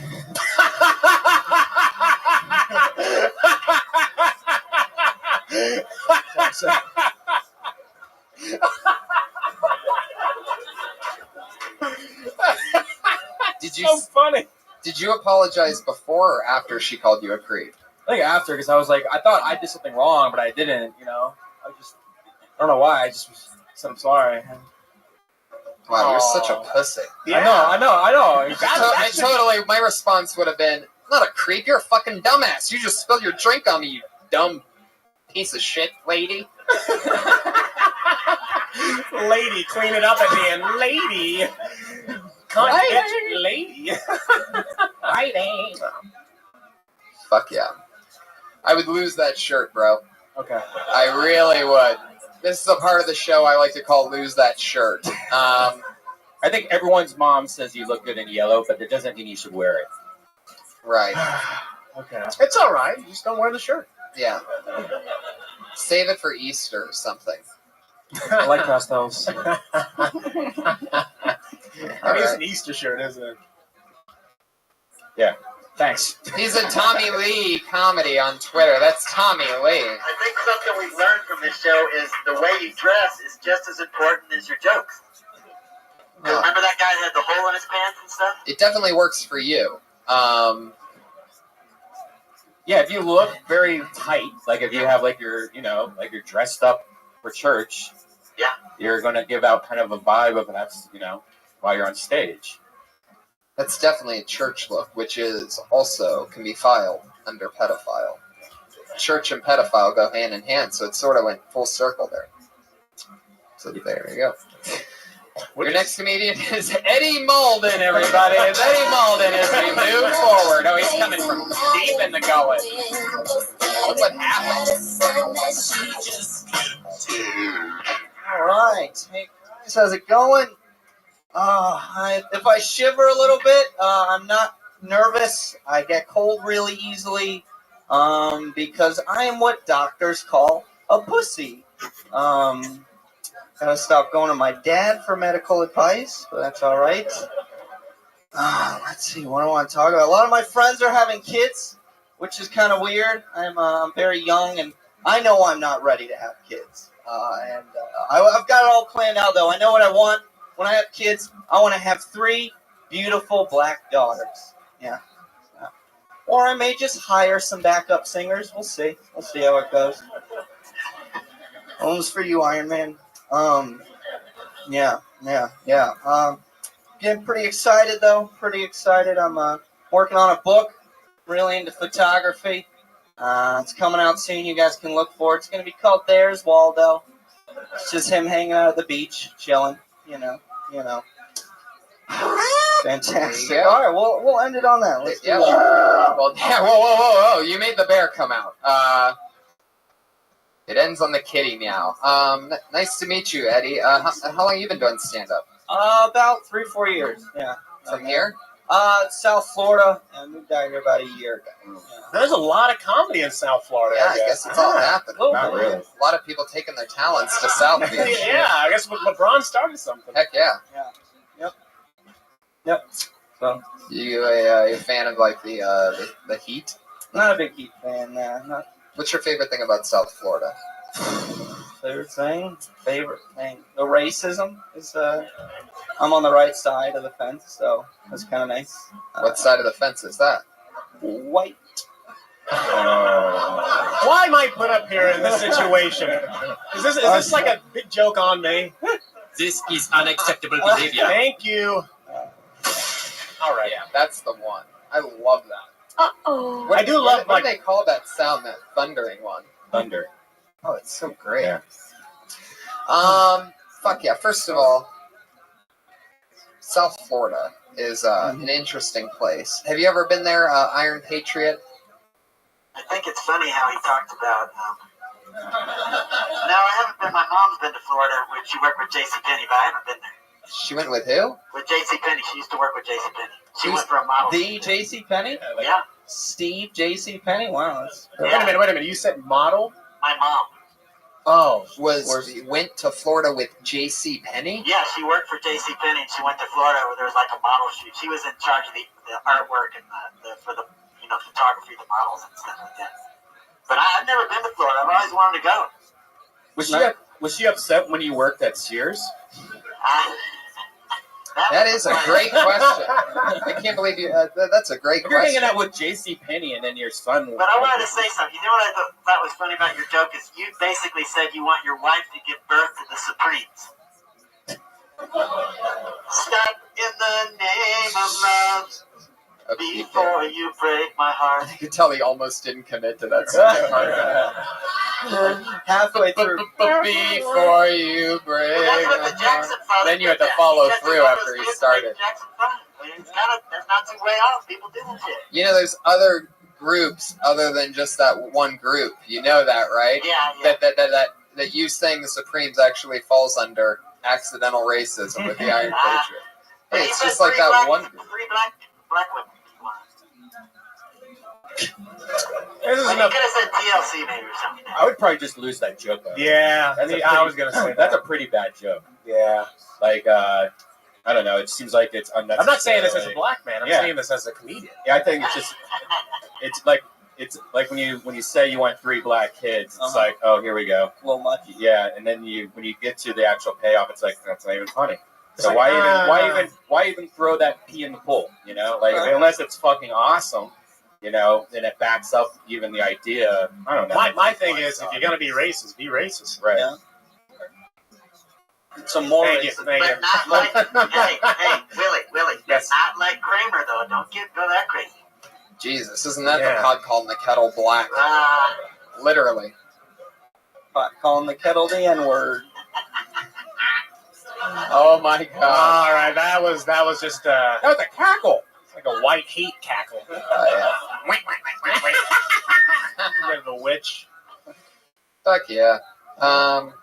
Yeah, there's something of it. Maybe there's something there. Like if you want 3 black daughters, that you could raise them to be background vocalists or something. Yeah, I think if I sell it better, so a lot of it is on the turn. I'm kind of trying to set up like a real wholesome kind of setup and then twist it. So I might have rushed it. I don't know. It's a racist joke. What are you trying to be wholesome about? Well, so yeah, You know, like racist a joke for the wholesome kids. Setup. You know. I'm sorry. No, you're right. I agree with Willie. I Yeah. think that I just, you know, if you want to try to rewrite it and stuff like that, whatever. But I might toss it. You know. maybe just write a Plenty different of joke. But I do like where your head's at, and I know where you're getting, from point A to point Mhm. B. But maybe it's like a different type of, subjects. you know, Yeah, yeah. Scenario. But I know where you're going.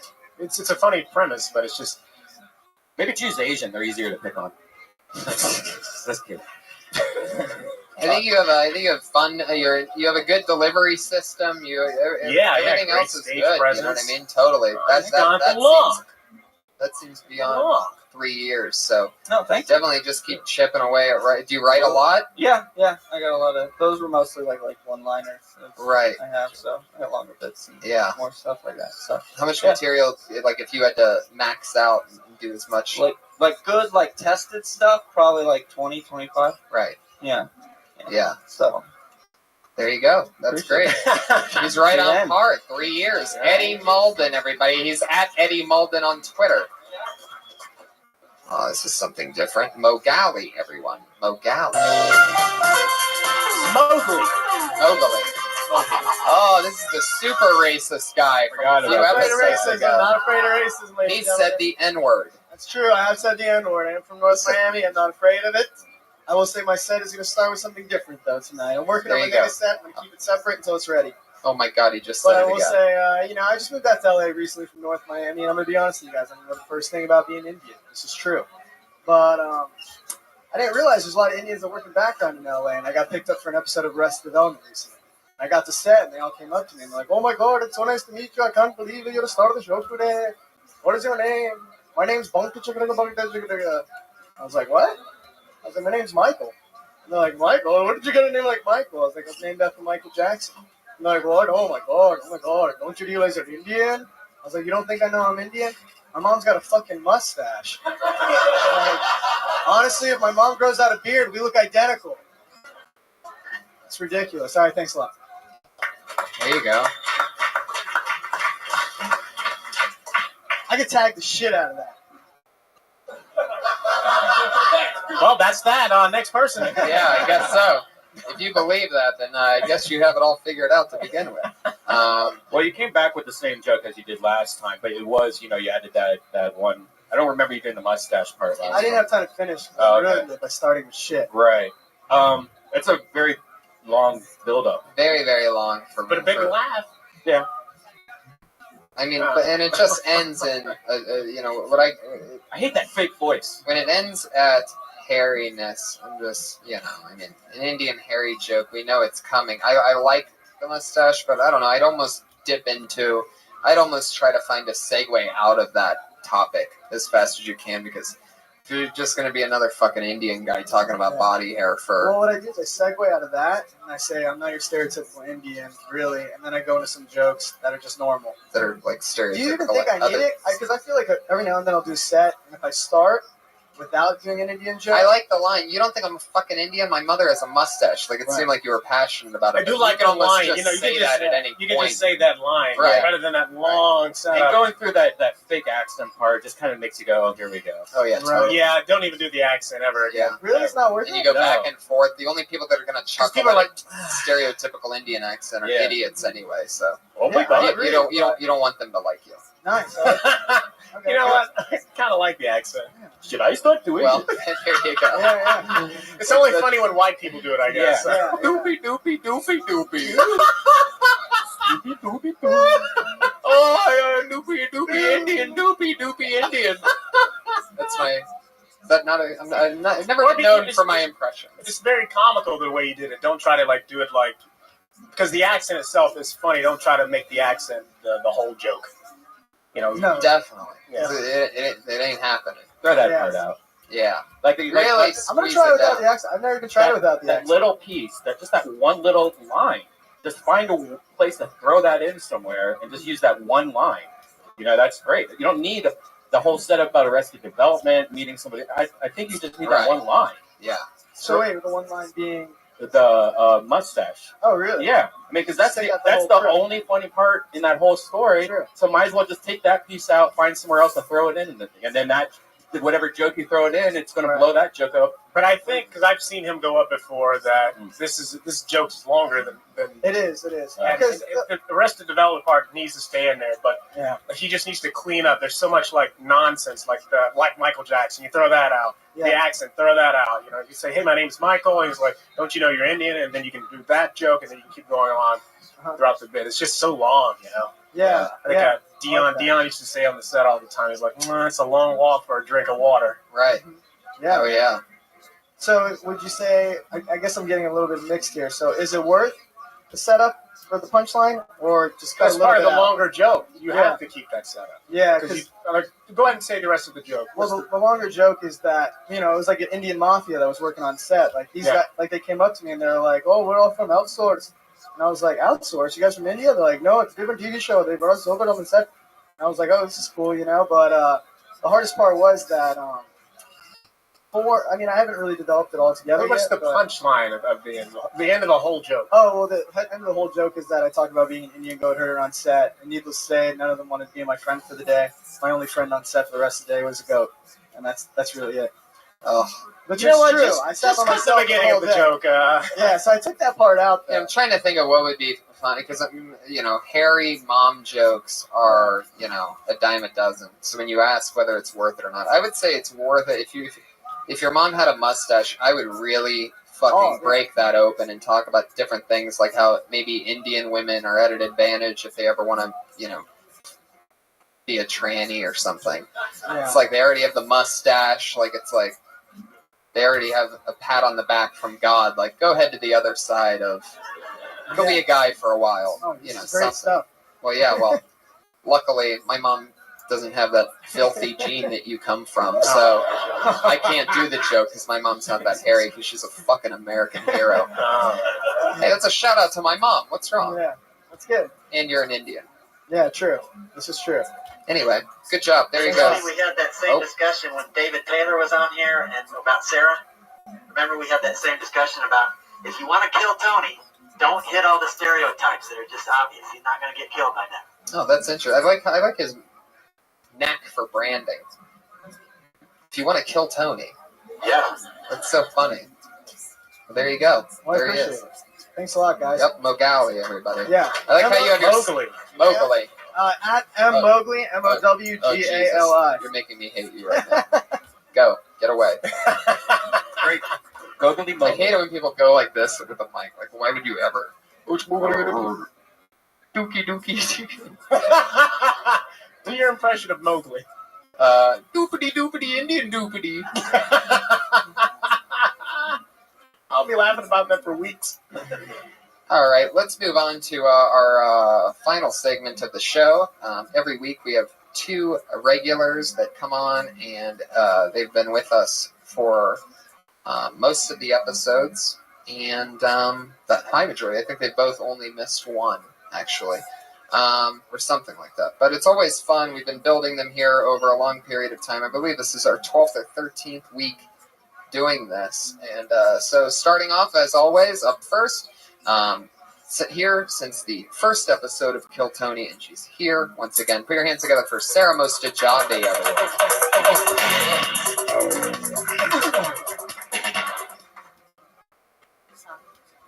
Hi guys, so I just got my own apartment. That's about as much support as I was expecting. It's been really sad. I've kind of been drinking like a lot. Like I drink at home by myself every night.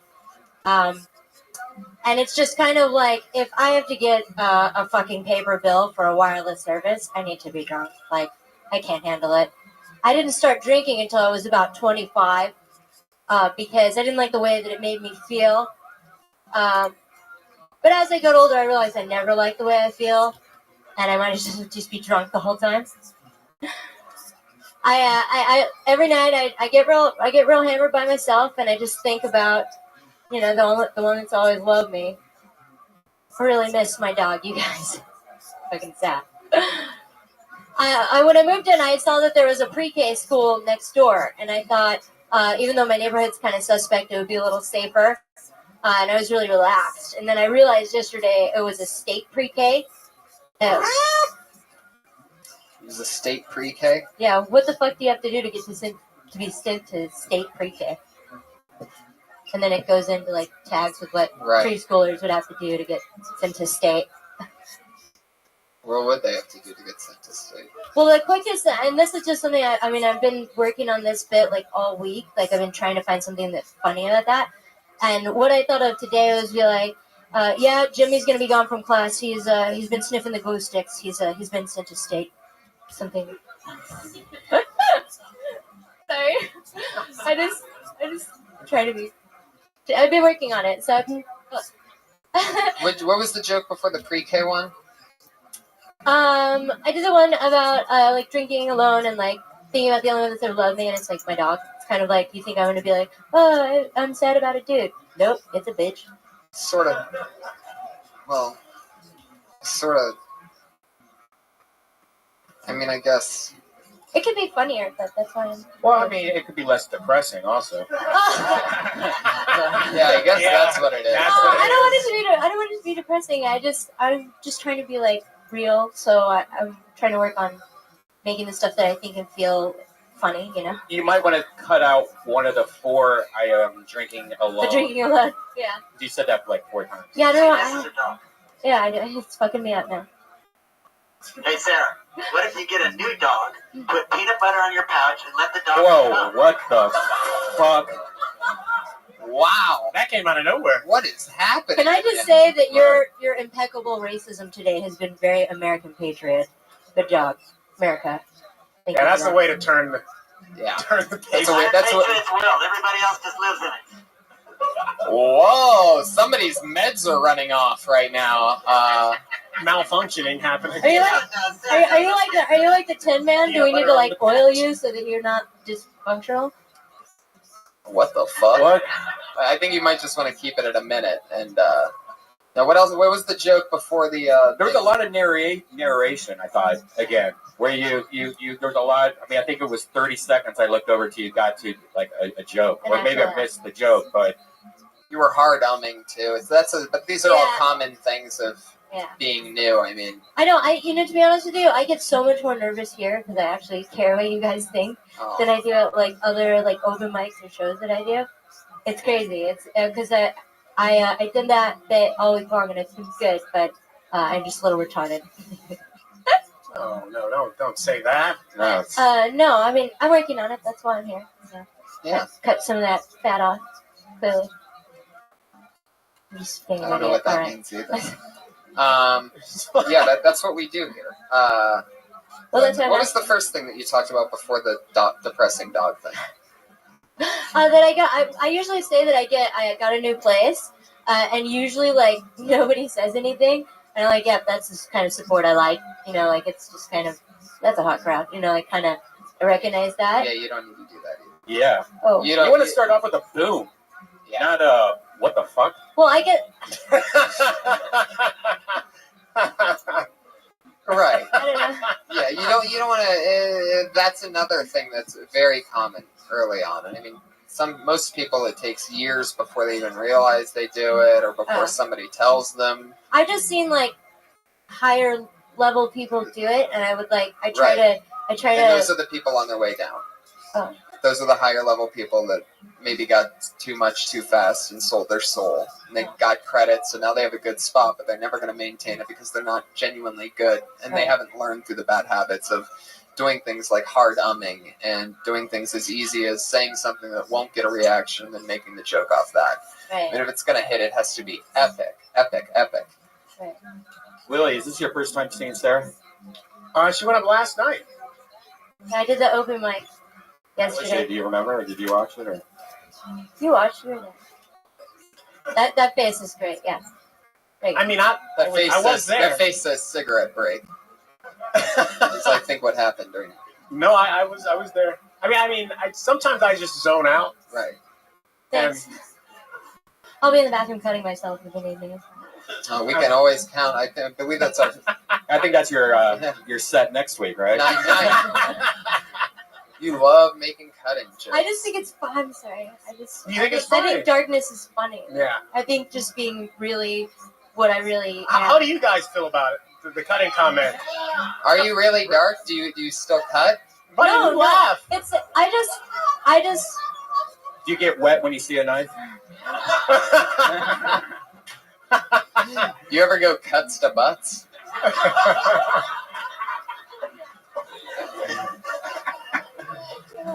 Okay, well that's I think I really don't know where to.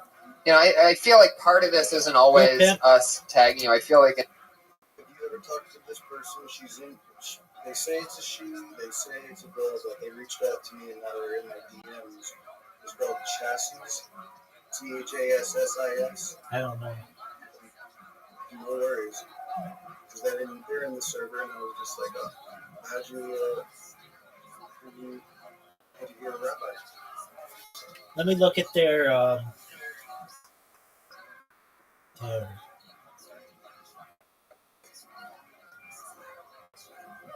image. I mean, it seems like a scam. I'm looking for a man to have a relationship. Yeah, no, I don't know if Discord's the spot for that. No, Send me a pic. no, this is a scam.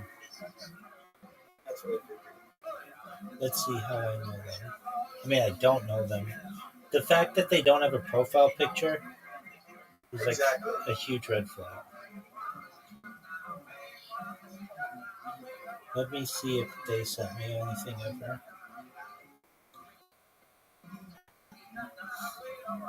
Yeah, no, I don't know who that person is.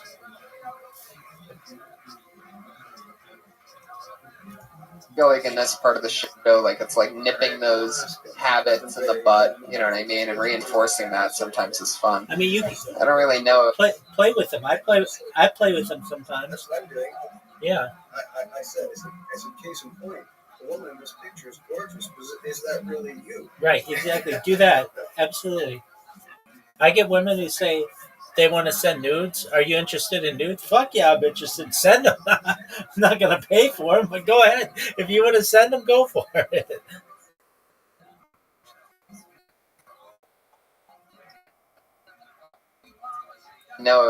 Since you're doing a new 60 seconds every week, whatever. I mean, how do you write? Do you you try to drown I yourself write- and then just wake up and then in the bathtub of water? It's just all on a bathroom wall and blood. And all your writing's smeared because of the water. Knock. Who's there? It's like the butterfly effect. Right. You walk into our bathroom. I write with my own blood. All right, now you just had to take it there, huh? Oh, yeah. That's it. We're having fun over I here. can't ride the train, just you It's guys. good to All be right. dark, but it's still a comedy club, not No, a no, no. funeral I- home, okay? We're not like here to pay memoriam to that minute of material that you did. I guess it's, you know, dark can be funny, but how you give it out, we believe that. Great job. Hey, if this is really a gorgeous girl in fucking North LA who randomly wants to hook up with some old looking PFP guy from an LA circle, and I'll let her drive all the way to Vegas to get a piece of this. There you go. But I know my oath.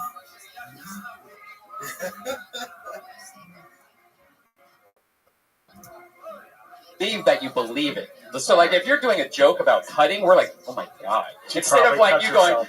damn these cutters. You know what I mean? Like, Yeah. like You want me to go Yosemite Sam of cutting myself? well, if you're going to talk about it, you should definitely do it in a different way instead of making us all go, oh my god. Okay. Well, Right. eventually my vulnerability won't come off as weakness, you know? Vulnerability won't come off as weakness. Are you ticklish? Will. No, I knew I don't it. feel anything. God damn it. Hey, right there, that's funny. But Vulnerability always comes across as weakness. Losing the vulnerability, Yeah. then you don't get weak. So to Well- think people won't perceive your vulnerability, no, that's you have to get rid of that, and that's why people do this for years and years and years, because it takes that long of reinforcement to be able to work that out. You want to keep that, but lose those jokes. Sarah Mostajabi, everybody, there she goes. Hey, she does. I gotta give her credit. She does a new 60 seconds every week. It's not always going to be pretty. This is a real fucking thing. If you guys want to judge, have you ever seen somebody do new 60 seconds? This is all new. It's like a historical moment. And Yeah, she's exploring new territory. every of week. course, totally. But I It's think always maybe one time- it's always different. It's amazing. Right on. Josh Martin's done this show twice, and he did the same 60 seconds both times. What a faggot. Yes, of course, but you're not on a mic right now. Judge Martin has a nice chest. You want to? Did you have a question? What about Tig? Like, I just meant that somebody who's like takes a really dark, bad, weird experience in her life And writes her ass off. Yeah, until I know she has that's an where amazing that's joke. what I'm doing, Yeah, and I'm in there it you go. for Of 10 course. years or however. I love it. I love it. There she goes again. Sarah Mostajabi, everyone. And that means it's time for our other regular, the very lovely, Enjoy, dropped big out dog. of college after being inspired to do stand-up comedy, partly by many forces, herself, her history, my podcast, Bobby Lee, and it's always fun to watch her grow, the youthful, the likable, the energetic ball of future comedian stardom that I call Kimberly Congdon, everybody. Here she is, once again. Hello. Thank you. Appreciate it. LA had a really weird effect on my faith because I still pray a lot, but now that I live here, I also smoke a lot. And I don't know if you've ever prayed high, but for me, I get distracted. Like, I just go in a completely different direction. Like, dear God, thank you for everything. Forgive me for my sins. Blah, blah, blah. Also, that $100 bill I put in the offering on Sunday, it was supposed to be a 10. So if I could get some change, be nice. And then I get pissed because he's ignoring me, and that's just rude. I get an attitude. I'm like, hello? I'm your daughter. Just like my flesh father. I love the word flesh father. That's such a funny word. That's what I used to call my just like my fleshlight. flesh father. Oh, that's so funny. It's a lot of setup. Yeah. I don't. Yeah, once you make the turn on the ignoring thing, you gotta keep that short. And the front end of it was what was the first part before that? Yeah, you could have probably just say, hey, I went to Man, I went to Oh, church the other day. Like praying high. You get? Did you went get to church did, high, Did you yeah. say that you went to church high? No, I said that I prayed high. That was a true story. I accidentally put $100 bill in the offering and couldn't go back Yeah, and you get should it. explain it like a true Totally. story and just Yeah. make it real quick. Like I can't believe what happened to me last Right. Sunday. Own it. Yeah. Like, Right. don't tiptoe around. He's like, well, And the I mean- difference between me and this. No, you did it. And then you have that true story to go off of. So then it's almost like it'll prove to you how real he is, because if he's really real and he sees everything, then he knows that I deserve $90 back out of that. Yeah. Maybe say you went to your pastor first, then he wouldn't like give you the money, so you're like, can I speak to your supervisor or something like that? Yeah. Cool. Yeah. I mean, there's a lot you wanted can to, do.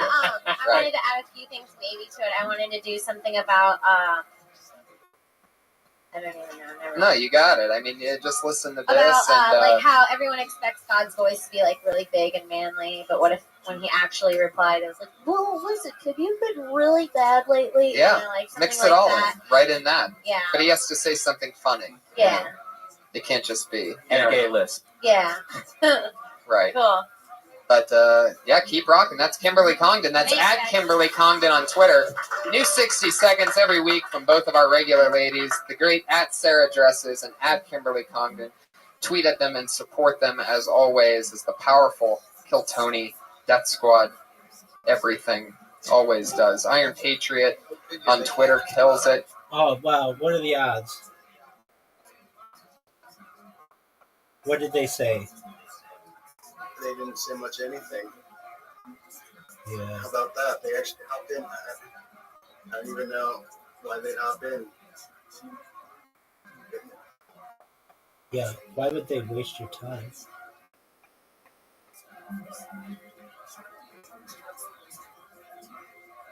I don't get it.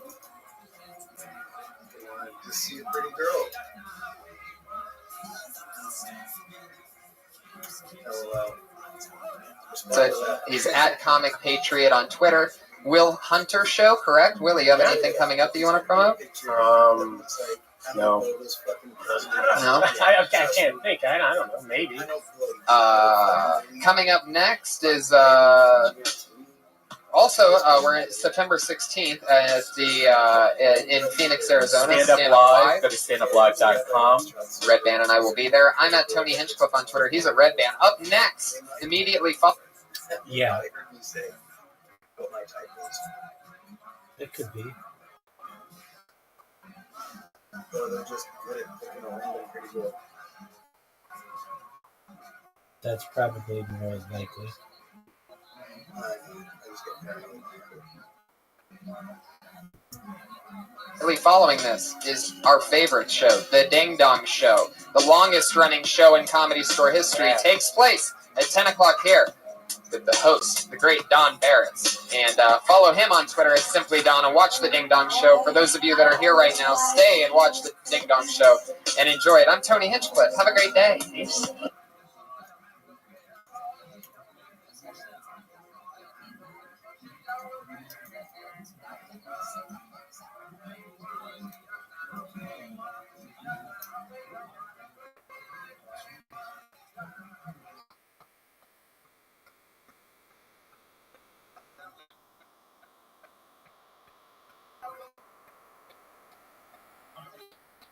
Give it up for Tony Hinchcliffe. Yep. Fuck yeah, everybody. Here we are again. Welcome, everyone. There's a live crowd out there, everybody. How you guys doing tonight? All right, how exciting. Another fun weekend down the drain. Yep. What is this, 14? Something like that. 13 or 14. 13 or 14 Mondays in a row. Yeah. Well, yeah. I've been doing it, though, for like 50. Wow. Sucks. I'm done with Mondays. Mondays are the worst because I have a podcast I do for 3 hours right when I wake up.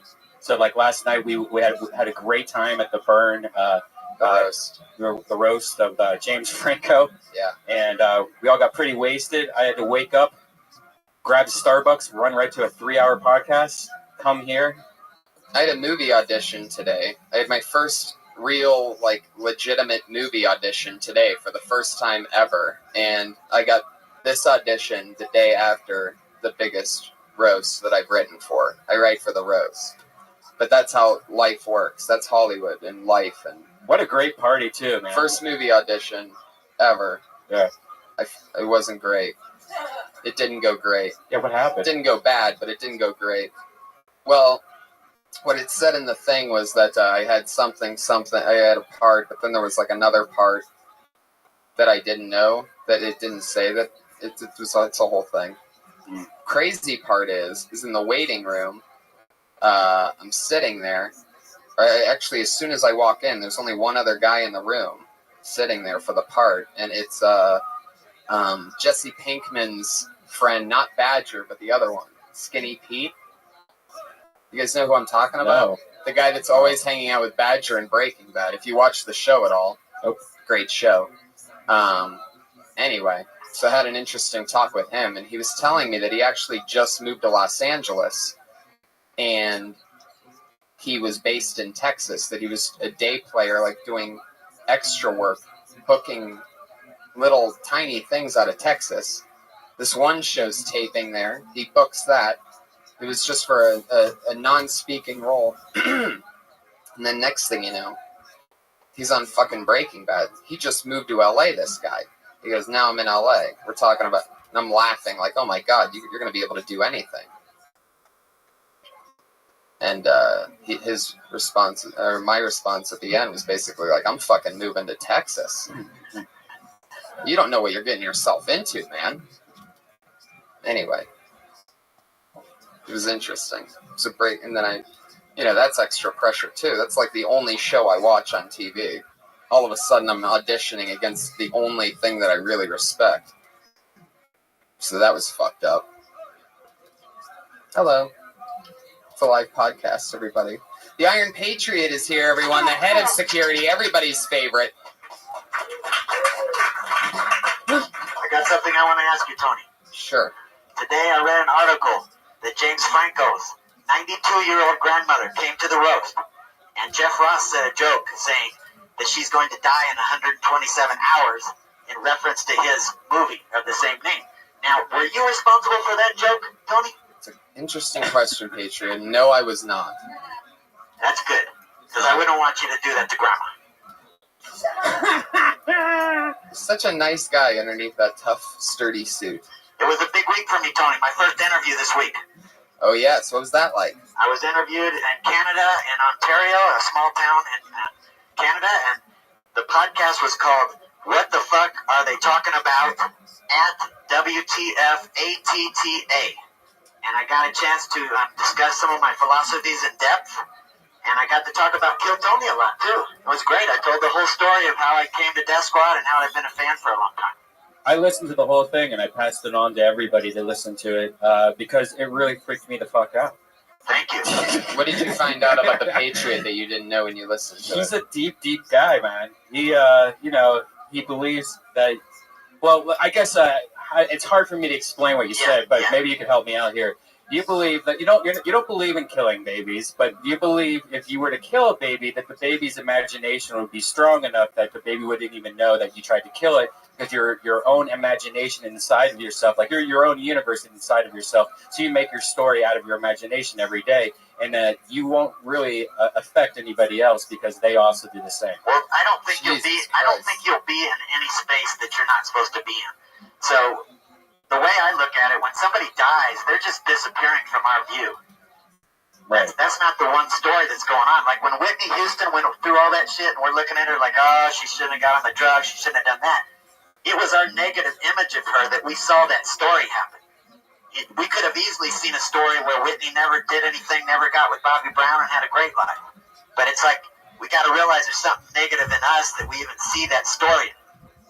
I know it's crazy to comprehend this shit, but I mean, it's so hard to explain. I mean, even in that interview after I got done, I started thinking there was going to be some things that got misunderstood because it sounds kind of crazy, but no, it's just deep. You're a deeper. I mean, you're dressed up as Iron Man, so you don't really take you as like this very deep intellectual. Yeah. Spiritual. It's really been. I really don't even care about this costume. It was just all for I really want to talk with Joe Rogan about philosophy, but And that brings me to this direct God. message that you sent. Is that what you're using us for? Is that what this is? You're using Kill Tony as a launching pad to I'm just start saying, your own... though, already 3 years ago I wanted to talk with Joe, but I knew he would never talk with me unless I wrote a book and sold 1 million copies or whatever. But this was my plan, that if I get this costume, maybe people will listen to me. Oh my God.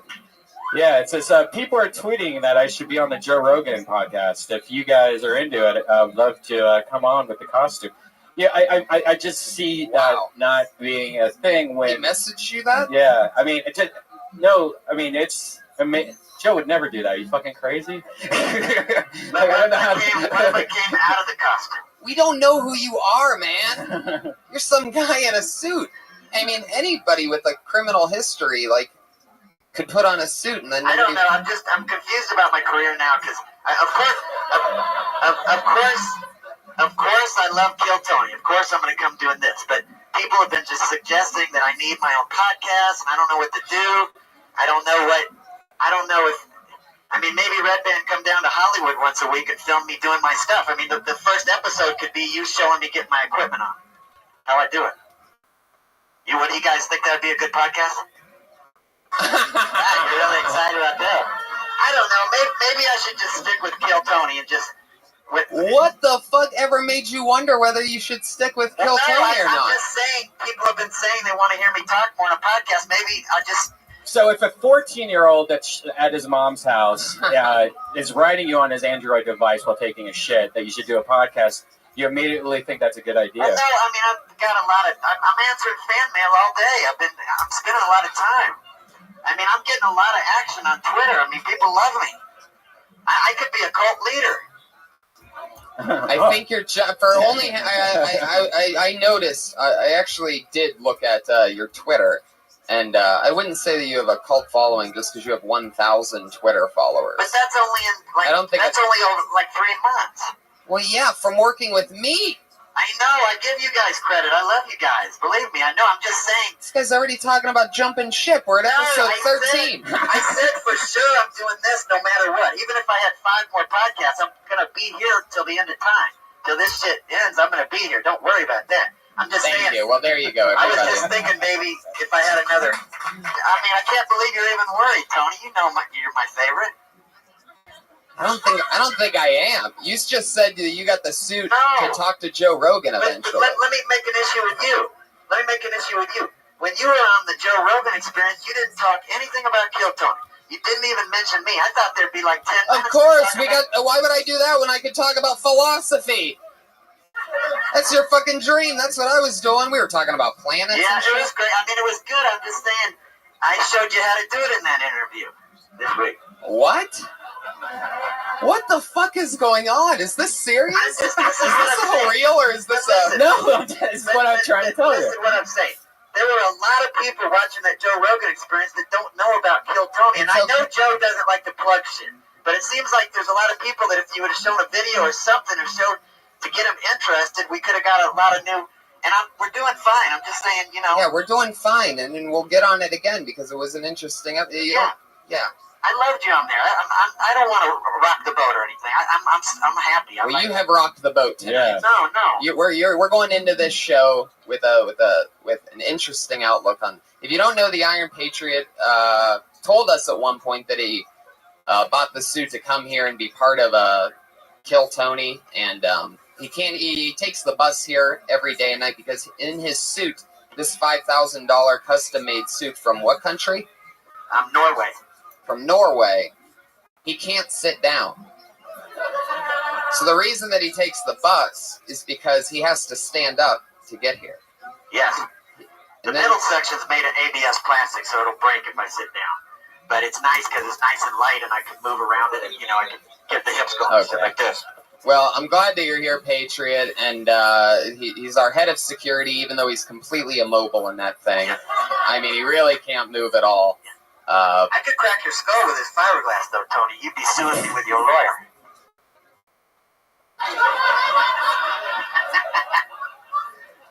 Don't hate me because I'm beautiful. Oh my God. There's Whoa. Oh, Jesus.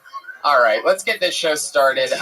Tonight's guest, I'm so excited about this one. One of my favorite comedians, somebody who I'm very happy to have made friends with, working with a lot with the Death Squad in the past year or so. And you know him from Doug Loves Movies. His movie's super high me. It's the one and only Doug Benson, everybody, is here. What? Don't you really him? I've got so many things. Questions. I do too. Oh, you have a question for me? Yes, I do. Let's start it off. Here we go. I did some research on you, Doug. Oh, good Lord. How can you read in that costume? The first thing I did was I went on iTunes and listened to your podcast, Doug Loves Movies. And then I went back and listened to an Adam Carolla podcast with you that was so old you guys mentioned MySpace. And the thing that I want to ask you is, one time Adam said that he thinks all the Cheech and Chong movies suck. Now, the way I look at it is the first one, Up in Smoke, in 78, that was a Yeah, classic. walk us through all of them. The other ones weren't that good. You know, everyone in this audience is waiting to get up and tell a joke. They are just putting up with your bullshit. I'll never get the chance to just talk to you because again. you're a genuine superhero. You'll get a chance to talk to me again. Are you kidding me? We're going to do the Rogan Show together. Oh, yeah. hey, Doug. Can you see what I'm doing in my head? Doug. You can see through that thing?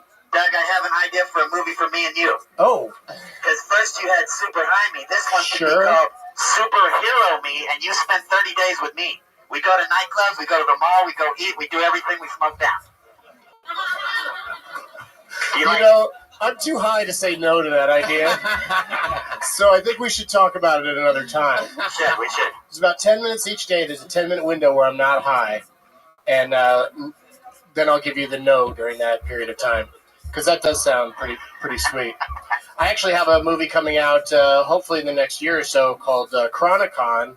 And that's where I went to Comic-Con in San Diego and tried to get superheroes to smoke with me.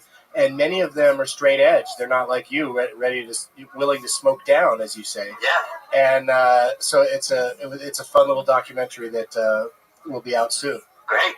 Someday. Sorry, you know, it's too late for you to be a part of it. Yeah, but we can do other things together. You would have been perfect. All right, well, your plans scare me, and I don't know what to how to respond to it. Why not just bring all the parts to the costume in your car and drive here, and then get into it here? Then you don't have to take the bus. Well, I mean, I could do that, but it's really easy, especially now because the traffic isn't bad at all now that the summer's over. But I just get on the bus, and once I get off, I'm ready to go. You don't have to go through all the bullshit. You're telling me you don't have a car. No, I have a car. I have a Nissan Versa, a brand new one, 2012. Or just get a car with a sunroof and just lay yourself in there horizontal, just sticking your head up out of the sunroof and working the gas and the steering wheel. I think you could do that. If I go to be an amazing visual.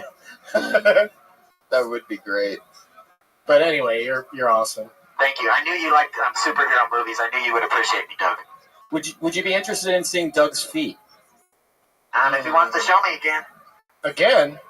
Oh, again? Wait a second. I usually like the ladies' feet, but he's a celebrity. I'll check his out. Jesus Christ. I don't need your fucking comedy patriot foot. Let me say something. Foot, you know one of the favorite scenes that I saw feet in that I loved was Bridget Fonda and Jackie Brown. Did you ever see that scene? Oh, she is hot in that. She's got augmented breasts in that, and she is hot. And then she gets shot in a parking lot. It's awesome. Oh man.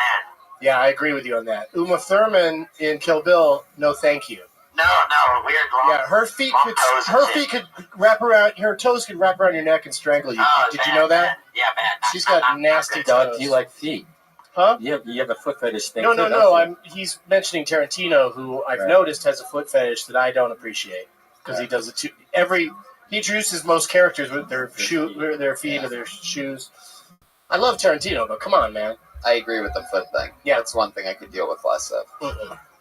And I don't need to see the POV shot from the trunk anymore either. We get it. Something's in the trunk. Yeah. Are they ever going to make the movie that tells us what's in the briefcase? What's the gold glittery thing? No, it's just fucking with you, like, for all time. Is it the Raiders of the Lost Ark statue? Yeah, that's what it is, Brian. Is that thing hanging there? Is this all this stuff? Is it always here? No. For Kill Tony, it's got a very Asian, Yeah, it's a different set. Chinese restaurant vibe Exactly. tonight. Exactly. So hopefully some of you will have jokes about that. And I'm excited to do this. I noticed that some of the best guests that come on are always the people that I noticed that like love comedy the most. You know what I mean? Like, actually. Yeah, you bring comedians on that don't like comedy. That's just going to be a lot of bitter acrimony. Right. But this is going to be happy acrimony. You're a guy who likes talking, that I've noticed, at least from getting to hang out with you a bit, that you like talking shop and you like the whole thing of it. So yeah, why is it called Kill Tony? Just to be a name of a podcast. Oh, okay. Yeah. Because you could have gone with Shop Talk. Shop Talk with Tony. Shop Talk. Yeah.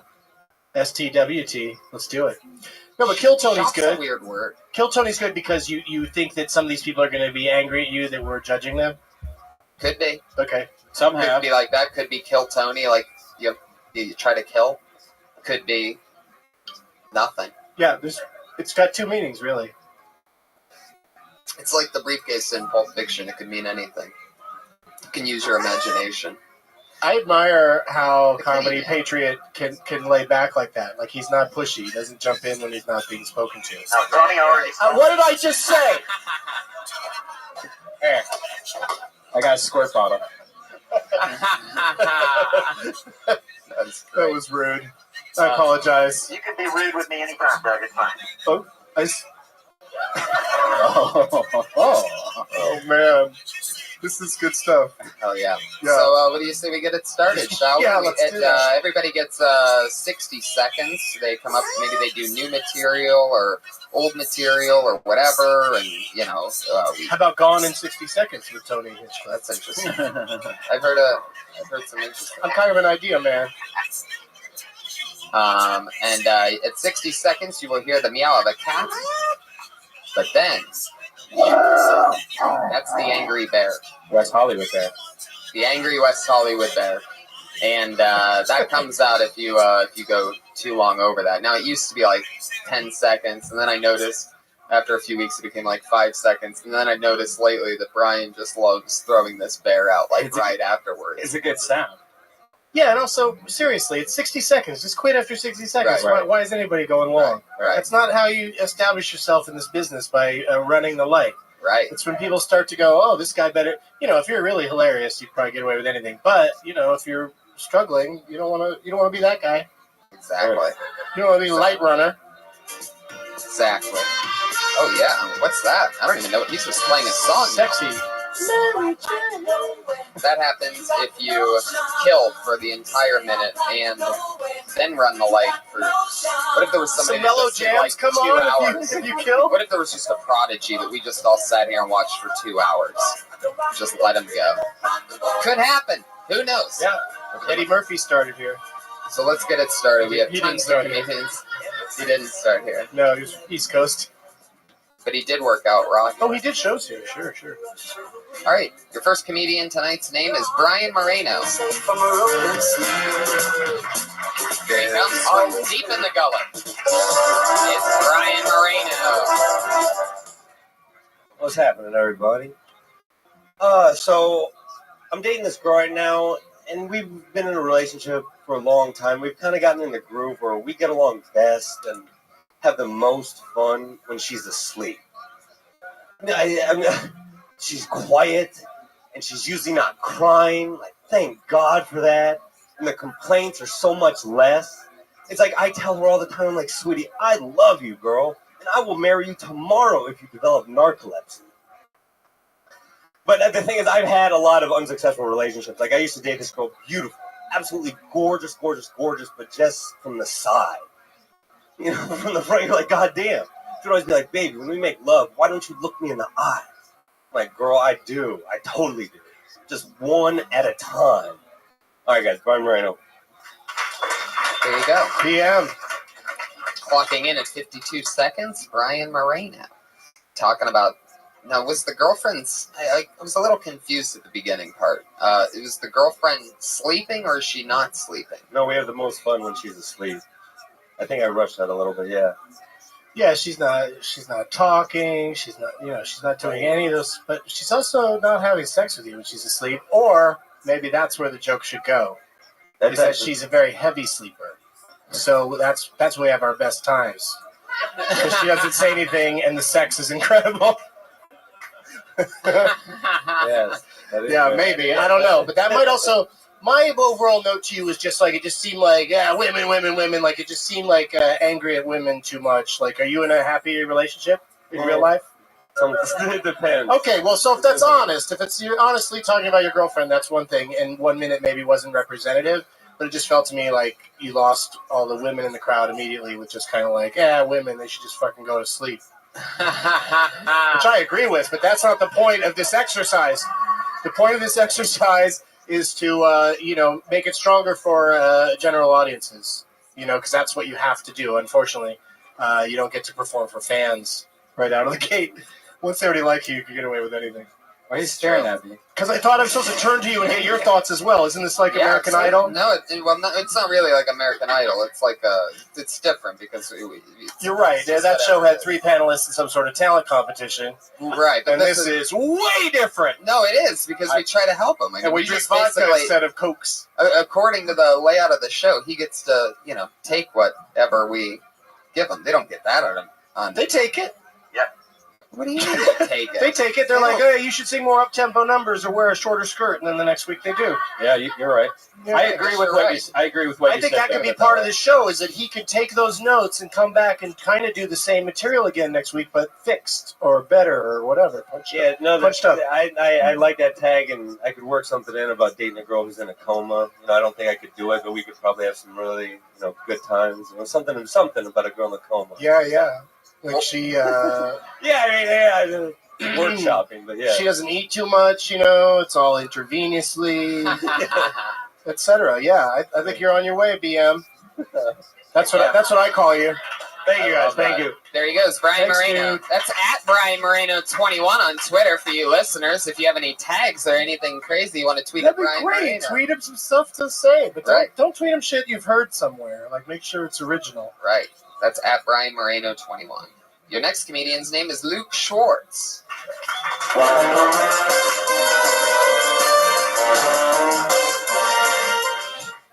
Hey, everybody. Hey, Doug. How's it going? Do you ever, know just instinctively that you'll be bad at something? Like, the other day, I was in the shower, and I bumped my elbow, not that hard, but I still went, ow! And I'm just fucked in the zombie apocalypse. That is not going to go well for me. My friend is really excited for it, actually. He said, I can't wait for the apocalypse. It's just going to be like camping, but we're going to kill the undead. That's what it's going to be. How could you, that's not what it's going to be like. I've seen those movies that I don't want to do any of that. That looks exhausting. That's terrible to do. This is going great. Also, the apocalypse could happen. We're running out of, space to live. We're running out of food. We're running out of, drinking water. It's crazy. We're going to, in, years, we're going to have to tell kids, look, I know you haven't had a drink in, 4 days, but long showers were just amazing. I just sit there. Oh, jeez. They're really one on top of the other. Why not just have one and they have to shut up? See what I'm talking about? I thought I did shut up. No, you did it. You're fine. You did it perfectly. In my head, the cat shouldn't be by himself. He wants to hang out with the bear. Yeah. Wow. It's also, you have a whole world going on over there, huh? Got a little zoo. Sorry about that. What were you talking about, Luke? It was, that's also a great idea. Let's really get good. stoned first and then tell people what we think of. It's like a memory test. What did he even say? But you know what? The better stuff is going to stand out. And I think that you were super premise heavy. I thought that you had ideas, but not incredibly strong punchlines. And this is going great. It gets a little laughter. Everyone kind of relieved that you're pointing that out. But also, try to trudge forward without having to without that disclaimer. Unless something specific happens, like if you hear somebody yawning, then by all means mention that. But when they, when they're not laughing, it's kind of hard. It's you already know what I'm talking about. How many sets have you done in your life? I've been doing it 3 years. Yeah, there you go. So you already know that that like when you're not getting laughs, that it's better to not point it out, right? Sometimes I get away with it, and sometimes I. Yeah, well, sometimes it'll turn the tide, but when you only have a minute and a bear is approaching,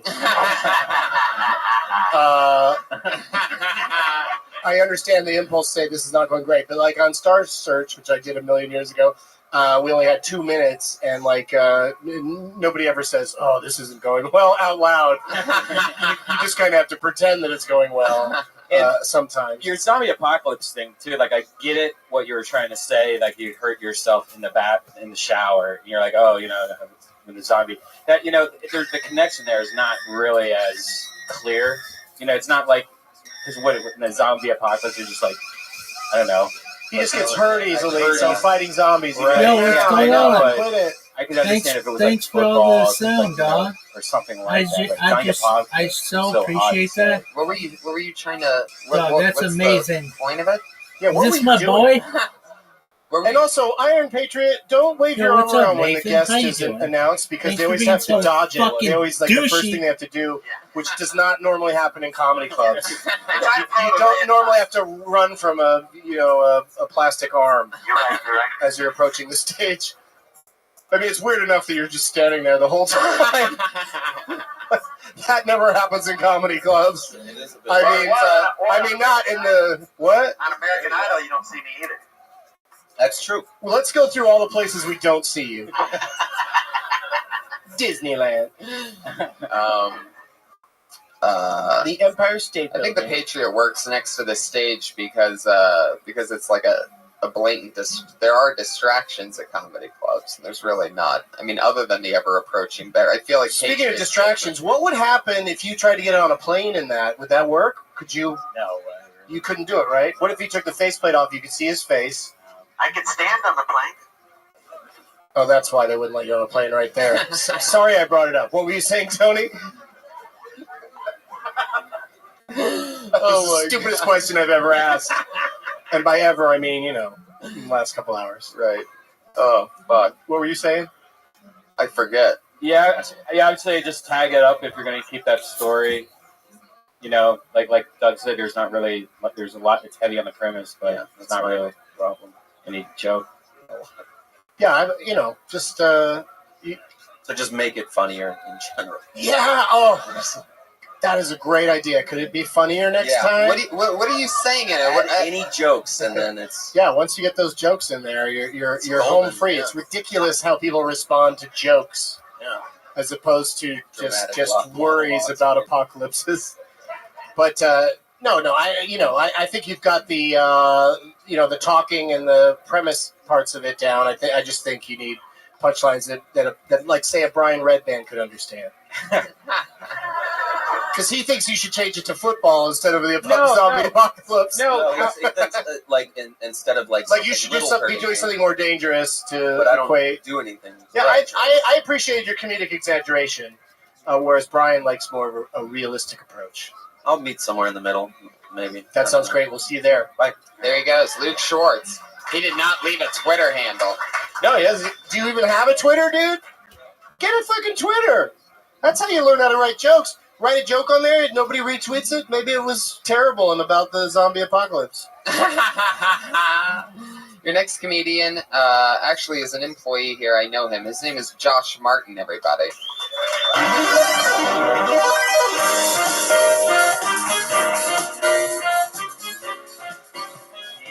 Happy birthday, Josh. Oh, thanks. I want to make it in life, guys. I really want to make it. I want to be famous. I want to be rich. That's what I want in life. There's only one thing I want more than that, though, is I want to be a man. Like, I'm not a man right now.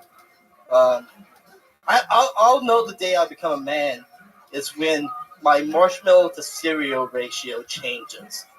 Because there's way too many marshmallows in my cereal. It's like all marshmallows. Because I just eat a bag of marshmallows for breakfast. That's all I do. I don't even eat cereal. That's all. Oh, fuck yeah. That's solid. Wow. all of Powerful that. Josh Martin at Josh Martin Comic. Holy moly. That was great. That was really fun.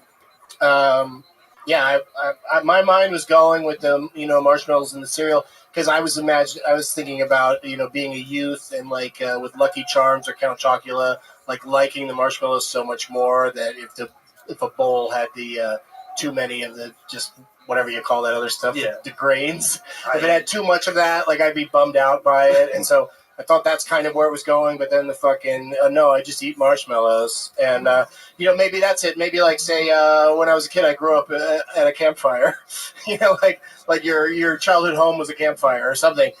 Marshmallow joke, right? Nobody. Okay, see, like even the experts can't agree.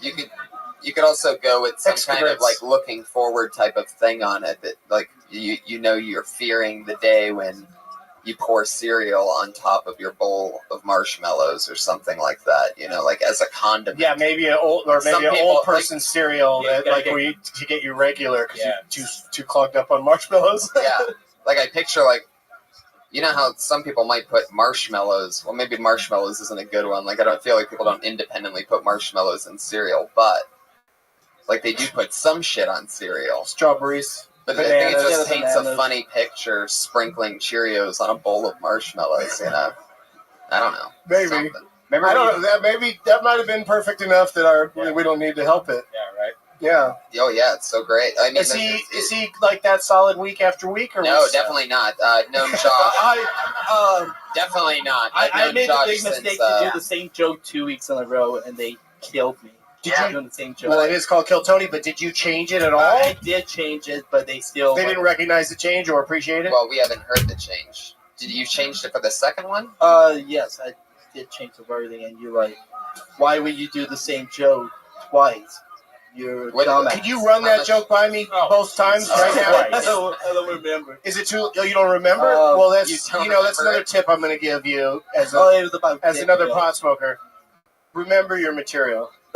He doesn't. It really helps. I don't even. It's Oh, I thought I smoked with him outside. He was just standing around. Yeah, just standing. You know what? So maybe that's another note to you. Don't inhale near me. Oh, because then you might remember a joke you told twice on this show, and now you can't remember it once. I remember now. It was about dick pills. Dick pills? Yeah. And what was the change? It was a change in the wording of the setup. Okay. I don't remember the old way. So was it enough for them to notice the difference? That's the key. Is you want to at least come back and let them notice the difference. You don't even remember what the change was. I don't remember. You know what? But maybe you could tie the two pieces together by saying, "I wish they made dick pills in marshmallow flavor." And then you. Oh, that did get a laugh, but it got a oh.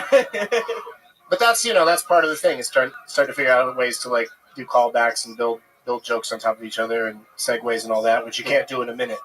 But I like that.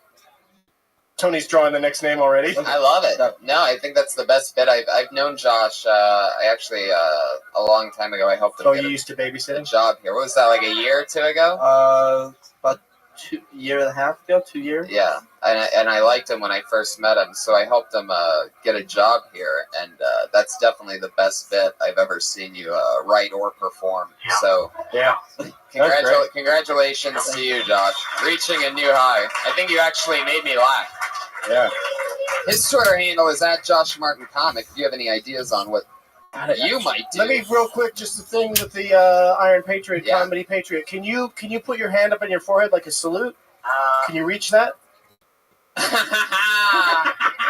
God damn, you're like a bodybuilder. You're like The Rock. He can't scratch his own forehead. It's all the steroids I've been doing. All right, well, because if he could do that, I thought that'd be like a fun way to whenever he likes a set, give them the salute.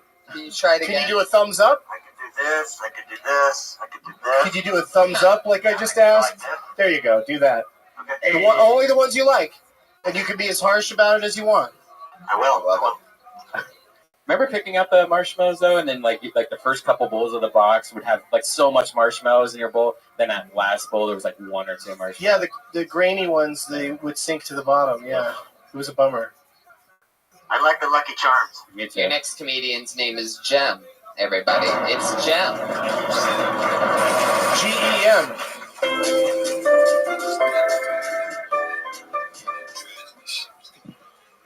Hi, my name is Jim. That's GEM. I recently was evicted. Got me thinking about when I was living in England. That's where I had the longest permanent residence for 48 months. Mostly because even in England, they don't evict you from prison. I've been watching a lot of the Orange and Black recently, also known as the Los Angeles bus system. Yeah. I haven't been going up because I've been dealing with the eviction for the last 2 weeks, so I'm a little rusty at this. I mean, not rusty like if I penetrate you, I'm going to give you tetanus. Chlamydia, yes, but just because the antibiotics didn't take. So what I'm saying I want to get over is 248-952-7290 is my number if you need some medical cannabis. Please feel free to call me. 248-952-7290. That's GEM. Thank you very much. So you never intended to do stand-up comedy. You just faked it until you got to the phone number to call for cannabis. I'm calling for a Was that band, a West Hollywood band. Because now you have to make me fucking edit out a fucking phone number and make me do work. Oh, poor Brian. Is that a real phone number? Thanks a lot, Dick. Well, this has turned ugly. What? So you keep standing there like you're looking confused. What did you just do? Did you attempt some jokes? You attempted some jokes. I did 3 jokes. And a phone number for a place you actually work for. No, that's my number. Oh, that seems like a great idea. Your home number? Well, I only have a phone. I mean, I don't have a home, so I got evicted. So I don't really know. I want to sell some weed so I get a new place to motherfucking live. You know what I'm saying? You hear what I'm saying? I mean, now I'm getting it. Okay, cool. Jesus, so yelling. I did like your movie though, Super High. Security, Comedy Patriot. Patriot. It was much better than that guy that took your idea and did that super size me thing. That got Morgan Spurlock who stole your idea. It was much better than that. That's Thanks. a fun twist you put on that. But seriously, if someone calls you at that number and they can buy some weed, you'll sell them weed, but you're not Absolutely. a dispensary or why am I it's not? legal. Of course I'm a dispensary. You are? Yeah, anybody that needs weed, I'll dispense it to them. This guy really got into his stride during the back and forth portion, as opposed to the actual stand-up. What if somebody that listens to this, because people around the world listen to this? I will ship it anywhere in the United States. Ship it out right there. I mean, how are they going to catch me? I don't have anywhere to live, so I'm just roaming the streets. You know, they call Do you want to be a stand-up comedian? Huh? I mean, all they would have to do if they did. What do you mean? I'm standing up here. I'm making you laugh. Even come on, you're laughing out there. I'm kind of laughing at. Why are you at what I'm thinking Why about are what you you're saying? saying? Why are you saying that though? Really? I'm just saying. You didn't like either one of those 3 jokes. I did do 3 jokes. You did. Let's let the Patriot handle this. Doug, a little backstory on this guy. He went to jail for 2 years for selling Molly over in Europe. 35 months actually. See, I thought there was some truth to that story, and that's why the first thing I asked you is what the fuck just happened, like because I don't know what's real and what isn't. And you guys have seen him before? Yeah. Yeah. 5th time. I don't know if it's many times. I think has it been twice? 5th. 3 or 4. What? 5th He time. says 5 times, Tony. Jesus Christ, Jen, we got to take a break with you, buddy. I didn't know that was happening. I don't think anybody's ever gotten on. Oh, it can't be the same person week after week after week? And you don't use this. I've been show as a skipping weeks. commercial. I've been skipping weeks. You don't use this show as a commercial, man. You don't give your phone number out because I have to edit it out. Yeah, real bummer. I mean, there's like responsibilities. Or I have because to he take. might leave it in. You'll get some fucked up calls if he leaves it in. Well, yeah, half of me Like wants to people- just Leave it in. That'll be good. He's saying leave it in because he knows it might be somebody who wants to buy some. Yeah, I got some weed. But it You know, doesn't sound basically. terribly legit. It doesn't sound like You know what I'm saying? I got some weed. You know, if you want to buy some weed, is what I'm saying. Yeah, but that's not. I know. That's still not legal in California. I know. Whatever. Doing it that way, you got to start a dispensary. Thanks for wasting my. There he goes, everybody. Jen. Thank you. Thank you, Jim. Selling pot, obviously.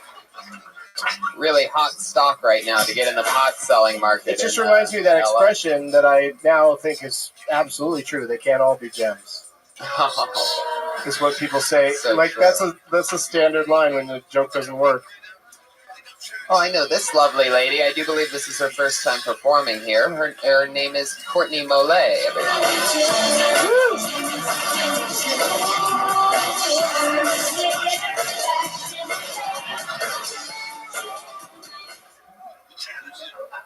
Hello. So I've noticed a lot of people in this town are flakes. It's like all my friends keep telling me that they're gonna kill themselves and then they don't.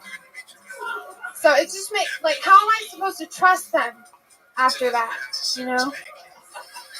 Also, I'm from like a really, really small town where pretty much everyone is related. So it just makes me wonder, like, is it still incest if it's your sixth cousin in a row? You know? I guess after like the fourth and fifth, you just kind of stop counting. Okay. Also, my boyfriend just dumped me while I was in the shower, I think to avoid an argument. So I got out anyways. He was like, I've had it up to here with you. I would say here, but I forgot to shave. To use your imagination. Thank you. You got a little mean at the end there. A little bit mean with giving the bird to the boyfriend. Yeah. Also, how nasty does it get when you forget to shave? Yes. It's not that bad. Yeah, I wouldn't think so. How often do you shave? Just out of curiosity. I never shave. I don't even really get hair done. Oh, there you go. I knew there was a reason I asked. But yeah, I don't think that last joke worked, but the earlier ones totally worked. It's it's an audience of people that are waiting up to get to come up and tell their jokes. So like it's there were laughs at all is probably pretty encouraging. Right, very much so. What was that first one about again? My friends being flakes because they won't kill themselves. Right. I would say that's such a good premise to keep thinking of other ways other than suicide. Like if you can think about, I don't know, like other things people say that they're going to do. Or even more on the suicide thing. I'm not exactly sure. Sometimes I can think of these things on the spot. It might have been, suicide might have been a little heavy out of the gate too, Right. You never know. An easier setup. You never know if that joke would work better a couple jokes in. But again, this is a specific format that you'll never have to recreate in your entire career. There's never anywhere where you just do a 1 minute set. So it's a special. Right. And just a chance to workshop it. Were you happy with it? Well, I mean, I usually like to breathe a little bit more in between jokes, but that was right. Like a minute, you feel like you got to rush to get it all in. So that's another thing. But instead of breathing, maybe just say something in between the jokes about that you just sort of say spontaneously. I don't know how spontaneous you want to be as a performer or how planned out, but like we learned earlier tonight, this isn't going great is always a hilarious thing to say between jokes. I'm just kidding. I like those first few jokes. Yeah, and totally. I just didn't buy the armpit thing. Right, totally. No body hair. Right. That's not necessarily true. There's no rules. Just the armpits. I'm a normal person. Yeah. Also, maybe it was because what you're wearing when you raised your hand up, the audience didn't go, because they would have seen armpit hair if you had a lot of it, right? Yeah, maybe I should make armpit hair. No, wear sleeves. Right? Wear sleeves. Okay. Yeah, you're learning the wrong lesson. No, but that was good. I like her. You're Courtney friends with her, Mollet? Tony? How do you know her? What is she? She's a past ding-donger on the Ding Dong Show. She used to be a ding-donger? What, is she not crazy enough to stay a ding-donger? Is that what happened? Wow, this girl's kind of normal. Get her the fuck out of here. She doesn't even need to shave her pits. We don't need that. That's We need hilarious. some hairy pit weirdos who like to drop dogs. She's at Courtney Mollet on Twitter with a K, KORTNEYMOLLE. She's very fun. Your next comedian is Norman Towns.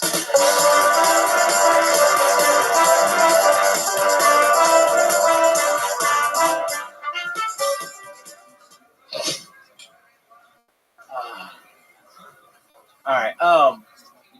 happened to me the other day too. So don't try to give me advice and try to encourage me when you need advice and encouragement too. There's this guy that I was talking to. He was like, "Hey, listen here, man. You can do anything you want to do in this life.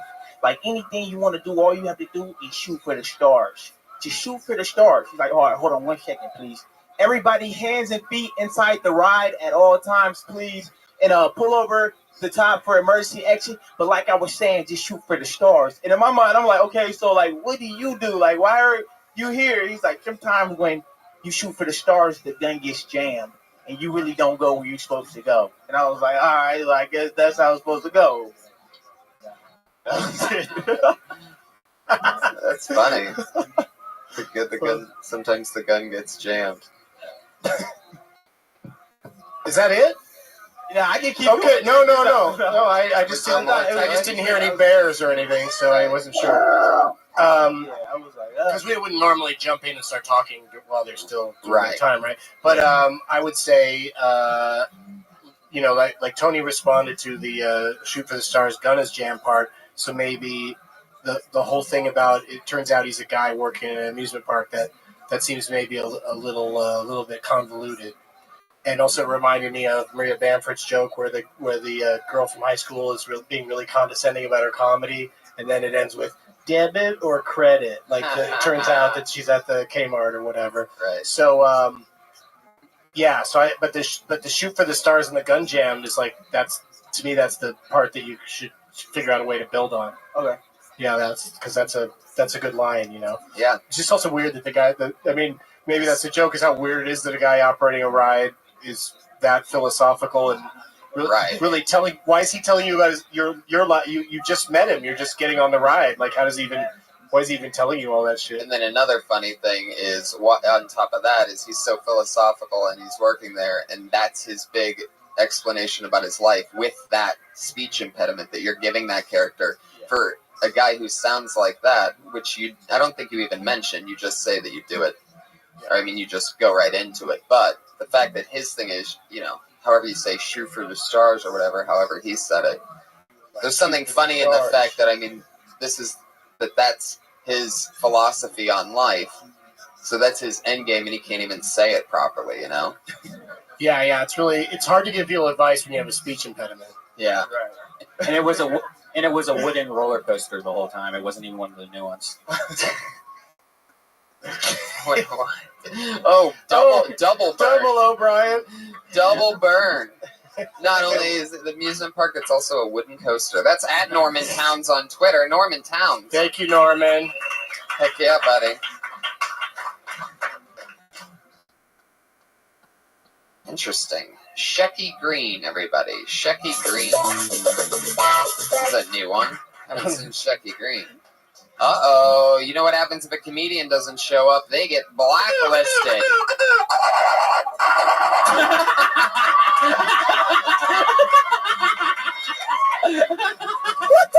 What? Holy crap! We really got this thing worked out. That's the best reaction ever. You knocked over your whole class. That's all it is he makes a bunch of sounds and the person doesn't get to do the show again.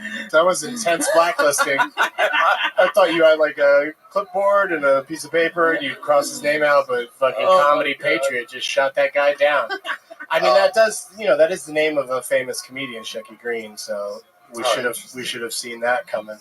Oh. With somebody playing around. Oh, how dare they? Yeah. Comedians with their sense of humor. I bet that guy's one of the funniest ones. Or was the real Shecky Green, changed his mind when he saw what was really happening? That'd be crazy. He wanted to reach out to the young people with 1 minute of new humor and then saw what happened to everybody else. I know this guy. This guy's a funny comedian out of Boston. I do believe he's done the show before.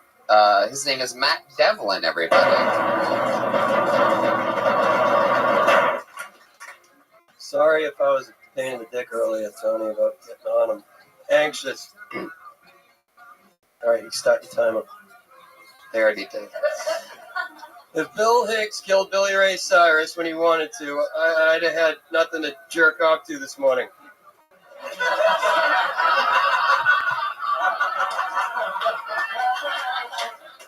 except for the Yosemite fire.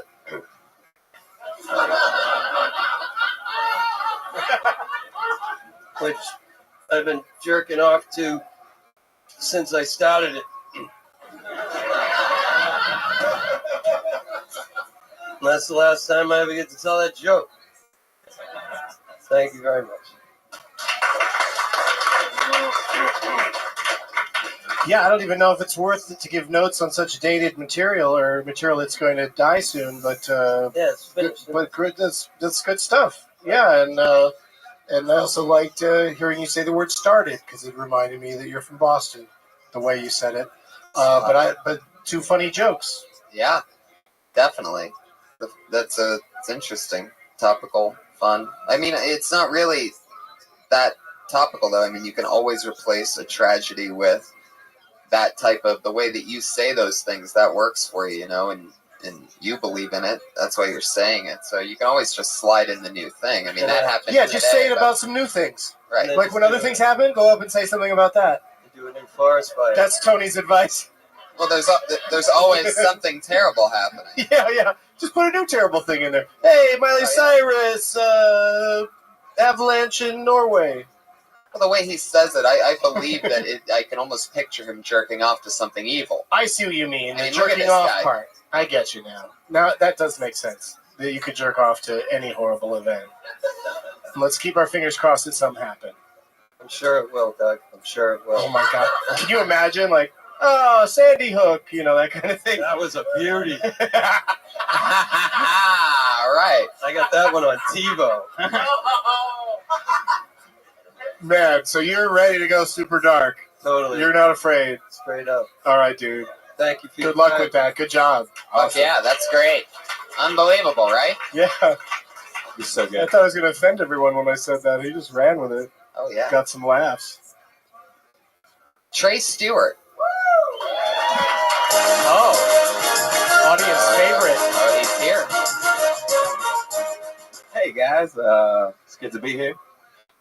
I'm happy, if you couldn't tell, because I'm going to get my haircut tomorrow and finally found somebody comfortable with touching my hair. Last guy I went to was terrible. He didn't know what he was doing. I should have knew he didn't know what he was doing from the first thing he said. I sat in his chair and was like, yeah, I got you. But before I cut you, there's something that you need to know. Sometimes niggas make mistakes. It's like, you know what? You're right, because I almost made one. Let me out the back of this van, because I did not think this one through. Thank you, guys. It's been crazy. A couple good twists there at the end. Appropriate use of the N-word. Yeah. Nailed it. Well, it wasn't offensive in any way. It's just how somebody spoke that wasn't him. Only used 35 Quoting somebody. seconds. Yeah, it was quick. We just wanted to try that one joke. Maybe figure out some ways to shave the setup a little bit because it was mostly setup. You know? Yeah. Say the N-word more.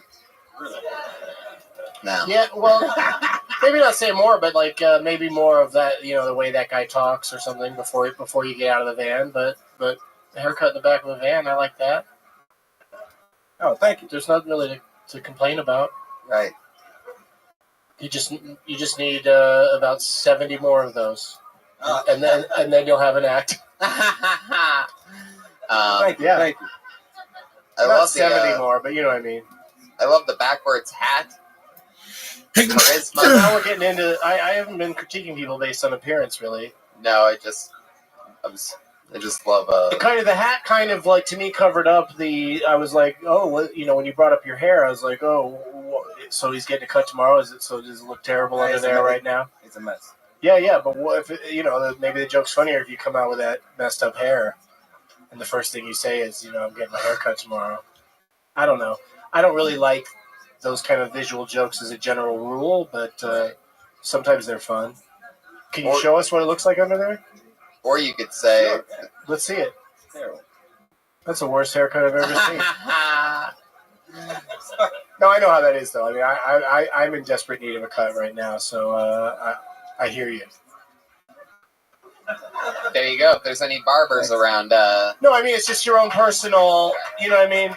Trace Stewart. Just because you think your hair looks terrible, other people might just be like, "It's fine, dude. Don't worry about it." What kind of haircut do you have under there, Patriot? I just got my haircut last week on a film called Vatican Tapes. I was a priest.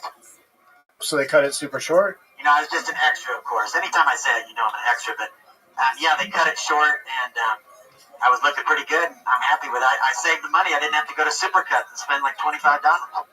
Or 12. You probably I give a $10 tip though. I like my haircut. you probably sweat less in that thing with shorter hair, Yeah.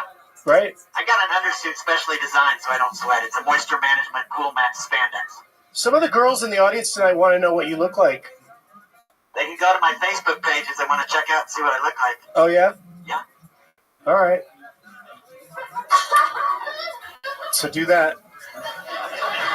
He's not about revealing himself tonight. You know, maybe the bus driver. What about do you drink alcohol? Once I leave the house, I don't drink a drop because I don't want to have to go to the bathroom. I make sure and go before I go, and there's no more drinking to be done. Because of the suit.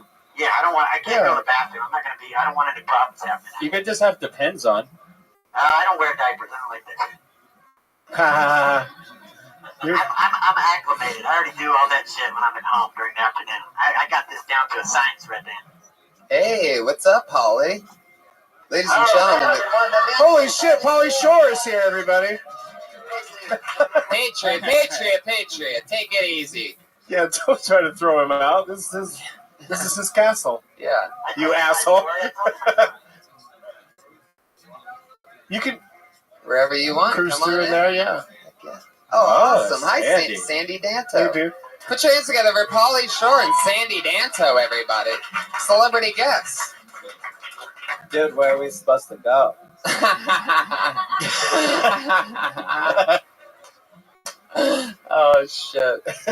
That's so great. Fuck yeah. But if you guys have any opinions about any of these acts, Yeah, of course. please let us know.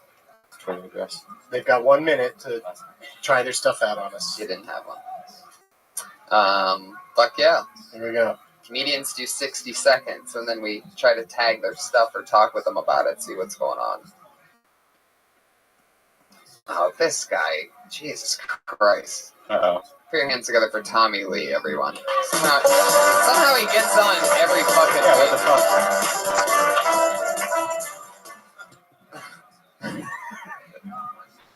So, my dad doesn't really approve of me doing comedy at all. He's a tough guy to please. Like, he went to Princeton, then he got his master's from Columbia, got his PhD from Stanford. Which means he's a dick. That's what that means, really. Like, you know how hard it is to get approval from someone with 3 Ivy League degrees? Like, telling my dad I didn't get to Princeton was like coming out of the closet in a conservative Christian family. You know, just the amount of shame I felt. Like, Dad, I'm sorry, didn't get in. You what? God damn it, I knew you were different from day one. Should have been hanging out with your Uncle Tony. Get the fuck out. That's it. That's it. All right, interesting. So it's a joke about how you're disappointing your dad by not going to college. But not getting to Princeton. Princeton. Yeah. Very specific.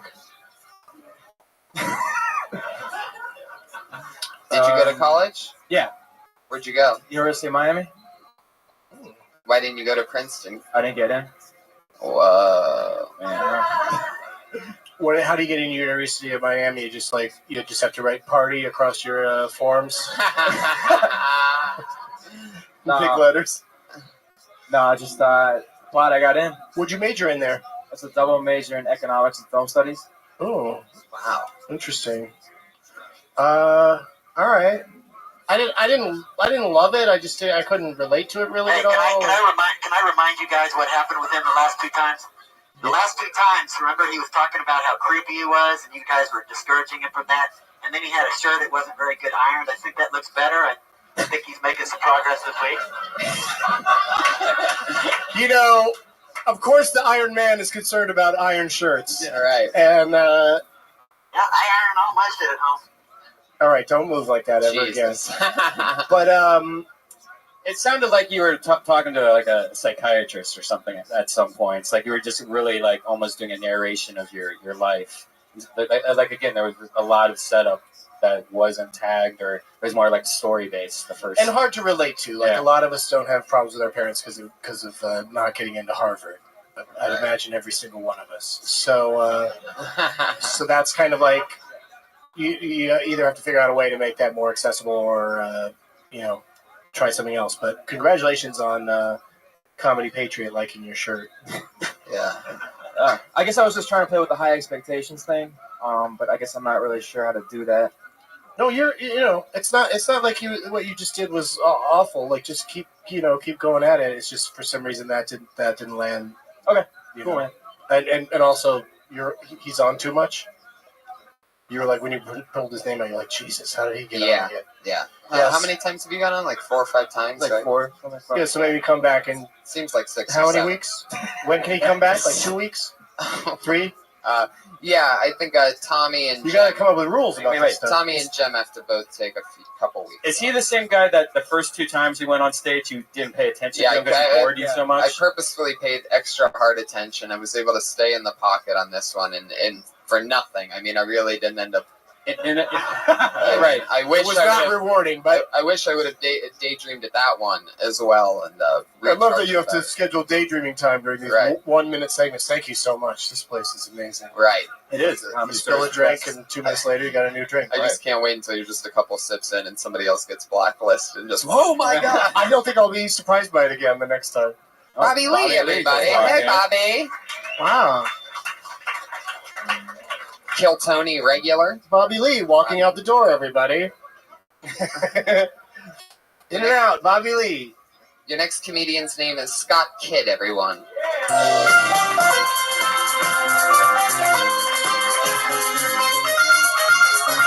I'm almost disappointed that he... How's it going, everybody? Hey, Iron Patriot, you said you drive a Nissan Versa? Yeah. Is it blue? White.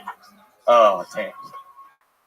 I thought maybe he was the one with the Amber Alert. I wasn't sure. Oh, man. You should be ready for when they might not say the exact response you were hoping for. Yeah. Oh, well. But I'm sorry to take your time. No problem.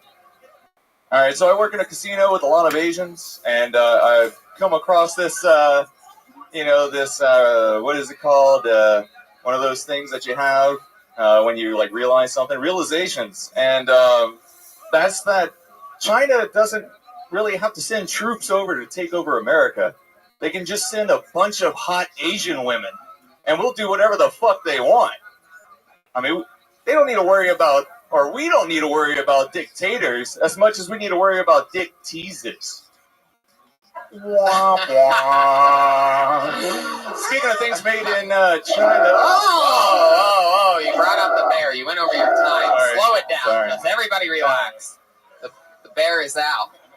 I would kind of enjoy a whole set of joke doesn't work, wah wah. I really after would. everyone. That's exactly what I was going to say. I mean, that's a fun thing to say. Do. Like, I mean, that could go either way. You could end up, that could be, you could be if you really stuck with that as your comedic voice and was just you floated it out there, and then just the way you did it, it was like maybe also like you were conducting an orchestra of wah wah. And then maybe maybe you could also be the guy that doesn't remember words like realization. Yeah, like take 30 seconds. It's like always take a long time trying to think of words. Or, you should pretty much know that word. Yeah. If it's in your joke you're trying to tell. Right. That's the last time you should be grasping for. I say spend like 5 minutes trying to figure it out. Brian. Okay. Brian's like he's the shitty advice. Yeah, I'm the shitty advice too. Yeah. He just wants to make that bear sound. That's all he cares about. Hey, do you only have like 3 play-on songs? Is that what's happening? What's that? How many songs do you have to play them on? Because I can play there's anything so much. I want. Yeah, play. Everybody gets a What different would you one. like to hear? Just anything, but it's just fun to have a different person get a song. And I thought the banjo music when the black guy was coming up seemed racist to me. Whoa. But then it turned out his Price is Right. I didn't realize there was banjo in Price is Right. There's banjo? The 70s Can I hear a little bit of that? Yeah, 70s Price is Right banjo. Price is Right starts a little racist. No, that's Price is Right. That's Price is Right. Yeah. Oh, maybe Match Game. No, it was Family Feud. There you go. That. Oh, yeah. Here comes a black guy. Didn't seem right, but he's only got a minute, so he didn't say anything about it. Oh my god. He was cool about it. So anyway, what you did was fun. It wasn't necessarily, I'd lose the gum next time you go on stage, and just these simple things, right, Polly? It's the simple things. But yeah, Okay. keep doing what you're doing. Thanks. Yeah. Yeah. Wah wah. Yeah. There you go. Scott Kidd. No, you have to stay. You should stay. Can I say something? Oh, here we go. Polly has something. I mean, all these people, they come up here and they're not connecting with the audience. Like, see how these guys are connecting with the audience. So the thing that's the most important about comedy is not the jokes at all. It's about you guys connecting. And you're not connecting. You're like staring up in space. Like, fuck around a little and then go into your material. Let the audience touch you, feel you, be connected to them, and then do your stuff. But don't just go into your shit. Like, you know what I mean? Like, that's what's great about David Letterman. You ever see David Letterman? He's fucking around a lot. He's having fun. He's connecting with people.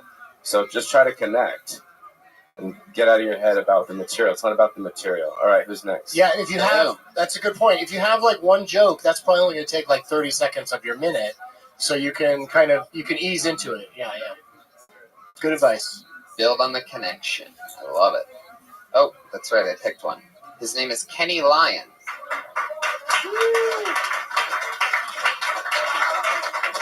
There he is, Kenny Lyon. That's another option. No music. Right. Hey, Kenny. Buddy.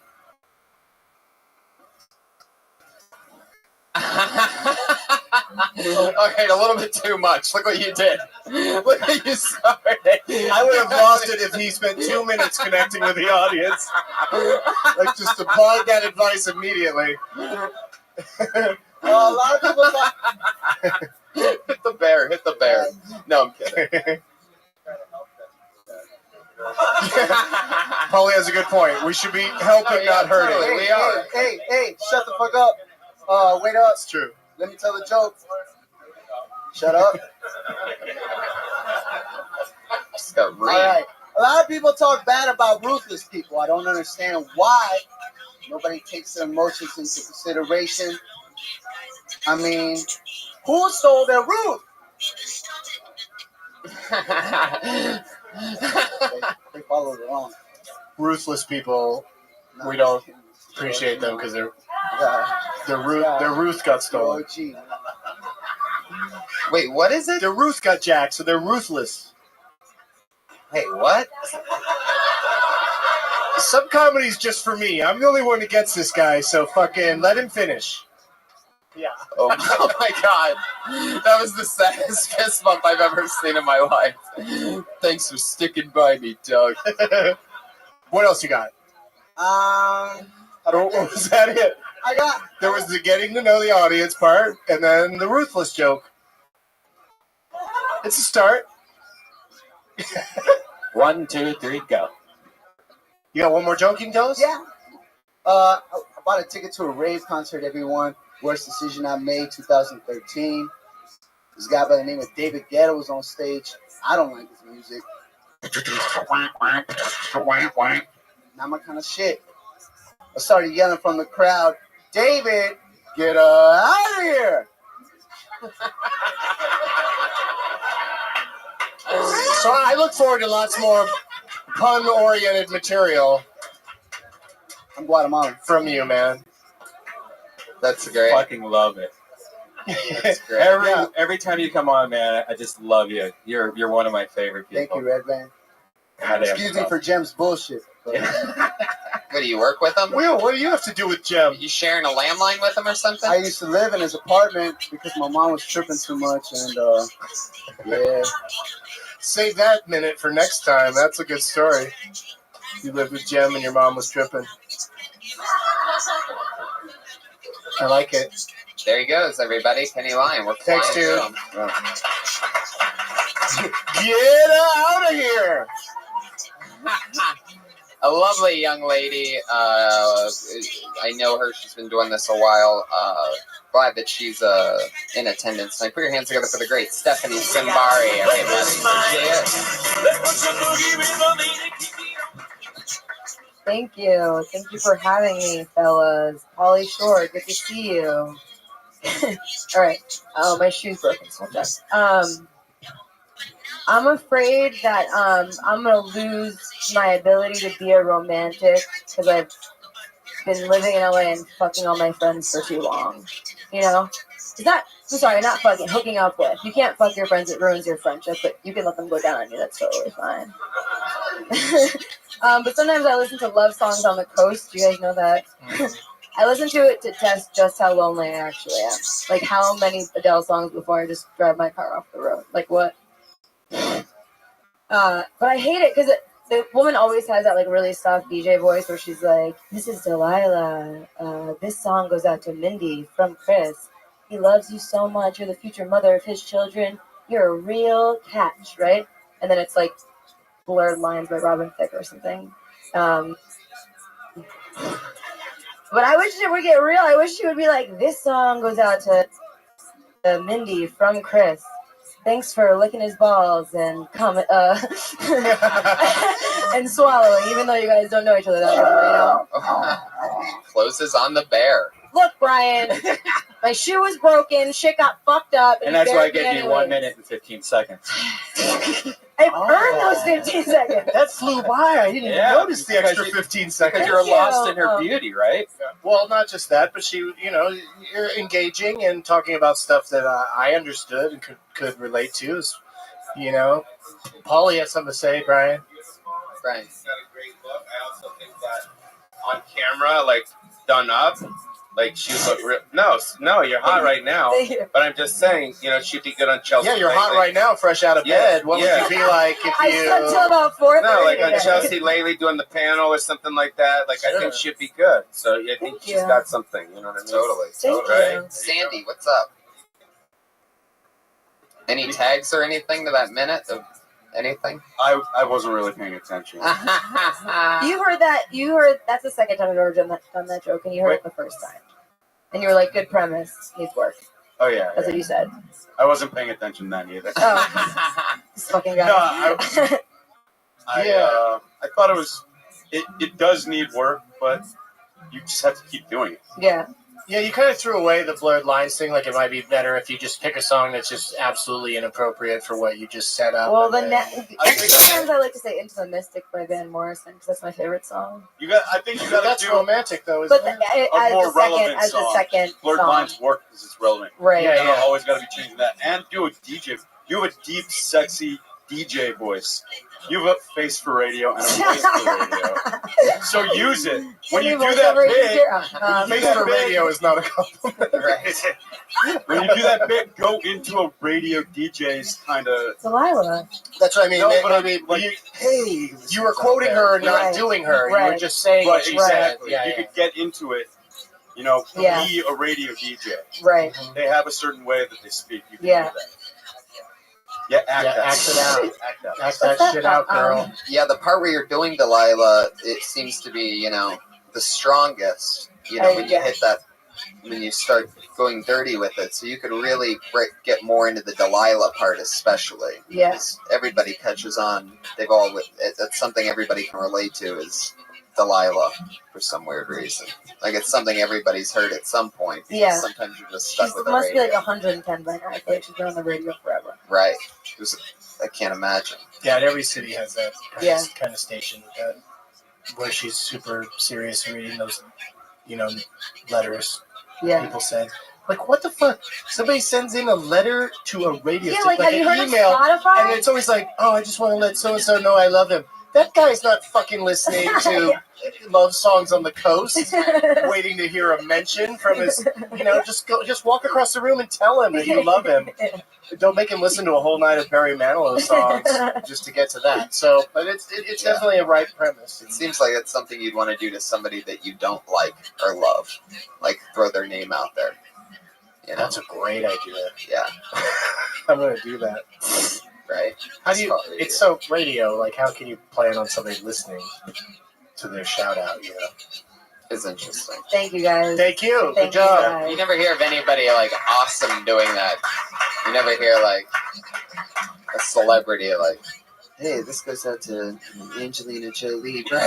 Brad Pitt really wants you to know that he loves you. You know? That would be awesome.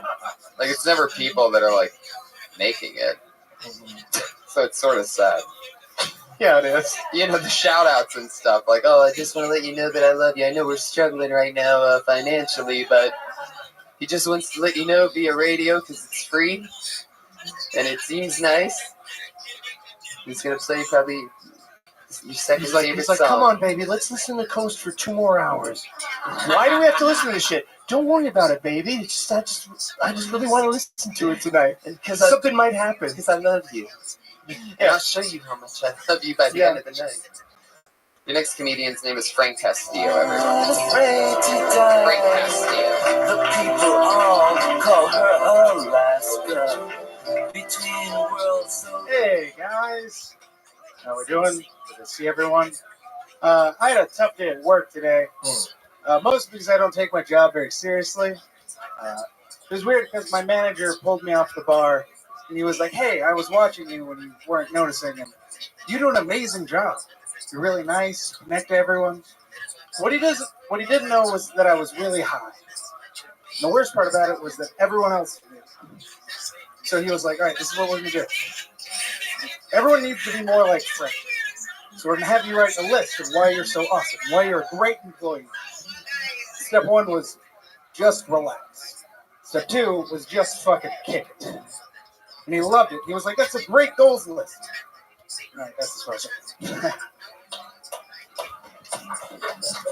Well, there you, I guess that's it. Sorry, I was like mid in the back, gonna use the restroom, and then like. Oh yeah, when you get surprised that it's your turn, that can that can be frustrating. When you ran up here, and the room's barely big enough to get into a run, and so I kind of knew something was up. And then Brian also, like, that's the thing that's fun about changing the song every time is because you have to come up with some fucked up intro music sometimes. You just have to deal with it. Totally. And that was a terrible choice, Brian. That didn't pump them up at all. That was like the most mellow, weird thing that you played. Stephanie Says by the Velvet Underground. Yeah, sure. Yeah, people love to come on to that. Hey, everybody. So I commend you for just being enthusiastic and getting through your thing. And this is a personal thing for me. I always don't like it when somebody that is at your stature talks a lot about like having a day job and real work and stuff like that, because it just sort of like you're up here to entertain everybody. You should just be a comic. But that's my personal thing. A lot of comics have great jokes about their day jobs or whatever. So, but just for me, that just kind of takes me out of it. Just makes me like, oh, well, he's not really a comic. He's got a job, you know what I mean? But that's just me. So if you can come up with a funny enough take on it, and maybe even like said it in the past, like make it the job you had before being a stand-up. So everybody relates to the fact that you had to work, but you didn't have to do it today because like we just paid to see you, man. And you just came from Staples where you had this list of rules about, kicking it. You know what I mean? But and also that like didn't pay off really, but I like the idea of it. Like everyone should be like you is kind of a fun premise. But like maybe you should figure out a way to make it like your boss has no idea that you're high all the time, and then all the attributes of being high make for a great employee. Yeah. Right. And I'd also be more clear on the back end of that, which, by the way, the first thing I agree with what Doug says about that. It just sort of feels a little bit icky, even though people do have good jokes about their day job. But you could just flip that to the past tense because, it's still honest. And yeah, before I started doing comedy, I had this job where... Right. And then you're where I used to work at... Yeah.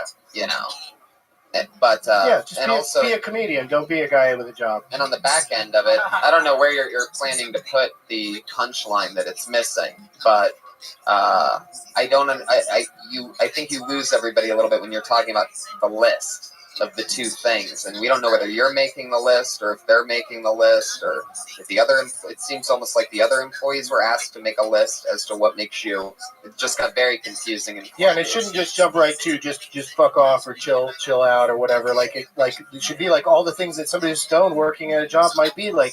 Be polite, be friendly, be laugh at their jokes. List all these things that like, well, a high person would do all of that without necessarily being a great employee. That's what you're doing when you're high. Yeah. I think you could do it, Brian. Mm-hmm. Yeah, there you go. I love it. There he goes, everybody. That's at Frank C Comedy. Frank C Comedy on Twitter. Later, Polly. Polly's out, everybody. Polly Shore and Sandy Danto. Oh shit! Yeah. Oh shit! Yeah. Yes, what? I almost met you in 2007. You know the Addison Improv in Dallas? You were going to get some food, and I No, it's nobody we know. He's a fan of podcasts. But anyway, I was playing videos in this place called Go Fish, and the manager told me that you came to the door. You wanted sushi. We served sushi, but we didn't have a sushi bar, and so you didn't come in. You said you went somewhere else. But my manager told me after it was over, and I said, "Wait, you didn't come get me?" Because I had Pauly Shore's dead on video. I could have played it while you were eating dinner and had a conversation with you. It sucked. Dude, I was in a He insists on having his movie played every time he eats dinner anywhere, so you were on track with that. Just a couple of comments about what I witnessed.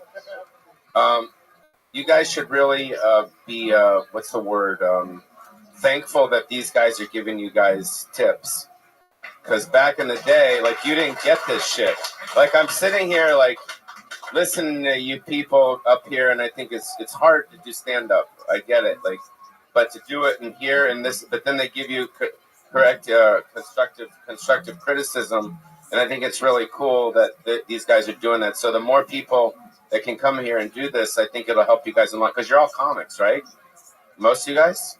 No, you guys just came in. Yeah. You guys Some people come to watch, but it's a lot of the audience is the I don't really comics. get that, so it's cool that they're doing that. Yeah, Polly Shore, everybody. Thanks for coming, and Sandy Danto. At Sandy Danto. And at, is it Polly Shore? Polly M. Shore? I mean, not only are we doing this, but they took 4 minutes out of their day to watch 3 comedians. Right. Yeah, Exactly. It was nice. Yeah. It took longer than 4 minutes, but you know what I mean. Well, I got things to do. As the clock rolls, we're going to roll into our final segment. This is... Are we take off our clothes, Doug? Wait a second. I thought it was just give constructive criticism. No, it is. How you living, Our Bam? final segment is 2 young ladies who... Hey, you sound a lot better. Is it nice to be home? Yeah, it's great actually. Feeling a lot better. Did you get to? I might just have a cup of coffee in the morning after having a night's rest. I was gonna say, did you get to sleep in your bed yet? Yeah, I just got home right now and it's 1:15 a.m. So sleeping a bit. Excellent. Well, that'll be a nice change of pace. It's always good to be back in your bed, right? Yeah. Well, I had sleeping problems back in Goa because of the bugs and insects and all the whole thing.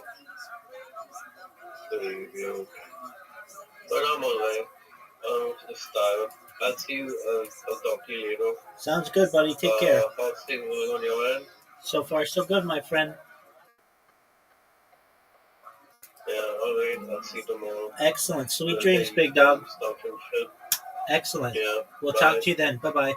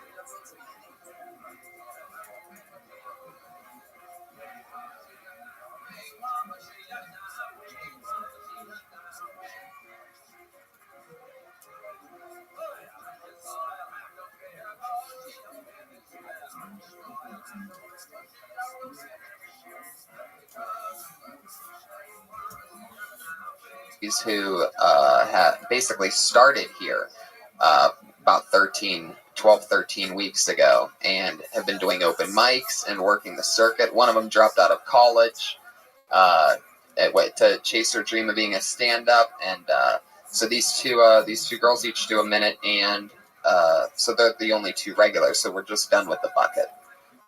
Fuck the bucket? Fuck the bucket. There's a lot of names in there. What are you going to do with it? I don't know. I feel bad. I thought we were going to go through everybody. I wish we had that much time. No. I understand. You guys have your restrictions, but I dig it. But let's do what you do. I love it. Awesome. Well, as always, I've always been excited about this. You know her from the very first Kill Tony when she was the only female in the room. And when my guest said, "Is there no woman that wants to do this show?" She ran up on stage, and it began there. She's here tonight. At Sarah Dresses on Twitter, but her name is Sarah Mostajabi, everyone. Working on my shit. I'm Sarah Dresses on Twitter, too. I was talking to my mom about life this past week, and she said if I wanted answers, I needed to find God. I told her the only man-made thing that ever answers me is Google.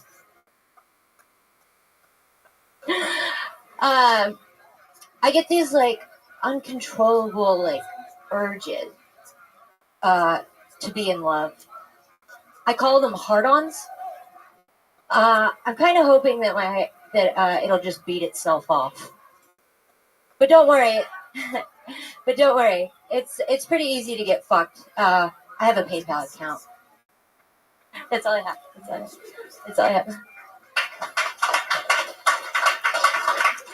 Did you give her too much build-up, Tony? Is that what happened? I don't know. No, I've had to write a new minute every... No, you've written a new minute for all 7 weeks? Every week since I started doing comedy. Well, that's good. That's, that's... We're raising little baby assassins here. I'm not sure if any of those particular jokes worked. I missed the joke on that last one. Yeah, I don't get why are you getting And fucked? I don't know what it is. I get nervous here because when I do this stuff at open mic, so my question's this. It's it works. This is different than an open mic for sure. So my question's this: what are you trying to say in that joke where you talk about the PayPal? Yeah, like getting a boner. What are you talking about? Okay. Oh, I'm sorry. I guess I just totally lost you guys. No, the heart one is I'm trying to make a comparison. I know that guys you guys have these I don't know, you have sexual desires that you can't help, it's carnal, natural thing that you have, and we experience a similar thing as girls, but it's emotional, and so we do get these uncontrollable urges to cuddle and fucking snuggle on the couch, but it's emotional. So I'm trying to make a joke about how that compares, and I'm just trying to write that's the premise, but that's the joke though, is that girls get boners too, but they're heart boners. Emotional boners. Emo boners of emotion. Yeah, exactly. That's the premise. So I'm working on that. That's why I come to you guys. What's the PayPal thing mean? I honestly I just it's seriously. Coach was about to say I don't know. I just said it. Don't know. Get off my back. I said it. I don't know. I thought everybody knew that PayPal just bends you over and fucks you. It's bad. PayPal is the worst thing on the planet. But maybe Ticketmaster. Yeah. Would be better, but that probably wouldn't make sense either. Yeah. Yeah, I don't know. I don't know what to say about any of that. That doesn't work. Yeah. Okay. But you can get up and speak in front of everybody and commit to these ideas. So, and based on knowing that she's done it every week for several weeks, this might just be the off week or whatever. Right? Oh, totally. Sure. Yeah. Usually better. Yeah. Yeah. So that's not a bad thing. Yeah. Thank you. I mean, it would be more. I just don't understand. Like, I don't know. I would definitely. I don't know if I would keep thinking that the emotional boner thing. I Unless you honestly really I have- write these jokes on Twitter and they do really well, and then I try to do them live, and I guess that's maybe my mistake. Is this the Iron Patriot and you just going back and forth on Twitter all day? No. But if it works, sorry, Patriot. Go ahead. When she goes into that territory where she says it's easy for her to get sex because, there's so many loser guys, she's cute. Well, no, I mean, but I think that's a good territory. There's a lot of jokes there because it's different. I'm cute and guys are losers. I disagree. I don't want to be that girl. don't- But That's not Miami. you know what I'm saying, though. It's easier for a girl like her to have sex anytime she wants than a guy. Do you have an off switch? Yeah, it is easier for her to have sex. That is the truth. But yeah, she's trying to get at the the cuddling part, which you can't do with a superhero who can't even sit down. I mean, I come here because, like, in the beginning, you guys, like, really helped me tag, like, my jokes and my premises. And now Yeah, but that's maybe the problem here is it's hard to tag where we don't even think there's a joke there. So like, but I think that the emotional boners, that there is something to that. Yeah. It's just hard to, when you do men and women stuff, it's so hard to find a fresh take on it. Right. So make it as personal as possible, and maybe even write a couple extra lines about it. Like after the PayPal joke, maybe you should have said, "'Cause PayPal fucks you, right?" Like you should have maybe just spelled it out more. Yeah, because PayPal. I don't know. I did something similar to being like, yeah, right, like a couple weeks ago, and I was told that's fucking dumb. Well, I agree that you can't just say yeah right about everything, because if they don't agree with you, they don't agree with you. But in the case of PayPal fucking you, you may have more of a leg stand on, but they may just not have figured out that was your point. You know what I mean? So, sometimes you have to, unfortunately, you have to explain things a little bit more. Yeah. And other times you have to try to get rid of that. Which brings me back to Twitter. If jokes are killing on Twitter, say them exactly as written, because nothing you said today was 140 characters. Everything had more stuff to it. So maybe you just need to just stand there and just like the Google say thing? the line, say the joke from Twitter as written on Twitter, and it might work better that way too. The Google thing, like that I wrote on Twitter, I said Google is the only God that actually answers my questions, and I get a bunch of Google's the only God or guy? God. Yeah. Yeah. For some reason that doesn't. It just doesn't land, but Yeah, I knew that wouldn't work if I said it some out things are loud. cuter or funnier as a tweet than they are in front of an audience. But That's a I'm very just saying, hip atheist tweet. A lot of people with like gothy lifestyles are like, yeah, retweet. No, Like totally, like Google's definitely like the only god. Like fuck God. Well, maybe Google. There's no Google is a god that will answer your questions, or some. There's some way to tweak it, maybe, because it's not. There she goes. It's not everybody. a terrible observation. She's at Sarah Dresses on Twitter. Sarah Mostajabi. And as always, our other lovely lady, put your hands together for the one and only Kimberly Congdon. Trying to get there rich, I've been working on. I don't think it's fair that as a woman comic, I have to cover up more than men do, because, I have to be taken seriously and stuff. People are like, oh, I thought you always dressed like that. I'm like, no, I don't want to look like I ate Snatch. I mean, it's nothing against lesbians. I'm not a lesbian. My mom just taught me to think outside the box. I don't judge. I have slutty friends. I have lesbian friends. My friend Kate, she's super slutty, but she doesn't do anal. She's literally the skankiest girl I know. Thank you. And also, I don't mean to toot my own horn, but everybody masturbates. Thanks. That's adorable. The toot my own horn would be funnier if a guy said it. I don't mean to toot my own horn, but I like to toot my own horn. I like to think that she has an extended labia. Ooh, Brian, don't talk about her labia. Are you misbehaving over there? Clitorally, I just think that maybe because of the 1 minute format, you had to kind of race to it and spit it out, so to speak. But what was the first one again? What was the first?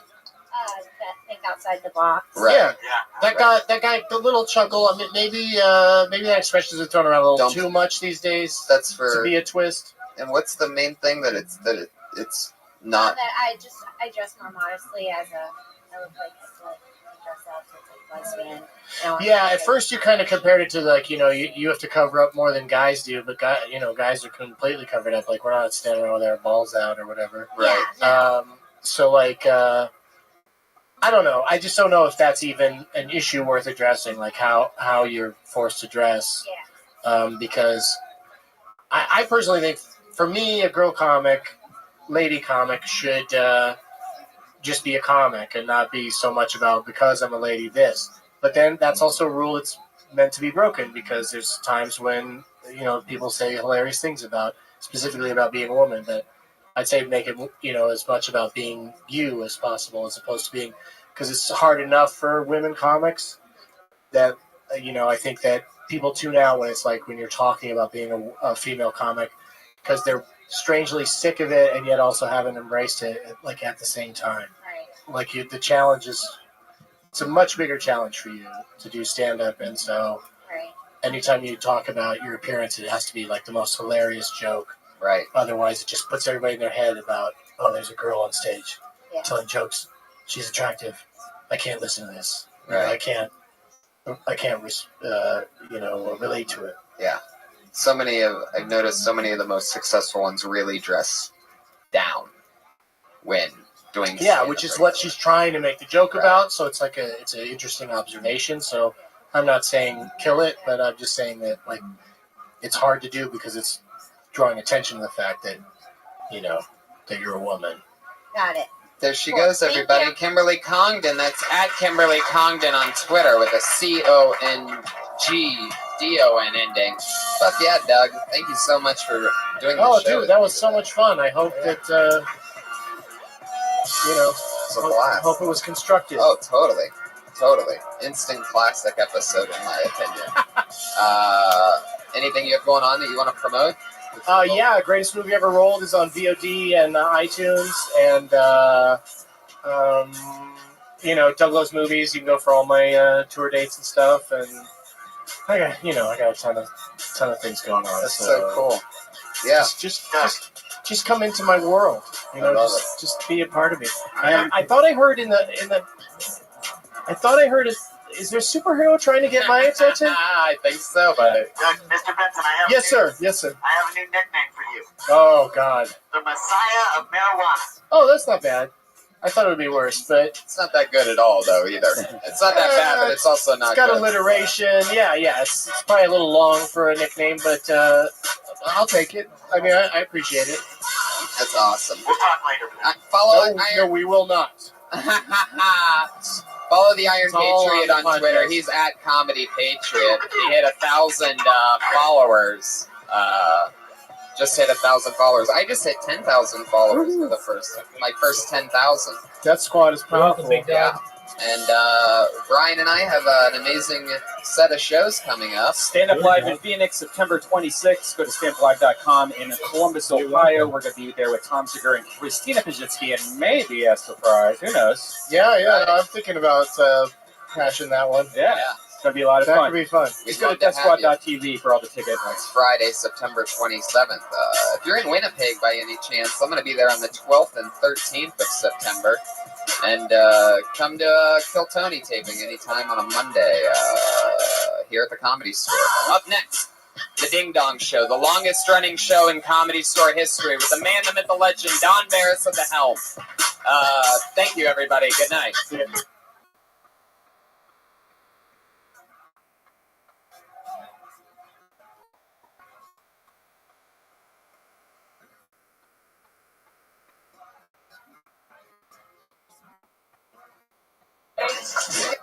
it up for Kill Tony. Hi, everyone.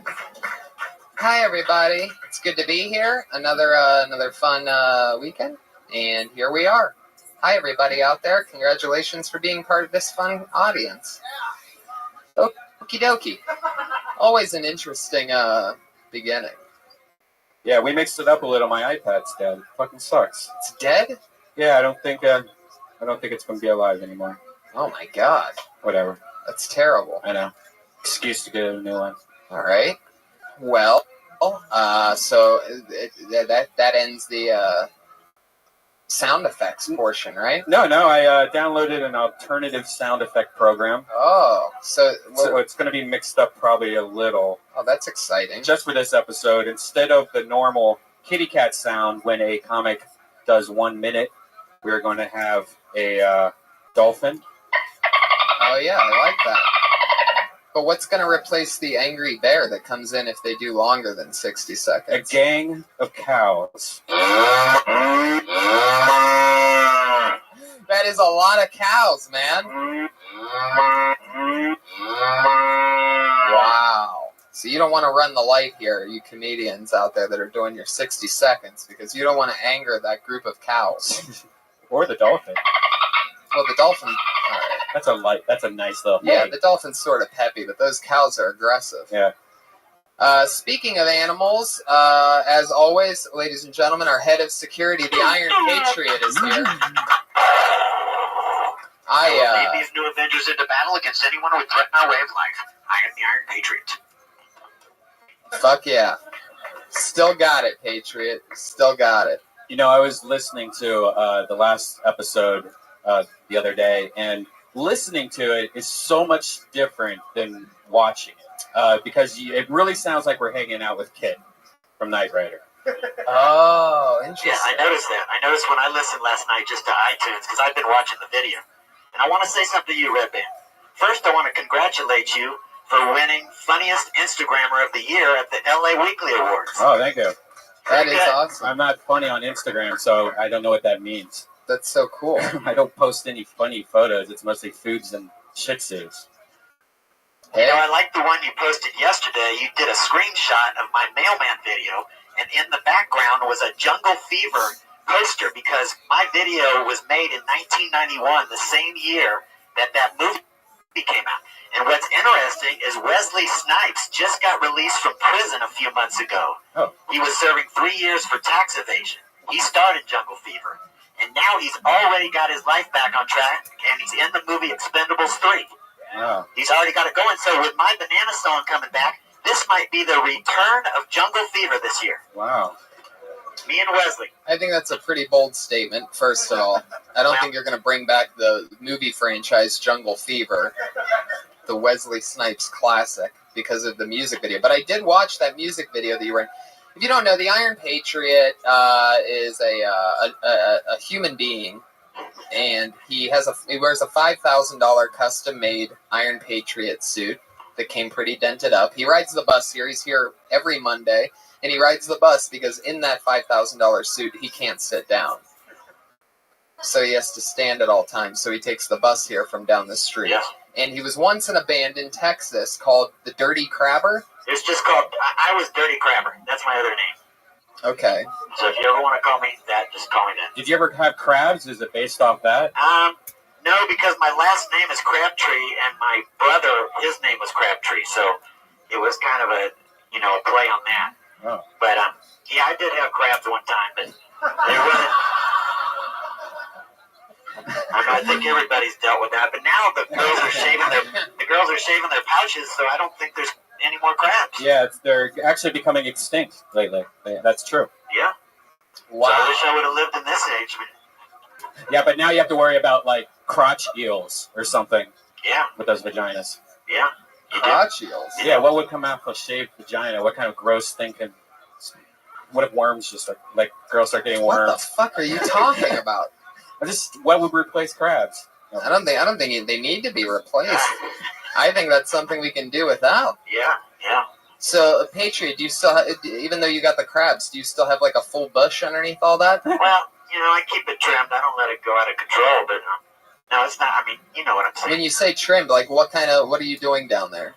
Just using the scissors to trim it up so it doesn't get out of control, Do you ever mess with the ball hair? But I'm not like Tommy Lee, Motley Crue. He talks about he put some special shit on his balls to just make it so it's just completely nothing. Yeah, it's nair. It's a bad idea. Don't ever do it. I tried it once, and my fucking asshole, when everything was on fire, my balls, like the veins in it got really hard. Sometimes when you're like, wow, it's so hard right now. What happened? It was like that for like a week. It sucked. Yeah. How about that one? I kind of miss it when the girls had some hair down there. I kind of like it like that. Now, what I was getting at with this band, The Dirty Crabber, and I watched your music video for the first time over this past weekend, and I was laughing so hard because you have this song called "Share My Banana" that you performed a few weeks ago here, while holding a banana. You sang a song that was racist. Well, I also called the monkey Jacob, so it was the white name was a monkey too. So it's like they were both monkeys. Can I ask you a question? I noticed, I've noticed over the past few weeks that you have a little twitch in your left arm that happens. Yeah, I do. Was that from when you got tackled by the football player on? That was in my old costume about 4 years ago. That was my. I still got that old costume. It's like it's all duct taped together. It's in bad shape. So that twitch that you do with your left arm, is that because of the suit that you're wearing, or is that? Well, I don't know. I should just concentrate on staying still. I'm kind of sometimes I just kind of like to move it around and kind of keep my shoulders and back kind of the muscles moving around so it doesn't, get stiff, But, I should do a better job at concentrating to just stay still. Fuck yeah. Yeah. I think we're making podcast history so far this episode. Yes, it's fun to be here on Labor Day with you, Tony. Oh yeah, it is Labor Day. What do you normally do on a Labor Day if you didn't have this right now? I might be out water skiing right now or something. That's what you do? No. No. He's so disappointed when he said that. Do you practice singing a lot in front of mirrors? And Yeah, I try to. If I know I'm doing a song on this show, I'll try to rehearse and get ready. And so if I play a song right now, you'll be able to perform it? yeah, if you're ready, do it. If you're ready, do it. All right, let's try this. What's the name of the song? Soul Sister Number 9. Soul Sister Are Number you 9. serious? Is this happening right now? No, that's not the song. It's the other song.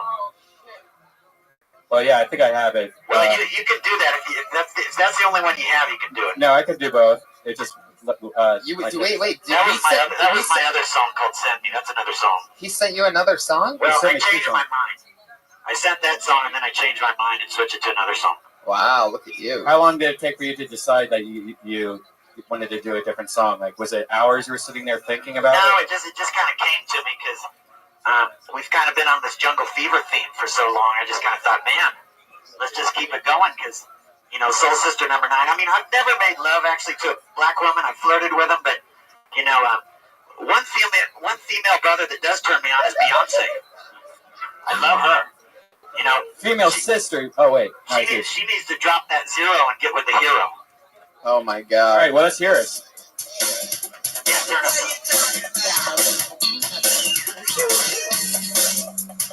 Hey, I got something to say. Soul Sister.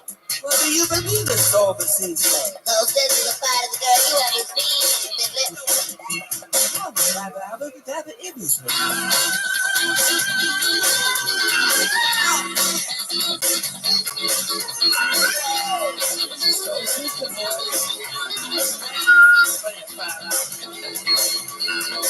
Soul Sister Number 9.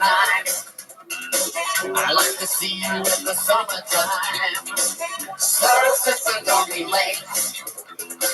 There's something wrong if you hesitate. Nothing's gonna change my life. I'm in love with a dandelion. Nothing's gonna change my ways. I'm in love with Soul Sister Number 9. Know you got it. Soul Sister Number 9. I like to see you in the evening time. Soul Sister, it's okay.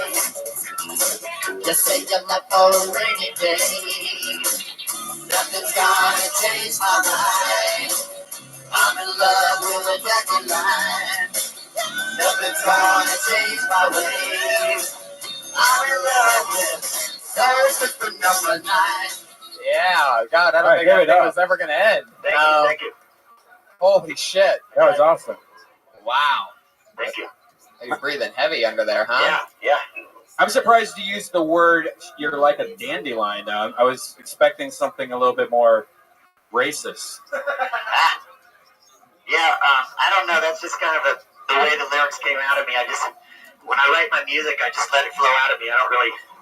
What's the deal with all of your songs being about hooking up with a black woman that you never actually hooked up with? Well, like I said, I write about what I feel, and that kind of came out that way. So, I also like that. I like that female brother, Zoe Saldana, the Avatar. Why do you call them female brothers? That's so backwards. It's confusing. Well, if you just say sister, they might think you're talking about a nun. No, nobody's going to think you're talking about a nun.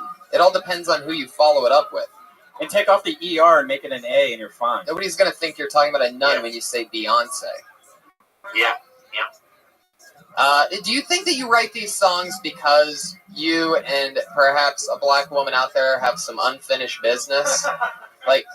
Is it something you still fantasize about hooking up? Yeah, Halle Berry too. I like her feet. Did you see her in Flintstones? How cute her feet look? Flintstones. Didn't you see Halle Berry in the Flintstones? You talking about the Flintstones, the movie? Yeah. No, nobody was looking at her feet during that. You were. You know you were. You're lying. All right, yeah, you got me. Okay, another hand for the Iron Patriot, everybody. Yeah, give it up. Thank you guys. Thank you for listening. I appreciate it. This is the show where comedians do 60 seconds, and always a guest and I and my cohorts here, Red Band and Patriot, we all talk with the comedian for a bit, see what's going on, see if we can punch up their jokes. They can take it or leave it if they want, all for free. Always just giving away gold here on Kill Tony. And I always have one of my funniest friends come on and be a guest each week. I'm really excited about this week's guest. He's somebody who I've always looked up to since I started here many years ago, and I'm excited to have him. He's such an amazing guest that, in fact, he has his own person who gives his introduction, so I'm just going to bring up that guy right now. Put your hands together for his introducer, Ryan Mervis, everybody.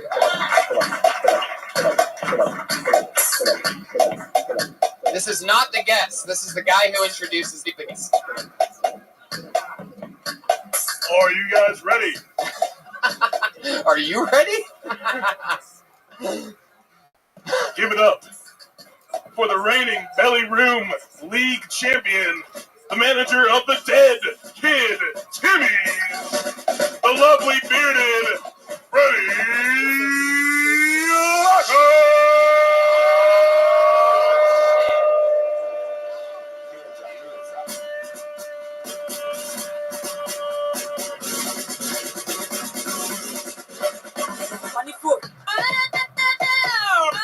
Wow, everybody. Freddie Lockhart is in the house. How exciting. Give it up for Ryan Mervis one more time, everyone, his introducer. Fuck yeah, the champ. Yes. For those of you, and by those of you, I mean everybody out there who are wondering what we're talking about with this championship. He is Tell the him about it, defending Comedy Store fantasy football champion, Made all the right everybody. decisions. Made all the right fucking decisions. That's what I did. This guy knows how to make moves this time of the year. Won by 0.3 with the help of one Aaron Hernandez. Thank you. Wow, yeah, really? Did his job for me and then got sent to the pokey. I made that happen. I made that happen. All the best fantasy players are in prison. Yeah, that's why you got to get them before they come. I got OJ in round 2 this year. Did you? Yeah. There you go. Really hope. Fucking dorks. Jesus. How dare you? This makes us closer to the players and they appreciate it. What? This new setup, I just realized that now you're like behind me. So I'm just going to be like shocked all the time. We slanted the table differently for those of you diehard fans that are following that closely. It's so that when you guys are on stage, the guest isn't just looking at their butt the whole time. Right. Like looking to So the now right. we have a better angle at the. Now the camera has changed. I'm sure people watching on our good friends over at Vimeo. Oh yeah.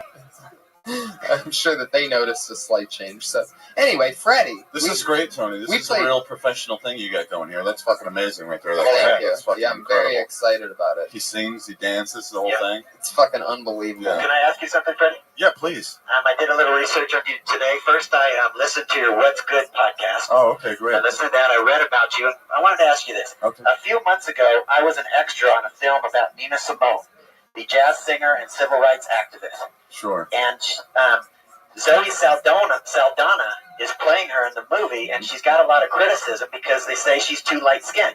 and I noticed you're a mulatto too. How do you feel about that subject? It's the Comedy Store. Shit goes. You know?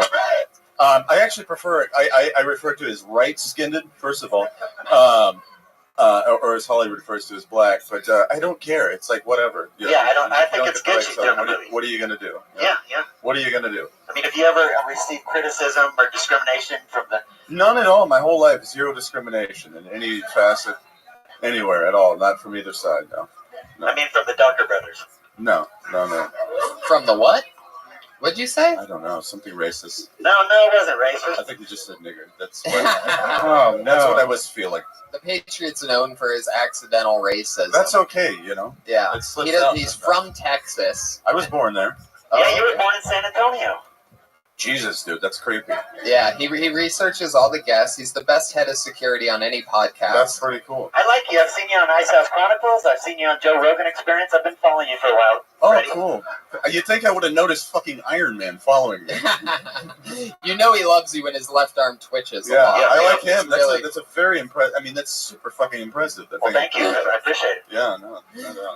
Now, Freddie, you said something that I brought up a couple times over the weeks on this podcast. I've always taken a moment to ask black comedians. I ask them, on behalf of all black people, all the pressure is on you right now. Why do some black people call other lighter-skinned black people light-skinned with 2 Ds? It's just the vernacular, just how it goes. It's a regional dialect, if you really want to know. Yeah, I do. And it's usually in urban and southern areas, and that's where it comes from. And it's actually, there was a documentary called "Do You Talk English?" and it turns out black people and white people from Boston and Philly speak English as it was supposed to have been spoken, because we bastardized it from the British. So thanks. Yeah. I don't believe that. Light-skinned. Yeah. That makes sense. And that's why all black guys have names like Jackson and stuff like that, like white British guys, because the British once owned us. You'll meet like a British guy. My name's Jerome Johnson. Hello. It's like Jerome Jackson. Sounds like a rookie running back. I read a thing the other day that the first, I mean, I had heard it before, but I read the whole thing about the first slave owner was a black guy. Did you know that? True. Yeah, it could be true. I could see him starting that gangster shit, Because- and the white people stole it. Because they would have... That's some gangster He shit, did slaving, it right? first. Yeah, totally. We always do it first. I steal from myself. My white side steals from my black side. Are you kidding me? You guys always steal shit I'm from us. reading this article, and basically 3/4 of the way through it, I'm like, this guy, imagine if he started it, imagine all the white guys around him like, this fucking guy's crazy. Yeah.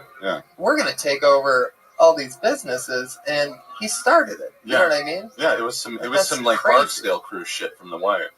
Like they were taking corners is what the fuck they were doing. Because I guess the original guy was an indentured servant, which is a whole thing that I did more research on, too. Where were you at one night? Just on Wikipedia? Totally. I go off on from- these Wikipedia Yeah, tangents, and that's yeah. exactly what I do. If I you always want- do that too. I do that on YouTube, but then I always end up some guy telling a cop off. I always want to see that. Some guy just shoving it to a cop. Like, oh yeah, well here's the law. And one guy said, I do like love one those guy threw the law in his face. The cop was like, is it true? He's like, yeah. And he's like, am I being detained? He's like, no, I guess not. And split up. I was like, you're my hero. I saw that one, and I love those videos. It's Yeah. my favorite watch. And you have to be white to do shit like that too. I can't try that. I can't even look at me. They won't know what I am, but they won't go for it. Right. That's so awesome. Freddie's one of the best impressionists that I know in the world. Thank you. So, I'm excited to see if anybody pops up and Like has Tony anything to say. Hinchcliffe, perhaps. Whoa. That's a pretty good That's impression. a pretty good impression. Hey, Tony? Whoa. Shit. You know what? When Freddie has a cold, he can do a good Jesse Ventura. Jesus, this guy. Oh, wow. Jesse the Mind Ventura. Oh, wow. Used to be Jesse the Body Ventura. He sounds like every wrestler, though. Yeah, Sunday, brother. Everybody's at Sunday. Sunday, brother. It's like a strip club DJ sound almost. You have Or the guy announcing the monster truck rally coming to town. Brother. Sunday. All right. Well, we know what goes on here. Comedians come up and they do This is 60 great. seconds, and we talk to them. Yeah, it's You're good for a giving lot of- back. I Oh, like yeah. that. It's true. Little comedy karma. Things are good. Tonight, the Comedy Central roast of James Franco is airing. So, And you're here. yeah. Yeah, but we can watch it here, right? No, we can't watch it here because the Comedy Store has the only kind of cable I've ever heard of that doesn't get Comedy Central. We ain't got cable. They got some rig. They have like Fox Sports and shit. They have some weird. They're stealing somebody's satellite signal or something. That's what it sounds like. Ill-gotten cable is what it sounds. The like. rabbit ears on top of this building right now. Wait a second. If you really think about it, because when we tried to get internet here, they're like, no, we can't do it. No, you can't get internet here. Like, whoa. No, they don't get the cable company involved. See? Yeah.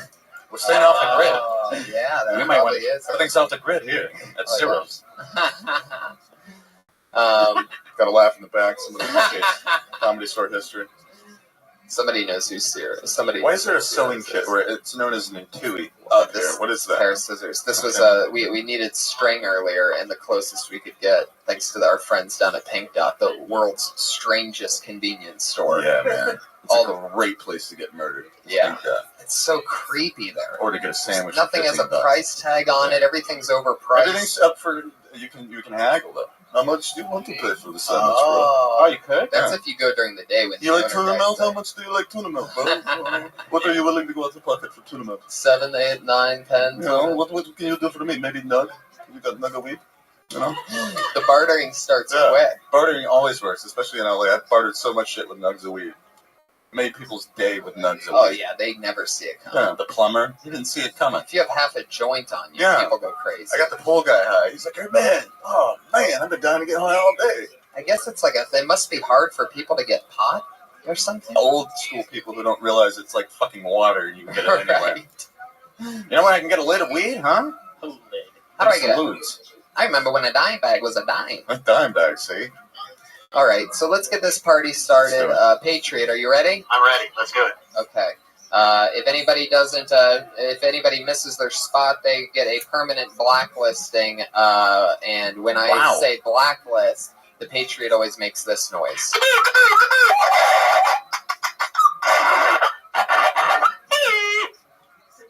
Yeah, he makes that noise with his mouth, people. That's not a button he pushes. Like the guy in Police Academy. Yeah, it's like what was that guy's name? Michael Winslow. He's like Michael Winslow meets Steve Guttenberg in an Iron Patriot suit. You'd laugh at the Gutenberg thing if you'd seen his music videos. You got to look those up, by the way. Look up Dirty Crabber if you get a chance when you're at home. So you're drawing a comic's name now, right? There's tons of names in the hat. You guys ready to get those this thing started or what? I can tell. What's that? You can tell those are all comics. They're hip looking. Some of them. A lot of them are hip looking back there. They're hip looking guys with beards. Heck yeah! Oh yeah, I see them. Those people are. Where are you guys from?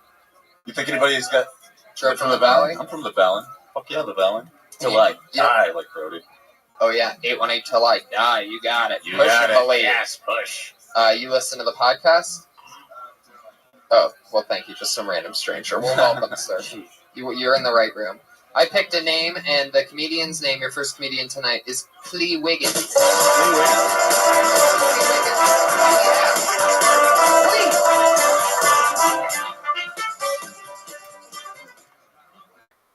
I just get started? Rory. Yeah, so since Mara was up here earlier and the Iron Patriot was up here being racist, I'll just go with this one. That actually, not too long ago, actually banged a ginger. Forced by circumstance. Because I wanted to, because I had to. But the thing is, the first night that we ever hooked up, his roommate walked in on us, and his roommate just goes, "You guys look like Neapolitan ice cream."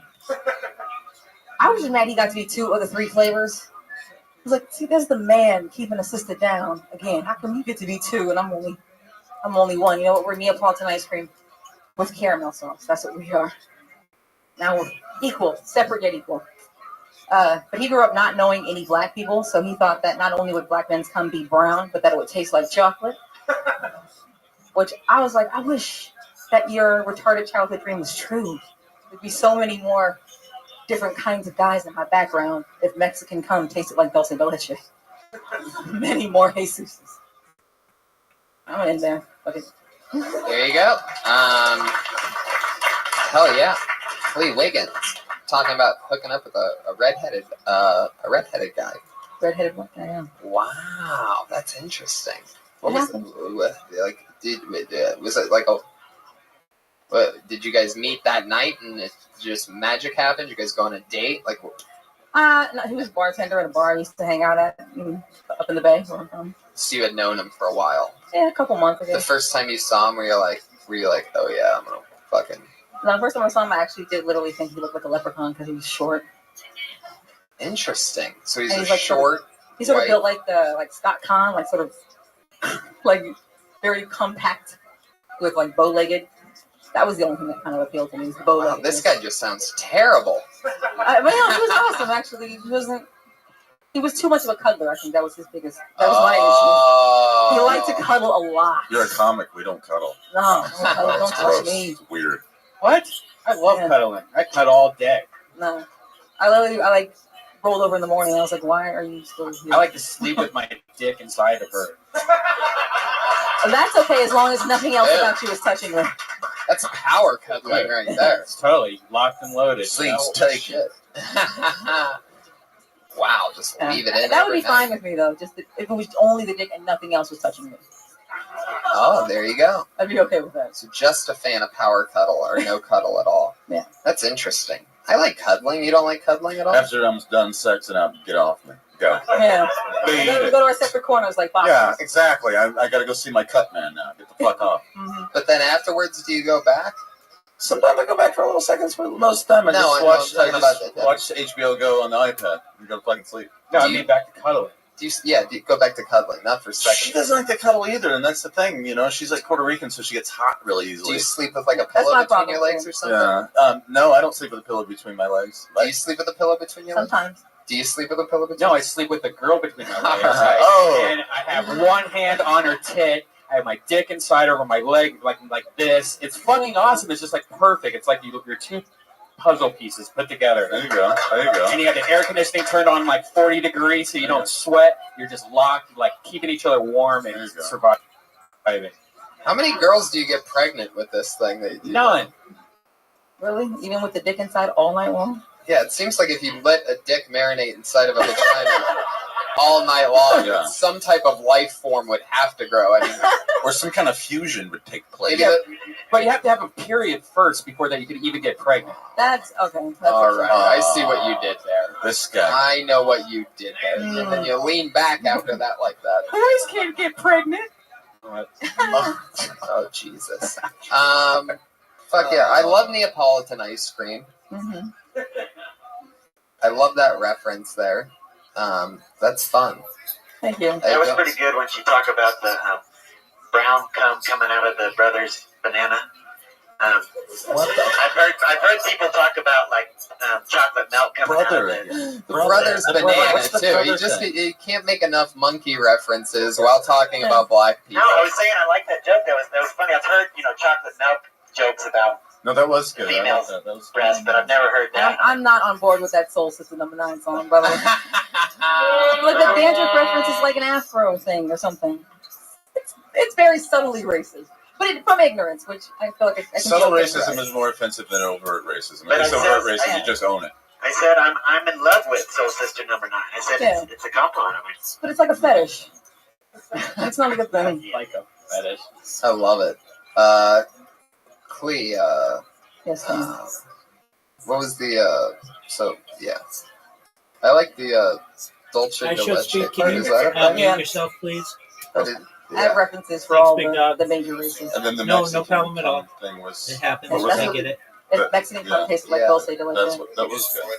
Seems like it seems like you could go on and on with a whole ice cream run Yeah. of, I've been trying to think of new ones. like the guy that like is abusive is like Rocky Road. There you go. And we could go on and on with ice cream Oh, references it's all nice day. to Lactose But what do I know? intolerant guy. No, I like it. I'm gonna explore that little avenue. Thank you, Tony. Tons of ice creams to be had. Clee Wiggins, everybody. Clee Wiggins. If you're on Well- Twitter, why don't you follow her at Clee the Pimp? That's Clee, Klee, the Pimp. Clee the Pimp. At Clee the Pimp. Fuck yeah, that's fun. So that's how it goes sometimes. Sometimes we just listen and chat with people. Sometimes we have brilliant ideas. Sometimes the Patriot just fucking twitches his little arm off. Calls out racial slurs. Yeah, when the brothers come out of their banana. Brothers. I mean, what the fuck are you thinking over there? I love it though. Brother, like when you say brother with a hard R, it tells me you say nigger with a hard R. Yeah. I'm starting to think that because of his accidental racism, the Patriot bought that suit because he was getting beat up by black people all the time. It's just like, that's why it's all dented and shit. The fuck you say, boy? All right. Back into the black bucket we go. Ori Amir. Put your hands together for Ori Amir. Oh, he's a jumper. Here he goes. Good evening, gentlemen. American women. So my accent is half Hebrew, half German, and yes, I've been unsuccessfully trying to kill myself for years. And I'm stuck with the accent. I can't fix it, but I thought, maybe I could say more American if I say American things. Like, yo, this is America. Speak English. Jesus loves you. Sign here. Damn scientists lying about global warming. Oh my God, I am also a member of the National Rifle Association. Give me one of those cool handshakes. Guns, yeah, freedom.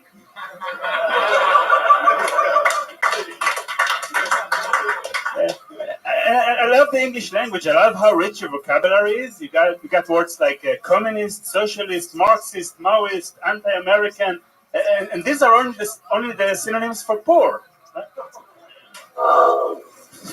I've been learning English. All right, that's a powerful 60 seconds. Put your hands together for Ori Amir. Ori Amir, that was good. I fucking love you. Where are you from?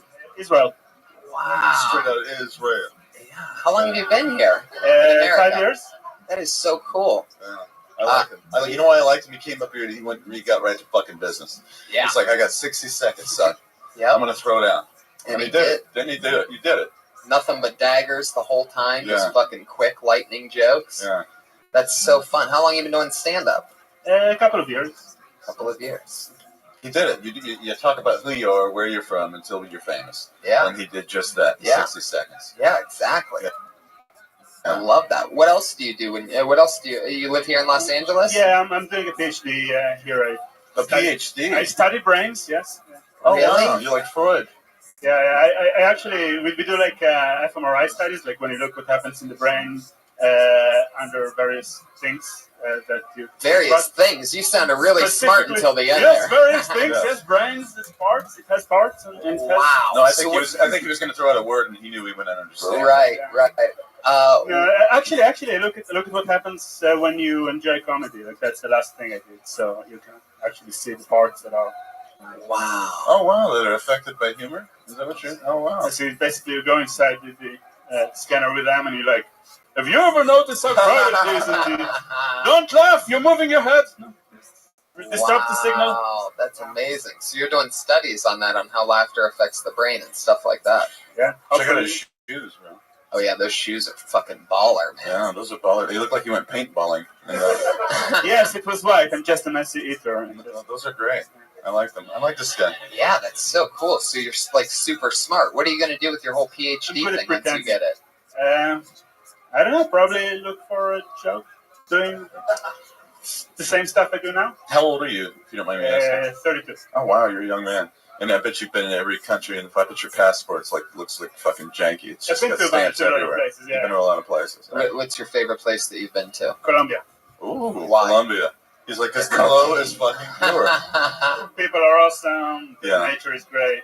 Women are. Yeah. Wow. That is awesome. What'd you end up doing with the Colombian girl that you met there? Just getting crazy? Did you guys do it by the beach like they do in movies? Actually, yes. Did you have the mob after you? No. I had them stop the bus and help us. They wanted to help us with the guns and stuff, but Okay. they didn't. Yeah, the guns. They run the guns. They wanted help with they asked for like people who know how to clean guns, which I'm not. He's I don't- 32. Like, I'm 34. When you meet guys who are like, he's on his way to being a fucking doctor, and I'm a level 55 in Call of Duty. That's I know, it is pretty crazy. It's amazing what he's been doing with his time and what I've been doing with mine. What I want to know, like, what I find interesting is a guy as smart as you, like, do you how seriously do you take the stand-up thing? Like, is it something that you'd rather do other than that, or Do you dabble? Is this like squash? Yeah. Oh, it's one of the most fun things ever. Squash, you like? I can tell he loves it. Do you do a lot of spots? The occasional ones. Yeah. Not too many. Moderation. Yeah. Interesting. I think you're very, very funny and very, very interesting. Keep doing what you're doing. Very kind to my I'd people. recommend doing more spots. You're so smart that you could break at any point. Don't let anybody tell you that you started too late, because you're very funny and extremely smart. So use that to your advantage. That's Ori Amir, everybody. There he goes. Yes, Ori. A fucking genius. Like bona fide. Like Who dabbles in stand-up comedy and kills, by working the way. on his PhD. We got to go write jokes. You know, I studied the brain. You may have heard of it, even though you are a fucking idiot. Yeah. Put your hands together for your next comedian. Very funny man who I've seen here before. Put your hands together for Lil Bro, everybody.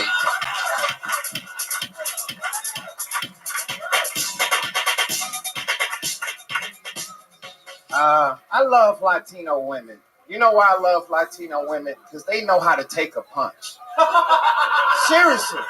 Like other women you hit, you know, they either want to call the authorities or fight back or call a brother. But I can make that joke because I got a Mexican wife. I got her in Tijuana for $50. She's an equestrian. I know she loves horses. Bought her from a guy for $50, man. So I don't have her yet. He's shipping her to me. I guess it's a mail order bride. I don't know. I gave him my P.O. box, so I didn't want to give him my real address. Just in case shit don't work out and I have to get rid of her. So I got a room at Motel 6, so we staying there. I had it delivered to my P.O. box. So that's all I got. That's a new joke I'm working on. Fuck yeah, that makes sense. Yeah, so my immediate thing, put your hands together for Lil Bro, everybody. Lil Bro. There he is. Yeah, it's extremely funny from the top. I could tell the first thing that you wrote was that initial, first line, and now you're trying to make it bigger from there, that they can take a punch. And I like that you bail out of that and rationalize it. Are you really married? You don't have a Mexican? No. Right. I actually wrote a long story of how I met her and how I love her, and how the guy's going to send her to me, and I give him my P.O. box because I'm waiting, down at the post office. She's going to end up being there waiting on me to get there, because I actually have a joke about that. That's what I was waiting for, was when you mentioned the P.O. box, like, you got to mention, how you're just going to check it out, you know what I mean? Or, like, see what you're dealing with first. And if you're going to keep playing it like that thing's real, then I would also rationalize, like, it's only $50. That's just enough for me to not care and be able to drive away without putting this thing in the car, whatever ends up showing up to that post office. You know what I mean? So it's still worth it. It's not like, thousands of dollars. So you can even say that you were unsure and you took her home for a week to try her out, but you got the insurance and you take her back because she was broken. Yeah. Something like that. For real. Yeah. Or when the box came, it was such a strong box because Mexicans make such sturdy products that you couldn't even open the box, and she just Or he opened died. it and like 10 of her fucking cousins ran out too. For fucking freedom. There it is. Yeah. Hold on, I got two for the price of one. I like his energy. He's got good energy. He came out swinging. He came out throwing haymakers, and that was good. Absolutely. Totally. He's got on orange. Orange is a great color because it's also a smell, a sight, and a taste. Heck yeah. There you go. Orange is the new black. It is the new black. It is the new black. He's got an orange watch on. He knows what time it is, son. Is that G-Shock? Yeah. Where are you from? Houston, Texas. Yeah. Same place Ghetto Boys are from. He's dressed like he's performing comedy in a construction zone. Yeah, I know. This is like a casual day. It's a holiday, so I was But like, we always get it crisp like that from head to toe, matching. Like I'll try to sometimes not match so much on purpose, but I'll look at it just head to toe, monochromatic. That's how we do it. Yeah. Well, hey man, thank you very much. Thank you. There he is. Oh, and I like the spelling of his name too. Lil Bro is on Twitter at Lil Bro. That's that's Lil Lil Brough. For those of you that are huge fans of comedians with their names spelled as hard as they can be spelled, You must love Lil Bro. Bro spelled Lil Bro. B-R-O-U-G-H. Lil Bro. Hey, he could also be called No Fro. This guy, man. I What swear the to fuck, God, like, man? Jesus What is wrong Christ, with you? bro. I can tell after he says these things, he laughs because you can see him like jitter up and down. Watch him just take off into the sky. That'd be fucking amazing. People fucking go crazy about the Iron Patriot. I mean, everybody loves him. Like, I guess, you know, I never get to listen to the podcast. I watch it from time to time and check out the visual part of everything. But I never get to listen. But it seems like everybody who listens and watches gets the feeling of how much and how liked the Iron Patriot really is. And it's a lot of fun for me because people send me questions, and all day long I answer questions about Kill Tony. Yeah. And a lot of people don't know they can watch it. I'll direct them with a link to where they can watch it on Vimeo. They don't even, and they go, I didn't even know I could watch it. Yeah. It's all blowing up for you, man. Because I like people to see me and see my costume, and then they'll ask, you know, about my costume. And it's been a lot of fun because 3 months ago I didn't even have a Twitter account, and now I'm just having a lot of fun every day. I go on there. It's on stuck, dude. It's stuck. Right Can somebody push the reset button on the back of his suit? Control Alt Delete in the back. It'll do it. All right, let's keep this fun train moving along. Your next comedian's name is Dustin Emery.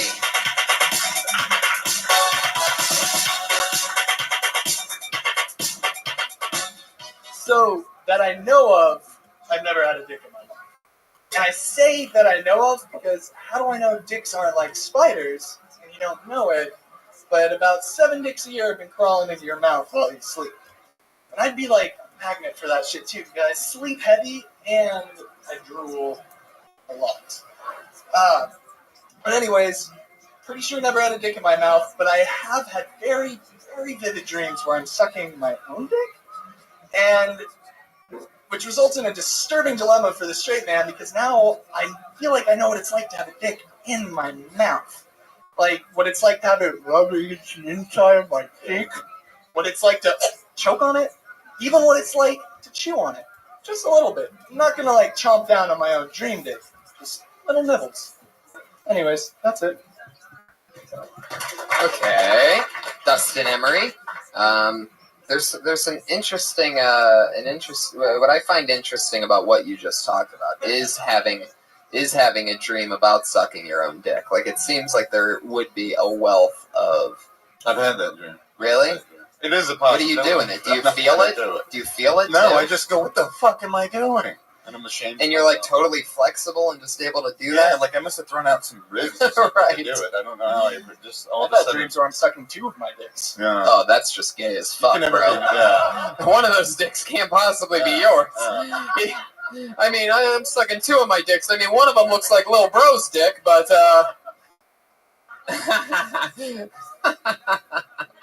sucking 2 of your own dicks. Do you have 2 dicks? No. Then you're gay, bro. You just came out of the closet. How long have you been doing comedy for? Yeah, how long have you been doing it? I've done 2 open mics and that's it. Oh, Okay, awesome. You know what? I think the Awesome. thing in the beginning is he should have said it, what you opened with, and then let it land for a second because you got right back into it. Because let it land because it's an absurd thing, and they're gonna be like, "What the fuck is this guy talking about?" And then you get into it. Mm-hmm. Because sometimes you get into it, you haven't let him get rid of the shock, and you see a lot of jaws drop. Like, I'm gonna hear about dicks, but make it fine. You know. Did you have a wet dream? I've actually only ever had one. But you didn't have it when you were sucking your own dick. Like, I think there's something funny in that. Like, that you couldn't get yourself to finish with your own blowjob. Like, there's something in that. There's something in, you know, a bunch of that. I would stay in the pocket on the dream. What I would analyze. The dream frees you of all creepiness. Is Right. What it does. Right. I would not mention the part where you're sucking 2 dicks. 1 dick minimum there. 1 Yeah, dick maximum. definitely. 1 dick maximum. 1 dick minimum. So true. Oh my god, totally. I mean, if you're sucking a dick in a dream, always Make a sure 1 it's dick your minimum. dick. Make sure it's your own dick. But there's definitely a great premise there. That's so cool that you've only done this a couple times. Yeah, good for you. You didn't seem like you got the business. You got busy right away. Yeah, keep doing it.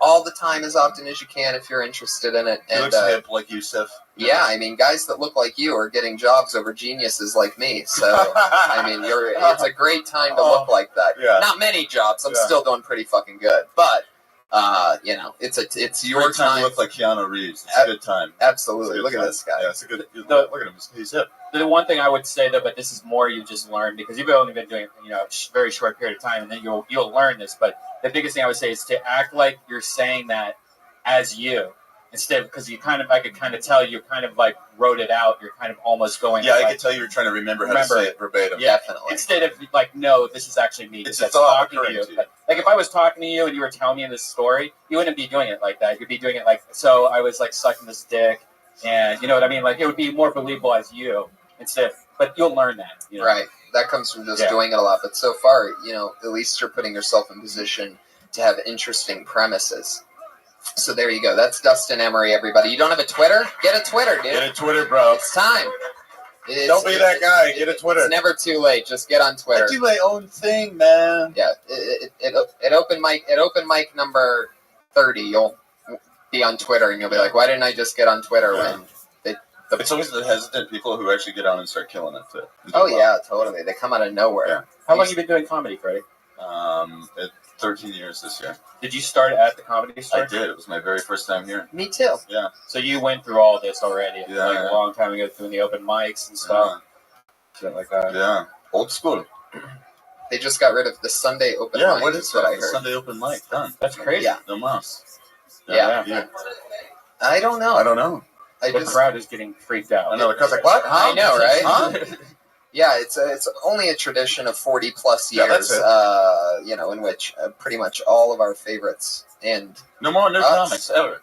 Yeah, I guess that's what they figured. Hey, let's cut our future by cutting out Yeah. the future of comics hanging out here. Seems like a great idea. There we go. Yeah, it's a really, really interesting situation. I feel like this is like the 9 a.m. report of 9/11, where Yeah. it's like the 10 a.m. report's like, what the fuck just happened? Yeah. And it's like so fresh off the presses that people are just like, can't even digest Yeah. it yet. But it's It's like when the plane, it's like, you got to show me 2 planes hitting the building, then I'll be scared. Right. It's like 2 dicks. You know? Right. You don't need that kind of shit. And we were talking about this outside. It benefits us Then you're because fucked. 2 dicks, you're fucked. there's a 1 dick minimum.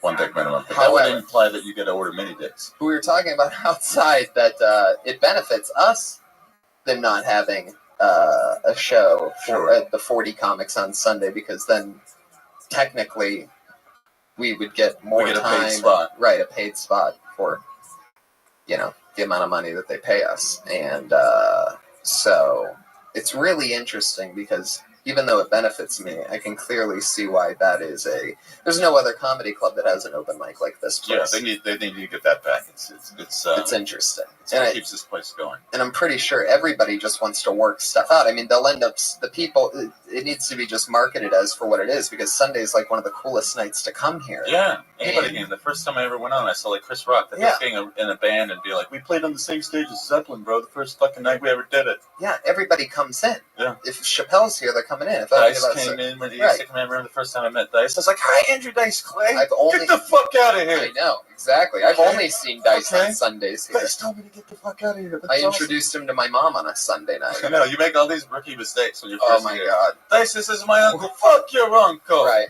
What, did he fuck your mom?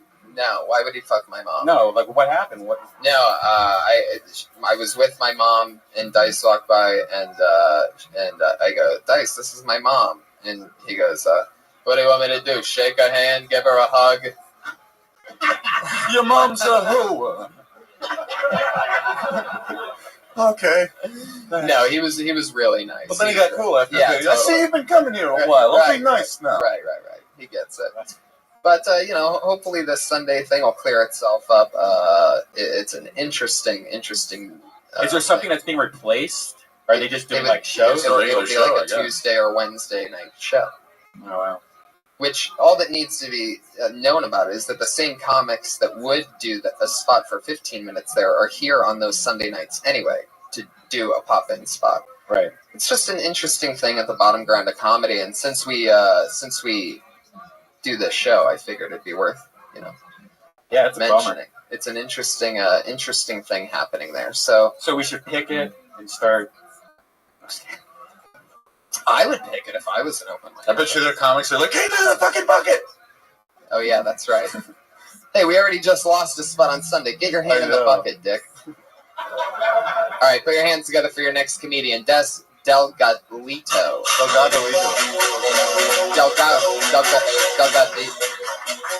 Delgadito. You've been blacklisted, Des. Wait, say it properly, though. They might not have... I'll give him a chance to come How the up fuck then. does he have such good handwriting? Yeah. Put your hands together for Des, everybody. Are you here? He should be coming. I mean, he's not deaf, right? Oh, nothing on that? Nothing. What are you guys... What are you guys... Does he know he's outside? You guys are jerks. Oh, he was the guy under 21. Wait a second. He's blind and he's under 20. Well, you can... technically, by rule, the performer can come in just to perform. Now. You got a wireless mic you could take out there? Go grab him. That's cool, right? Yeah, I would just... Yeah, okay. All right, so let's do one more while Des is coming, right? I've always had a fantasy. Because I'm sure that's going to take a couple minutes. I've always had a fantasy to actually have sex, like to meet a beautiful blind girl. Wouldn't that be great? Yeah. No, she doesn't know how hot she is. You know, you can treat her like shit a little bit. Where you could just... You know, she has no idea she's a 10. You're like, you're all right. You're okay. But you needn't be talking to me like that. I'll fucking leave you. They need to have a website to find these, because what are they doing? There's probably gymnasiums of these blind girls. Gymnasiums? Yeah. Is that a unit of measurement? Yes. When it comes to blind people. Is that happening? Is somebody getting Des? Is he still here? Okay. Maybe we do another one? Really interesting. A comedian under 21 who's blind. I mean, this guy's going to be a star no matter what. Oh, yeah. Dude, he should be on America's Got Talent. Just stand up. Is this thing on? You know what I mean? Like, any joke is automatically funny. Yeah. When you're blind. I mean, what can't be... How can you not kill? He's going to. He's already starting, and he's under 21. Like, I'm honored to meet this guy. Des Delgado. He's got to change his last name. We'll talk about that. This is going to be interesting no matter what. It's like comedy history. I almost like the anticipation leading up to it. Delgadito? Well, this might take a while. Yeah, let's just do one more. You can't see stairs and things like that. Oh, yeah, that's right. I saw him in the back. I saw him coming up here. So, like, is he wearing, like, sunglasses or No, but he something? did have the cane. I think the cane like Ralphie had in Christmas Story when he ate the soap. Definitely walk. It was soap poisoning. So we'll do one while we're waiting. Put your hands together for Peter Christian Hessing. Yes! Peter Christian Hessing. Man! This guy better be fucking blind. Then he's blacklisted. Blacklisted. Tommy. Done with. I love it. There you go. The amount of He's disrespect. done. We'll never hear of Peter Christian Hessing again. What are you, blind? Oh. Anyway. All right, well, there you have it. Des Delgadito is going to be a star one day, but I guess it doesn't start here tonight. He's probably just pink-dyed, like going in circles. Probably heard me say his name, and he's on stage in the main room right now. of the House of Blues. This is not going well. Woo! I mean... I thought there was like at least 30 or 40 people that said they were going to this show, but I mean, I am really bombing up here. I know I walked up on the stage. All right, put your hands together for your next comedian, Cody Morley, everybody. Cody Morley. There he is. There we go. Hey, guys. I think I'm exactly young enough, the very youngest you can be, to still remember when pornography was a hard thing to get. You remember you had to go down, like into the basement, some weird corner, open up a bust of Abe Lincoln, push a red button, bookcase opens up, you slide down, you're in your dad's clothes. Now you got to answer a Sphinx's riddles. To get them all right, you can go down the hallway, but you got to run, because if you walk, then you're not going to beat the giant boulder following you. Go to where the hallway narrows, you hit the wall, secret door. You dig in the old sea chest, not the new sea chest, that's a trap. You find a VHS tape. Depends on what your dad's into. My dad, obviously Batman, so Blacks on Blondes 13, what my dad likes. And you needed privacy. Get the VCR so low that all you can hear is the tracking. Just hear the TV. All you can hear is the dog. And he's just happy you're out of peanut butter. Really. There's more to the joke, but I think I only got a minute, so I'm done. Thank you. Yeah, you nailed it at 57.7 seconds. That's Cody Morley. What's a sea chest? A sea chest? Yeah. It's something a sailor takes to sea with. Yeah, treasure chest.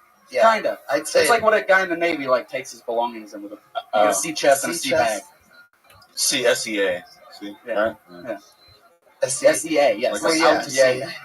Yeah, it just seems Yeah, I've treasure never- chest would make more sense. Yeah, I feel like treasure chest paints. Sometimes you might want to contribute to the lowest common denominator because it's going to be somebody who doesn't Lowest understand that. You know what I mean?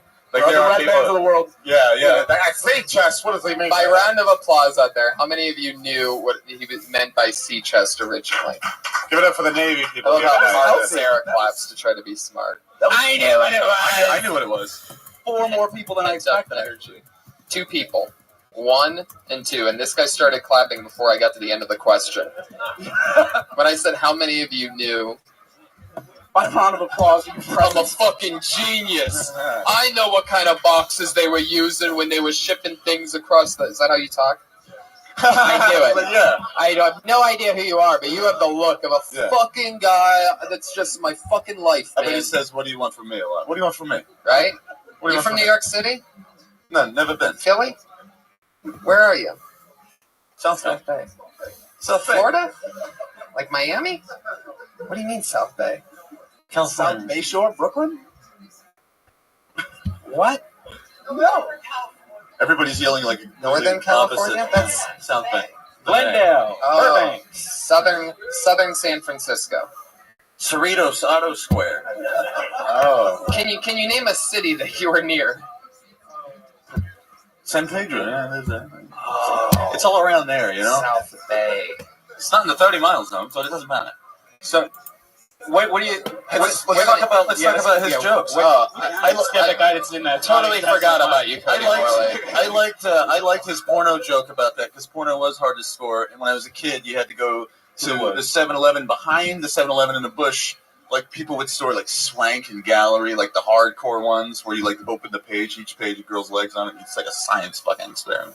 But then you would get it, or your cop buddy, like your dad was a cop or somebody like that. That's where you'd score porn, but it wasn't. My dad just had a stack underneath his fucking clothes in the closet, and they all had water